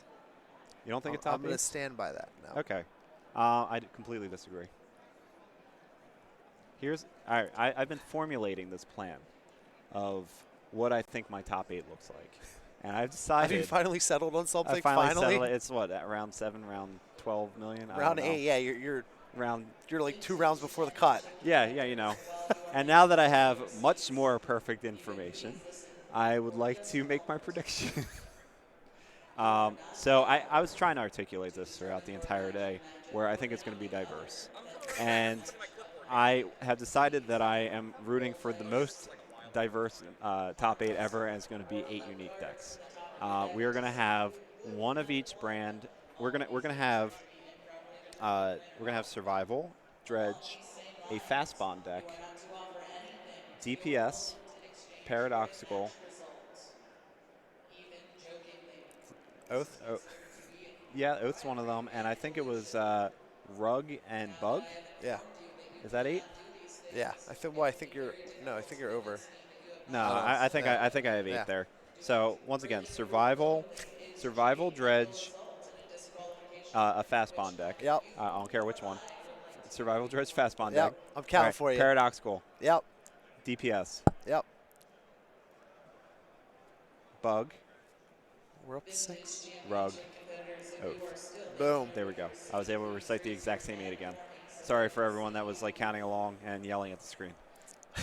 Now yours is probably less diverse than that. What do you got? I have 3 Oath decks. I'm real biased. I have 2 shop decks, so that's 5. I'm gonna put Bug in there. Oh, I should put shops in there. Yeah, you don't. Yeah, you don't even. You have shops missing top 8. That's What a hot take. what a hot take. 2 years ago, we were calling for its head.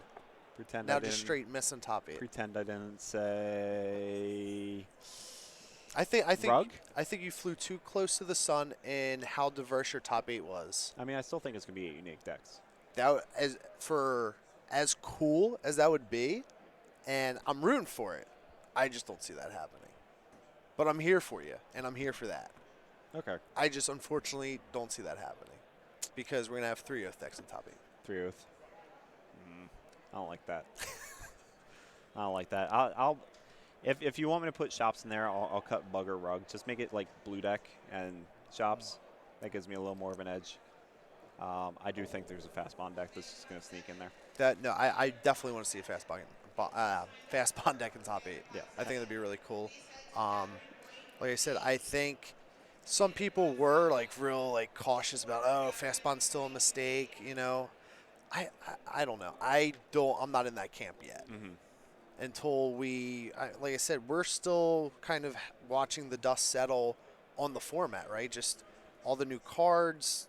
There's not really that consensus top deck that's overwhelming at this point, right? Everybody's picking up the new toys, you know, Oko here. So, like I said, until Fast Bond, you know, produces top 8 like we saw with shops, you know, a couple years ago, I'm okay with it. Okay. One of the interesting things about Survival is that while it won Eternal Weekend its premier year, it didn't really get the respect it deserved until it top 8'd Eternal Weekend last year.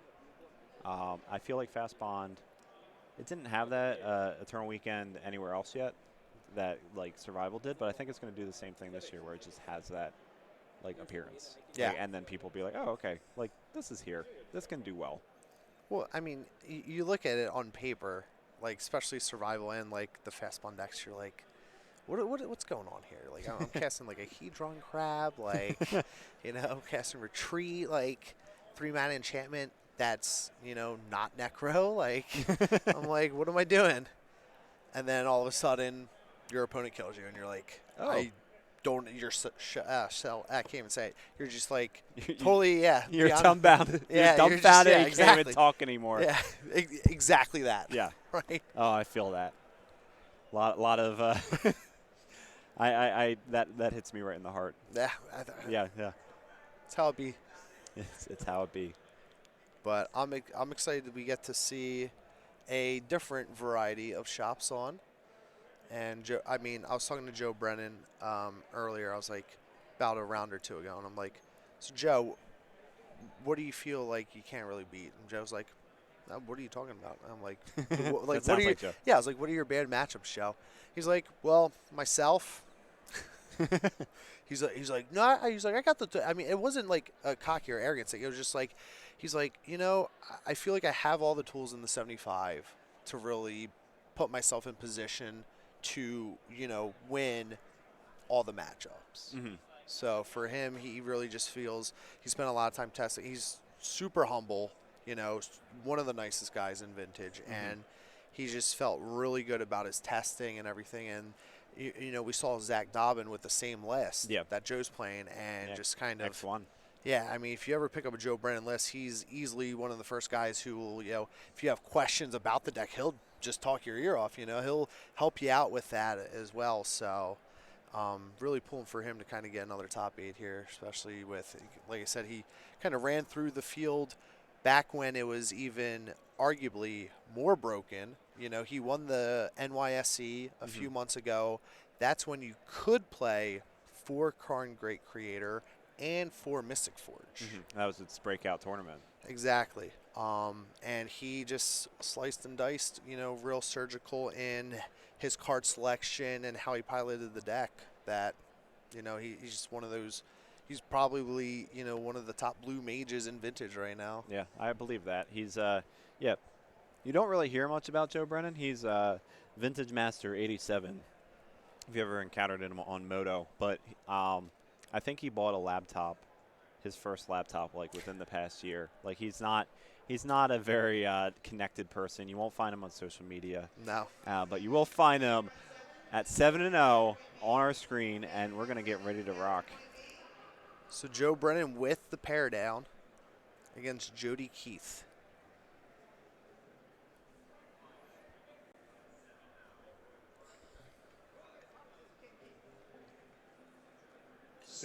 PM Legacy Trial. Your pairings are being posted at Gathering Point A. Joe figuring out which card he wants to put back. Joe very often will use a die to designate what the size of his hand is that he gets to keep. I like that. Very coverage friendly. Yes.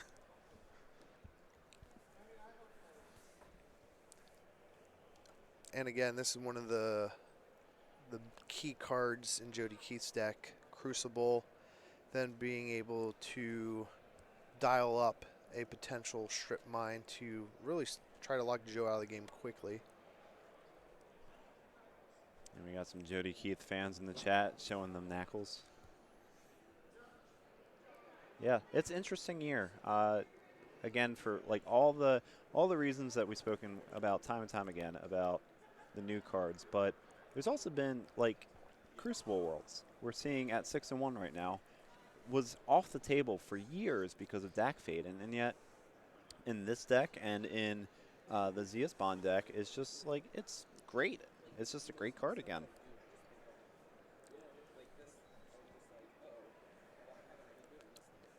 Dredge will be on the back table. People asking for Dredge. And Joe has an Assassin's Trophy in hand to go with his Leovold. Oh, and he also has a Force of Vigor. That's a pretty good. Yeah, the Assassin's Trophy doing a little more work than it's originally going to do. Interesting that Black Lotus was worth sacrificing for that first turn Leovold against a deck like this.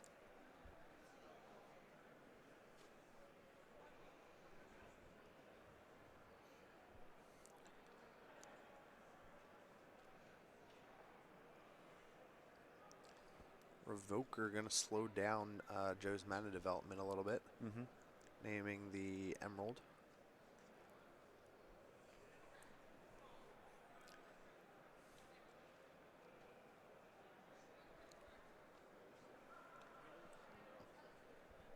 And we're off to the races.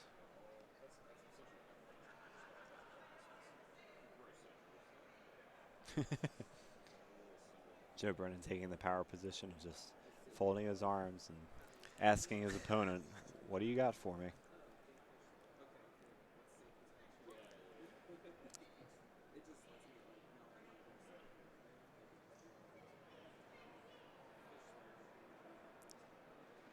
Looks like we got the factory back on defense here. Yeah, trades with Leo right now.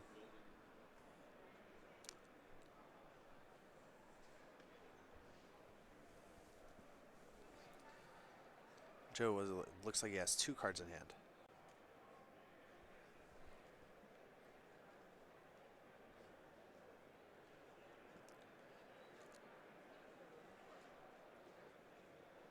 And Joe content to just trade off.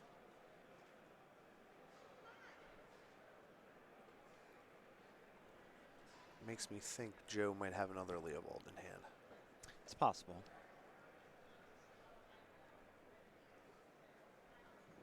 Could be about second Leovold. It could be about keeping Jody's mana low. Definitely a good point as well.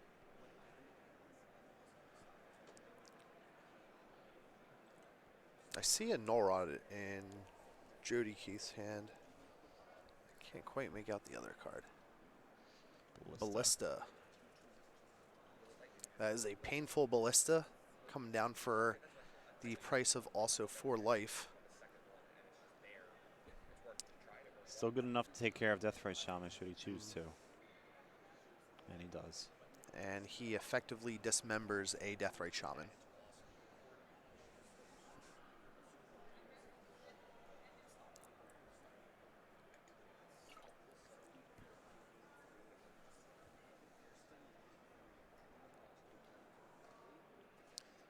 Wasteland.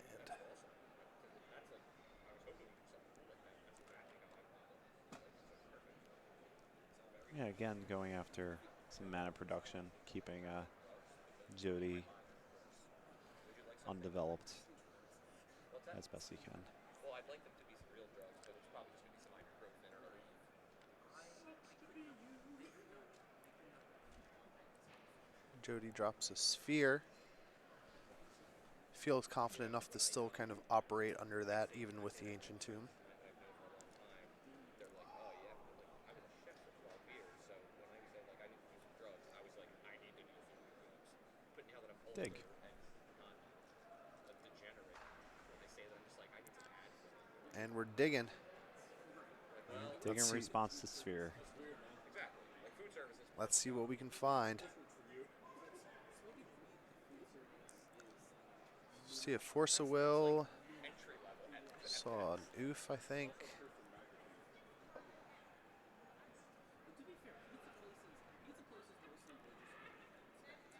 Oh yeah. Joe looking for some options to sneak out from underneath the Sphere of Resistance here.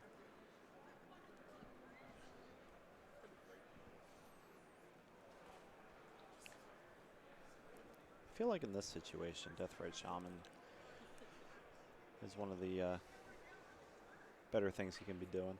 Easy 1-drop slash 2-drop. He picked up a Tarmogoyf. Rainstorm. I So guess- he took Tarmogoyf X off of the dig, maybe the Brainstorm. okay. Brainstorm locked right now. Knows the top 2 cards and find that 3rd land for Goyf.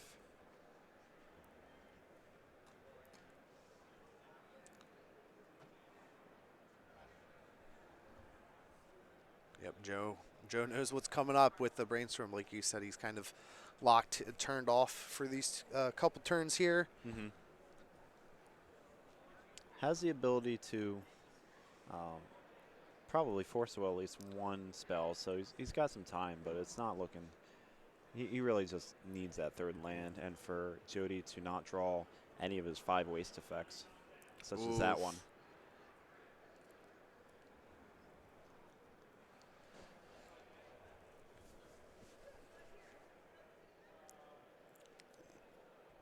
Yeah, Joe, a little under the gun. I mean, the Revoker's not a fast clock, but it's definitely a clock here. Oh, wow. Another Wasteland here. It's looking like a real rough go now for Joe. Yeah, sorry for the Nostradamus moment there, Joe. Talking about how we saw 0 of those, and then we see 1 right after the other. Yeah, this is going to be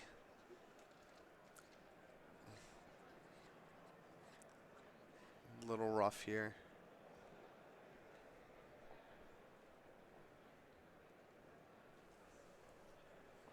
Buried Ruin.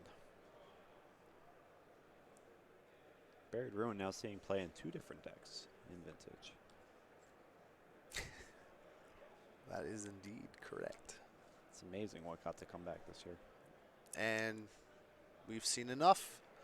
Joe packs it in. Jody Keith takes down game 1. Yeah. Interesting back and forth there. There were a lot of different lines that both players could have taken. Seemed pretty powerful with Joe's start with the first turn Leovold Force of Vigor pitch card. But just not enough to really cement the game. Yeah, no, I mean, it was looking really good for Joe right there with the opening, but just kind of ran into some mana issues and, you know, versus a more prison-esque version of shops, which this version is, kind of tough to stumble like that.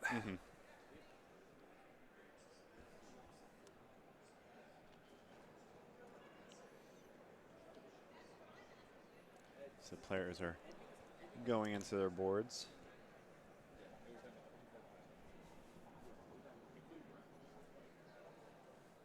We've seen kind of different variations of what Joe's playing on stream. Do we have? We showed his deck before, correct? We should have Joe's list. Ah, here it is. So, yeah, Joe's list, we saw it a little bit earlier. It's bug, like kind of they call it the bug fish deck. They call it the bug control deck. It's kind of an in-between. You have like a creature package. You have a Singleton Brazen Borrower, Oof, 4 Deathrights, 2 Leos, 3 Tarmogoyfs, Vendilion Click as like kind of your threats. You also have an Oko in there. You just have like counter spells and strong draw spells and fun things like a one of Misdirection in the main deck, which will probably come out in this matchup. But it's really just, it's not as what we call Xeroxy as some of the Jeskai decks. It doesn't really have any preordains, I don't believe. It does run like Brainstorm Ponder, but that's about where it stops. In the sideboard, however, as we see these Flusterstorms and Misdirections come out, you're going to see things like we're going to have 2 Energy Flux come in. You have another Assassin's Trophy in the board. You have 2 more Force of Vigor. Really just a lot of better options than some of the dead cards in the main deck. Oh yeah, we're definitely gonna see the Force of Vigors coming. Yeah. So maybe even see the Toxic Deluge and the Tabernacle of Pendrel Veil. And there's Jody Keith's. Golos. Golos Shops featuring 3 Golos Tireless Pilgrim. No way of activating that off-color ability unless you get the full build of Moxen or maybe a Black Lotus to replace one of them. But that's really not what the deck's about. It's more of a, you kind of got this weird traditional prison kind of thing where you have only 1 smokestack, which is kind of interesting, but you still have that whole smokestack wasteland Crucible thing going on. Yeah, it plays, 3 Crucible of Worlds. It can use the Pilgrim to serve up your Strip Mine and effectively kind of just lock your opponent out of the game. You also have, kind of the good old-fashioned, let me play some guys and get into the red zone with the Serpent. We saw the Revoker just kind of go the distance there. Yeah, Revoker is a very good prison piece that also happens to be a creature. Has been called as like one of the ones they should axe in the past, but haven't gotten around to it yet. Funny enough, we call this the Golos deck. There's also 3 Stonecoil Serpents as well. And yet another new card making an appearance, Godfarer Statue. Godfarer Statue. Yet another card from War of the Spark. I think we're up to about 20 cards from 2019 at this point.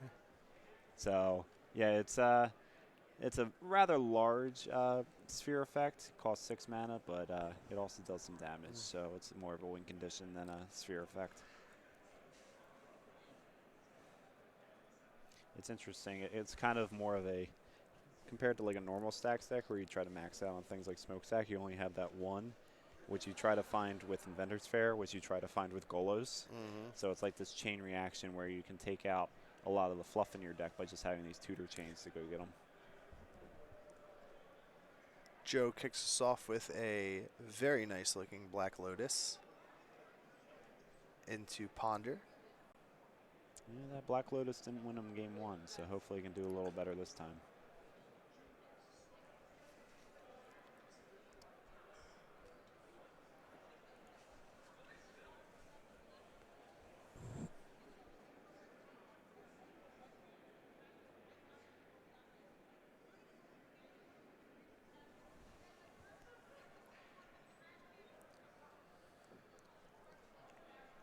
Joe pondering hard here about his next selection. There's a lot of pondering to do.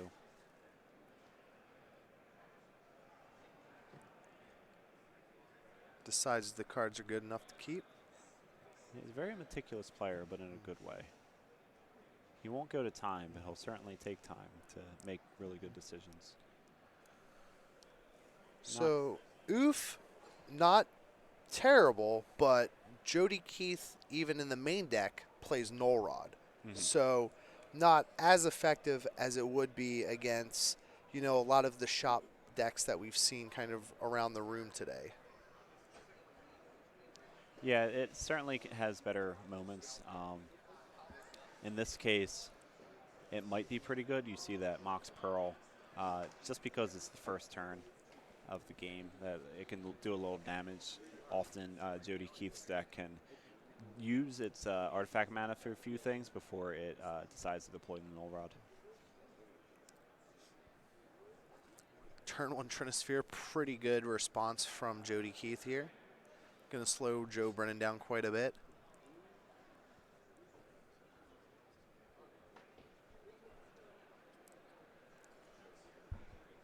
And the good old-fashioned double workshop draw here. Yeah, that's a lot of mana. We might see a Golos this turn too, which could spell doom. Or just a 6/6. Casual 6/6. No biggie.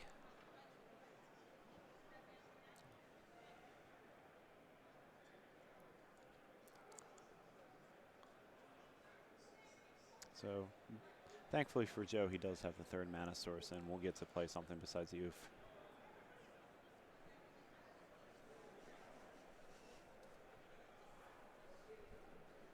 I remember back in the day when you got an X-Spell artifact creature, it was like Shifting Wall and Phyrexian Marauder, which is just, if you don't know what those cards do, good, because they were both garbage. It's all right. No one really does. Yeah. You're talking about an XX Defender or an XX can't block, but also you have to pay X to attack with it. And a very expensive 3-mana Planeswalker comes down. I mean 1 mana. I thought it was going to be another Narset sighting. Nope, just a 1 mana-esque Planeswalker.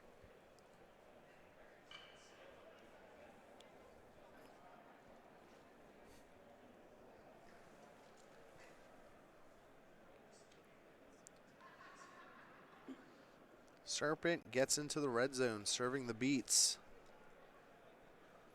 Big old Trampler. Trample and protection from multicolor and reach. I did see a serpent eat a Narcomoeba.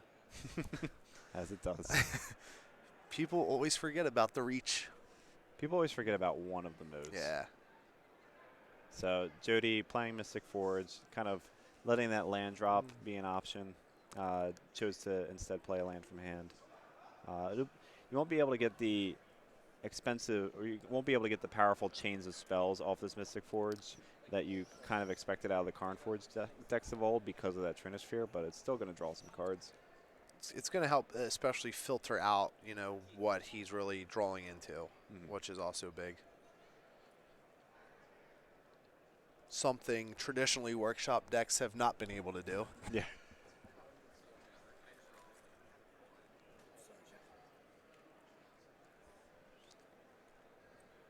Joe surveying his next options here. Thank you.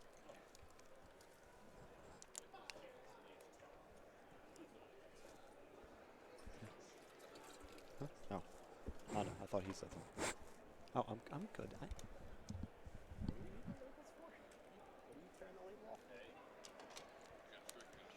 Jody taking a peek at the top cards, seeing what he wants to go with. Oh.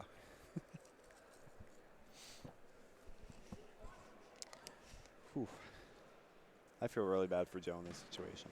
He really needs like a force of vigor to pull himself out. Yeah, the Revoker down on the Deathrite Shaman. Not really doing much. I mean, Oof at least slows down the activation of the Forge, but still not looking favorable from Joe's side of the table.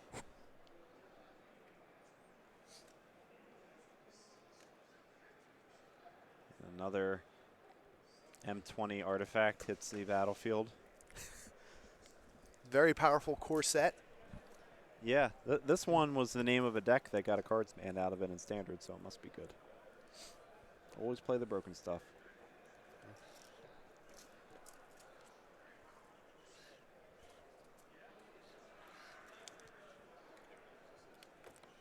It's no Titans, but you know, No some very Titans. from like the core set with a Primeval Oh, yeah. Titan and Sun Titan, but very very powerful big guys in the M20. And then you had the Artifact Titan and Worm Coil Engine. Yep. Even though it didn't have that enter ability or whatever, it still counted. It was like in Kamigawa block where you had the 5 dragons, but you also had Tatsumatsu the Dragon Fang, which was like the artifact dragon. The unofficial. Yeah. Yeah. It was also legendary, and that's about all it had in comparison. It was just like, yeah, I guess you can be the artifact one, whatever. So it's funny. Nat Mose, we were talking about with I was talking about with Raja earlier. Nat Mose was responsible for pointing out to R&D that Mystic Forge was broken, and they didn't change it. So Sometimes you just let broken cards be broken. yeah, and now Nat Mose doesn't work for R&D. So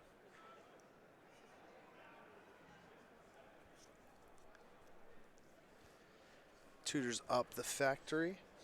factory, interesting. The factory can battle either of Joe's creatures currently.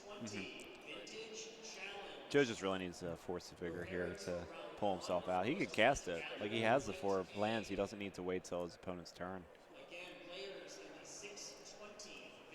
He didn't. I was worried that he would get stuck on a low mana count. I mean, yeah, mana is not the issue for Joe. I think Joe's missing some business. Yeah, he just needs a 1-2 punch with like 2 Force of Vigors.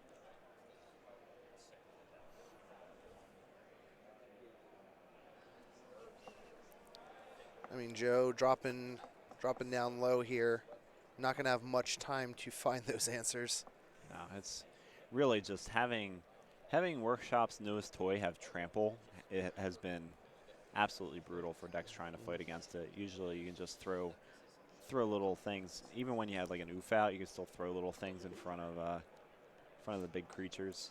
Now you're just out of luck. And we're digging. Joe's going to be on the lookout for some vigor here.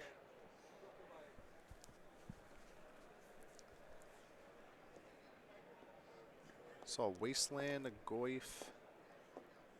Think I might have saw the Borrower. I'm not sure. Yeah, it's possible. I don't think Borrower does enough here. It's still 3 mana. You really just want to be able to you want to force the vigor regardless. That's the only way you're pulling yourself out of the situation is if you can 2-for-1 them. And honestly, what Joe would really like is 2 Force of Vigors. He could cast 1, take out the Trinisphere and whatever, and then during his opponent's upkeep, just take out 2 more artifacts. Like, I think that would really be best case scenario. He has plenty of Force of Vigors to do it. I think Joe's reaction there kind of just said it all, where he's just reluctantly shaking his head as he begrudgingly grabbed 2 cards from his dig. I think he has Energy Flux on the board, too. It's possible that could get him out of this, but Time Walk. We're Okay. gonna walk it out. Still cast another spell? No, he doesn't have any more land seat with And Deathrite. Deathrite's locked down. Is that what's it called? Yeah, I forgot that was locked down. My bad. Yeah, that's the Borrower right there. Yeah, that's the fancy fairy tale version. Yep, the Fairy Tale storybook.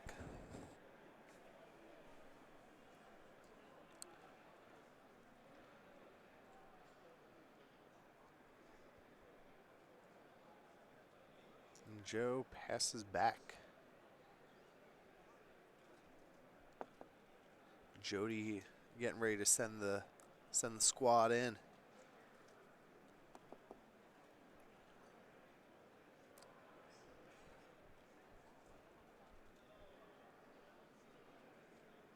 Get some extra protection here with a sphere before we enter combat.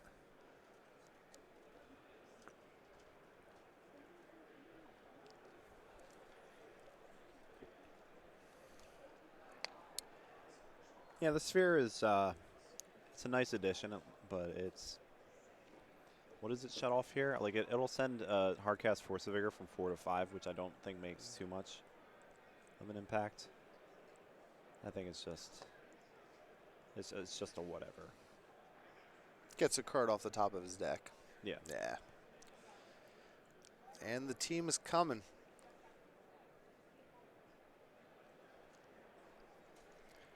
let's see if Joe can navigate this combat step with getting another draw step here.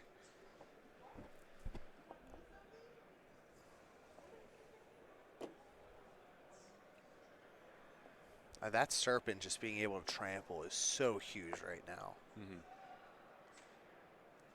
think what we might see here is some sort of good trade. Yeah, that one's a good one. Kind of math out everybody else. You're gonna take 3 from Little Serpent. You can soak up 2 of it. So yeah, that makes sense. And then you Brazen Borrower the big Serpent.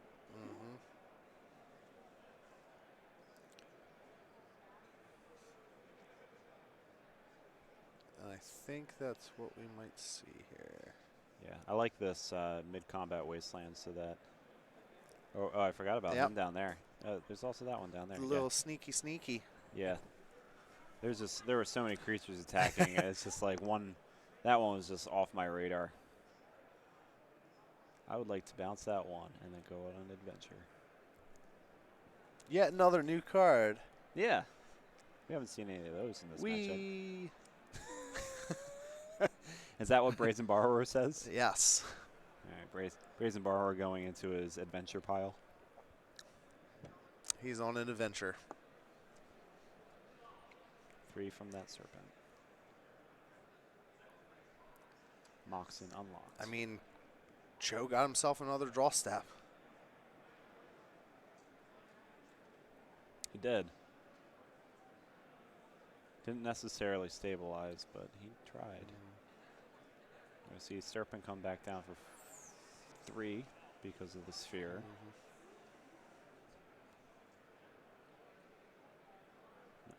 That Mystic Forge not really churning anything out this turn. Kicked a Ancient Tomb out of the way. Yeah, that's true. And that's match. Yeah, that's the game. Joe just tried to buy himself time to get some answers there, and unfortunately couldn't cobble it together. And Jody Keith moves to 7-1, and Joe drops to 7-1. Both still in very good position to top 8. Yeah, they might be able to draw in next round. Obviously against different opponents, but they get paired again. Yeah, it's just like, and it's Joe Brennan and Joe Keith. What? Yeah, would you like to ID with me? Yeah, I'm sure he would. Yeah, so we see Joe Brennan, like, unfortunately no longer an unblemished record, but not necessarily out of the top 8. Probably still very much just cemented in. Yeah. Provided he doesn't get paired down again. People throwing up their Tabernacles. He did have one in his hand. He is known for Tabernacle. Did not need it that match. Still had the Tabernacle. Still had all these. Didn't need it. Jody kind of showing, prison versions of, workshops, not necessarily dead. Nah, it was very much alive. I mean, see Jody's going to top 8. Like, really, really good odds, yeah. Yeah, like if that's not a testament to prison shops, I don't know what is. Got these, Corset 2019, All-Stars. Fair enough. Yeah, so this was round 8. We're going to have another match, hopefully a backup match, which was the dredge match. Hopefully we get some dredge action. Yeah, we got 0 dredge action on stream so far. I'd like to see that one in action, see how big that battlefield gets.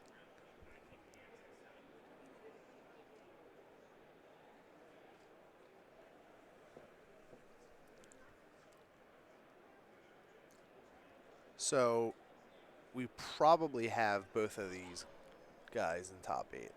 Yeah, I'd say so. Yeah. I mean, they were at table 1002, which is one of our VIP tables. They just added 1000 to it. Got to make a VIP. Yeah, we're going to we are going to get that backup match on momentarily. We will have some dredge action. So yeah, 9 rounds, cut to top 8. Top 8 will be played on Sunday. Yep. The players will have a day to either jam a bunch of Legacy or, test. Yeah, do what they want to do. I've seen people play Legacy as well and do pretty well. I say Jody Keith would be one of them. Yeah, I think he knows his way around Legacy as well. Yeah, he plays it every now and then. Dabbles in it. And we have our backup match now. All right, Brian Hockey on Sultai. Nope, Nope. not on Sultai. Nope. Brian Hockey versus Dan Fischler, which we will get the matchup is actually Dredge versus Paradoxical Outcome. Maybe reversed. We get a powder. 2 Narcomoebas hit off that powder. What is that other blue card? Force of Will. It is Force of Will? It looked a little off. I thought it might be like a Black Border Ancestral Recall randomly. That would be wild, yeah. Yeah, that's why it kind of threw me. Yeah, no, these are we're back in the pitch versions now and firmly entrenched in that camp. I mean, people modify some of the pitch cards they're playing, but you're not going to see many lands tapping for mana out of Dredge currently. Yeah, I mean, the again, 2019, you had the printing of Force of Vigor and Force of Negation, which just kind of made Dredge into a whole new monster. You didn't really need that weird sideboard that had the 7 rainbow lands and the 8/1 mana answers. Instead, you can just be like, oh, I have Force of Vigor. Oh, I have this. I have Sickening Shoal. I have Force of Negation. I have Mindbreak Trap. I have Leyline. Just all these, just never really paying mana for anything. Traditionally, you know, as Dredge in a matchup like this, you would just be like crossing your fingers every draw step that your, you know, combo player had. But Dredge these days, a little different. You know, we have, you know, the Force of Will. Randomly have that one misstep in the list still. You'll have Unmask to kind of help you out a little bit as well. Little different from the Dredge side of the table these days. We're on the Managorger Hydra version of the deck. My favorite. Step aside, Monastery Mentor. There's a new growing creature in town, and it is hungry. Nom, nom, nom, nom, nom. I would like to grow bigger due to this Mox. Dredge, not one to really trigger the Hydra. You might see a hollow on this turn, maybe an Unmask. But really, that Hydra is all on Brian to make large and in charge.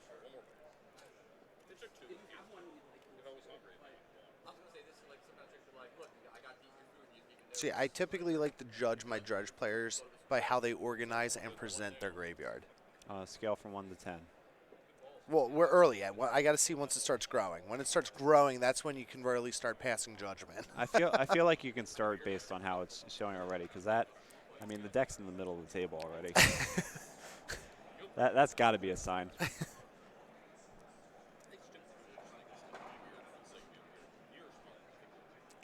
Oh, we have another expensive elk coming into the red zone.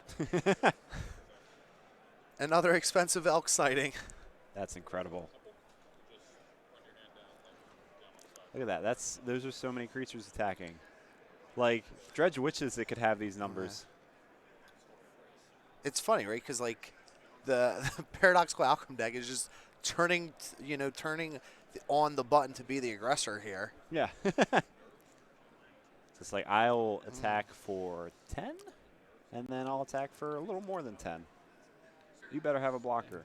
I mean, that's already a pretty decent life total that Brian has Dan down to. Yeah.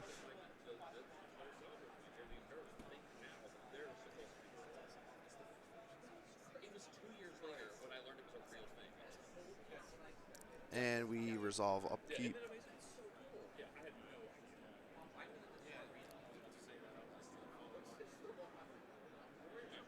We got 2 bridges down. 2 bridges down. That could take care of blocking the. Got to read all the crap that Ochre's up to. He's got to see, you know, all the foods, the elks, the thievery. Yeah, He's a big bundle of joy, that one. He could just steal a zombie. He could steal a zombie. Yeah, that would actually very strategically relevant. Remove a blocker on the crackback.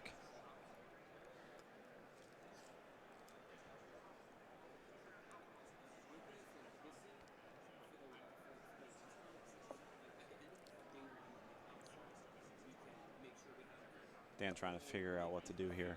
I think that's what he's trying to play through his head, right? Like, he's like, is Brian going to steal one of my zombies?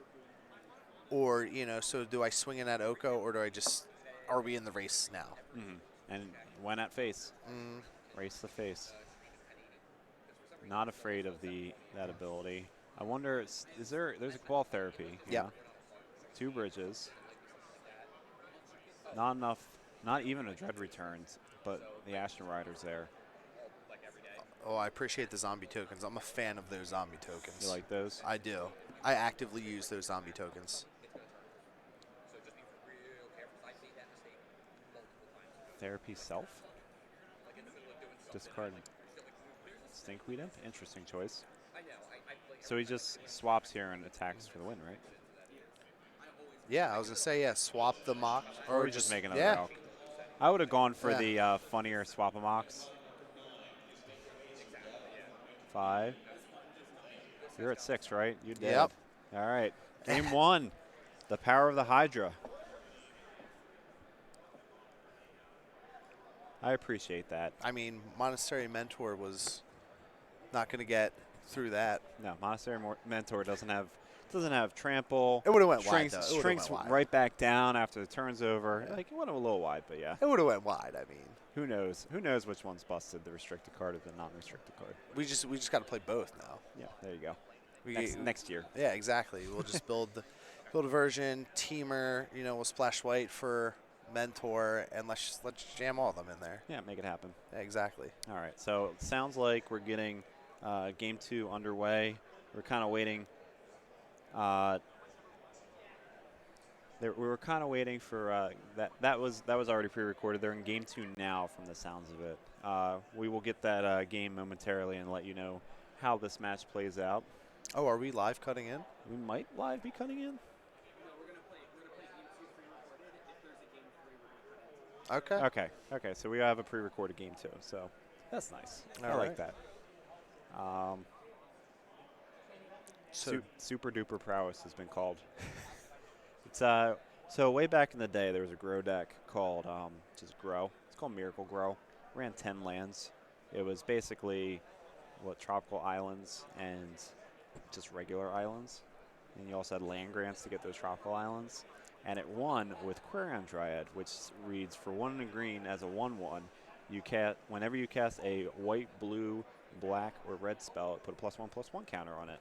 Well, Pat Chapin decided to break this card in half, and took something that Eric Lauer invented in like 1997 called Turbo Xerox and kind of mushed them together and create this powerful Quirion Dryad deck that we've seen basically variations of every year since. You had Groatog, you had the 4 Mentor decks, the Young Pyromancer decks. Really just like a lot of different decks that are all about make a creature and then have a way of casting spells to make that creature larger or wider. Yeah, I mean, Mana Gorger, the nice thing about that is it triggers for not only your spells, but your opponents. Yeah, both sides, which is why they have 1 in the main and 3 in the board against the Jeskai decks, because Jeskai decks, especially the Arcanist versions, are really casting a lot of spells, really make a very large Hydra, and it just gets out of control. So that's exactly what we saw in that first game, and we're going to the second game now. Dan really under the gun here. As a Dredge player, I mean, Dredge is built to be a Game 1 deck. Make no mistake about it. Dropping Game 1 obviously hurts a lot. Game 2 is kind of, discovery for Dredge a lot of the times, right? Because you have these sideboard cards, and you're trying to determine what your opponent is bringing in to disrupt your game plan. Because Dredge doesn't want to overboard, because, again, you're diluting your deck. It's going to, kind of stumble a bit. So losing Game 1 for Dan, very, detrimental to him winning the match. Very good for Brian. Yeah, you don't want to full 15 that sideboard plan, or you're taking way too much action out. Although Dan found his now one of Golgari Grave Troll. Wow. Hollow 1, Hollow 2, Hollow 3, all saying hello.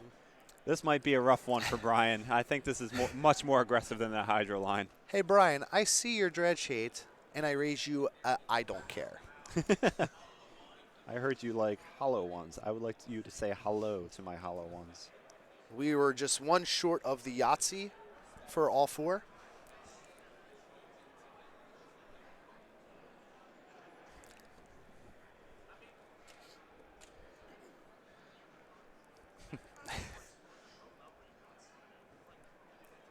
And we're scrolling. That is such a great opener for Dan to just circumvent anything that Brian was doing. It's just like, I have 12 power. Brian's like, I'm going to need to Ancestral Recall to figure out what to do here.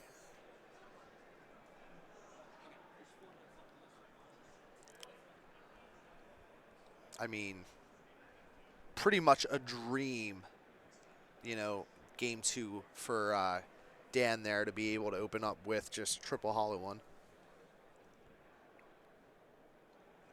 Yeah. Landmark Scroll, not nearly as powerful as 12 power. Nah, that's a little more fair. A little more. They would like to say hello.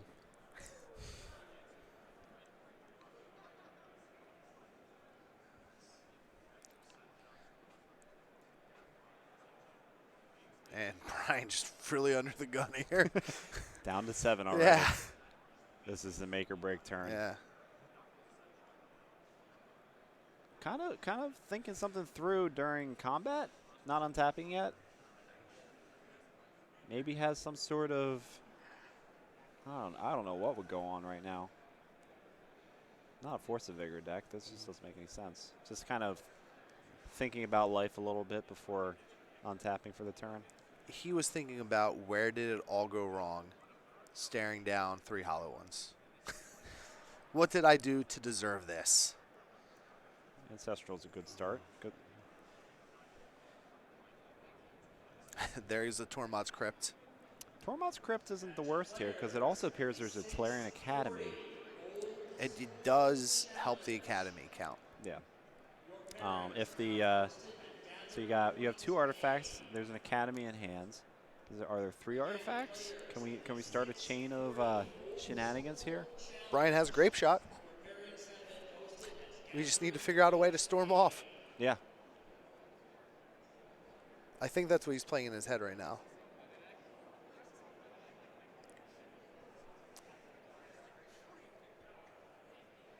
Brainstorm, all right. I want to see 3 more. It's Brainstorm. It's a little faded.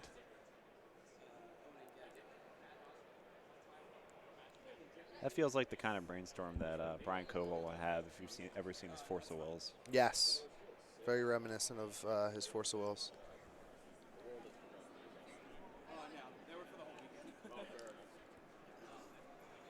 What's your favorite Brainstorm? That pitcher. That exact one?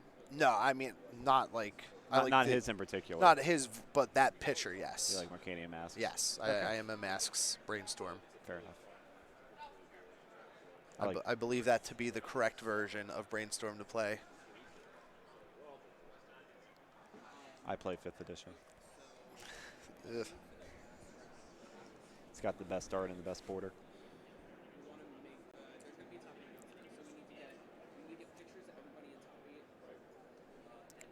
I see the outcome there.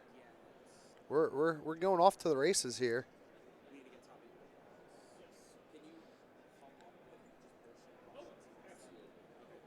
Brian's gonna pick him up with a Paradoxical, I think, here. Yeah, that's it looks kind of dire, but that looks like enough to really do something. This is a big game right here. Yeah. Brian might be able to dig out from a 3-0 hole. Absolutely. Chat mentioned the idea that Dan could have dredged during his upkeep and tried to aggressively hit a therapy, especially considering that he had a known Ancestral Recall in his opponent's hand. And two hollow ones was just enough to seal the game as well. Elected not to go with that line, and hopefully won't be punished for it. I mean, and we see here, obviously we have perfect information, hindsight's 20/20, but he would have hit a therapy there. Yeah, I think he just discarded therapy. He had it the whole time.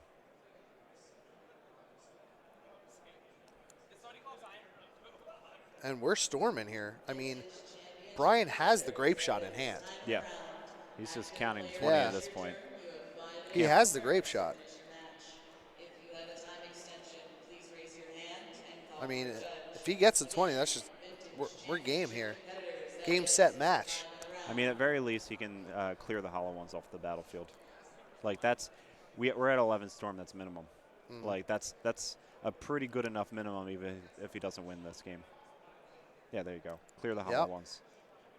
Clear them out. Kill your graveyard. Go. Yep. I choose 4, 4, and 4. Goodbye.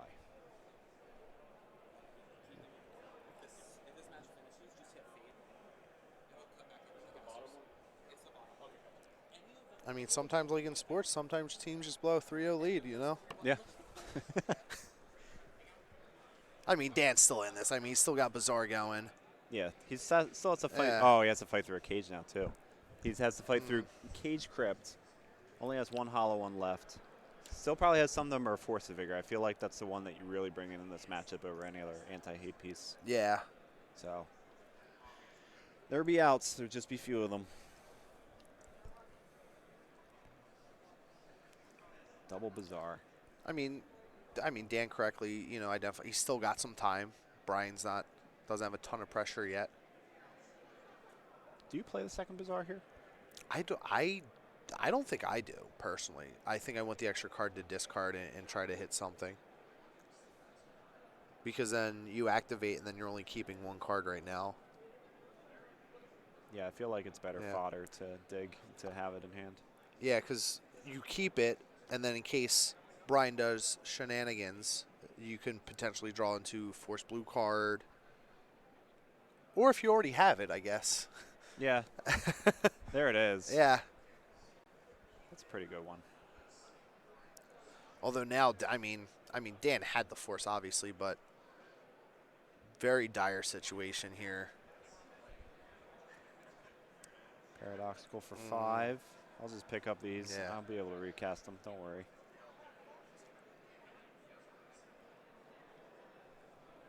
Yeah, I feel like the writing looks like it's on the wall here.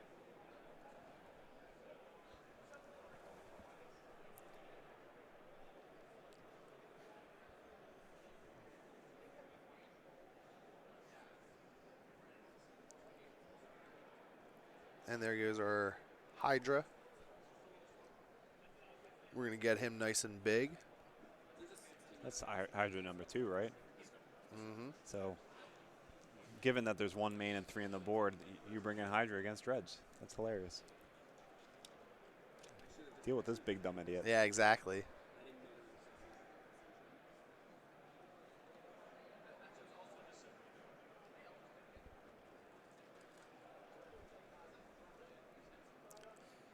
And Dan will only be drawing 1 card.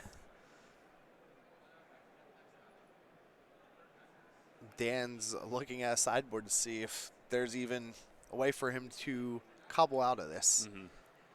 Oko found off a Narset. Oh, boy. That should end things rather Yeah, quickly. I think we're just going through the motions now. Brian kind of running away with this. Yeah, Hydra is an 8/8. Oh, we found something. We might continue chaining things off. Okay. Lotus is fine. So we have a 9/9 Hydra. Yeah, Oko in hand. Probably enough to kill Dan on the next turn. Keep that Academy up there, man. Oh no, we're just going to keep playing spells and making Hydra huge. We're going to dig.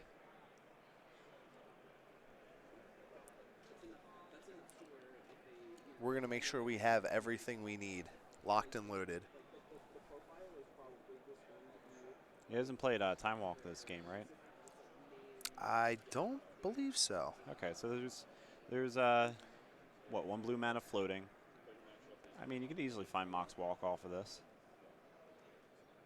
And just kind of seal it up right here and now. It doesn't find it though, or at least, yeah, I see a Mana Crypt, but I don't see a Time Walk. Sometimes you just got to walk it out. Yeah, just keep chaining those spells. There's Walk. 1 card too far down.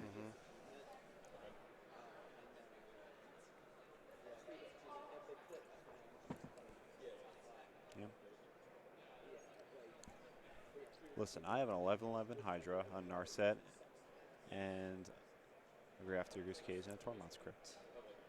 It's your turn. Dan's just like, all right, I guess I'll look at this card. Just because I'm not officially dead yet. Yeah. Brian would have to accidentally pass the turn 7 times without untapping Mana Vault in order to lose this one. That's, I mean, I've seen people do worse things, I guess. Fair enough. But I feel like at 6-1, Brian's not going to be doing that. No, these are both very tight players. He's even untapping it because it doesn't matter. Both very tight players. Dan, unfortunately, just kind of getting the short end of the stick, kept a very, very powerful hand and just didn't pull through with it. Like, you can't ask for anything better than 12 power on turn 1, except for like 16 power on turn 1. Sometimes you just get vintaged, and that's exactly what just happened there. I mean, Dan tried to vintage Brian, and then Brian said, I'm going to re-vintage you. Yeah.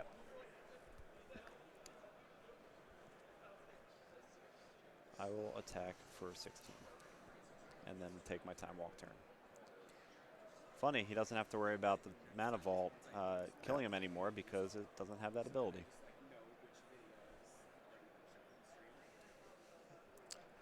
And that's all she wrote. Dredge goes down. I know you're feeling that one deep in your heart. We got Dredge on camera for you in near the final rounds of the day, but I didn't think it was going to top 8. I thought, yeah, put up a good run. I don't like the form. I think the format's still pretty hostile to Dredge. That's fair. Dredge always operates the best when it lines up where, one, people forget about it, or they're busy focusing on other archetypes. And unfortunately, with like Oath, there's a lot of splash damage going on right now with Graf Digger's Cage, Containment Priest. And it just doesn't have the same tools. The Manaless tools aren't as good as the Oko tools and similar situations like that. Yeah. No. Yeah. Unfortunately, Dredge. Yeah. Back to the drawing board. Yeah.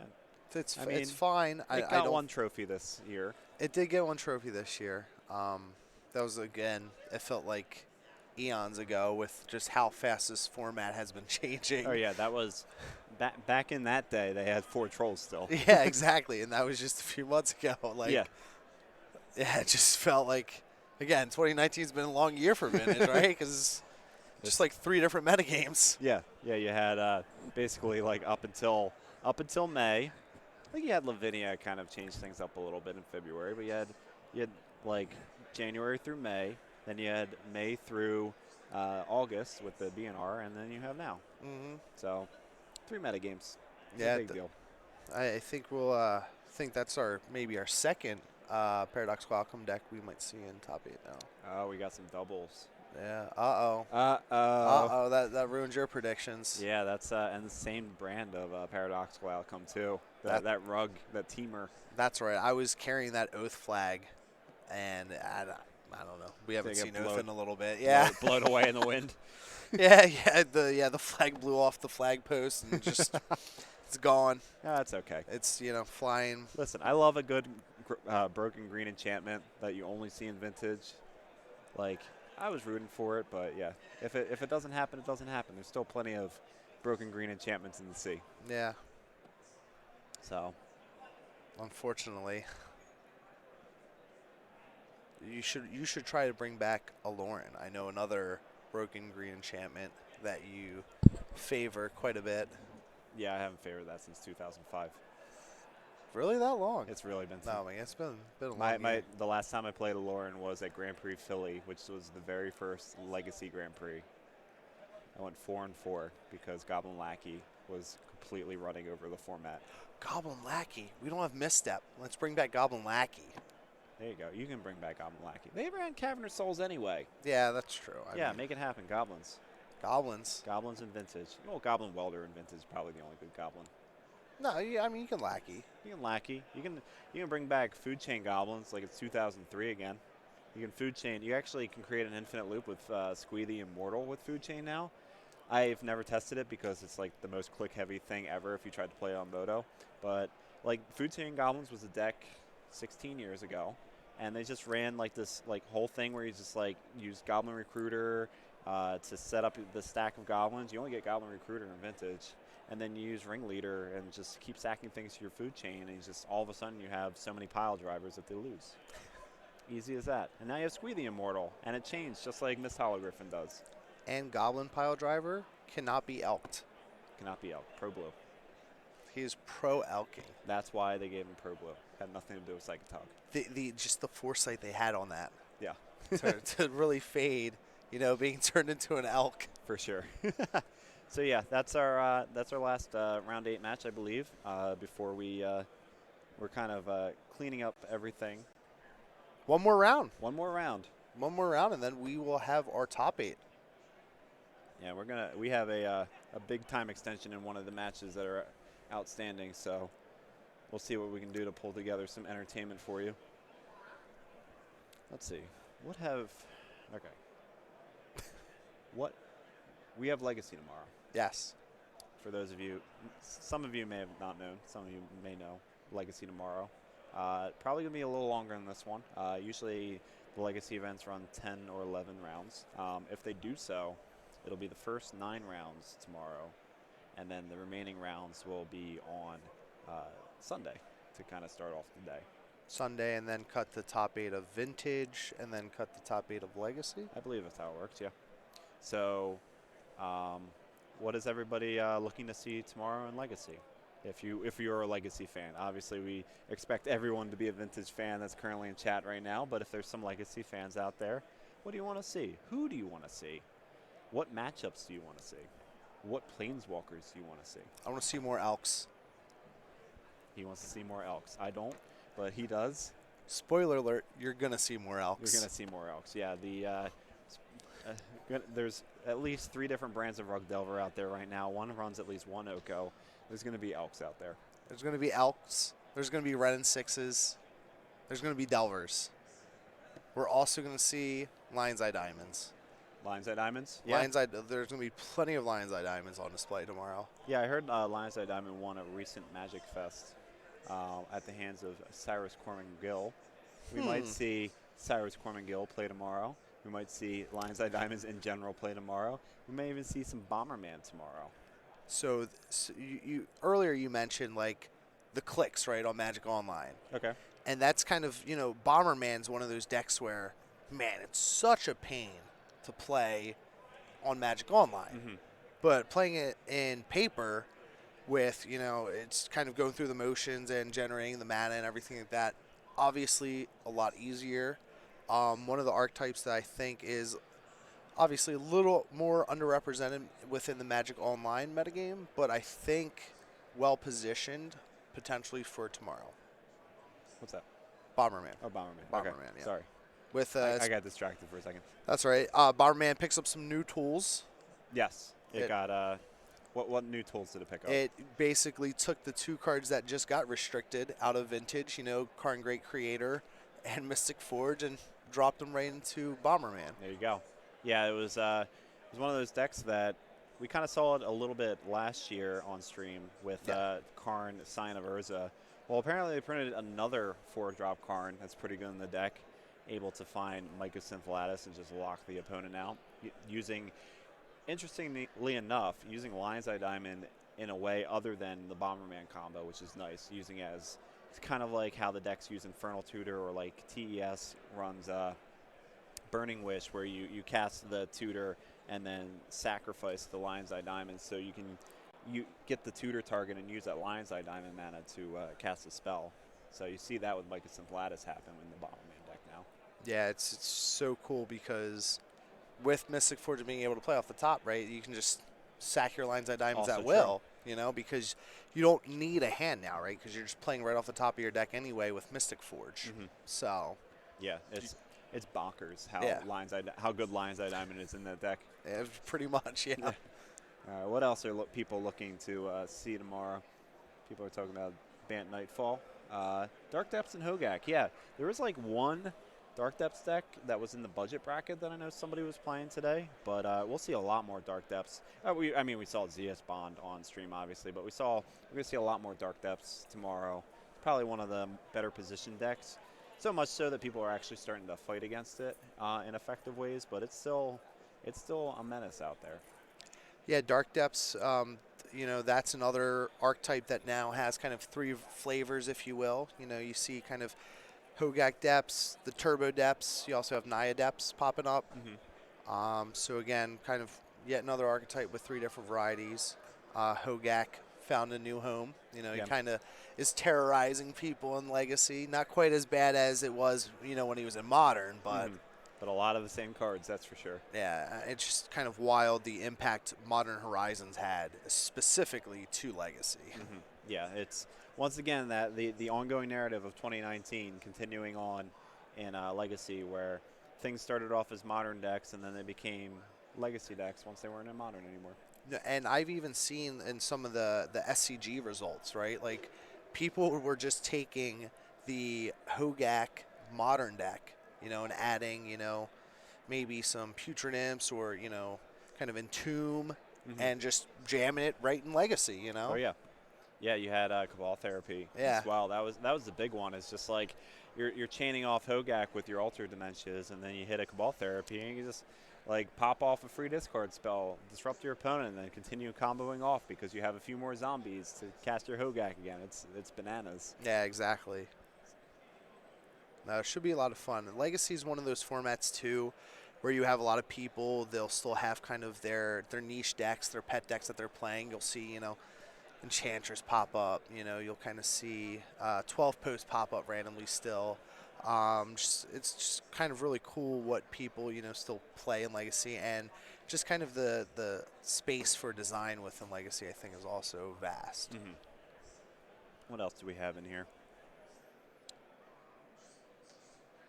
Ren and 6 is six of the tree. Yeah, we have Ren and 6. Yeah, a lot of Ren and 6 talk.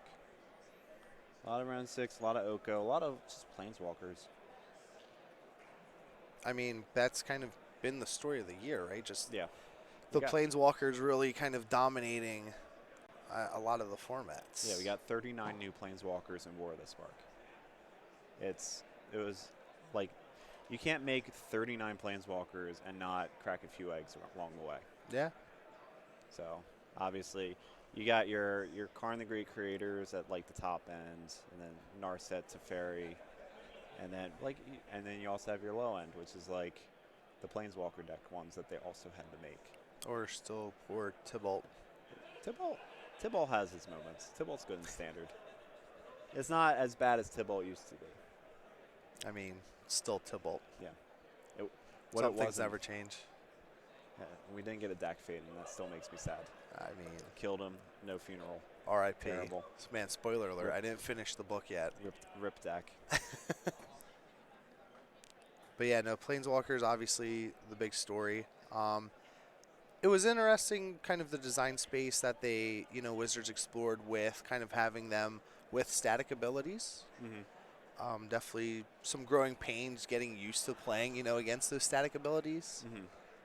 But, they were pushed. Yeah. They were pushed. It wasn't the first time a Planeswalker had a static ability. It's the first time that the static ability meant more than what Garruk Relentless did as a static ability, where he just flipped if he had 2 or less loyalty. It was a static ability. That's true. You're not wrong. Yeah, it was just one that kind of happened right away and then didn't happen again, so it didn't really matter. Also, technically, what's her name? Arlen Cord had a static ability, right?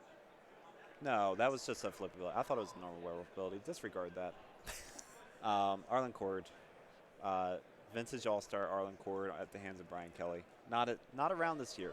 No. Stonecoil Serpent really putting a number on those planeswalkers. Some of those multicolored planeswalkers that he used to love. And just, Dragon Lord Dromoka. Yeah. Just gets blocked by Stonecoil Serpent. Stonecoil Serpent. Brian Kelly, ran over Brian Kelly here, unfortunately. Is Brian Kelly here? No, I've not seen him. I don't believe he is. I don't believe he is either. Yeah, unfortunately. Unfortunately, one of the former champs not able to join us this time. Also another great human being and all-around good guy, if he's watching. Yeah, I hope you're out there, Yeah. Brian. I know you don't know how to use a computer, but except to play Moto. That's right. I mean, Joe Brennan barely, plays Magic Online. That's true. So, yeah, a lot of good faces. We have who do we have here that's a former champion? We have Brian Koval. We have Joseph Bogart. Who are both potentially top 8.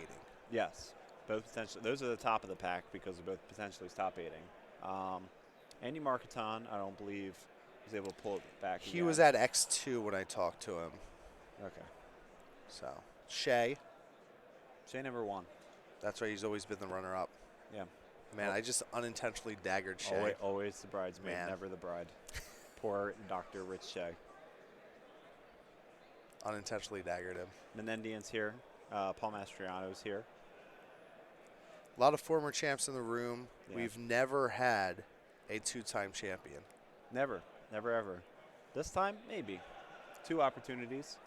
Paul Mastriano was a chain of vapor away from being the first 2-time champion. Yeah. Well, this champion's here this weekend too. He's just not at a table, not piloting Dredge. Nah, like I said, I don't think I would have played Dredge today. I probably would have been bouncing back and forth between the 2 Fastbond decks. Okay. And just the Hedron Crab would have, I think, put me over the edge, and that's where I would have just been like, all right, I'm going to Crab Shack it. I mean, you said bouncing back between the 2 Fastbond decks, and Crab Shack is all about bouncing lands, so I feel like that's the one. Exactly, Yeah. right? That's the one you're looking for. Mm-hmm. That's, I mean, realistically, that's probably what I would have played. Okay. Again, do it for the LOLs. I would play Survival. Shocking. Shocking. But I wouldn't play the Survivals that we saw today. How many oofs would you have in main? I saw that number kind of vary quite a bit out there. All right, I'd have 2 oofs. 2? 2 oofs. 2 oofs main, 2 oof board. You want 4 oofs available, but you don't want to maximize oofs right away. It's not good against everything, especially with how blue these events can be. Mhm. You just kind of want half of them in the main deck. Even with kind of, paradoxical outcome? Even with Paradoxical Outcome. I also run, I'm more in the Jason Jaco kind of idea where you run more Force of Vigors than oofs. He was on 4 oofs, 3 force in the main deck. I would run 2 oofs and 4 force. Okay. So I want 4 of each after board against workshops, against Paradoxical Outcome. But I think Force of Vigor is just a little more fun to have in the main deck. It's just because it can hit 2 things at the same time, it's just you're able to kind of maximize your mana a little bit more. So that's what I would be doing this weekend. Yeah, Force of Vigor, that's just a crazy card in itself. And again, Modern Horizons, man, just really kind of juicing up, those eternal, it should be, called, Eternal Horizons. Eternal Horizons, yeah. Really kind of a stem pack right into, those formats. Yeah, I mean, they started calling it Commander Horizon. Everybody was laughing about how the reprints and how all the new cards were just kind of focused on Commander. You had the Morphon and such. But when it really came down to it, it is Modern Horizons and Legacy Horizons and Vintage Horizons. And it was everything Horizons. Yeah. No, I mean, just everything added to the format. Definitely opened, a lot of new archetypes, unlocked Rug Delver again. Mm-hmm. Yeah, we haven't seen Rug Delver in ages. Yeah, I mean, I was pretty down on Rug Delver. I was just playing, the blue-red Arcanus version for a while, and then they're just like, well, here's a Renin 6. And I'm like, okay, I guess I, accept your offering. Yeah, Renin 6 really, I mean, it sees playing all flavors of Rug Delver, but it kind of gave Rug Delver opportunity to diversify how you actually want to build the 60 cards. Yeah, it also lets you get really greedy, too, if you want to. So Deathrite Shaman, kind of was the big enabler for, the check pile decks, and kind of that 4-color flavor. Red and 6 kind of does that same thing in that it's basically, I mean, it's not a Deathrite Shaman, but it's Deathrite Shaman-esque in the fact that it's kind of lets you fix your mana, get a little greedy. You see, kind of the 4-color Rug Delver versions where you can, now support, some Thought Seizes if you want. Gurmag Anglers if you want, and then really unlocks a lot of options out of the sideboard, right? Because that's where sometimes, with just staying within red, blue, and green, some of the sideboard options you get are good, but, you can always improve upon. And that's what really gets unlocked by going into that fourth color, if that's the flavor you want to play. Right. Do we have a time estimate on that last extension? That sounds like pairings. We have pairings. Yeah. Speak of the devil. I ask and I hear the announcement. There we go. Heading into the last round here. We'll see who we're going to be able to get on camera.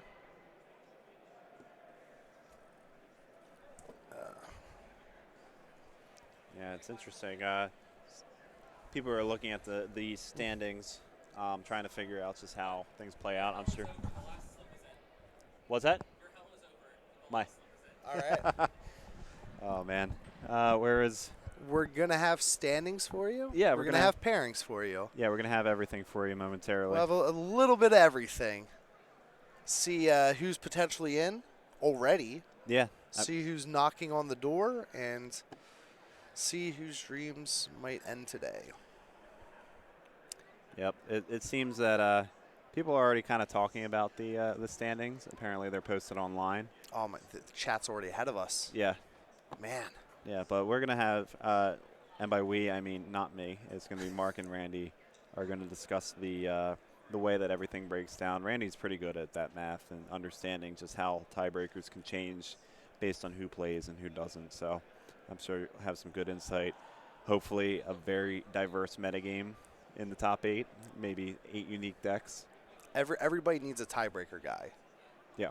Just I remember, in tournaments, you sometimes you just take a picture of standings, you send it to your tiebreaker guy. They Yeah. might not even be at that tournament. Yeah. But everybody has that tiebreaker guy, girl, whoever, to really help them with some of the tiebreaker math. Mm-hmm. Yeah, send it to your favorite Matthew. Exactly. That's in Twitch chat. Yeah, I mean, have them figure it out. you need a tiebreaker person. I mean, because teamwork makes the dream work. Teamwork makes the dream work. And I am not the best at tiebreaker math. Me neither. I usually, I'm a big fan of why would I do the math if I can just win instead? Yeah.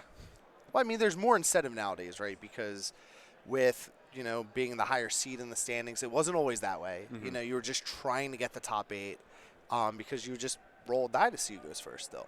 Yeah. But now, obviously, there is even that much more incentive these days to be the higher seed because then you're just going to be on the play. Mm-hmm. So it's just even interesting how little things like that have changed throughout, Magic's history.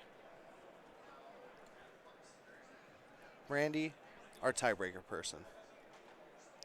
Is he here yet? I think he's coming with the standings. Okay. I'm reading chat. Yeah. Yeah, I'm pretty low energy. I'm falling apart. Are you guys both coming in, or? Yeah. Oh, okay. Once we figure out top 8 stuff, he's going to tag out one of you. All right. You guys can talk for a little bit. And then we'll get right Vintage into it. championship. All right, cool. Your standings. All right. Do you want to? Here, you want to go in here? All right, yeah. All right. That's fine. I'll see you guys in a bit.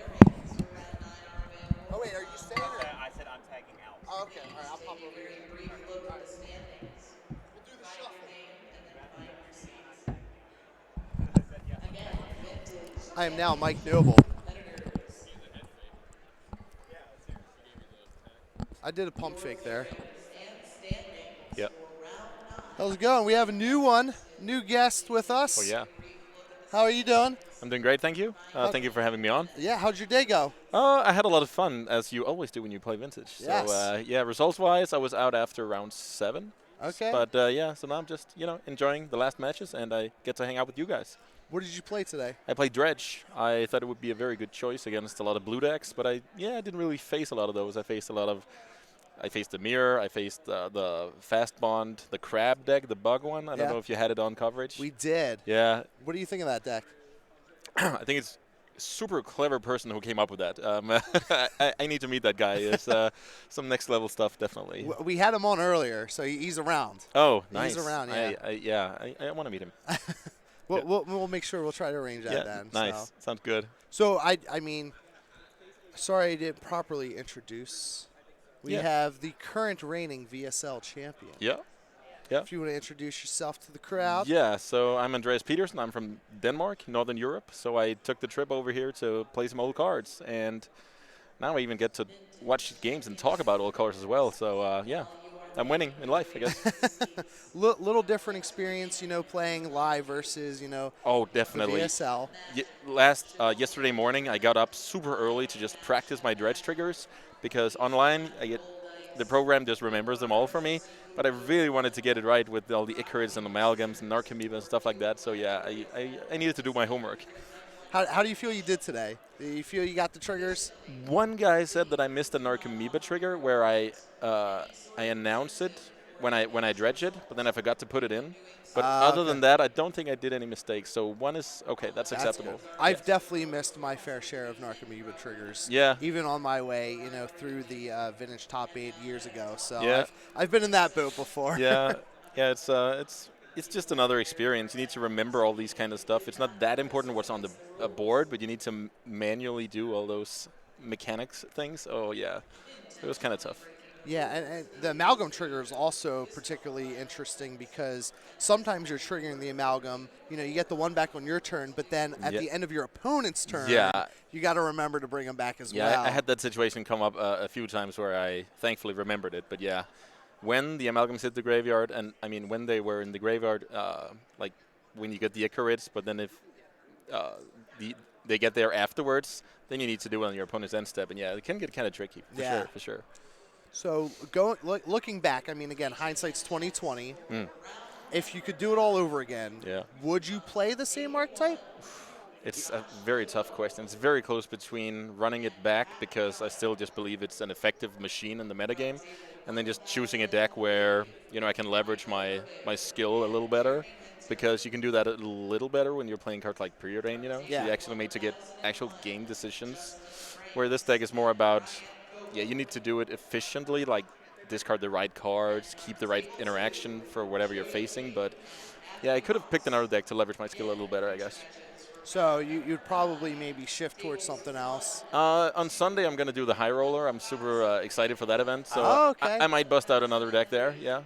So for those that don't know, we have what we call a Vintage High Roller event Sunday. Kicks off in the morning. It's a $500 entry fee. However, the top 8 gets to draft through the Power 9. You can win a Black Lotus, Ancestral Recall, Mox Sapphire, and then if you're within the top 16, you can then also potentially win, depending where you finish, a Mishra's Workshop or Bazaar of Baghdad. Yeah, that's just awesome. I've been looking to play tournaments like that for years. I would basically play Magic for any stakes, so I'm just super excited for that. So you get to play for a little higher stakes, right? Yeah, it's perfect. It's perfect. Ready? So Randy's going to come in. We're going to go over standings, and let's see who's going to top 8. Oh, yeah. Exciting.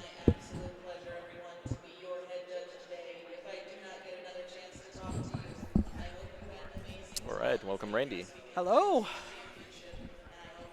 How's it going? This is great. It was a nice little introduction I got to do here. Yeah, welcome to the booth. Yeah, Vintage Super League champion Andreas Petersen. Yeah. I always introduce you.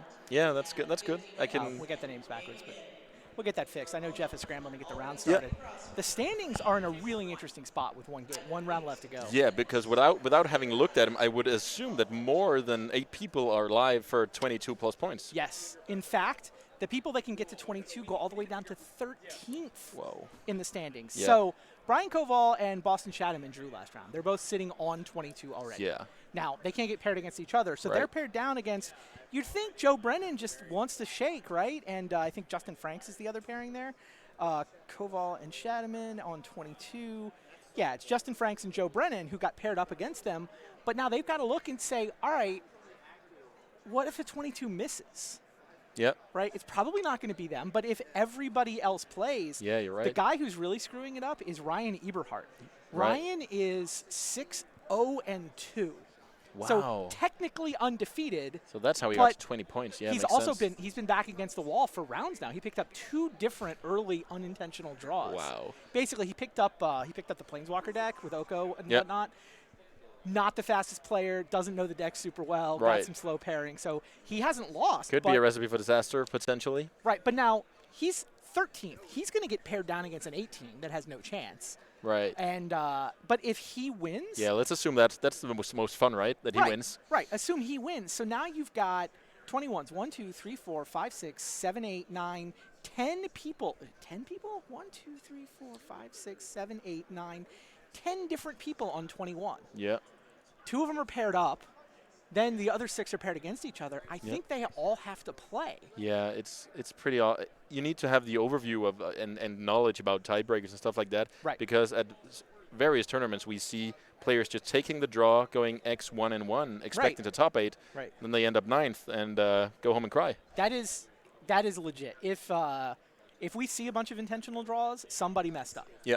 Somebody, Yeah, definitely. somebody sort of. Now, sometimes that's not a crazy play, right? Yeah, you're right. If it's a bad matchup, you're Yeah. like, well, I'll take my chances on the tiebreaker Yeah. lottery. Yeah. I can't do it. No, can't, generally I you can't do you it. want it to be in your own hands. Like That's how play I out feel. play out the match. If you lose, then there's that. But if you win, you kind of earned it. Right. Instead of the luck of the tiebreaker math, which can be super complicated.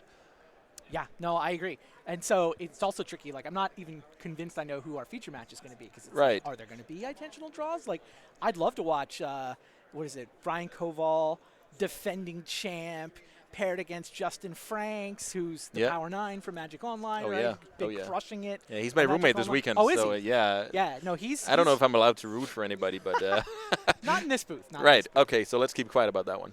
I mean, it's interesting that he's your roommate. But yeah, Yeah, that would be awesome. He should be in a good shape even if he loses, right?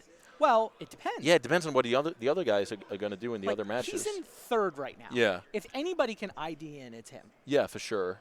With good breakers, I know he had 2 buys from the morning. Started at 6-0. Right. So yeah, he's in a prime position to do that for sure. Like, if I'm him, you know what? I probably do take the draw. Yeah. Because if somebody misses on 22, it's not going to be me. Yeah. Like, he only misses if 8 people get above him. Yeah, that's Hard. Not super realistic, to be I mean, honest. there's sort of 14 people that are relevant, right? Yeah. All those pairings. Yeah. Uh, Yeah, it's scrambly. Yeah. It's tricky to figure out exactly what's going to happen. for sure. The other thing that's interesting to me is that this top 8's looking quite blue. Okay. Archetype-wise, like the archetypes that are relevant to top 8 consideration, the pairings are like, there's an outcome mirror, that's Koval and Franks. Yep. There's Arcanist versus Sultai is the other pair-up match, right? Shadowman on 22 Yeah. versus Joe Brennan on Great 21. interactive decks to watch as well. Right. Then it's like, okay, Sultai versus Arcanist.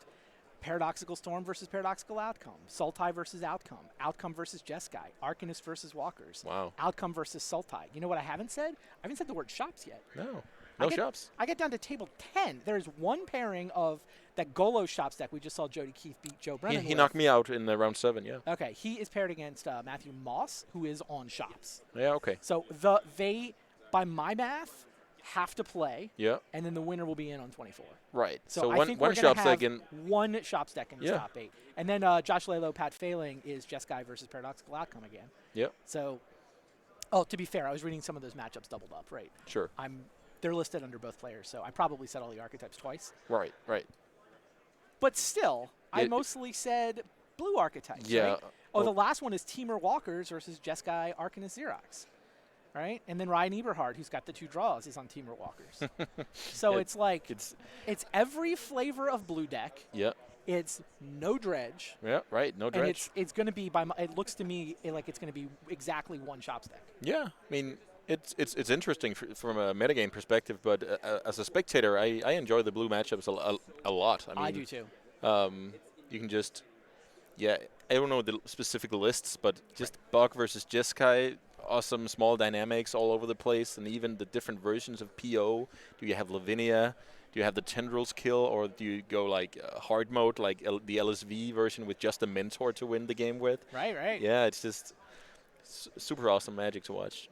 Yeah, Paradoxical Outcome is doing better here than I thought it would. I Yep. got to be honest. I see, what is that? 1, 2, 3, 4 outcome lists in, Yeah, in contention. I'm super impressed by that because like a year ago I loved the deck, but I basically Agreed. I haven't played it since because Narset. all of the new printings. Narset came out. Yeah, Narset's a Narset. beating.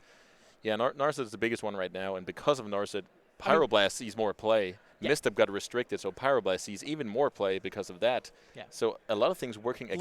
Lavinia is not yeah, exactly good news. Right. A lot of bad news on paper, even Collector Roof. Not bad news on Yeah, paper, yeah. but the deck still gets the job done. I'm impressed by that. Yeah, no, I'm Outcome's having a better weekend than I expected it to Yeah. have.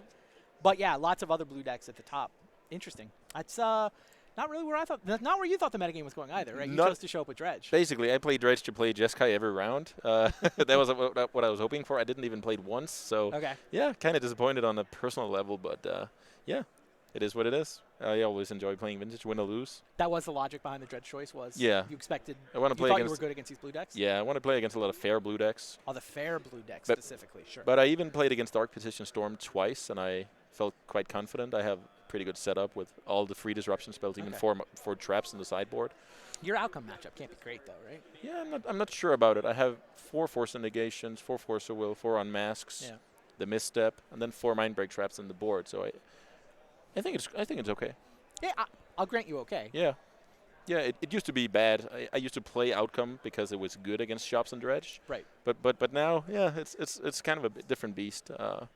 Dredge is super powerful, can actually play against these unfair strategies as well. Makes sense. All right. Well, I see people scrambling, getting us our feature match set up. You guys Yep. aren't missing anything. No, We will. we are just as excited as you guys to see Just- what match we can bring you guys. Yeah, I am eager to see how this plays out. I'll try to get your results. We'll probably watch 2 matches, right? We'll record one Nice. to watch after our main match, Yeah, and we'll perfect. hang out until we have a top 8. Yeah, perfect. We're not going anywhere until we have a top 8 to tell you guys about. Now, that top 8 is not actually going to play until Sunday. Yeah, it's a scheduled kind of user-friendly way where you actually get to go to sleep today at a reasonable time, and then come back strong on and Sunday. Or play the Legacy. Yeah. That's the interesting question. Like, if you top 8 Vintage, do you spend your Saturday grinding at a Legacy challenge Ooh. with even more rounds that might even spill over to Sunday? Yeah, the thing is, most of these players paid in advance, so might as well, you know. Sure. But I'm sure it'll be. It's not as bad going out of the tournament tomorrow early because you can get some Yeah. rest to be ready for Sunday. Also, Magic is fun. So Yeah, I mean, that's relevant. for sure. And before you came on, we also talked about the $500 tournament on Sunday, the big vintage one. So That looks insane. Are you in that? yeah, for sure. Yeah. Yeah, it was like a win-win. If I do well today, great. If I don't, then I get to play that awesome tournament. Yeah, I'm looking forward to that one. Yeah, that look nuts. Yeah. And I just love the fact that the prices are guaranteed. Right. So it's just, yeah. Do we know? Like, are there a bunch of pre-regis for that, or is everybody waiting to see how they did today? Or? Yeah, I think that should make sense, right? So if you top 8, it's going to conflict. And also if you top 8 Legacy, it's also going to conflict. So Yeah. I think most of the players will sign up on like Sunday morning, I think. Yeah, but it's $500 entry fee. Yeah, you're right. Yeah, you need to break the bank. That's awesome. Yeah, but you can also win a ton. Yeah, guaranteed full power 9 for Basaurus for workshops. That is crazy. Yeah, it's a nice prize pool. Yeah. You still have time to get to Pittsburgh if you're watching, wherever you are. Yeah, it's a small Still Sunday have field time trip. To get to Pittsburgh for Yep. Sunday. Yeah, I mean, the Modern must probably had a really high expected value today, too. There weren't that many people for the Modern. Yeah, challenge today. I heard like a very low number, like 80, but I'm not sure about that one. Yeah, I think it got maybe 100. Oh, okay. Maybe, Yeah. No, 80, 90. I mean, Yeah. it wasn't more than 100. Yeah, I mean, great tournament to play as well. If you don't have access to like Power 9, Right, then right. then it would be a great tournament. Just play the Modern and Legacy tomorrow. That's also a great weekend. Yeah. Wow, interesting. God, Sunday tournament. I'm like, I have to do commentary, right? Yeah, I have to do commentary. Yeah, it definitely got me excited as well. I already booked the trip when I learned about it, but Yeah. so it was just some bonus round, I guess you can call it. All right, here we go. Win and in time. Jeremy Pinter with a Teamer Walker's deck up against Mike Herbig on Jeskai Arcanist. These guys are 7th and 8th in the standings. Probably got that 7th win and thought to themselves, all right, awesome, I Yeah, can just draw my way in. That's usually how it goes, right? Nope, way too many 7-1s. I mean, people were doing if you do the Swiss Pyramid, perfect Swiss Pyramid says 1, 7, and 2 should get in, so everybody should be safe on 7, 1, and 1. Right. But that doesn't count buys. Buys is Yeah. the thing that throws it off. It can definitely mess up the breakers. And it can just create more X1s than there otherwise would. Yeah, be, you're- right? yeah, you're- Nobody lost those rounds. Yeah, you're right. Right? You just had more people on 2-0 than. So Mike on the play here with the Preordain and the Ruby representing Pyroblast. Not only representing, he even has the Pyroblast. So Fair enough. yeah, and that's a nice addition from the latest set, I believe, the Mystic Sanctuary. Mm-hmm. So ideally, you don't want to play it out as a tap lane on turn 1. You want it to like stay in your deck so you can get value out of a fetch line later, but still serviceable as a blue source, and you can gush it back later. Yeah, it is an island. This looks like Narset. Or even Daze. Do you think his list has Daze? I have not seen his I've list. seen a couple of lists play Daze lately. Wow. All right, here's Narset. Daze would be pretty good here. Oh, for sure. No, he does have a lightning bolt. So maybe this Narset isn't permanent. We'll see. God, still, even like you feel like I get the lightning bolt this Narset. Like they're still up an impulse. Yep. They're up like half a dig through time. Was that a Lotus? Yeah, it was a Lotus, but he decides to go for the second Narset. Okay. It's just great attrition move here, expecting the Narset he already has in play to die, and then he just has another one in the bank. And these are two of the more fair blue decks you can find, right? Yeah, for sure. Planeswalker deck versus Arcanist deck. Yep. This is as fair as it gets. Yep. And I assume the removal spell on Narset here will resolve, even though Mike has Force of Will. I think he's just trying to grind out Jeremy nice and slow. Yeah, I mean, with a second Narset in his hand, I wouldn't fight. Like, I mean, you'd misstep it if you had that. Oh, misstep. it looks like he's not going to. He didn't get red mana. Right. Oh, okay. I mean, he knows there's the other Narset, right? It got revealed by the. Oh yeah, by he the knows he has impulse another ability, one. So. With I like full this. knowledge. Yeah. I think I like the Tarmogoyf play I like that anyway. approach a lot. Yeah, he just revealed the second Narset. That was the reason to go for the Tarmogoyf, I guess. I think you Force of Will this. Yeah. I think so too. And Mike seems to agree with us. Force of Negation or Brainstorm. Pitches the Brainstorm, keeps the Force of Negation in his hand. And game on. We fighting? I'm not sure. Does Jeremy have a force, or is he just, you know? Yeah, he may just be representing one. Yeah, that's clever. Get inside Mike's head. All right, Mike untaps with his Narset. Down we go.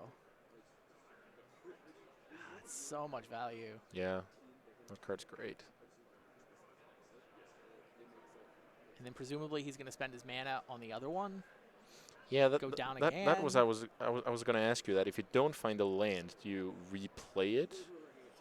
Because then the second one actually dies to bolt, and you don't. Yeah, you don't have a Narset anymore. I don't know. It's kind of interesting. Mike keeps the Force of Will. I think I like that. Yeah. I mean, his hand has Force of Negation, but had no card to pitch other than that Narset. Right. So he's also got the Pyroblast, which I'm sure he's tempted to leave up, but only on 3 mana. He's putting the pedal to the metal here. You make the value play. So do you protect your Narset this time around? If it just gets bolted or Pyroblast or whatever on Jeremy's turn? I don't know. Yeah, it's kind of tough.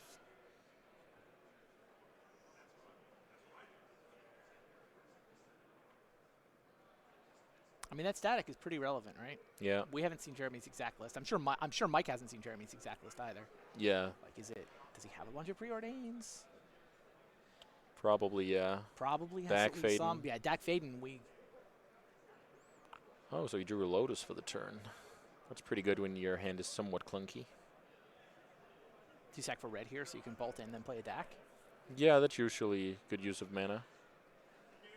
But you also know that your opponent has access to free counter magic from revealing the Force of Will. Make him 2 for 1 himself. Oh. Goes for Lotus for blue and spends all 3 of it on his own Narset. Yeah, notably before making his land drop, so right. He's keeping some information from Mike. Mike is going to pitch. Force of Negation being a life better than Force of Will here. Yep. And also exiling the card for Delve shenanigans. True.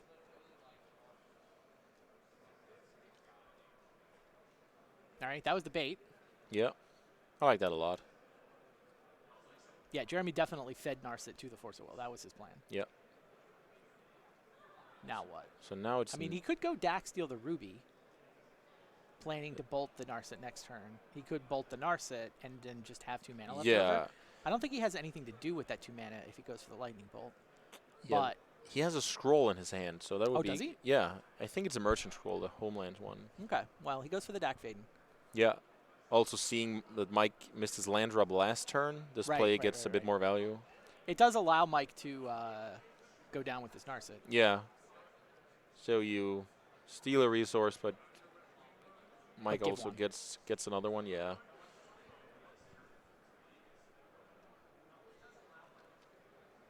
Let's see what he can find here. At this point of the game, it's a lot about the delve cards and ancestral to try and pull ahead.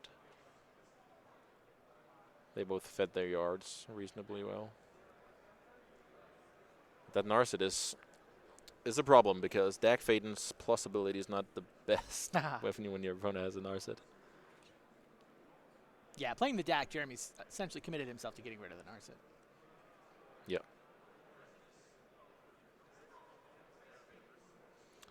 Time walk with only 1 mana available Yeah, this there's turn. no land there. This might be bottom. He's got a Ponder? Main deck Stony Silence I see there. Stony Silence, Pyroblast, Sword to Plowshares, and Ponders.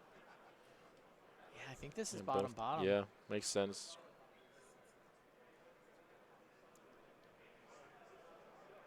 Did find a land there, right?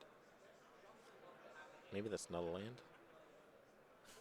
Kills the Dak. So it ended up being Jeremy that got the sweet 2-for-1. Yeah. Oh, it was a land, but not the one you wanted. Library. Yeah.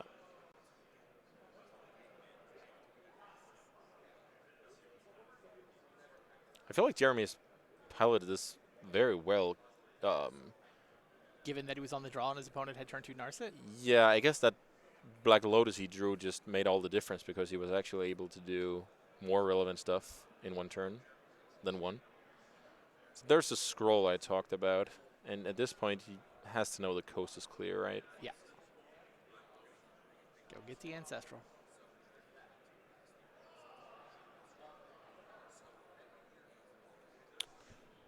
Yeah, we can get a little sneak peek here at the exact build he is running.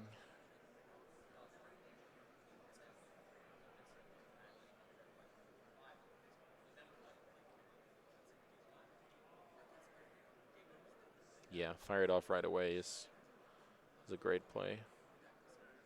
You're not concerned about force negation or misstep at this point.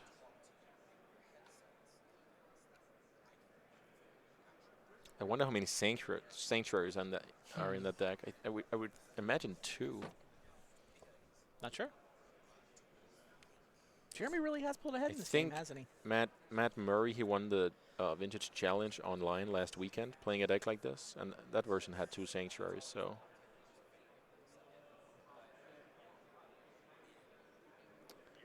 Putting Ancestral on the top of the library. Is that good? Yeah, I'd say Seems so. good. Oh, how about we get Taxi and probe it I was into I was hand? about to say if only he had a probe, and he somehow drew the probe this turn, I think. Wow, sees a hand of not much. Yeah. If you're banking on Planeswalkers to win, you don't care about Swords to Plowshares. Stony Silence is for shops and PO. Yeah. And what was the last one? A Ponder? Yeah, that's the only relevant card. There's Yeah. a Ponder. Yeah. Mike gets to Ponder. Jeremy just cast Ancestral twice. Yeah.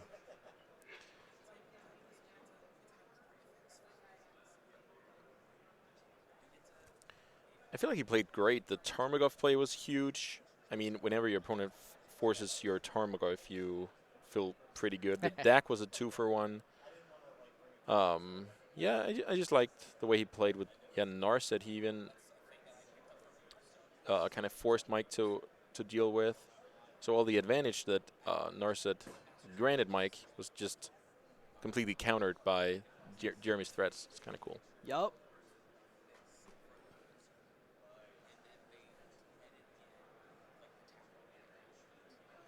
And now he's sitting pretty with a Force of Will on his own and a full grip, almost.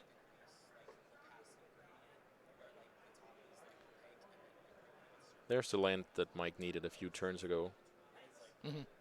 When he played out Narset and had to tap down from Pyroblast. That was pretty key.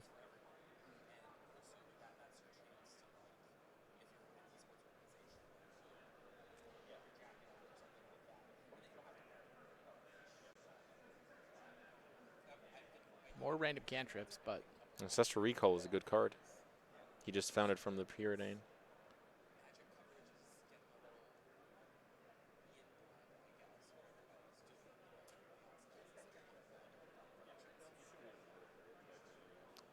And Jeremy will have none of that. So now Mike has just the 2 cards left, the 2 white ones, right? Swords and Stony. yep.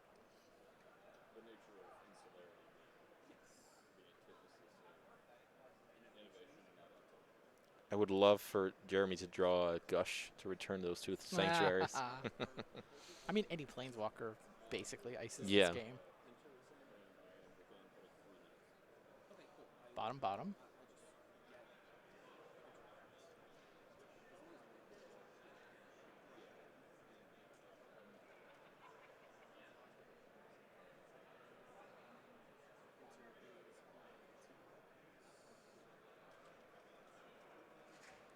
That's a Planeswalker. Yep. Feeling hungry? So you want to just get in there with the Ruby? It's not crazy. Yes, we have our first elk of the round. Oh, yeah. Smash. Oko's having a lot of impact on basically every format.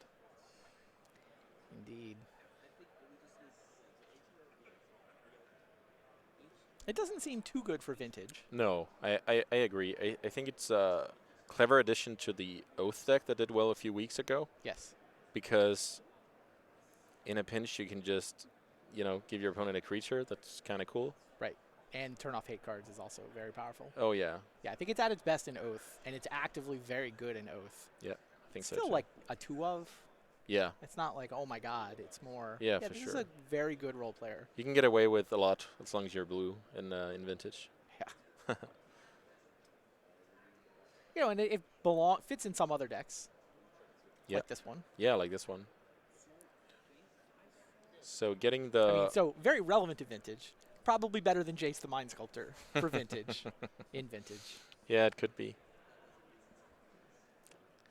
But yeah, I mean, if their goal with this card was, we'll print a good vintage staple. They nailed it. Yeah, it seems like it has too much loyalty for other formats. Definitely. Yeah, and getting the Ruby Swords to Plowshare is not a big deal. Makes another... Well, he's getting ready to make another Elk next turn and deploys the Tarmogoyf, which is probably at least a 5/6. He even has Lotus in his graveyard, so yeah, 6/7.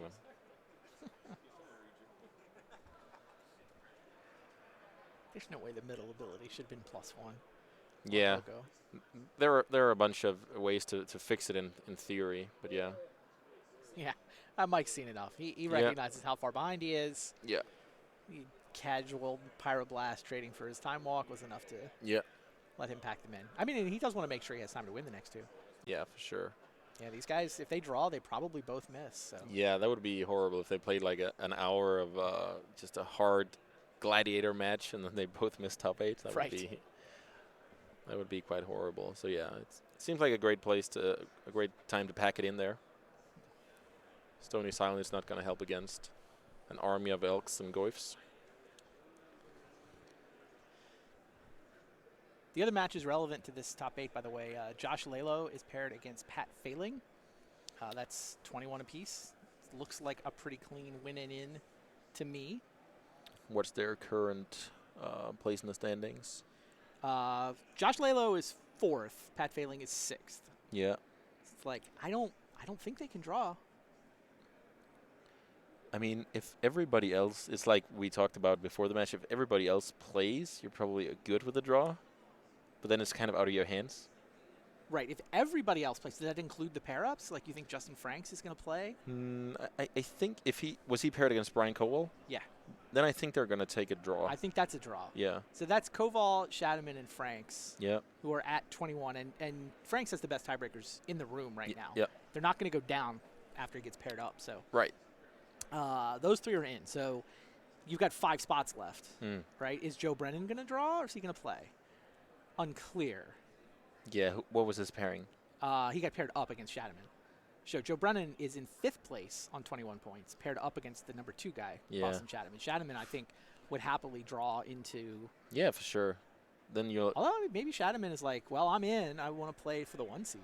Yeah, because the thing is, he will actually, if he draws, he'll get surpassed by all the 21 pointers that wins. So he, Right. he could end up on the draw. Right. So he might as well, but at this time, maybe the day has just been so long. And so also the 23rd point mathematically clinches it. yeah, for Like, sure. He's got to worry about a tiebreaker scenario. So I'm just going to have a look at the list here, Randy, yes, great. because we were just, guessing a little bit before. Yeah, this Jeskai list looks fairly standard. Notably, it has the Lavinias, the Teferi, Fragmentize is kind of Where cool. are the Arcanists? Oh, top right. Yeah, 3 of them. top right. 3 of those and a Mentor and a Snapcaster. So no Pyromancer, so not a lot of Okay. actual beef going on. It's more like some value cards. Yeah. That can be, in a matchup like this, it's probably fine. But Young Pyromancer will get you out of spots that you wouldn't otherwise win. Also, there are Tarmogoyfs in the opposing deck, so Swords of Plowshare is definitely important here. Yeah, 2 Plow, 3 Bolt, 3 Yeah. Pyro. Yeah, that's a lot of And one-mana that's a stuff. lot of 1-mana removals. Yeah. But I mean, you're an Arcanist deck, so you want a lot of 1s. Yeah. He still had all 4 preordains. Yeah. What does he not have to get all that in there? Yeah, the thing is, when Misstep got restricted, we used to play something like Spell Pierce in those slots, so Sure. I think you free up something there. But you're right, I can't really put my finger on what he's not playing. He even has 5 Planeswalkers. What about mana sources there? Yeah, 7 fetches, 6 duels, 13, 14 blue to start with. Yeah, it's 16 also total. yeah, with Sapphire and Lotus. That's also pretty standard. So, yeah, solid list for sure. Sideboard-wise in this matchup, it doesn't offer a whole lot.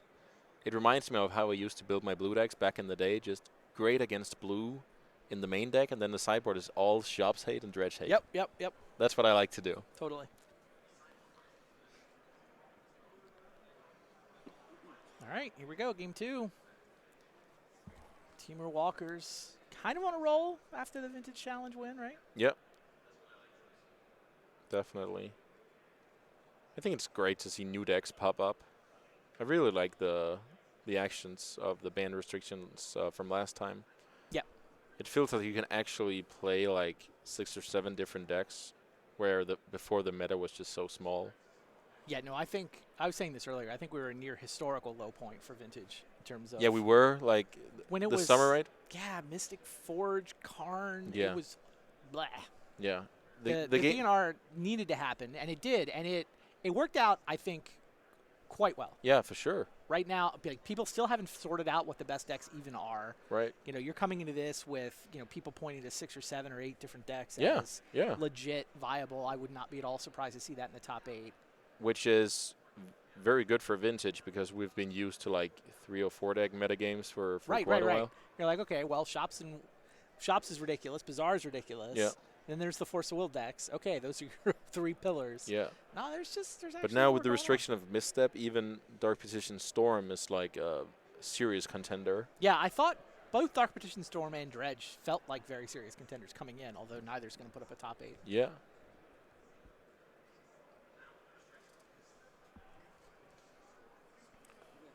And then Oath looked good, Yeah. but I don't think we're going to see an Oath deck in this top 8 either. Right, but I think it had a good showing overall this weekend, despite no top 8 finish. I think it did well. Once the metagame moved away from all the Sultai decks with main deck Force of Vigors and, Abrupt Decays and Sure. Trophy, and Jeskai kind of became the Xerox deck to beat, that's where Oath was waiting to strike.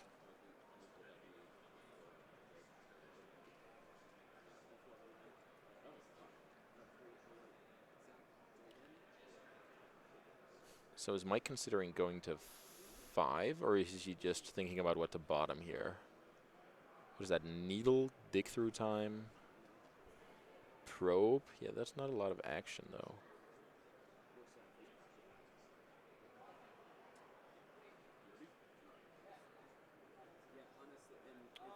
Wow. I don't think I would have the guts to mulligan that hand, Randy. He has 4 mana sources, Needle, Probe, Dig Through Time. I would just bottom a land and hope to get there. But I'm not the best mulliganing player. Yeah, I don't think you're winning with that hand. Yeah, you're probably right.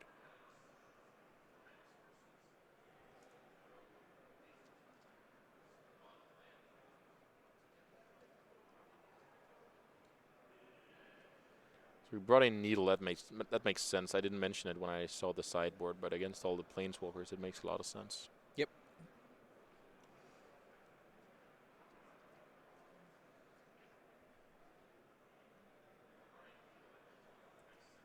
Mulliganing to 5 with a fair Jeskai deck. That's not where you want to be. It's got an Arcanist to get some value back, right? Oh, yeah. Is that Arcanist, Lavinia, Pyroblast, 3 land? Yeah, and even, wasn't that an on-color Mox to cast Lavinia? Oh yeah, he gets turn 1 Lavinia, doesn't he?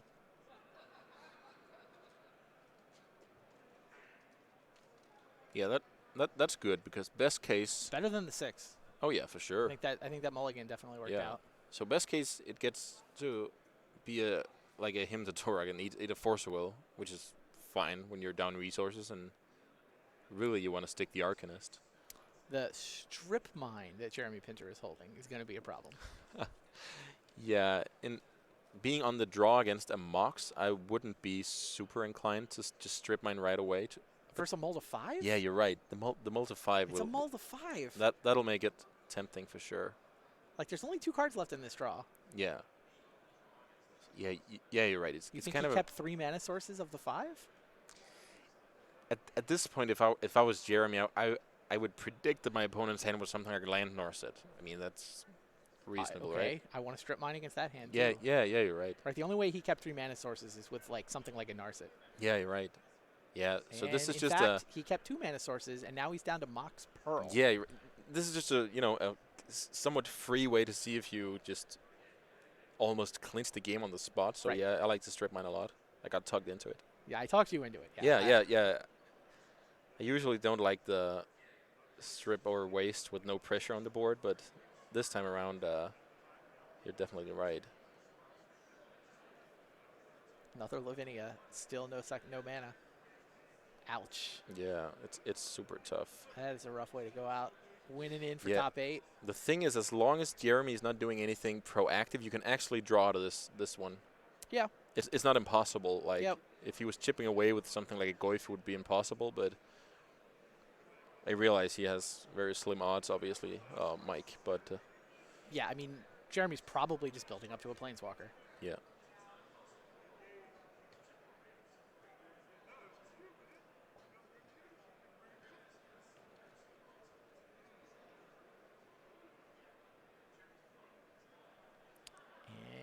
And here we go. With the strip mine. Red and 6 with the strip mine. Okay. Force of Will, we could play on. No! Yeah. 2 for 1 with the Pyroblast. Yeah, it's just... The Ren and 6 sticks, and Mike's down another card. Yeah, this is just too much.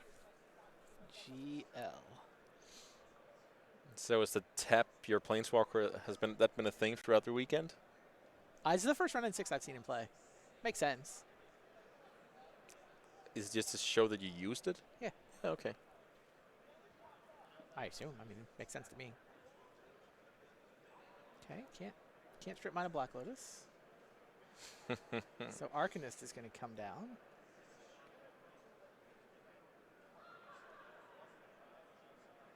Third red mana turns into a lightning bolt. Sure. Yeah, that's not irrelevant.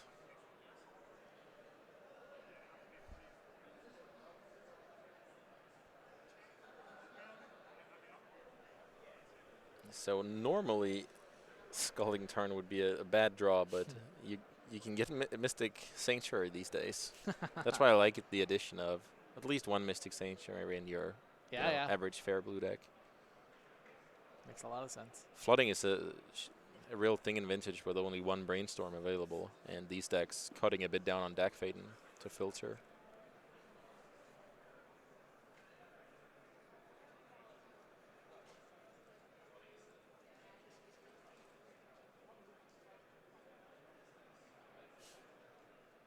Mystic Sanctuary is even better with the Gush in Jeremy's hand. Yeah. I'm going to have to start playing Gushes again, aren't I? Yeah. I haven't played Gush in a couple of years. Yeah, me neither. But yeah, that's definitely a reason to. Oh, he's going to Gush now. Okay. Slightly surprised by this. Yeah, me too.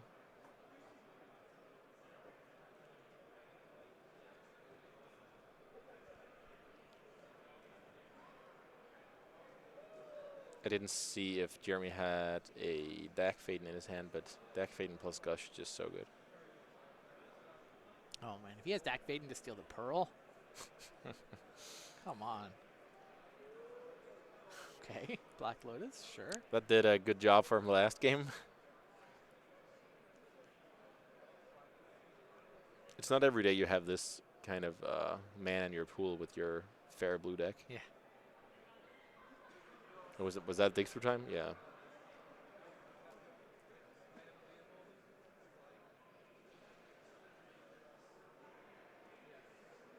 So if he finds something to deal with this Arcanist, we should be done, right? Pretty much. You're suggesting that we aren't already done? Yeah. Yeah, I'm a believer. Think he can take, like, Tarmogoyf Lightning Bolt? Mystical Tutor is not bad. Doesn't seem to want the Tarmogoyf. Doesn't want the Narset. Yeah, I'm kind of surprised by that. So what was the other card? I didn't see. Mystical Mystical. Tutor and...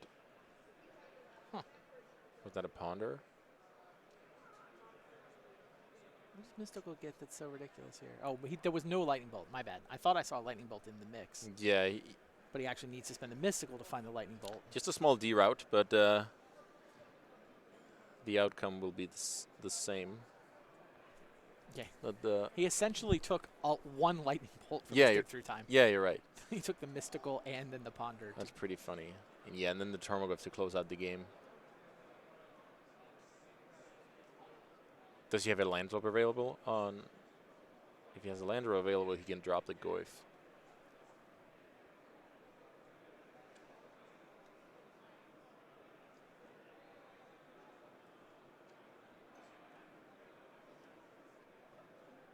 So He the did the Goyf's on top of his library. It was in the Ponder. oh, you're right. Yeah, that was the second card from the top. That was not quite a concession. Jeremy saw the hand. It was a dramatic your turn. Yeah. And Mike, upon further review, is in fact going to scoop them up. Yeah. Wow, Jeremy Pinter, congratulations! You advanced to Sunday 8-1. Yeah, great achievement. He will be in the top 8. Top 8 players we know about at this point. Sure looks like Brian Koval is in. He's Oh, going to yeah. have the chance to defend his title. Yeah. Sure looks Awesome like run. Boston Shadowman is in. And then, we don't know. I like Justin Frank's chances. I Yeah. suspect he took an ID. I think his tiebreakers are good enough. But pretty much everybody else has to play for it. And that was the first match. Yeah, that's First winning in. Super exciting. Yeah, what a great achievement. 8-1. That's not easy. Yeah. That's a lot of matches that you have to win. The other winning ins, by the way, I mentioned Josh Lalo versus Pat Failing. We've also got Matthew Moss versus Jody Keefe Right. winning in. Jeremy Pinter, Mike Herbing, we just saw. Zach Dobbin versus Brian Hockey. So Brian Hockey had won the last round in a feature match. We saw Zach Dobbin a couple of rounds ago. Okay. Just playing the same Sultai deck as Joe Brennan, like literally the same 75. Nice. So, I mean, talk about, okay, what's his metagame looking like? Those guys, Yeah, they crushed it. they crushed it. Yeah. Like, I don't know if they broke it. They definitely crushed it. Yeah. And also, I mean, that is clearly a team of people that think for themselves. Yeah, it's for not sure. like, here, Timur Walker's deck looks great. Yeah. He piloted it well, made a good deck choice. Yeah, definitely. Yeah, it's also, I mean, the deck that won the Vintage Challenge last Yeah, weekend. yeah, you're right. I basically. mean, both things have merit, right? Because choosing a good deck, using the internet and information as inspiration, that's also a skill, Yeah. But totally. yeah, I have a lot of respect for people coming up with their own ideas, obviously. Yeah, I mean, talking to Joe Brennan this weekend, too, you can tell this is a man who is on top of this format. Yeah. He, I was talking to him, and he's looking at the matchups and he's like, okay, you get this, and then sometimes I get paired against the Jeskai, and the trick was how do I tune the deck so that I can actually play against the fair blue decks like the Jeskai deck that we just saw there. And he's like, yeah, you know what? It turned out my best card in that matchup. Do you know the answer? You weren't in this conversation, were you? No, It was really interesting to me. Like, an exercise for the people in chat. Yeah. He's putting his Sultai deck together, Yeah. and he's like, how do I beat Jeskai? And he solved it. Right. But again, my claim, this is a guy he's thinking for himself. The Yeah. answer, Liliana of the Last Hope. Nice. Best card in his deck in that matchup. Wow. Yeah, it does magic against the Arcanist even. It destroys everything. Yeah. Like, it kills everything they're trying to do. Yeah. And, like, that's not an obvious conclusion. No, for sure. That No. you're playing Vintage. The answer is go to the 7th best planeswalker in the format or whatever it is. I don't know, is That's Liliana- even high on the is list. Last I Hope think in it's the lower top than 10, that. I maybe don't know. not even a top 10 planeswalker. Yeah. But Nice. for that matchup, so I think he ran one main, one on the side. Oh. It's certainly something approximating that. Wow. So that he'd have access to a couple of them. Yeah. He may have taken. I think he actually turned the main deck one into an Oko at the last minute. Oh, okay. Yeah, But wow. right, not the best card in his 75, but like he's like, this is a matchup Yep. I care about. Yeah. This planeswalker destroys them. Yeah, that's a nice addition. Cool. We're gonna play our backup match. Yeah. So. Oh, sure. We're gonna play the backup match, and there's a chance that the top 8 will finish getting determined while we're watching the backup match. Sure. So if we go quiet, it's because we're trying not to spoil you guys. Yeah, right. The top 8 announcement in the room might spill over under our mics. So Yeah, sounds great. be aware that will happen. But yeah, we're going to watch another win and in. But yeah, Joe Brennan, I was just really impressed by Yep. the work that went into this list. Yeah. Sultai doesn't seem like the most obvious color combination. Tarmogoyf doesn't seem Falling like a bit out of favor. the most obvious vintage playable. Okay, and now here we're going to watch Zach Dobbin, who is, like I said, on Joe Brennan's exact 75. That's exciting. They're buddies. They had another teammate who was also X1 when I was talking to them. Oh, okay. I forget the name of the Yeah. third guy. I think he picked up a second loss I think last I round. met him at. They also travel to Europe for the Europe version. Yeah, they go. so- If there's a tabletop tournament, those Yep. guys want to get to it. Yeah. They do not play Magic Online. Is the other interesting part. Wow. They don't even play Magic Online. They are That's impressive. mono tabletop. Yeah. Just any tournament they can Wow. get to, up and down the east coast of the U.S. mostly. But Yeah, okay. yeah, I'm not surprised to hear they would go to Yeah, Europe for time or I two. met him over in Paris a year or two ago. Yeah, and then Joe had the top 8 at this event, not last year but the year before. Yeah. And I don't know. I'm kind of hoping he's in again. It seems like he should be. He was sitting on 7-0. If he goes 7-2 and misses on breakers, or 7-1-1 and misses on breakers, that would be sad. Yeah, especially for a guy who, like I said, I love the way he thinks about this format. He's always got sort of his perspective, and it always kind of makes sense. And he's always, finding cards, role players that are just perfect for the situations he's trying. Yeah, I admire that that as well for sure. So here we're looking at a very explosive turn from Brian. All right, yeah, we are watching a recording of Game 1. I actually don't know if these guys have finished playing or not. Don't care, because we're going to watch from the beginning. Yeah, it's all new to us anyway. So with 2 blue floating, here Oko. comes the turn 1 Oko. Zach says no. Brian says, but I really want my Oko. So Brian just Oh, we've got the deck names reversed. Brian is on Paradoxical Outcome. Zach is on Sultai. got it. I don't know if it may not be possible to fix that since it's a recording. But yeah, the deck names are backwards. It kind of confused me because the PO deck suddenly plays Oko, and Yeah, we no. just talked about it in the bug deck. So Zach is the guy on the Sultai list that Joe Brennan is on. So. right, but PO is running Oko, and that confused me. Oh, fair enough. The green has had a great weekend. Yeah, I mean, I've talked about how blue heavy it is, and it is all the flavors of blue, but those flavors are like Sultai and Teamer and I wonder if this deck is back on Mana Gorger Hydra. That card is special to me. that is definitely a card I have seen in PL. Like Brian Koval is on Mana Gorger Hydra. Nice. Koval, who is the #1 seed right now, defending champ. I think he has all 4 Mana Gorger Hydras in the 75. Yeah, I've done that before. It's a nice card if you're not expecting to play against like hard removal. Yeah. Also, I mean, I think attacking planeswalkers is relevant. Yeah, There's just we have enough planeswalkers in Vintage now that you actually want to summon creatures like Joe Brennan with his Tarmogoyfs, Brian Koval with his Mana Gorger Hydras. I don't know if Brian has Mana Gorger Hydras, but yeah, Koval's 6 green cards in his 75. It's 4 Mana Gorger Hydras and 2 Okos. Wow. Yeah, and here we also see the strength of Oko, right? The thing you can just kill the Narset right away after one activation. That's pretty good. Is this fatal push for an elk? Is that what we've come to? The elk's going to attack Narset first, though. Yeah. He even has 2 elks now. I assume, yeah, that's what the dice meant. He's already down to 10, and here's the 3rd one in line. Yeah, all hail our new overlord Oko. It's pretty hard for the Sultai deck to come back, though. It doesn't have a lot of good comeback cards.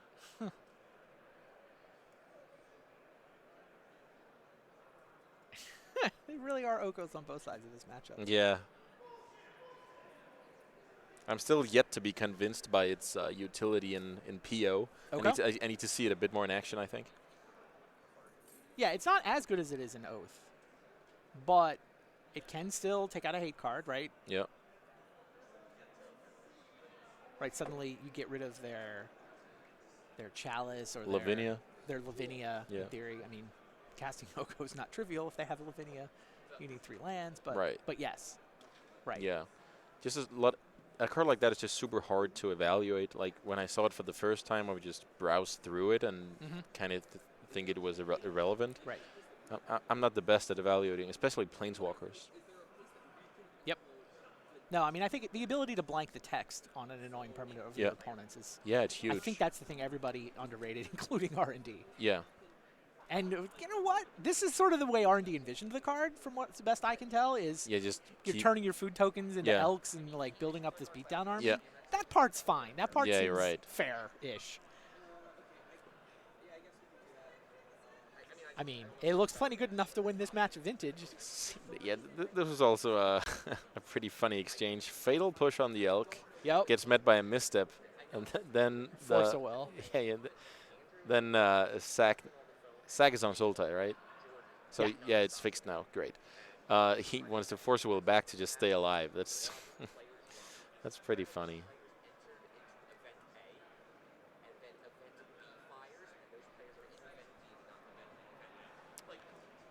I wonder why he fatal pushed the food token elk and not the opal. I think tapping for mana is better than gaining 3 life. I think tapping for mana probably is better than gaining 3 life. Oh, and now, you know what? Fatal push required defense via Force of Will, so dig through time gets to resolve. Yeah, Oko that's a good exchange. Oko does just win the game on its own, right? Yeah. You can't lightning bolt it. You need very narrow, specific answers. Pyroblast is the one. Basically Pyroblast, right? What else are you playing in Vintage that can kill that? Yeah, then I would look to something like Tarmogoyf. But right, yeah, attacking it. But yeah, you're right. The best strategy in Vintage is to have a deck that can ignore it, basically, right? Just turn it into like a somewhat slow beatdown card. Because if you're fighting it the fair way, it's probably not going to end that well. Zach Dobbin makes an elk to defend himself with. Well, you can trade with one of these. And that's it, right? The other one's going to attack you twice. He's yeah, at barring 5. a relevant card, that was Yep. hit you for 3, take my time walk turn, hit you for 3. Oko beats getting the job done here. Brian Hockey elking his way halfway to this top 8. I'm super excited to see this Paradoxical Outcome sideboard. If it has a quad, Mana Gorger Hydra, I know what I'm playing next weekend. Well, Koval definitely does. Koval is 1 in the main, 3 in the board, if I'm not mistaken. Right. Yeah, I think he's 2 Oko, 1 Mana Gorger main. Oh, okay. 3 Mana Gorgers in the board. Perfect. Yeah, I love that card. I don't. Yeah, Brian's list I haven't specifically seen, but This Brian. right. Oh, sorry. Yeah, Hockey's list I haven't seen. Koval's I have. Yeah.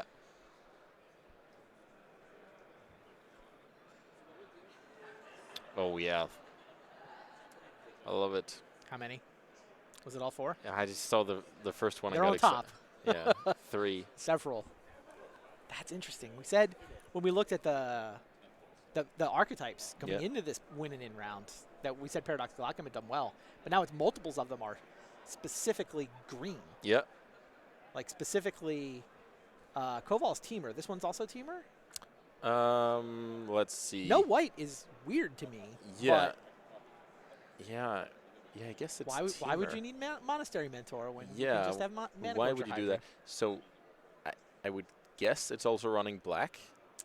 Okay, so here's the Sultai list. Same list that I love Zach the and I love Black the Koval are on. Vendilion click.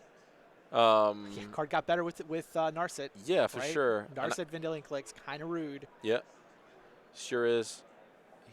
He has some utility cards like one push, one Flusterstorm, one Force of Vigor. One Brazen Borrower. Yeah, I'm excited to see if that card can make us a splash in Vintage. Yeah, and they went with the Oko in the main.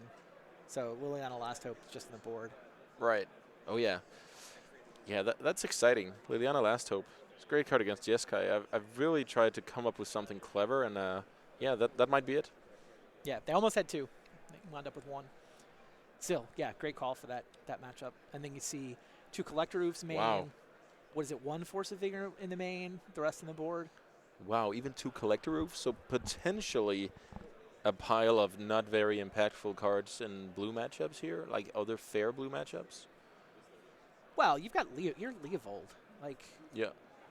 maybe you're leaning a little heavier in your Leovolds and your Strip Mine Yeah. Wasteland package. Two Collector Roofs. That's pretty dedicated to beat like shops and PO. Exciting. Look, it also attacks Planeswalkers. It sure does. I'm telling you, the creatures. Yeah. Taking 26 years to get here. Yeah. A whole new card type in Planeswalker, but creatures might actually be what Vintage is starting to evolve around. Yeah, I like Tarmogoyf in a world of, Jeskai and Planeswalkers with high loyalty. Mhm. And a bunch of lightning bolts in the different decks. And the misdirection. Let's see if that can do something nasty. Yeah. Jeff, can we see the other list? Can we see Hockey's? Oh, we don't have a graphic for Hockey's list. Sorry. Okay. Yeah, I'm a bit surprised to see the Sylvan library. It can be a liability while the Narset's running around. So it looks like we will have Hockey's deck list shortly.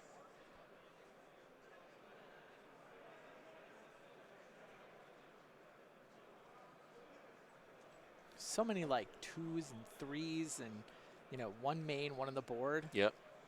And I know Joe has the, the mappings, has the sideboard plan for all the matchups of exactly what's coming in, what's coming Yeah, out. for sure. He did his homework. It looks like a well-tuned list, Yep.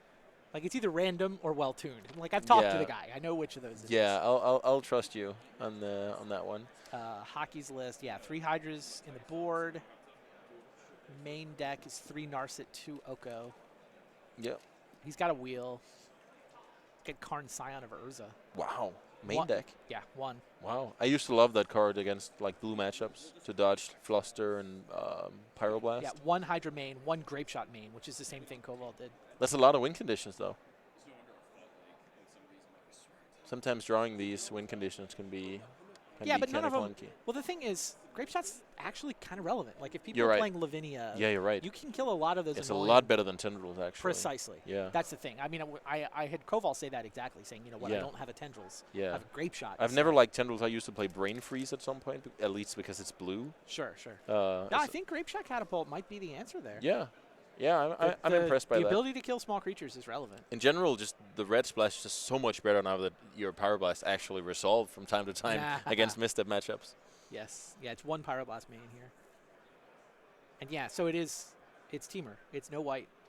And not even Demonic Tutor. No white, no black. Wow. I think I'll squeeze the Demonic Tutor in there when I'm building this deck at home. You gotta make your mana base a little sketchier. Yeah, it's just one underground sea. The Opals will take me home. All right. So don't we're get off to the races here, Andy. With 3 it. islands in this deck, though. Yeah, 3 a- islands and is that's kind of that's exciting. also cool. So yeah, let's see if the Sylvan Library is answered by Narset, which is what I talked about just before. Yeah, I don't know if Hockey and Koval worked together, but these lists look very similar. Yeah. Ancestral Recall is a good one. Brian just has so many resources right now. Brainstorm. He gets to look at even more cards.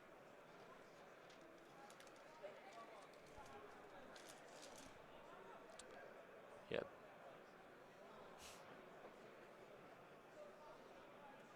That's a lot of lands on the battlefield. I should have paid more attention in the beginning. How did he get to 4 before? Yeah. Time walk. Yeah, that should put him at. So I guess Zach missed the land drop. Even then, because Zach was on the play. Yeah, I was looking at the deck list. I can't imagine Zach chose draw. So, yeah, it looks like Zach It just probably missed the looked land weird. drop. He missed the land drop, but he was tapped out for a similar library. So Yeah, I think he missed the turn 2 land drop and played turn 3 Sylvan. right. Must be what happened. Chat is saying that this list is Justin Gennari's. This Makes sense. I heard that he was Teamer Paradoxical working on Outcome. something like that, but I wasn't fully informed on the matter. But it makes a lot of sense. It's Chubby Rain in the chat specifically, so Yeah. I trust him as a source. Yeah, for sure. All reliable people around us today, Randy.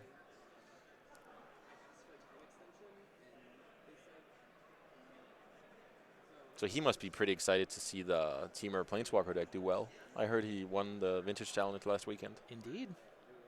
I don't know why he's in chat rather than in the room. But Yeah, me neither. I guess life happens sometimes. Wow, so many. So there's the. And this is the Planeswalker deck? No, this is not the Planeswalker deck.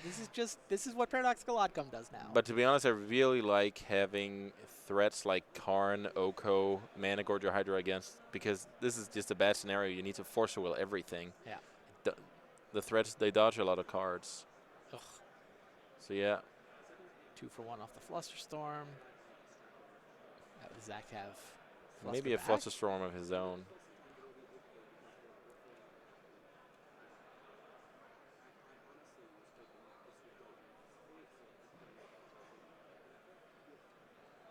Zach stopped the Mana Gorger Hydra.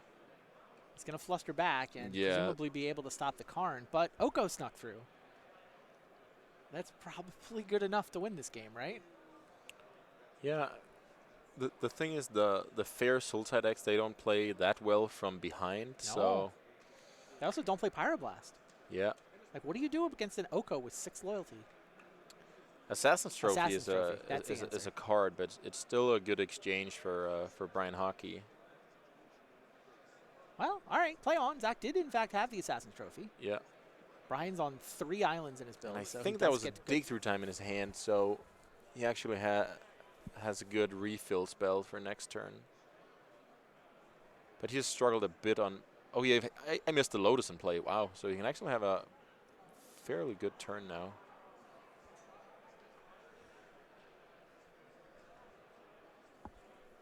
Matt offers up, Chubby Rain offers up that the Karn was not from Gennari's list. That appears to be Brian Hockey's tag. Oh, okay. Yeah, I thought it was a bit heavy on the win conditions, but I like it as long as you play against fair blue decks. Sure. So he's not going to complain about it this matchup.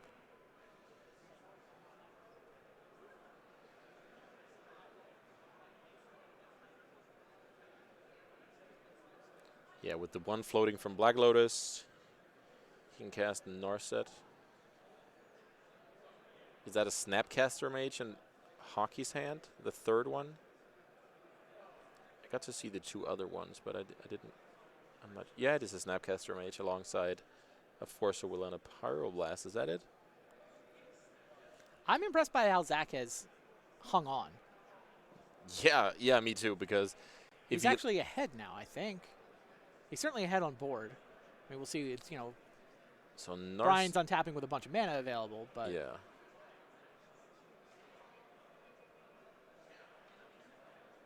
Snapcaster targeting. Is an Ancestral in there? Yeah, I guess, but you need to get rid of the Narset first. So maybe he's responding here to his own Snapcaster by killing off the Narset. Makes sense. Force on the snap, it looks like. Yeah, I think Brian added the Red Blast to the stack above Snapcaster so that he can figure out whether the Red Blast is going to resolve before he chooses Yeah. a Snapcaster target. It looks like it. Which, I mean, you could just open with the Red Blast. I don't know why you Yeah, you maybe he snap just on the stack. quickly changed his mind. Yeah, he must or have, because he's just, wow. jeez. The second Force of Will. So Red Blast succeeds in killing the Narset, but whatever, Zach Dobbin says. Yeah. You're not getting your Snapcaster. You're not getting your Ancestral. Now we're both out of gas, but I get the first turn. Yep. Now I get a Brainstorm. I think Brian Hockey's Hellbent. Yeah, he is. No more cards left. And Zach's on a Sylvan. Like, he Sylvaned for the Brainstorm. Now there's a Collector Oof.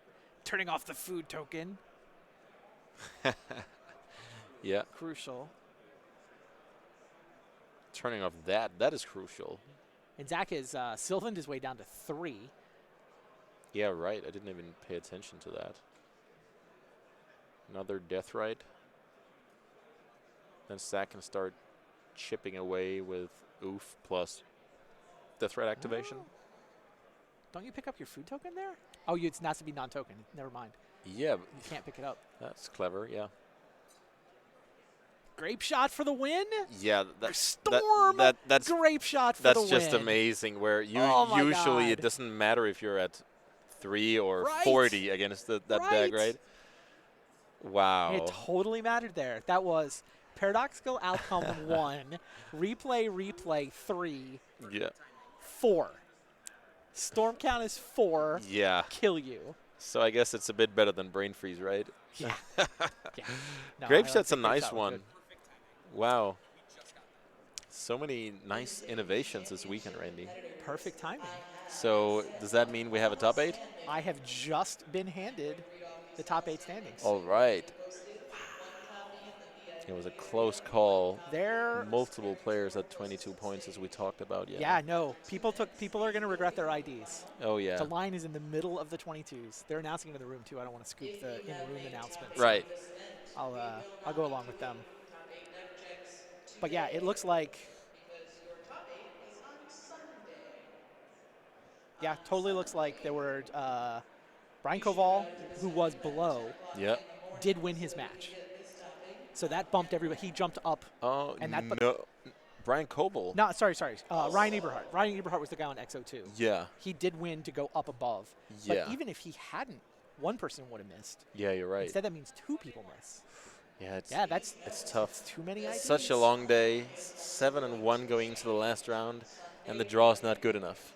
Yeah, the two people that got paired up Yeah. did both take the intentional draw. Oh, okay. So we said Justin Franks we Yeah. thought would be safe on breakers. Yeah. And then Joe Brennan was the one who looked a little sketchy. Yeah, you're right. All right.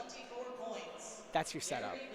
Number 1 seed, Jeremy Pinter. We watched him play. There are 3 people on 24 points. Jeremy Pinter won the tiebreaker lottery Yeah. for the number 1 seed. So he'll be on the play throughout. Jody Yeah. Keith is in 2nd. 3rd place, Brian Hockey. Oh yeah. We just watched him Mr. play. Grape So Shot. the 1, 2, and 3 seeds are the guys who played for it Yep. and won. Yep. So 4th place is Brian Koval, defending champ. Reigning champ. Took the Yep. 2nd ID in a row Yeah. to get to 23. 7-0 double Lock it all draw. up. Clean day at the office. But 4th, I might have played in the last round. I might have played for the 1 seed. Yeah, you're right. Boston Shadaman is the 5 seed. Again, could have played. Ryan Eberhardt is in. Undefeated on the weekend. XO2. That's an awesome story. Had to earn it. 2 unintentional draws early. Yeah. All right. Awesome story. Down to the 22s. 7th place. Yeah. Joe Brennan. Oh yeah. Joe is in. You hear the roar from the crowd. Yeah. He's got a lot of fans here. You did a lot of praising, so I have high expectations of him in Joe the top is 8. in. Yeah. And 8th place, the last guy, Justin Franks. Yeah. That's your roommate, you said. Yeah, it is. The Power 9 on Magic Online. Oh yeah, I'm super excited for him. He worked hard, and we did as well the last couple of days. So yeah, So I'm yeah, excited. Joe Brennan and Justin Franks both successfully intentionally drew their way to 22nd. Yeah. That means 9th place, Josh Lalo, ID into 9th, and Pat Failing, ID into 10th. Yeah. Wait, did they ID with each other? They ID'd with each other. So had Pat- they played, One of them would be in, and Justin Franks would be out. what? They ID'd with each other I into mean- 9th and 10th. That's insane. Yeah, I was surprised to see this many 22s when they handed me the standings. And Yeah. Not surprised to look over and realize multiple I've people played in a missed. tournament with similar size before, and I was also 7-1 and had to play, so Yeah. I knew it could be a thing. Yeah. Yeah. Wow. Yeah, Josh Lalo and Pat Failing intentionally drew into 9th and 10th. Yeah. That and hurts. And as I mentioned, X1 and 1 is usually just top 8, no matter what, basically. So Right. it can just be like a default. No, I mean a tournament. If the tournament has buys, Yeah. you can't just rely on your intuitions. Yeah, from, you're know, right. All the the random PTQ type big tournaments you Right. played. It's Because the the buys, buys yeah. throw it off. The buys just do throw it off. Yeah. Yeah. So Wow. X1 and 1 was not good enough. And yeah, so Jeremy Pinter, Jody Keith, Brian Hockey all played the last round. Won. They got 1, 2, 3 in that order. Koval and Shadaman did the double draw thing into 4th and 5th. Ryan Eberhardt playing from behind the whole weekend with Yeah. 2 early unintentional draws. Yeah. Essentially learning his Isn't he deck. DFN on Magic Online? Yes, yeah, Yeah. that's Diafan. Nice. Absolutely, yeah. I mean, he does a lot of work for the community. Yeah, for sure. And then, yeah, Joe Brennan, Justin Franks. Took the ID. They're going to be on the draw, but For sure. in. Happy to lock in that top 8. The rest, so the top 16, for whatever that's worth, Josh Lalo, Pat Failing, we talked about, ID and out. Max Pullman, Michael Herbig, Matthew Moss, Daniel Miller, Zach Dobbin, and Raja James round Yep. out the top 16. Looking down a little more, Cyrus Corman Gill wound Yeah. up 19th, so 7 and 2. That's a good rally because I played against him in round 5 where he lost and got to his second loss. So he he was won out 3-2. from there. Yeah. Yeah, 3-2, and he won out. That's a good run. Yeah, Eric Virgo also wound up 7 and 2. Yep. Other big names. That guy Ben Lucas, he's also doing great on Magic Online. He plays a lot Oh, of yeah? Jeskai. What's he? Called I Draft the Beats. Okay. Yeah, he has a lot of top 8 lately. Yeah, Rich Shea wound up 6'3", 36th. Yep.